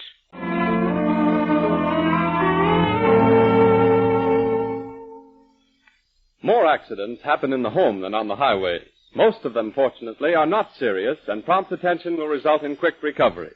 Vaseline Petroleum Jelly has been a household standby for over half a century and will prove valuable in treating many of the minor injuries that do not call for medical attention. Take minor burns, for example. An application of a solution of bicarbonate of soda will relieve pain, and thereafter the burn should be dressed with Vaseline jelly and a sterile bandage. If a blister forms, it is better not to break the blister, but to puncture it with a sterile needle and keep it dressed with Vaseline jelly and a gauze bandage or pad. Vaseline jelly is sterilized in the process of manufacture and packed in sterilized containers.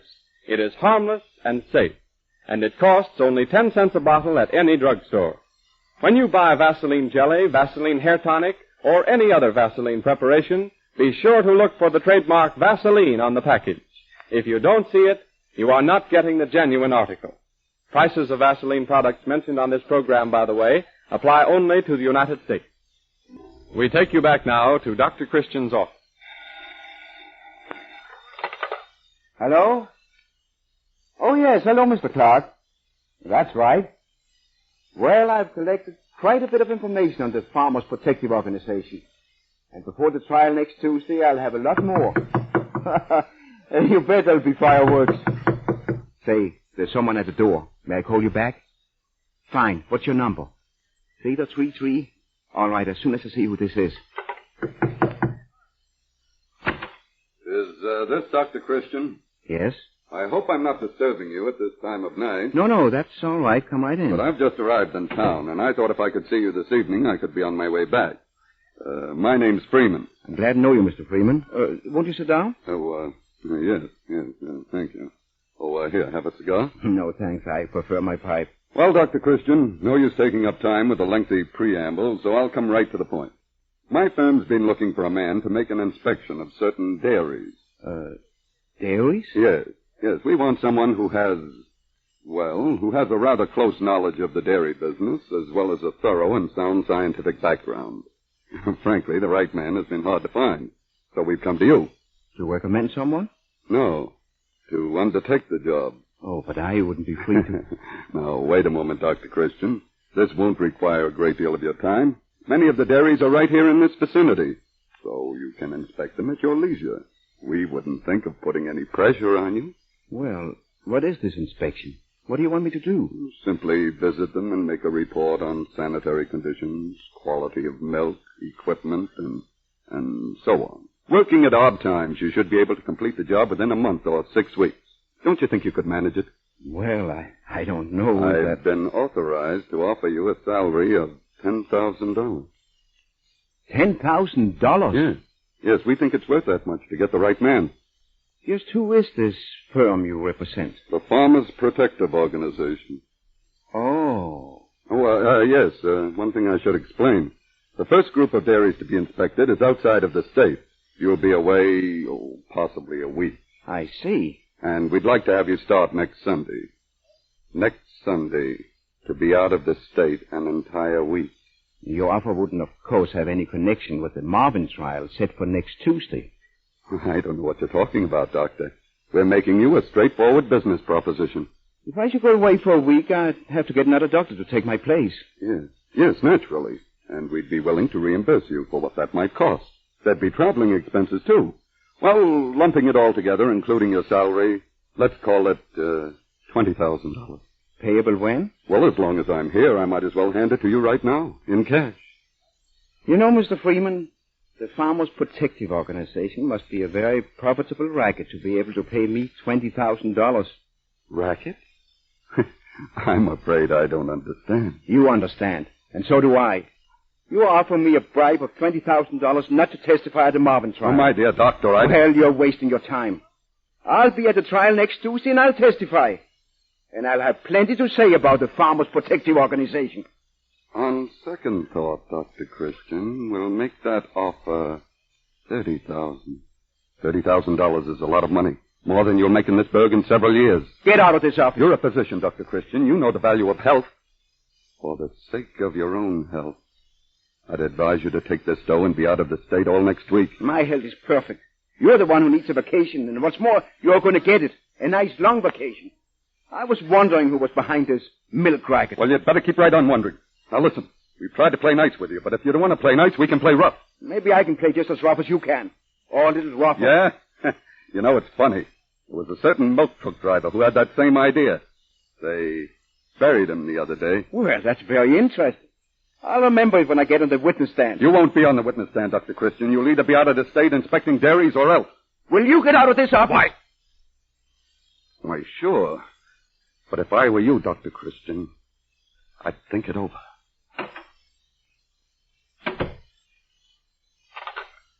Saver, 3-3. Hello, Mr. Clark? Dr. Christian. Those fireworks I mentioned have already started. Will the racketeers make good their threat and prevent Dr. Christian from testifying? Follow this story in next Sunday's broadcast for an unexpected turn of thrilling events. Don't miss it, and tell your friends to listen. Meanwhile, get your request in early for Gene Hersholt's album of Hollywood stars. Send 10 cents for it to Vaseline Products, 17 State Street, New York. This is a personal souvenir from our star, which is obtainable in no other way. A stunning book of 36 marvelous pictures from Gene Hersholt's own collection of stills of famous motion pictures. It's the chance of a lifetime to get unusual pictures of such screen favorites as Sonia Henney, Norma Shearer, Clark Gable, Helen Hayes, Marie Dressler, Robert Taylor, and a great many others. Gene Hersholt plays the title role of Dr. Christian and appears on this program through the courtesy of 20th Century Fox. Now, before we sign off, here is a timely tip. Chickenpox seems to be going the rounds among our school children. You can soothe the itching and help prevent pockmarks from leaving permanent scars by the use of Vaseline Carbolated Jelly. Vaseline Carbolated Jelly is a blend of Vaseline jelly and 1.5% carbolic acid. It is only 10 cents a bottle, so don't let your child be uncomfortable a minute longer. Phone the drugstore for a bottle immediately. This is Arthur Gilmore bidding you good afternoon for the makers of Vaseline Preparation. This is the Columbia Broadcasting System.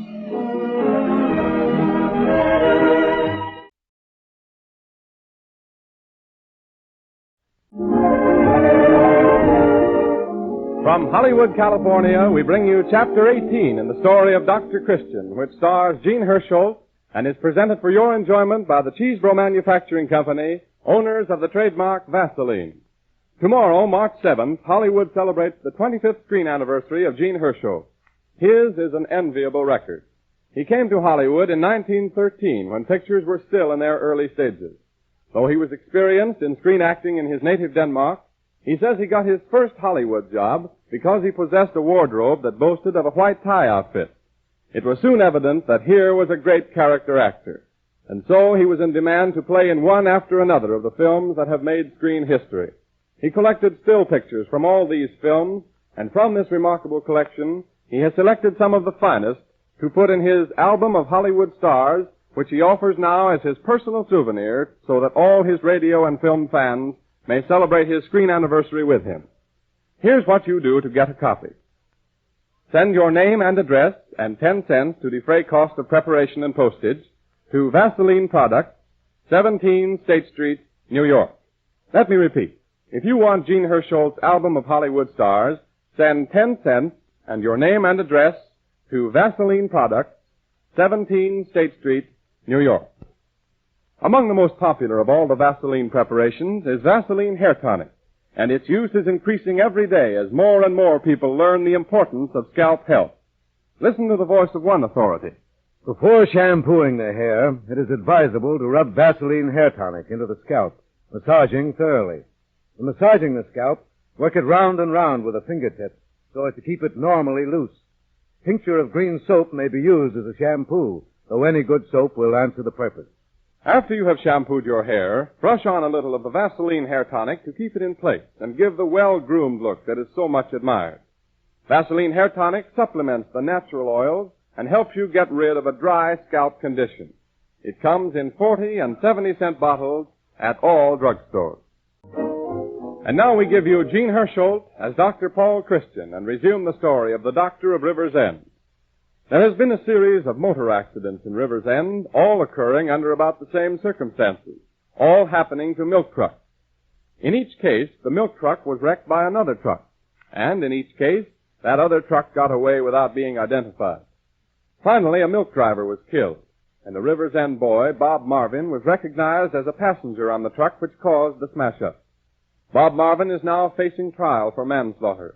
Dr. Christian expressed the belief that the accidents were the work of racketeers, and shortly thereafter, a mysterious gentleman appeared and warned Dr. Christian to get out of the state until after the Marvin trial. As the present chapter opens, Dr. Christian's car pulls up at the side of the road in front of Jess Andrews' dairy farm. Hey, Jess. Hello, Dr. Christian. Say, just in time for dinner. Come on in. I'll have Jane set another place. Thanks, Jess, but I've got to go over to Henry Tuttle's house. I hear Mrs. Tuttle's expecting the stork. Say, it hasn't arrived yet, has it? No, but it's due any time now. And as soon as I see her, I've got to get back to the office. I've got a lot of things to attend to this afternoon. I'll be at Bob Marvin's trial all day tomorrow. How do you figure that case? Do you think they'll send Bob Marvin up? Well, I don't know. He has pretty good lawyer. I hate to say it, Dr. Christian, because Mrs. Marvin's a fine woman, and it'd be pretty hard on her if her only boy is sent to prison for manslaughter. In fact, I wouldn't say to anybody but you, but Bob Marvin knows a lot more about that smash-up than he wants to tell. You think so? I sure do. And I think he knows plenty about those other 3 smash-ups. Why? Oh, I've got my reasons. But why? What connection has that smash-up with the other 3? Didn't it ever strike you as funny that all those accidents happen to milk trucks? Why is it always milk trucks that get run into? Yes, it has struck me as funny. It doesn't make sense that all those smash-ups should happen to milk trucks just by accident. Who was driving your truck when the accident happened? Carl, my boy. Well, I guess he was the only milk truck driver I didn't have to patch up. Yeah, that's one good thing. Carl wasn't hurt. But it cost me $73 to have my truck fixed up. And that's not counting all the milk that was spilled and a lot of new cans I had to buy. And the same thing happened to Jacob Wise and Joe Carson of the River's End Dairy. Yes, I've been talking to them. But look here. When this other truck ran into Carl, didn't he see who was driving it? How could he? It was night. And the truck bumped into him and kept right on going. Oh, sure, there was 2 men, but he couldn't tell who they were. Well, didn't he try to get the truck's license number? Sure, Carl's nobody's fool. But the license plates were all covered with mud. He couldn't make them out. Well, Jacob Weiss told me the same thing when I talked to him yesterday. He thinks it was the same truck in each case. Sure it was. The same truck that killed Matt Williams. Why, the second time it ran into Carl... The second time? You had another smash-up? Well, yes. 2 nights before Matt Williams was killed. Oh, not much damage done. Some milk spilled and my left fender bent. I'm not saying anything about it, so just forget it. Not saying anything about it? Well, why not? Now, look, Dr. Christian, I've been talking too much already. It isn't going to do anybody any good for me to be going around shooting off my mouth. I'm not anxious to get into any more trouble myself, and I don't want to get Bob Marvin into any more trouble. Say, you keep on coming back to Bob Marvin. He didn't have anything to do with those other accidents. All right, let's just drop it. Well, did he? Well, if he did, it'll be brought out at the trial tomorrow. I'm not out to protect Bob himself, but we've been friends of the Marvins for years, and I'm not going to say anything to hurt Mrs. Marvin. What could you say? Nothing. I'm just not talking about it. You don't think that Bob Marvin was driving around the country at night running into milk trucks? I didn't say he was driving, but he knows who the driver was. Well, then why doesn't he clear himself by telling? Why did he keep quiet while the driver got away and completely disappeared? Well, you figure it out for yourself, Dr. Christian. I want to keep out of it. Oh, you're as bad as Jacob Wise and Joe Carson. None of you want to say anything. Well, what's the use of talking? We can't prove anything. Oh, but you must have some reason for thinking Bob Marvin is really mixed up in this affair. Well, you better talk to Jake Wise and Joe Carson about it. Oh, don't worry, I will. I'll see them again today. And keep my name out of it. I don't want to get into any more trouble. 2 smash-ups are enough. How do you know you won't have another one? I won't have any more. Yes. How long have you been a member of the Farmers Protective Organization? Huh? Say, how do you know...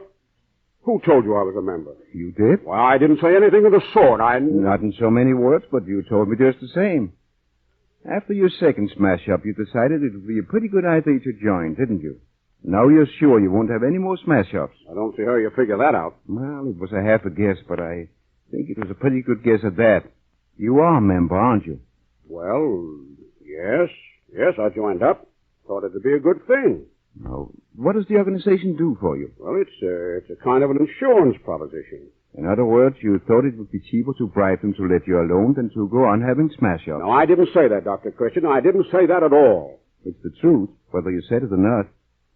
You're paying the Farmers Protective Organization to let you alone. Now, wait a minute, Doctor.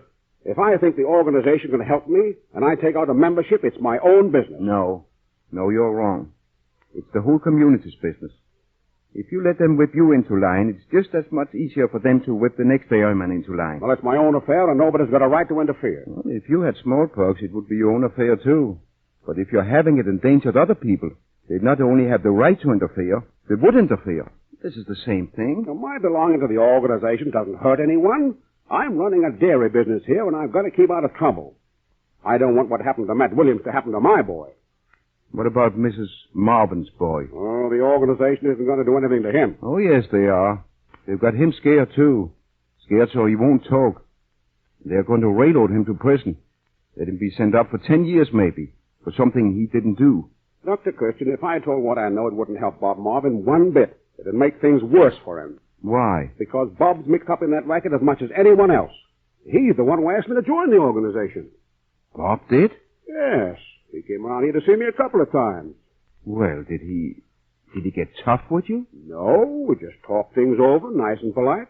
But when I refused to sign up, this fellow Wilcox came around. Wilcox? Who's he? One of the gang, I suppose. He also collected the fees. Oh. Anyway, he got pretty hard-boiled. Said if I didn't sign up, I'd be good and sorry. I thought he was bluffing. And then your truck was wrecked. That's right. But I didn't even sign up then. Although he came around a few days later and got pretty heavy again. Told me I'd better think it over and call him up at the River's End Hotel before Saturday. Did you call him? No. But that night, Carl had another accident. And I wasn't taking any more chances. I paid up. That's the whole story. But it won't help Bob Marvin any. He's as guilty as the rest of them. Well, Bob might be mixed up in this affair, but he's not as guilty as the rest of them. Oh, he isn't that kind of a boy. No, there are a lot of others in this milk racket. And if Bob will tell who they are, he can save himself. Well, he won't tell. Well, maybe he will when he sees we have the whole story anyhow. Yeah, and before Bob comes to trial tomorrow, I will have. Doc! Look out! Look out, Doc! Lordy, that was a close call. Why, it looks as if that car was deliberately trying to run you down. We will continue the story of Dr. Christian in just a moment. If you have let your supply of Vaseline petroleum jelly get low, won't you replenish it at once? For you never know when an emergency requiring it will arrive. For example... Mommy! Betty, what's the matter? What happened? I cut myself. Oh, don't cry, darling. I'll fix it. My, that is bleeding. Here, darling, hold your hand under the faucet. Oh, Mommy, it hurts. Poor baby. My goodness. What in the world were you doing? I went to peel an apple, and the knife slipped and cut into me. Oh, what a shame, darling. Now, we'll just put some antiseptic on that, and we'll dress it with Vaseline petroleum jelly and put a sterile bandage on it. And the very next day... Betty, don't you think you should have a fresh bandage on your hand? Yes, Mother. Let me look at it. Now, you see, the bandage comes off easily because we put Vaseline jelly on the wound. And yes, it is healing nicely. Now, we'll just put some more Vaseline jelly on there and a fresh piece of gauze, and you'll be all well in no time. Vaseline jelly has earned the reputation of being the handiest thing in the house through more than 50 years of service to humanity.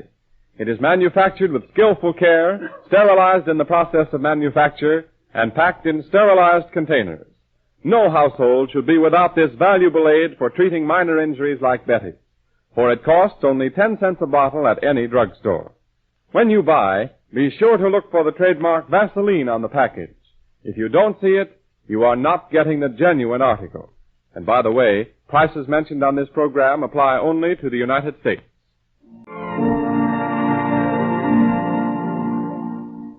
And so we return to the story of Dr. Christian. The time is early evening of the same day. Judy is waiting in the office for Dr. Christian's return. Cedar 3-3. Yes, Central 3-3. Hello? This is Dr. Christian's office. Is Mr. Clark there? On his way over here? Well, is Dr. Christian with him? Has Dr. Christian been there this evening? I see. Well, thank you. Goodbye. Oh, Roy, have you seen Dr. Christian? Why, no, not since he was here for office hours this afternoon. I was just going to ask you where he was. Well, he went out for supper, but that was an hour and a half ago, and he hardly ever takes more than 30 minutes. Besides, he has an appointment here right now. Mr. Clark. Well, if he has an appointment, he'll show up. Nothing to worry about. I'm not worrying about the appointment. Well, I'm afraid something's happened to him. Just because he's a little late getting back from supper? Oh, now, don't be silly. I'm not being silly. I'm really afraid. Has Dr. Christian talked to you about the Farmers Protective Organization? Oh, yes. He said something about it. Yes, he said he thought it was a racket. Now he's sure of it. He's been working night and day getting the facts. And even before he started working, they warned him that he'd better get out of the state. Warned him? Who warned him? What are you trying to tell me? He came in here one evening and told Dr. Christian to get out of the state before the day of the trial. Threatened him. Oh, now, hold on a minute. Is this something you dreamed? It happened. Dr. Christian told me. Oh, now, Judy, aren't you drawing on your imagination a little bit? If someone threatened him, he would have gone to the police. Oh, he didn't take it seriously. Well, neither do I. And the fact remains, nothing has happened to him. Something did happen today. He was standing at the side of the road talking to Jess Andrews, and a car almost ran into him. He had to jump over the fence to get away from it. That gang is after him. I've had to jump out of the way of cars lots of times, but that's no sign a gang is after me. Oh, I know. It doesn't do any good to talk. You won't believe me, and neither will he.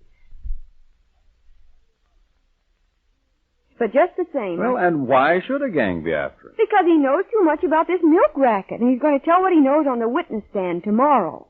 Well, whether you believe me or not, I'm going to phone the police. Oh, now, wait a minute. Now, don't do anything like that. You'll make Doc look ridiculous. I don't care. Now, what can you tell the police? That a car almost ran into him. Something that happens to hundreds of people every day. Besides, the car isn't going to come back and take a second crack at him. Well, then they'll do something else. They've threatened him and... Okay, so they've threatened him. Told him to leave the state before the trial. Well, he hasn't left, and so far the only thing that's occurred is this car scare of yours. And the trial is tomorrow. They've still got tonight. Say, where do you get all these ideas? At the movies? I've always thought you had pretty sound sense. I don't care what you think. I'm going to phone the police and find out what... Oh, hello, Roy. There you are, Judy. You can let the police go on with their card game, or whatever they do when they're not chasing gangs. What's the matter? Judy was getting a bit worried about you. About me? Well, you went out for supper and you were gone an hour and a half. Oh, I forgot to tell you. After supper, I went over to see Mrs. Tuttle. Her baby hasn't arrived yet. No. How is she now? Well, some better. But there are complications. We only had a little more time, but it's getting pretty close. You really think it's serious, eh? I'm afraid so. I'm awfully afraid this time she may not pull through. Have you said anything to Henry? Not yet. No use worrying him. Any calls for me, Judy? No, but I called Mr. Clark, and he's on his way over here. Good. Well, I guess you might as well run along home. And watch out for gangsters and speeding automobiles. Oh. Say, Doc, what about that near automobile accident? Judy was just telling me. I'm not so sure it was an accident. On the level. Do you think that someone was trying Good evening. Oh, good evening, Mr. Clark. Hello there. Good evening, Mr. Clark. I hope I'm not breaking up the little gathering. No, I'm just leaving. Well, you're going to be busy, Dr. Christian. I'll get along, too. See you tomorrow. Good night, Mr. Clark. Good night. Good night. Well, what's new? Nothing. I spent all afternoon with Bob Marvin. He still sticks to the story that he was hitchhiking, that the truck picked him up. Still claims he doesn't know who the driver was? Swears he never saw the driver before or since. Hasn't the slightest idea who he is. Well, what does he say about the Farmers Protective Organization? Oh, he admits that he did go to work for them about 2 months ago. Says he worked for a week and then quit. Then he's lying. In the first place, he tried to get Jess Andrews to join the organization only a couple of weeks ago. How do you know? Jess told me. But Marvin called on him several times. He did. Well, if we're going to save Bob, we've got to get at the truth somehow. Can't you shake his story about how he came to work for the Farmers Protective Organization? No, he sticks to it like grim death. Says he wrote the organization for a job. They answered and said they'd give him a week's trial. At the end of the week, he quit. So he never actually met anyone from the organization? He says not. What's more, I checked up on his story. The organization says he was never on their payroll at all. Oh, but his mother tells me that up to the time he was arrested, he was getting $125 a week. That doesn't make sense either. They'd never pay a green boy such a sum just to organize the farmers. Unless it is a racket. You know, racket is a word used pretty freely these days. As far as I can see, the Farmers Protective Organization is a perfectly legitimate union, organized to help the farmer get better prices for his milk. Well, then who paid Bob Marvin? And why? Has it occurred to you that he's mixed up in something else? That the organization has nothing to do with this at all? I know better. What? I can prove the organization is a racket. I can prove Bob Marvin and several others are connected with it. I think I can even give you the name of the man who drove the truck that killed Matt Williams. Pardon me. Hello? Oh, yes, Henry. Yes, how long has he been having them? I see. Where are you phoning from, Henry? Well, you go on back and stay with her, and I'll be right out. No, now don't feel that way. You go on home, and I'll be with you in 15 minutes. All right. Goodbye, Henry. I've got to go out to the Turtles right away. Yes, but you can't go now. I must have this information tonight. I'll get in touch with you the minute I get back. Well, can't the call wait for a while? No, it's urgent. The lives of a woman and a baby depend on it.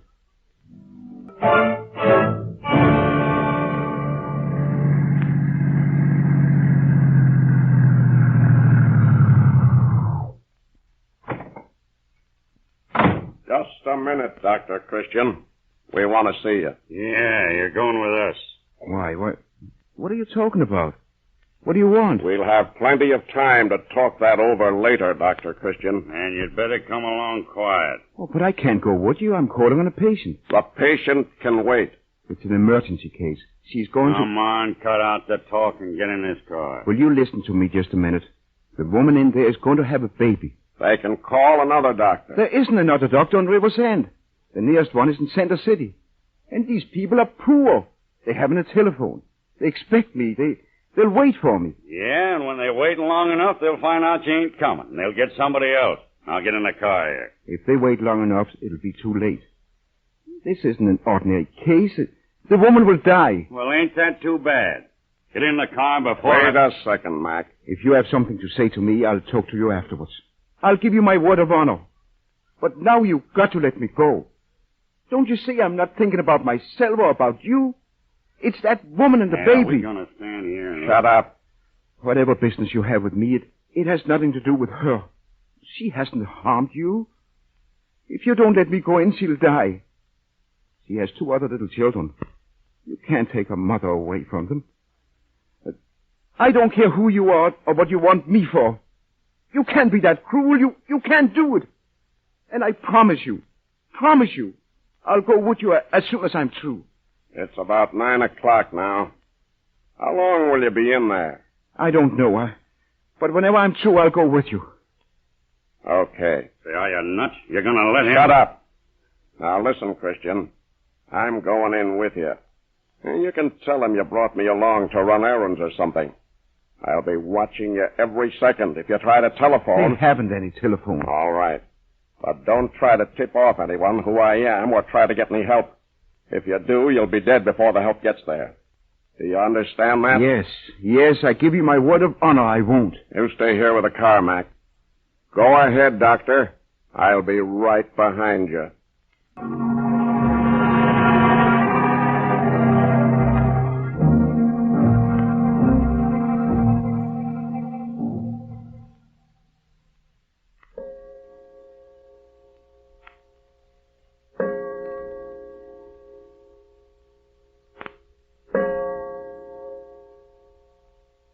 3:00. He'd been in there since 9. 6 hours. Oh, take it easy. The doc knows his business, and women have had kids before. Why, your own wife has already had 2. Everything will be all right. Oh, he could have come out for a minute. Tell me what's happened. Well, he's busy. Mrs. Thomas is in there with him. He could have sent her out. Sit down. Relax. It ain't doing you no good to worry. It ain't doing her no good either. Why, I remember... Doctor Christian. Yes, Henry. How is she? Henry, there's been a little complication. I put off telling you because I thought maybe I wouldn't have to, but now I'm afraid... What is it? What is it, Dr. Christian? It's this, Henry. I'm doing every blessed thing I can. But Agnes may not pull through. Oh, Doc. You must face it, Henry. No. You've got to save her, Doc. You've got to do that. Do anything. Anything. Only save her. Dr. Christian? Yes, I'm coming. It's pretty tough. But this guy, Christian, will do everything he can. You can bank on that. Because, well, he sort of risked his own life to come here. If you'll only save her. Save her. That's all I have. Well, he said there was a chance. And if there's a chance at all, he'll make good. And those 2 other kids of yours, what are they? Boys or girls? Girls. I suppose you was hoping this one would be a boy. Yeah. But I don't care about that now. That doesn't matter. She's all that matters. It's funny. You and me sit here, a couple of husky grown men, big guys, and we can't do anything about it. Sort of makes a man think maybe he ain't so important after all. I'm going in there. I'm going in and see what's happening. No, you don't. Now sit down. I'm going in. If she's going to die, I'm going to see her. Sit down. She ain't going to die. I'm going to see her, I tell you. Now take it easy. I don't want you in there. I'm going to find her. Now let me go in.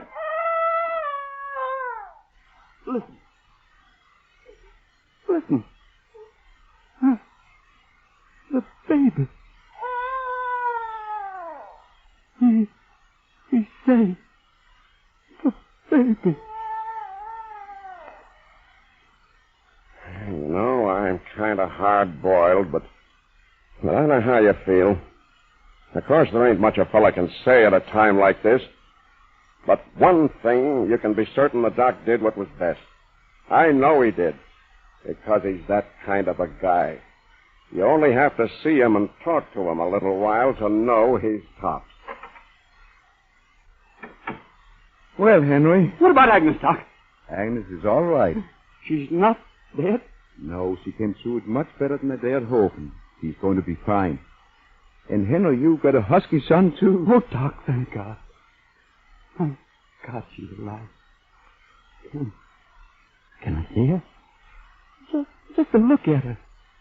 Is she really all right? Why, sure, Henry, I guess so. Oh, Mrs. Thomas. Yes, Doctor. You know what to do now, and she'll be all right, I'm sure. Yes, Doctor. Just let Henry stay with her for a minute. No longer. Thanks, Doc. Agnes. This is the first time I ever went through anything like this. Are they all this way? No, fortunately. Are you all finished? Yes. You know, I took a big chance on you, but I guess you're okay. It's too bad I gotta do what I gotta do. Well, get your stuff together and we'll be moving. Mac will be burned up having to wait for us this long. And you've gotta take a long ride tonight. Don't miss the thrilling conclusion of this story, broadcast at this same time next Sunday afternoon. Action, suspense, developments which will hold you fascinated every minute, and a finish which will surprise you. If you didn't write down the address of Vaseline Products so that you could send for Gene Hersholt's album of Hollywood stars, his personal souvenir to his radio and film fans, get a pencil and do so now. Address Vaseline Products, 17 State Street, New York. Enclose 10 cents to defray cost of preparation and postage. Write your own name and address clearly and say, I want Gene Hersholt's album of Hollywood stars. Get this stunning book of 36 marvelous pictures from Gene Hersholt's own collection of stills of famous motion pictures. Many of your screen favorites appear in the album. It's a chance of a lifetime to get unusual pictures of such stars as Sonia Henney, Robert Taylor, Shirley Temple, Clark Gable, Mary Pickford, Helen Hayes, Rudolph Valentino, Jean Harlow, and a host of other famous players. With the album goes a first aid chart which you will find permanently useful. It tells you what to do in emergencies before the doctor comes. Gene Hersholt, who appears on this program through the courtesy of 20th Century Fox, will return at this same hour next Sunday with another chapter of Dr. Christian, the story of how Dr. Christian outwits the forces that threaten him and finally smashes the milk ring. Be sure to listen for the thrilling conclusion. This is Arthur Gilmore bidding you good afternoon for the makers of Vaseline Preparation. This is the Columbia Broadcasting System.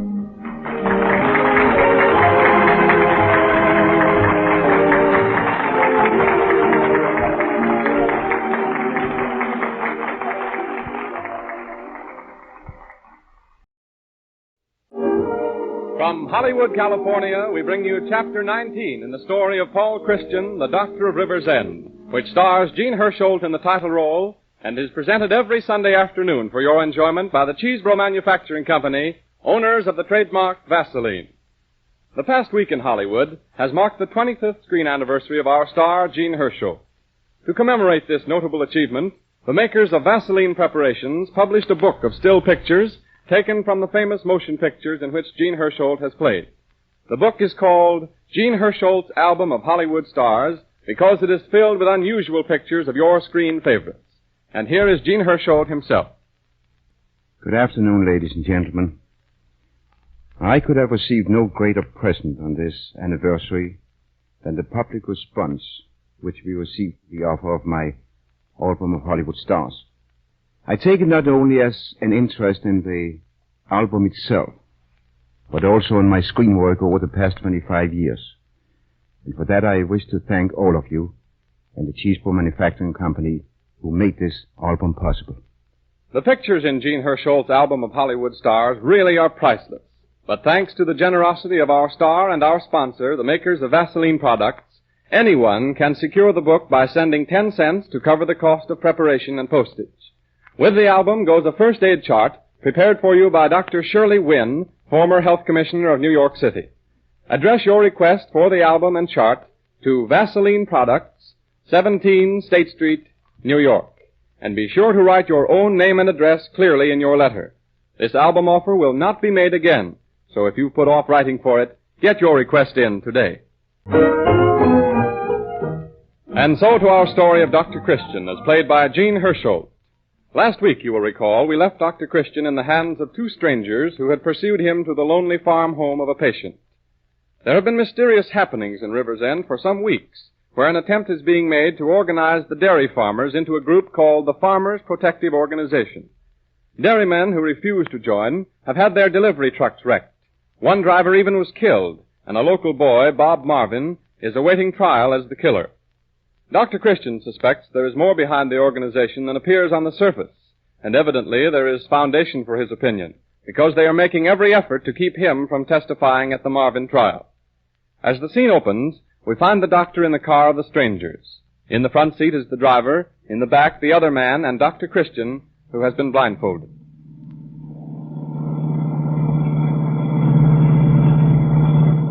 Hey, watch what you're doing. You drove right through that streetcar safety zone. They want to get us picked up? What's the difference? There ain't no traffic cops around at this time of the morning. It's only 5 o'clock. So we are in the city now. Yeah? How do you know? Well, it was 3 o'clock when we left River's End. So we've been driving 2 hours. Just about time to get to the city. Besides, you mentioned streetcars and safety zones. Ah, smart guy, huh? What are you going to do with me? You're so good at guessing where you are. Guess what we're going to do. I'll tell you what we're going to do. We're going to... Shut up, Mac. You know this is kidnapping, don't you? And there are some rather unpleasant laws dealing with kidnapping. Well, they're going to have to catch us first. Well, that won't be difficult.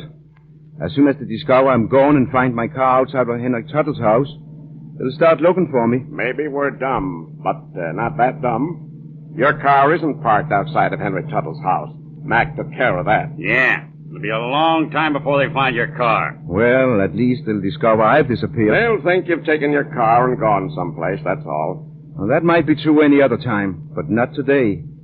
Too many people know I plan to be in court at Bob Marvel's trial. I'm a witness. When I don't show up, the court itself will start searching for me. So what? They ain't gonna get us. If they do, it'll be all fixed. You ain't in the hands of any 5 and 10 cent store mob. This is the biggest outfit in the country. Before we're through, we'll be running the whole USA. Shut up, Mac. Yep, the whole USA. We're taking it over, see? And the fellow at the head of this racket's so smart he can fix anything. I said shut up. Okay, yo. I don't think he's big enough to fix the anti-kidnapping laws. You two are taking chances of being hanged. You're doing a lot of worrying about us. I'm not worrying about you at all. Only you're very foolish to take such a risk simply to stop me from testifying at Bob Marvin's trial. Especially as it isn't going to do you any good. What do you mean it ain't going to do us no good? Bob Marvin is being defended by James Benson Clark, one of the most capable lawyers in the state. What's more, Clark knows as much about the racket as I do. You kidnapped the wrong man. Hey, wait a minute. Maybe... Shut up, Mac. You talk too much. You're going through a lot of trouble to pin that manslaughter charge on Bob Marvin. A lot of trouble to keep me out of the witness chair. You've made a very bad mistake. We haven't made any mistakes. All right. We're here. Crawl out of the car. And don't try to touch that blindfold. Help me, Mac. Where are you taking me? Never mind. Just walk straight ahead. Slow. Take it easy. There's no hurry. Step up. One more step. Now, straight ahead. Through this door. Now, straight ahead. Close the door, Mac, and shoot the bolt. You can take that blindfold off now, Doc. Sure. Have a look around. This isn't much of a joint, but you won't be here long. As soon as we get word from the top, we're gonna... Never mind the conversation. Look here. I don't know what you're planning to do with me, but you won't get away with it. You haven't a chance. I'll make a bargain with you. There's still time for me to get back to the trial. Let me go and I'll forget all about this. Say, you hand me a laugh. It isn't going to do you any good to hold me. You're taking a risk all for nothing. Put him in that room there, Mac. Come on, you. You can take a little rest in there for a while. So long, Doc. Be seeing you. Lock the door, Mac. You sure you can't get out of the window? Maybe I better stay in there and watch him. That window's boarded up so tight he couldn't get out with a set of burglar tools. He'll be okay. Then we can take a gander at him every once in a while. Well, guess there's nothing to do but hang around and wait till we get word from the chief. Kind of a long day. Wish I'd brought some magazines. I didn't know you could read. Sure I can read. I went to school once. Well, that's what I figured. Once. Say, can you imagine that dumb guy trying to talk us into letting him go? Maybe he's not so dumb at that. The more I think of it... Hey, what's that? Keep quiet. It's somebody at the door. Don't you suppose I know it? It's someone who's got the wrong house. They'll go away when they think there's no one here. Yeah, but they'll know somebody's here because the car's parked outside. You would leave the car there. Why didn't you put it in the garage? I didn't have time. I was figuring... Keep quiet. They ain't gonna go away. No. And if we don't answer, it'll look suspicious. We've got to put up some kind of a bluff and get rid of them. You stand back there and have your gaff handy. Keep it out of sight, but have it handy. What are you gonna do? I'm going to open the door. We will continue the story of Dr. Christian's fight against the milk racket in River's End in just a moment. Meanwhile, may we ask you a rather personal question? When the first warm spring days come, do you find your feet too big for your shoes? Many people have this experience, no matter how well worn and comfortable the shoes were formerly. Well, here's something easy to do that will relieve tired, aching feet. At night, before retiring, have a hot foot bath, and follow it with a foot massage with Vaseline petroleum jelly. Use it liberally and massage it well into the skin. Manipulate the tired muscles in the arch of the foot. Rub it well into that rough place on the back of the heel. Work it into the cuticle around the nails. And after a few moments of this, you'll be amazed to find that the ache disappears like magic. Vaseline jelly is only 10 cents a jar anywhere in the United States. You can afford to use as much as you like, so there's no excuse for anybody to do without it. But be sure when you buy to look for the trademark Vaseline on the package. If you don't see it, you are not getting the genuine article. Now let us pick up the threads of our Dr. Christian story. The doctor is in the hands of kidnappers, bent on keeping him from telling what he knows about the milk racket in River's End. He's been locked up in a room in a strange house. In the room adjoining, his kidnappers are waiting instructions when there comes a knock on the outside door. All right, Mac. Keep the doorway covered. Moran, what do you want? Let me in. Let me in and close the door. Hey, look. Somebody's drilled him. Yeah, milk truck driver. He had a gun on him, and after I rammed into him, he let me have it. Preston, you gotta get me to a doctor. Where did you leave your truck? On the road. I couldn't drive it. Oh, poor sap. Don't you know they'll find it there? Trace down the license? I couldn't help it. I couldn't drive it, I tell you. I'm hurt, Preston. Hurt bad. I gotta have a doctor. Why didn't you find a doctor for yourself? Why did you come here? Well, there's no doctor's offices open at this time of the morning. I couldn't go around looking for one. Bleeding this way. The cops would pick me up. We can't take you to a doctor. And we can't bring one here. You gotta, Preston. I'm hurt. Hey, what's the matter with you, Preston? That guy in there's a doctor. What guy? I wish you'd keep your mouth shut, Mac. It's all right, Moran. Come on. We'll get a doctor right in the house here. Unlock the doc's door, Mac. We'll take Moran in there. Got a patient here for you, Doc. Why, he's wounded. Yeah, somebody took a shot at him. Will you shut up? Take your coat off, Moran. Lord, it burns. Here, let me help you. I had a kit when I left Henry Tuttle's house. It's in the car. Go get it, Mac. And Mac. Yeah? Lock the car in the garage. Okay. Sit down here on the edge of the bed. I'd better take your shirt off, too. Now, just lie back on the bed. Lie right down. Put your feet up. Oh, that bulb in the ceiling doesn't give me much light. Haven't you a floor lamp or something? That's the best we can do. Oh, you might bring me some water. I'll get it as soon as Mac comes back. Can't you hurry? Do something, Doc. Burns like fire. Now, see if you can relax a little. Let me have a look at it. I think he can be patched up. Yes, but not here. Apparently the bullet has missed his lungs and lodged in his back. We'll have to cope for it. He'll need an anti-tetanus injection. And we've got to stop that bleeding. Can't you do that here? No, I haven't the implements. And I haven't any anti-tetanus. He'll have to go to a hospital. A hospital? Right away. We'd better phone for an ambulance. What are you trying to tell me? I can't have an ambulance coming out here with reporters maybe and cops? But we've got to get him to a hospital. He doesn't look so bad to me. Bandage him up. He'll be all right. If he isn't given proper treatment very soon, he'll bleed to death. Bleed to death?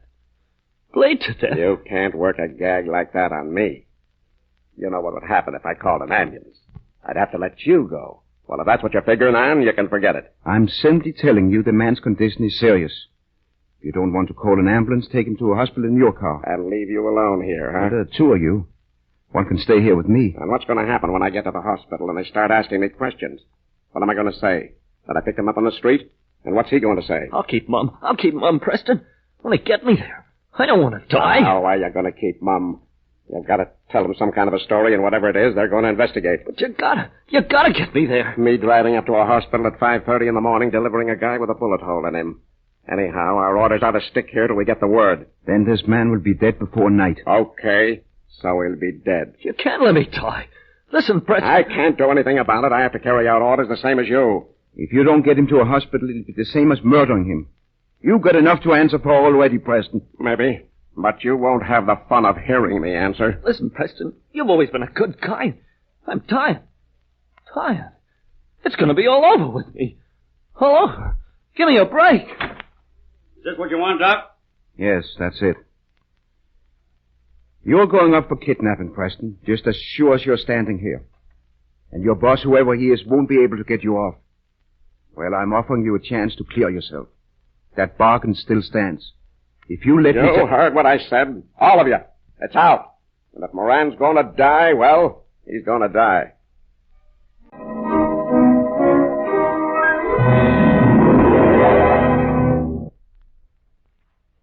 How's Moran doing in there? Well, the doc's been working on him. He's still alive, but he'll go any minute now. A long day. What time you got? 7:15. Ought to be getting word from the chief pretty quick. And we can turn Christian loose and get out of here. And you can't tell.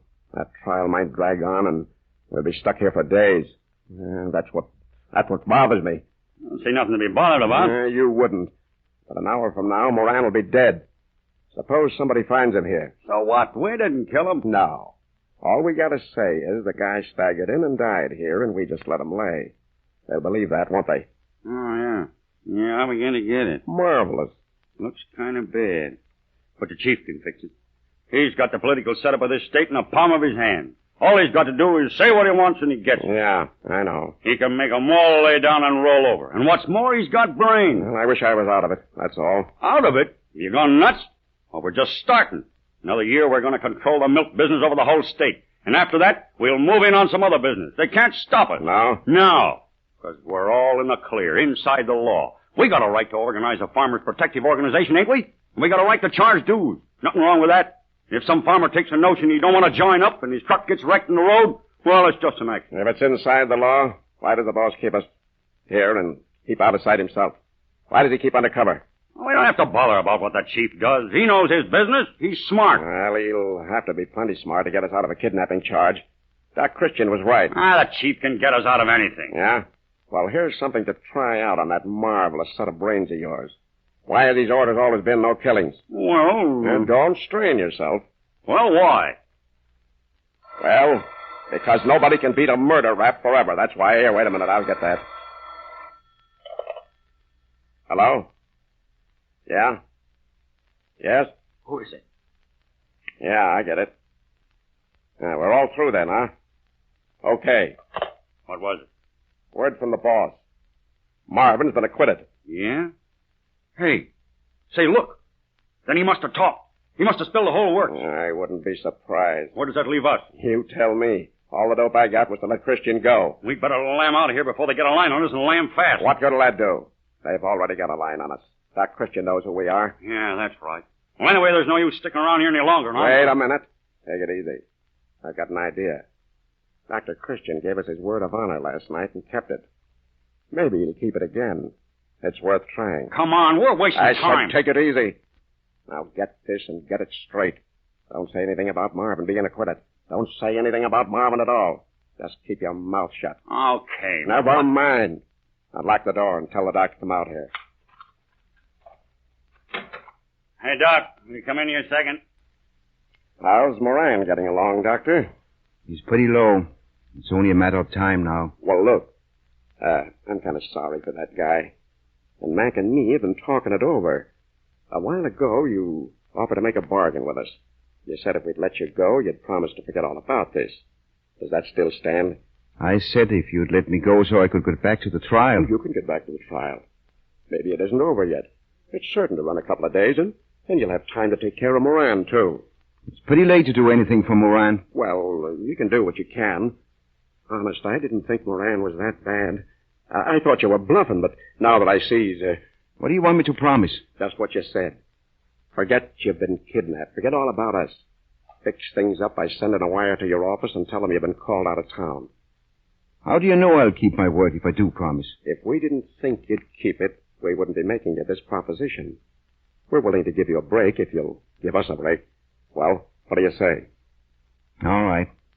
All right, I promise. Word of honor? Word of honor. Okay. That suits me. Well, the shack is yours. You can leave any time you want. We'll be getting along. Yeah, and remember one... Shut up and come on.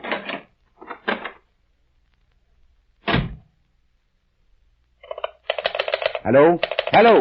Hello? Yes, I want a number, but I haven't a phone book. No, don't bother with information. I'm in a hurry. Get me to Memorial Hospital.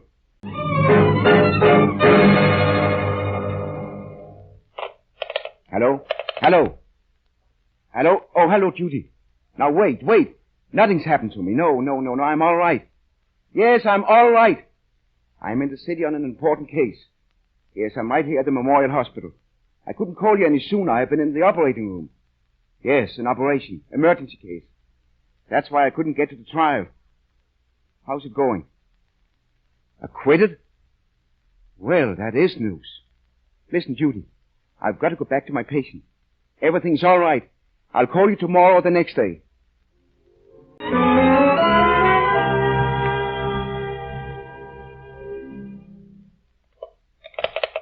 Hello?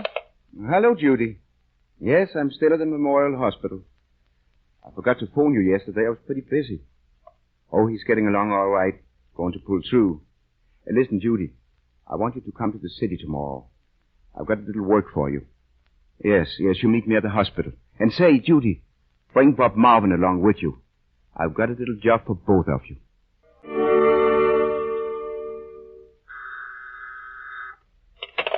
Clark speaking. Oh, yes, of course. Tell Dr. Christian to come right in. Fine. Come in, Dr. Christian. Good morning, Mr. Clark. Well, where are the others? My secretary said Judy Price was with you. Yes, she'll be here in a minute. Well, sit down. I haven't seen you since the day before the Marvin trial. No, you had us worried for a while. Well, you seem to get along all right without me. Oh, yes, it really wasn't such a difficult case. We were able to prove that Marvin wasn't driving the truck, and they acquitted him. Well, everyone was quite impressed with the way you handled the case. Oh, it was nothing. A famous attorney like yourself giving up important affairs to come to a little town. Yeah, I was glad to do it. Yes. I understand that when you wired Mrs. Marvin and offered to defend Bob, you mentioned that Mr. Marvin had been a friend of yours. A very dear friend. But you'd never met Mrs. Marvin, though. No, I knew Marvin a good many years ago, before he died. And he helped you in your fight to get Cambino and Cerrone acquitted? That's right. Took rather an important part in it. Funny, I've been going through the police files in that case, and I don't seem to find Mr. Marvin mentioned. You wouldn't have some other reason for defending Bob Marvin, would you? Other reason? Well, you've always been a very great champion for us common folks, Mr. Clark. You've always been on our side and the side of the workers and the laboring people. You've fought for us and protected us against the big interests. You've always crusaded for us. And when there wasn't anything to crusade for, you've always been able to conjure up something. And it's all proved very profitable for you. Not only in money, but in power. Why, they say you're the most powerful man in this state. And you used that power to create and run one of the most despicable, cowardly extortion schemes that has ever come into existence. A racket which has made millions by victimizing, blackmailing, and blackjacking poor dairy farmers. What are you talking about? I think you know what I'm talking about. You're the man behind the Farmers Protective Organization. You're crazy. Yes, I am. A little. Oh, I would have seen through you from the very beginning. I would have guessed why you were so anxious to defend Bob Marvin. You didn't care anything about him, but you were afraid he would talk. You had to get him off in order to keep him quiet. Well, you overlooked the fact that he can still talk, and he has. Do you suppose anybody would believe Bob Marvin, next jailbird, take his word against mine? If he starts talking too much, I'll have him committed to an insane asylum. And I can do it, too. You can't have me committed to an insane asylum. And I can do a little talking myself. I can tell a little story of kidnapping No. Your story's already been set, Dr. Christian. On the night before the trial, you were on your way to the city, and your car broke down. Incidentally, the car was found the next day on the side of the road. Well, when your car went haywire, 2 men came along, and you asked them for a ride into town. And those 2 men are willing to go on the witness stand and swear to that. If you mean Mac and Preston, they won't swear to anything. They're gone. I dare say I can find them. And even if I can't, I have a telegram in my files, a telegram you yourself sent to Judy Price. And in it, you yourself stated that you'd been called to the city. But I sent that And because... I can prove you called up Judy Price and told her the same story over the telephone. And now, you want to change it to kidnapping. you know very well why Look, Dr. Christian, I've been pretty easy with you, but I'm getting tired of you messing around. And I'm warning you to keep out of my affairs. If you don't, I've got another way of shutting you up. And it's pretty permanent. Is that clear? Yes. Neither you nor Bob Marvin have a leg to stand on. You can't prove a thing. Now, you'd better get back to River's End where you belong. May I have Judy come in for a minute? She'd like to say hello to you. Huh? Go ahead. Judy? Yes? Will you and Mr. Nolan come in? Hello, Mr. Clark. Good morning, Miss Price. And Mr. Clark, this is Mr. Nolan. It's really too bad that Bob Marvin isn't here. But he had a date with the district attorney this morning. I'm rather busy, Dr. Christian. And, we won't take a minute. Judy just has something to read. She took it down herself. Go ahead, Judy. Statement made by Charles Moran at Memorial Hospital. Charles Moran? One of your milk truck smashers. I was able to save his life. So in return, he made a complete confession of the whole racket. I never heard of Charles Moran. Well, he knows all about you. It's right there in his statement. And sworn to. I think when he gets into court... Give me that. Here. Oh. Mr. Moran's confession won't do you very much good now. No, that copy won't. But of course I left the original with the district attorney. Now, wait a minute. Wait a minute. You've got me all wrong. There's been a mistake. There have been several mistakes. And you made them all. You made a mistake when you thought you could use political power to beat the law. You made a mistake when you imagined that you could keep under cover. And you made a very bad mistake when you turned to kidnapping. But I can explain all this. You'll have the opportunity to explain it to a judge and 12 jurymen. That's why Mr. Nolan is here. He has a warrant for your arrest. For the millions of men and women who suffer from dry scalp, excessive falling hair, and similar scalp troubles, we'd like to leave this thought. Weekly treatments with Vaseline Hair Tonic will help to promote scalp health. Before every shampoo, massage plenty of Vaseline Hair Tonic onto the scalp. Just as exercise stimulates and tones the rest of the body, these tonic treatments stimulate the circulation of the scalp. This is a most effective way to prevent excess shedding of hair, promote new hair growth. Vaseline Hair Tonic, when used as directed, helps to cleanse the scalp of loose dandruff scales and prevent their reappearance. Follow with the shampoo with any mild soap. After the hair is dried, apply a little more of the tonic with the palms of the hands and brush the hair into place. Vaseline Hair Tonic supplements the natural scalp oils, tends to overcome dry scalp. It comes in 40 and 70-cent bottles at all drugstores. Prices of Vaseline Hair Tonic mentioned on this program apply only to the United States. If you enjoy Gene Hersholt in the title role of Dr. Christian on the radio and in his many brilliant screen portrayals, you will want to secure a copy of his 25th screen anniversary souvenir. It is a handsome book of 36 priceless pictures called Gene Hersholt's Album of Hollywood Stars. Here's what you do to get your copy. Send 10 cents with your name and address to Vaseline Products, 17 State Street, New York. That's all there is to it. Just write your name and address clearly and enclose the 10 cents. Along with the album, you'll get our useful first aid chart prepared for you by Dr. Shirley Wynn, former health commissioner of New York City.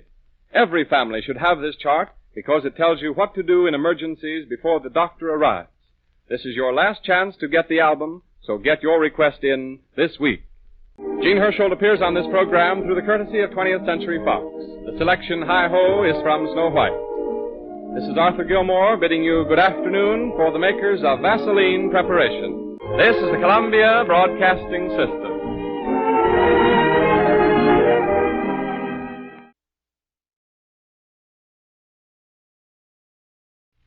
From Hollywood, California, we present Chapter 20 in the story of Paul Christian, the Doctor of River's End, starring Gene Hersholt in the title role, and presented for your enjoyment by the Cheesebro Manufacturing Company, owners of the trademark Vaseline. If you suffer from windburn and chapping, you need Vaseline Camphor Ice. It soothes and heals irritated hands and face and dry, cracked lips. Listen to one enthusiastic young housewife. For years I've used Vaseline Camphor Ice on my hands, which chap very badly. But recently I've made a discovery.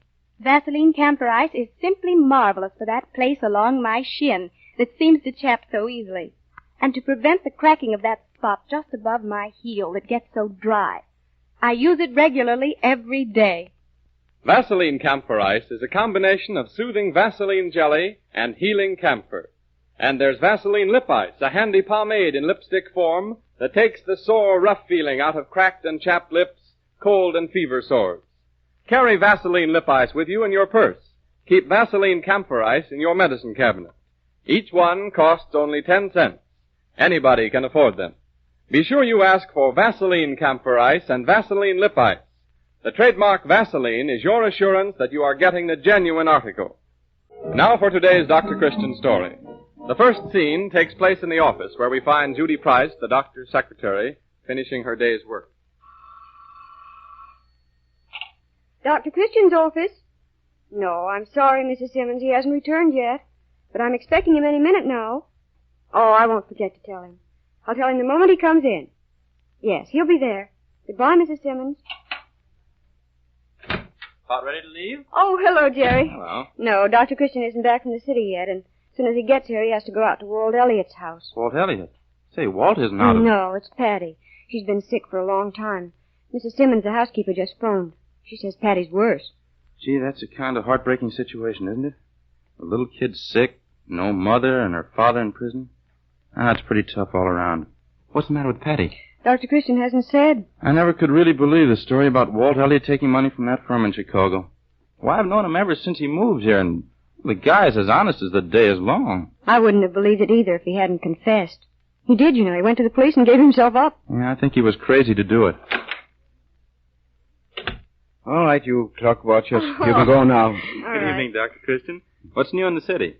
Well, it looks as if our milk racket friend, Mr. James Benson Clark, is at the end of his rope. Oh, he'll be lucky if he isn't at the end of another rope with a noose in it. Nolan tells me he broke down and confessed the whole thing. Who's Nolan? The detective who arrested him. Well, Dr. Christian, I guess that gang of crooks found out it didn't pay to tangle with you. Oh, I didn't have much to do with it. No, nothing except busting up the whole racket. Oh, Mrs. Simmons phoned. Mrs. Simmons? She thinks she'd better come out. But I called her just this morning. Patty isn't worse, is she? Well, Mrs. Simmons thinks so. She's phoned 3 times this afternoon. What's the matter with Patty Elliott, Dr. Christian? Well, it's hard to say, Jerry. It's something you won't find in the medical books. Either the ailment or the cure. Why? Can't it be cured? Yes, but not by a doctor. Patty is grieving to death for her father. Grieving to death? Oh, you don't really mean... Well, I guess I shouldn't have said that. But it's true. She's just as sick as if she had typhoid or diphtheria. Only in this case, I can't do anything about it.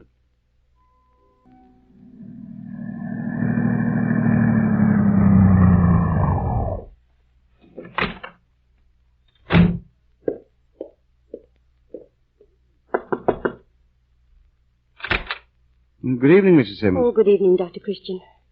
Here, let me take your overcoat. I've been worried that your office would be closed before you got my message. Judy always stays till I get back.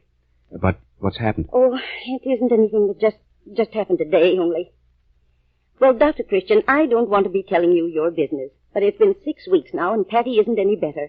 She's been getting worse. She used to cry. Now she doesn't even do that anymore. Just lies there still and white.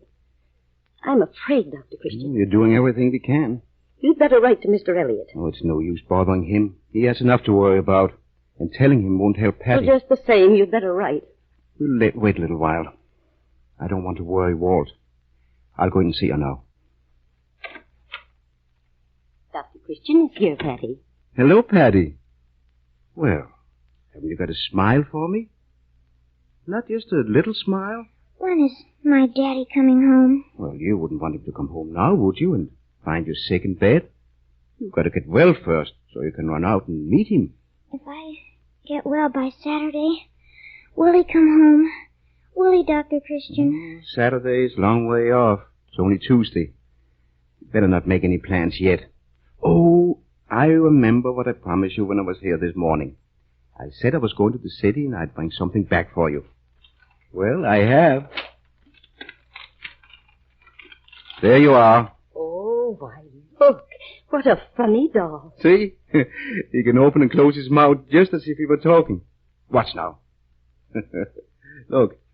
All you have to do is to pull this little string. Here, you take it. No? Don't you like it, darling? Why, Dr. Christian brought it all the way from the city. Look, Patty, see how it works. Just pull the string. Here, now, try it. It's lots of fun. Put it on the dresser there. Patty, want me to tell you a secret? Now, this is just between you and me. When other little girls get sick, they have measles and mumps and chicken pox. You haven't any of those things at all. Well, you really aren't sick.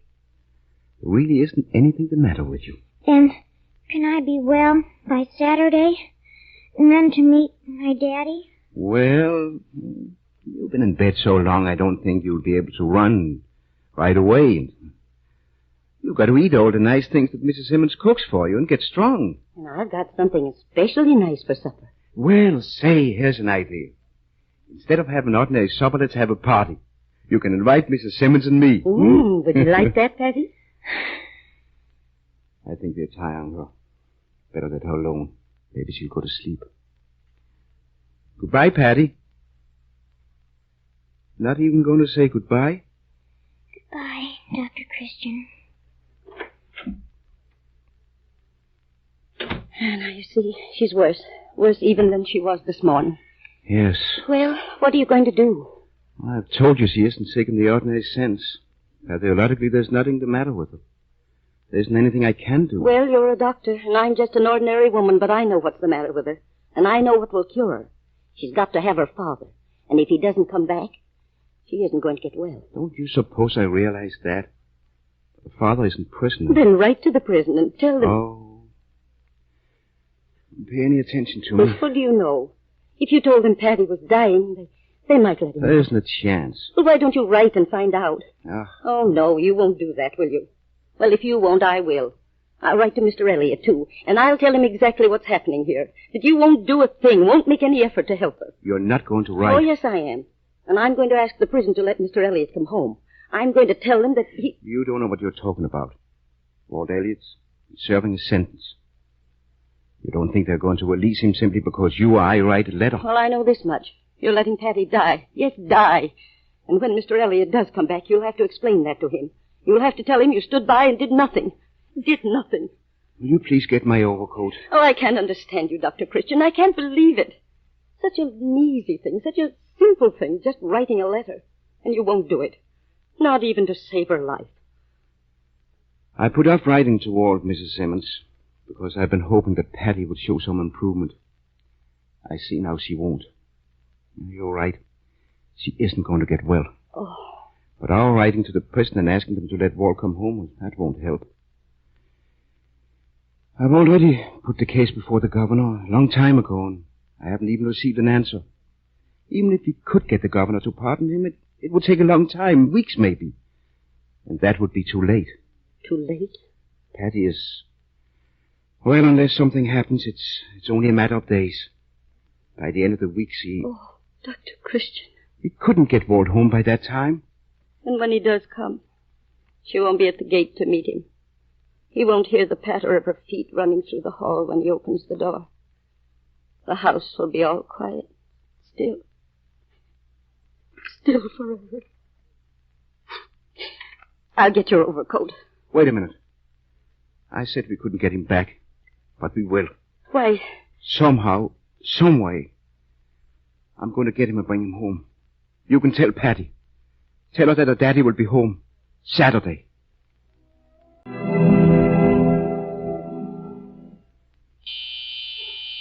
State Capitol Building. Hello? Yes, this is the State Capitol Building. One moment, please. Sorry, that line is busy. I beg your pardon, but could you tell me how much longer I might have to wait? Who was it you wanted to see? The governor. Oh, well, I'm afraid you couldn't see the governor without an appointment. But I had an appointment. I've been waiting here since 10 o'clock this morning. What time was your appointment? 10:30. Why, it's after 5 o'clock now, and the governor's been in a meeting all day. Are you sure you had an appointment for 10:30 this morning? Well, the appointment was really for Thursday, yesterday, but you told me to come back today. I don't remember. What's your name? Dr. Christian. I sent a telegram to the governor and got a letter asking me to come and talk to him. I have the letter right here if you don't believe me. Oh, yes, I recall now. Oh, you should have seen Mr. Redmond. Mr. Redmond? The governor's secretary. That's where you made your mistake. You should have asked for Mr. Redmond. But I wanted to see the governor. This is something You're to that... see Mr. Redmond. His secretary isn't there to answer the phone, but I think I can get him on the intercommunication system. Wait a minute. Yes? Mr. Redmond, there's a Dr. Christian here to see you. Who? Dr. Christian of River's End. His appointment was for 10:30 this morning, but he got mixed up and thought he was to see the governor. Well, I can't talk to him now. I've got a date at the club. I'm just leaving. Ask him if I could see him for just a little while. He says it won't take long. Yes, but I've got to leave right now. Tell him to come back tomorrow. No, wait, tomorrow's Saturday and I'll be away for the weekend. Tell him 2:30 on Monday. Mr. Redmond will see you at 2:30 on Monday. But I can't wait till Monday. I'm afraid you'll have to. State Capitol. Sorry, that department is closed. It closes at 5 o'clock. If I could only talk to him for a few Oh, minutes. he's probably gone by this time. It's very important. I have to have an answer tonight. Well, wait a minute. What is it? Dr. Christian is... I told you Monday. He says it's quite important. Something he has to know about tonight. Oh, well, all right. Send him in. Oh, hello. Say, call a cab for me. Yes, sir. He'll see you. Down the corridor, third door to your left. Thank you.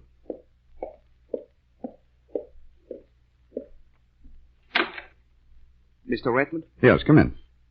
I'm just about to leave, so if you'll be as brief as possible. Yes, I will. I wrote to the governor some time ago about a man who is in prison. His name is Walt Elliott.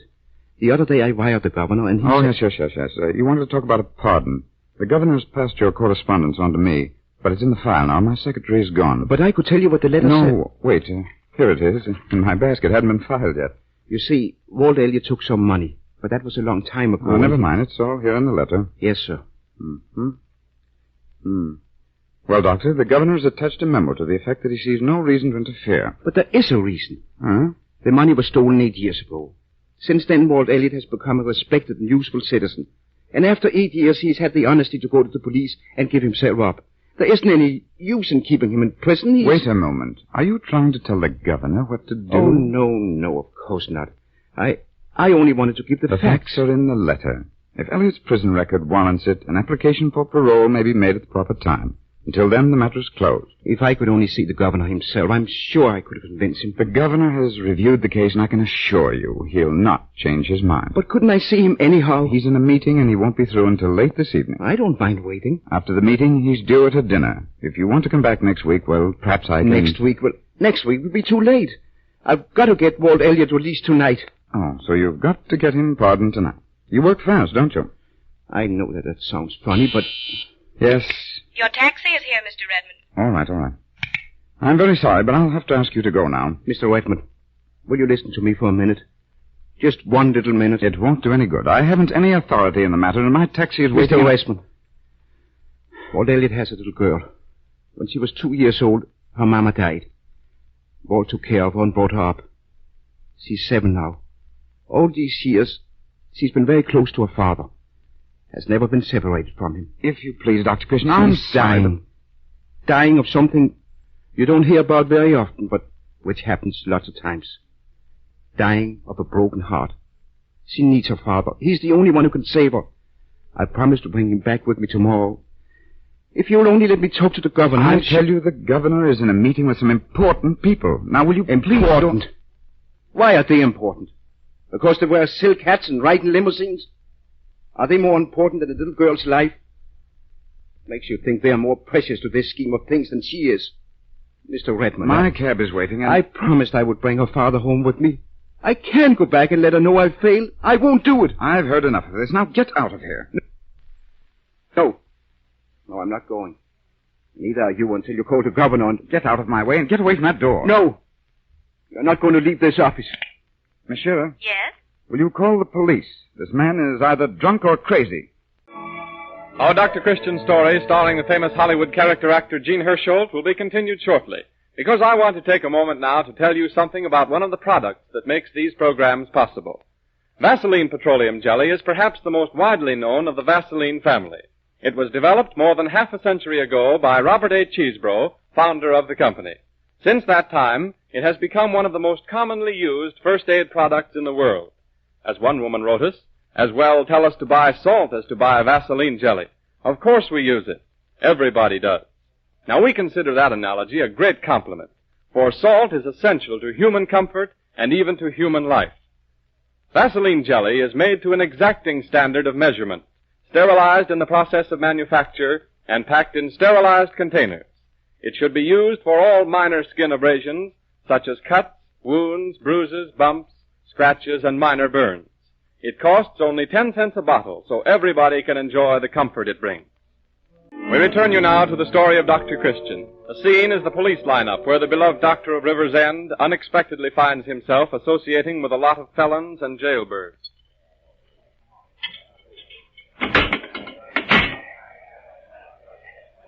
All right, you guys, come on. They want to take a look at you. Run along, Flatfoot. We're busy. Yeah, we're in conference. Oh, funny guy, huh? Well, wipe that grin off your face or I'll knock it off. Come on. You ain't gonna run me through that police line. You ain't gonna do it. Those guys out there all set to frame me. Frame me, and I ain't gonna go. Get going. I tell you, they ain't on the level. They ain't gonna do it. Hey, you two. What do you want with me?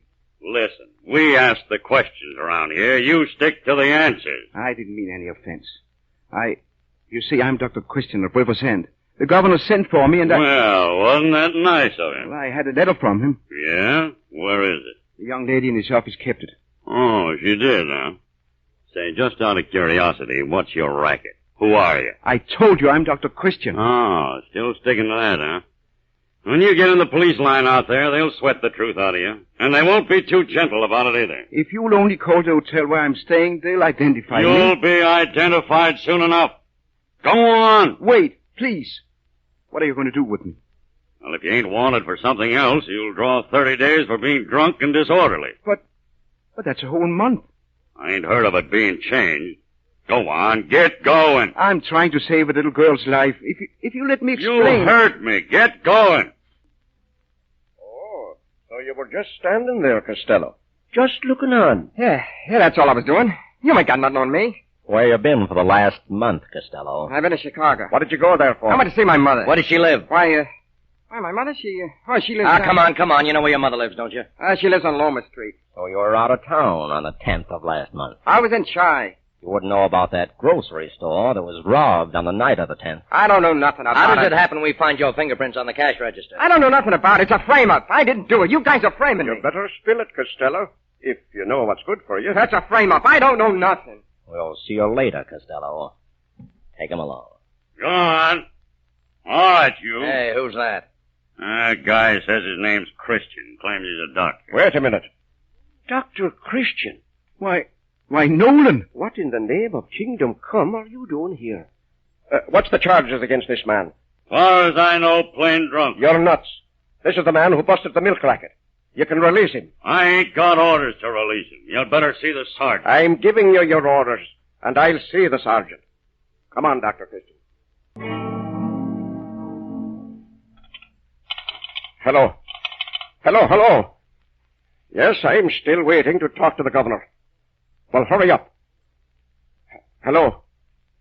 Governor, this is Al Nolan. That's right. Dr. Christian is here with me, and he wants to see you. Well, what about a little later? But can't you... I see. Yes, I understand. All right. Thank you. He won't see me? He's at a dinner now, and he has to make a speech in about 5 minutes. Well, can't we see him when he's... He said not until after the first of the week. They're entertaining the Industrial Commission. I see. I'm sorry, Dr. Christian. Can I drive you back to your hotel? I guess so. There doesn't seem to be anything else we can do. My car's next door in the parking lot. I'll go on. Why doesn't somebody answer that? Police headquarters. Nolan speaking. Oh, why, yes. Yes, it's the same Dr. Christian who busted up the milk racket. All right. All right, Governor. Governor? Yes, sir. The Empire Hotel. We'll be right there. Yes, right away. And so I dare say the dinner is just as successful without my speech. Perhaps more so. But, Governor, about Walt Elliott. Well, from the way you presented the case, it seems Elliott might warrant some sort of clemency. But such things take time, Dr. Christian. And after all, if Elliott is released in a week or so... It isn't Elliott I'm thinking about. It's the little girl. I understand. I understand perfectly. But even if I saw fit to issue a pardon for Elliott, it would scarcely do for me to take action so abruptly, merely from hearing your side of the story. Why, you can believe Dr. Christian. Oh, I don't doubt his word, not in the least. But simply to issue a pardon without at least reviewing the case, well, it wouldn't be politics. You have a little girl. Not much older than Patty Elliott. If she were dying, if her life depended upon your getting to her, would you stop to consider that was politics? My sympathies are all with the little girl, Dr. Christian. But a man in my position cannot always be guided by his sympathies. And after all, let's see, it's after 1 o'clock. There's nothing to be done tonight. I'll think it over tomorrow. Tomorrow? Tomorrow might be too late. Let's hope not. That's all I can promise, Dr. Christian. And now I really must get back to my guest. Oh, but Governor... You come to my office in the morning, Dr. Christian. About 11 o'clock. Good evening, gentlemen. Governor, look here. Now, Nolan. I simply can't give you any more time. But listen a minute. Never mind the pardon now. Release Elliott in my custody right now. Dr. Christian and I will take him back to River's End tonight. Then later Why, yes. Yes, I could do that, couldn't I? Wait a moment. Hello? This is the governor. I want to put through a call to the warden of the state penitentiary.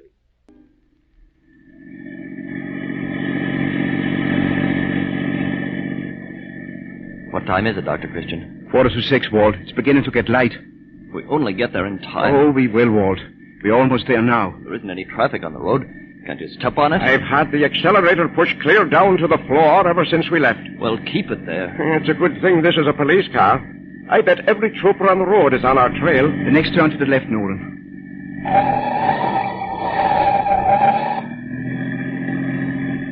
There it is.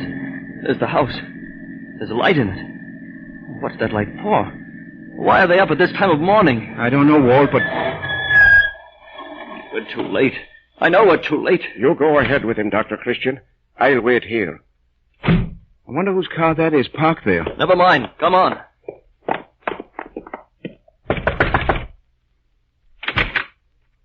Mr. Elliot. I told him I'd bring him back, Mrs. Simmons. Oh, Dr. Christian, then you didn't get my message. You haven't heard. Heard what? I phoned your office, Dr. Christian. I tried to get you, but Judy said you were out of town. What is it? What is it? Patty, she's...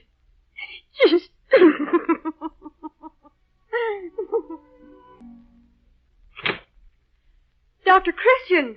Hello, Judy. Where have you been? What's happened to you?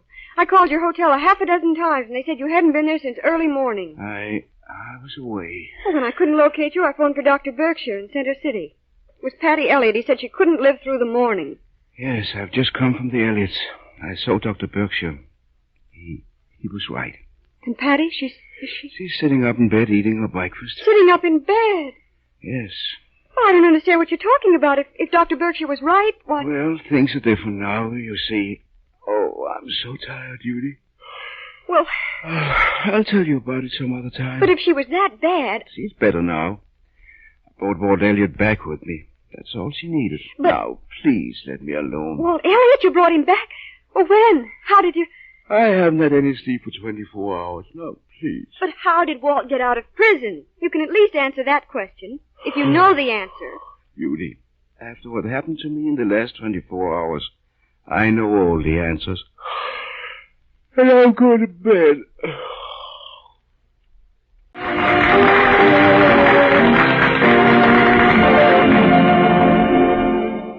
These Dr. Christian stories come to you every Sunday afternoon with the good wishes of the makers of Vaseline products. Vaseline jelly is great for minor burns and scalds. Applied at once, it is soothing and cooling. Pain is quickly relieved. Vaseline jelly, by protecting the raw surface, enables a burn to heal more rapidly. If a blister forms, it is better not to break it, but to puncture it with a sterile needle and keep it dressed with Vaseline jelly and a gauze bandage or pad. Keep a jar of Vaseline jelly within easy reach. You'll find it the handiest thing in the house for countless everyday emergencies.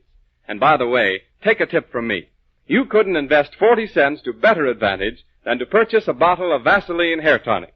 Use it to massage your scalp before your shampoo and to dress the hair and keep it looking well groomed after the shampoo.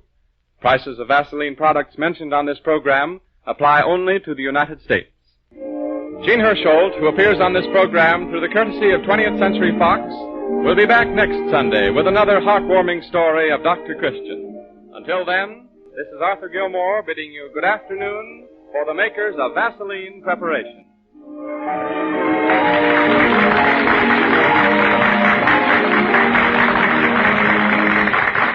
This is the Columbia Broadcasting System.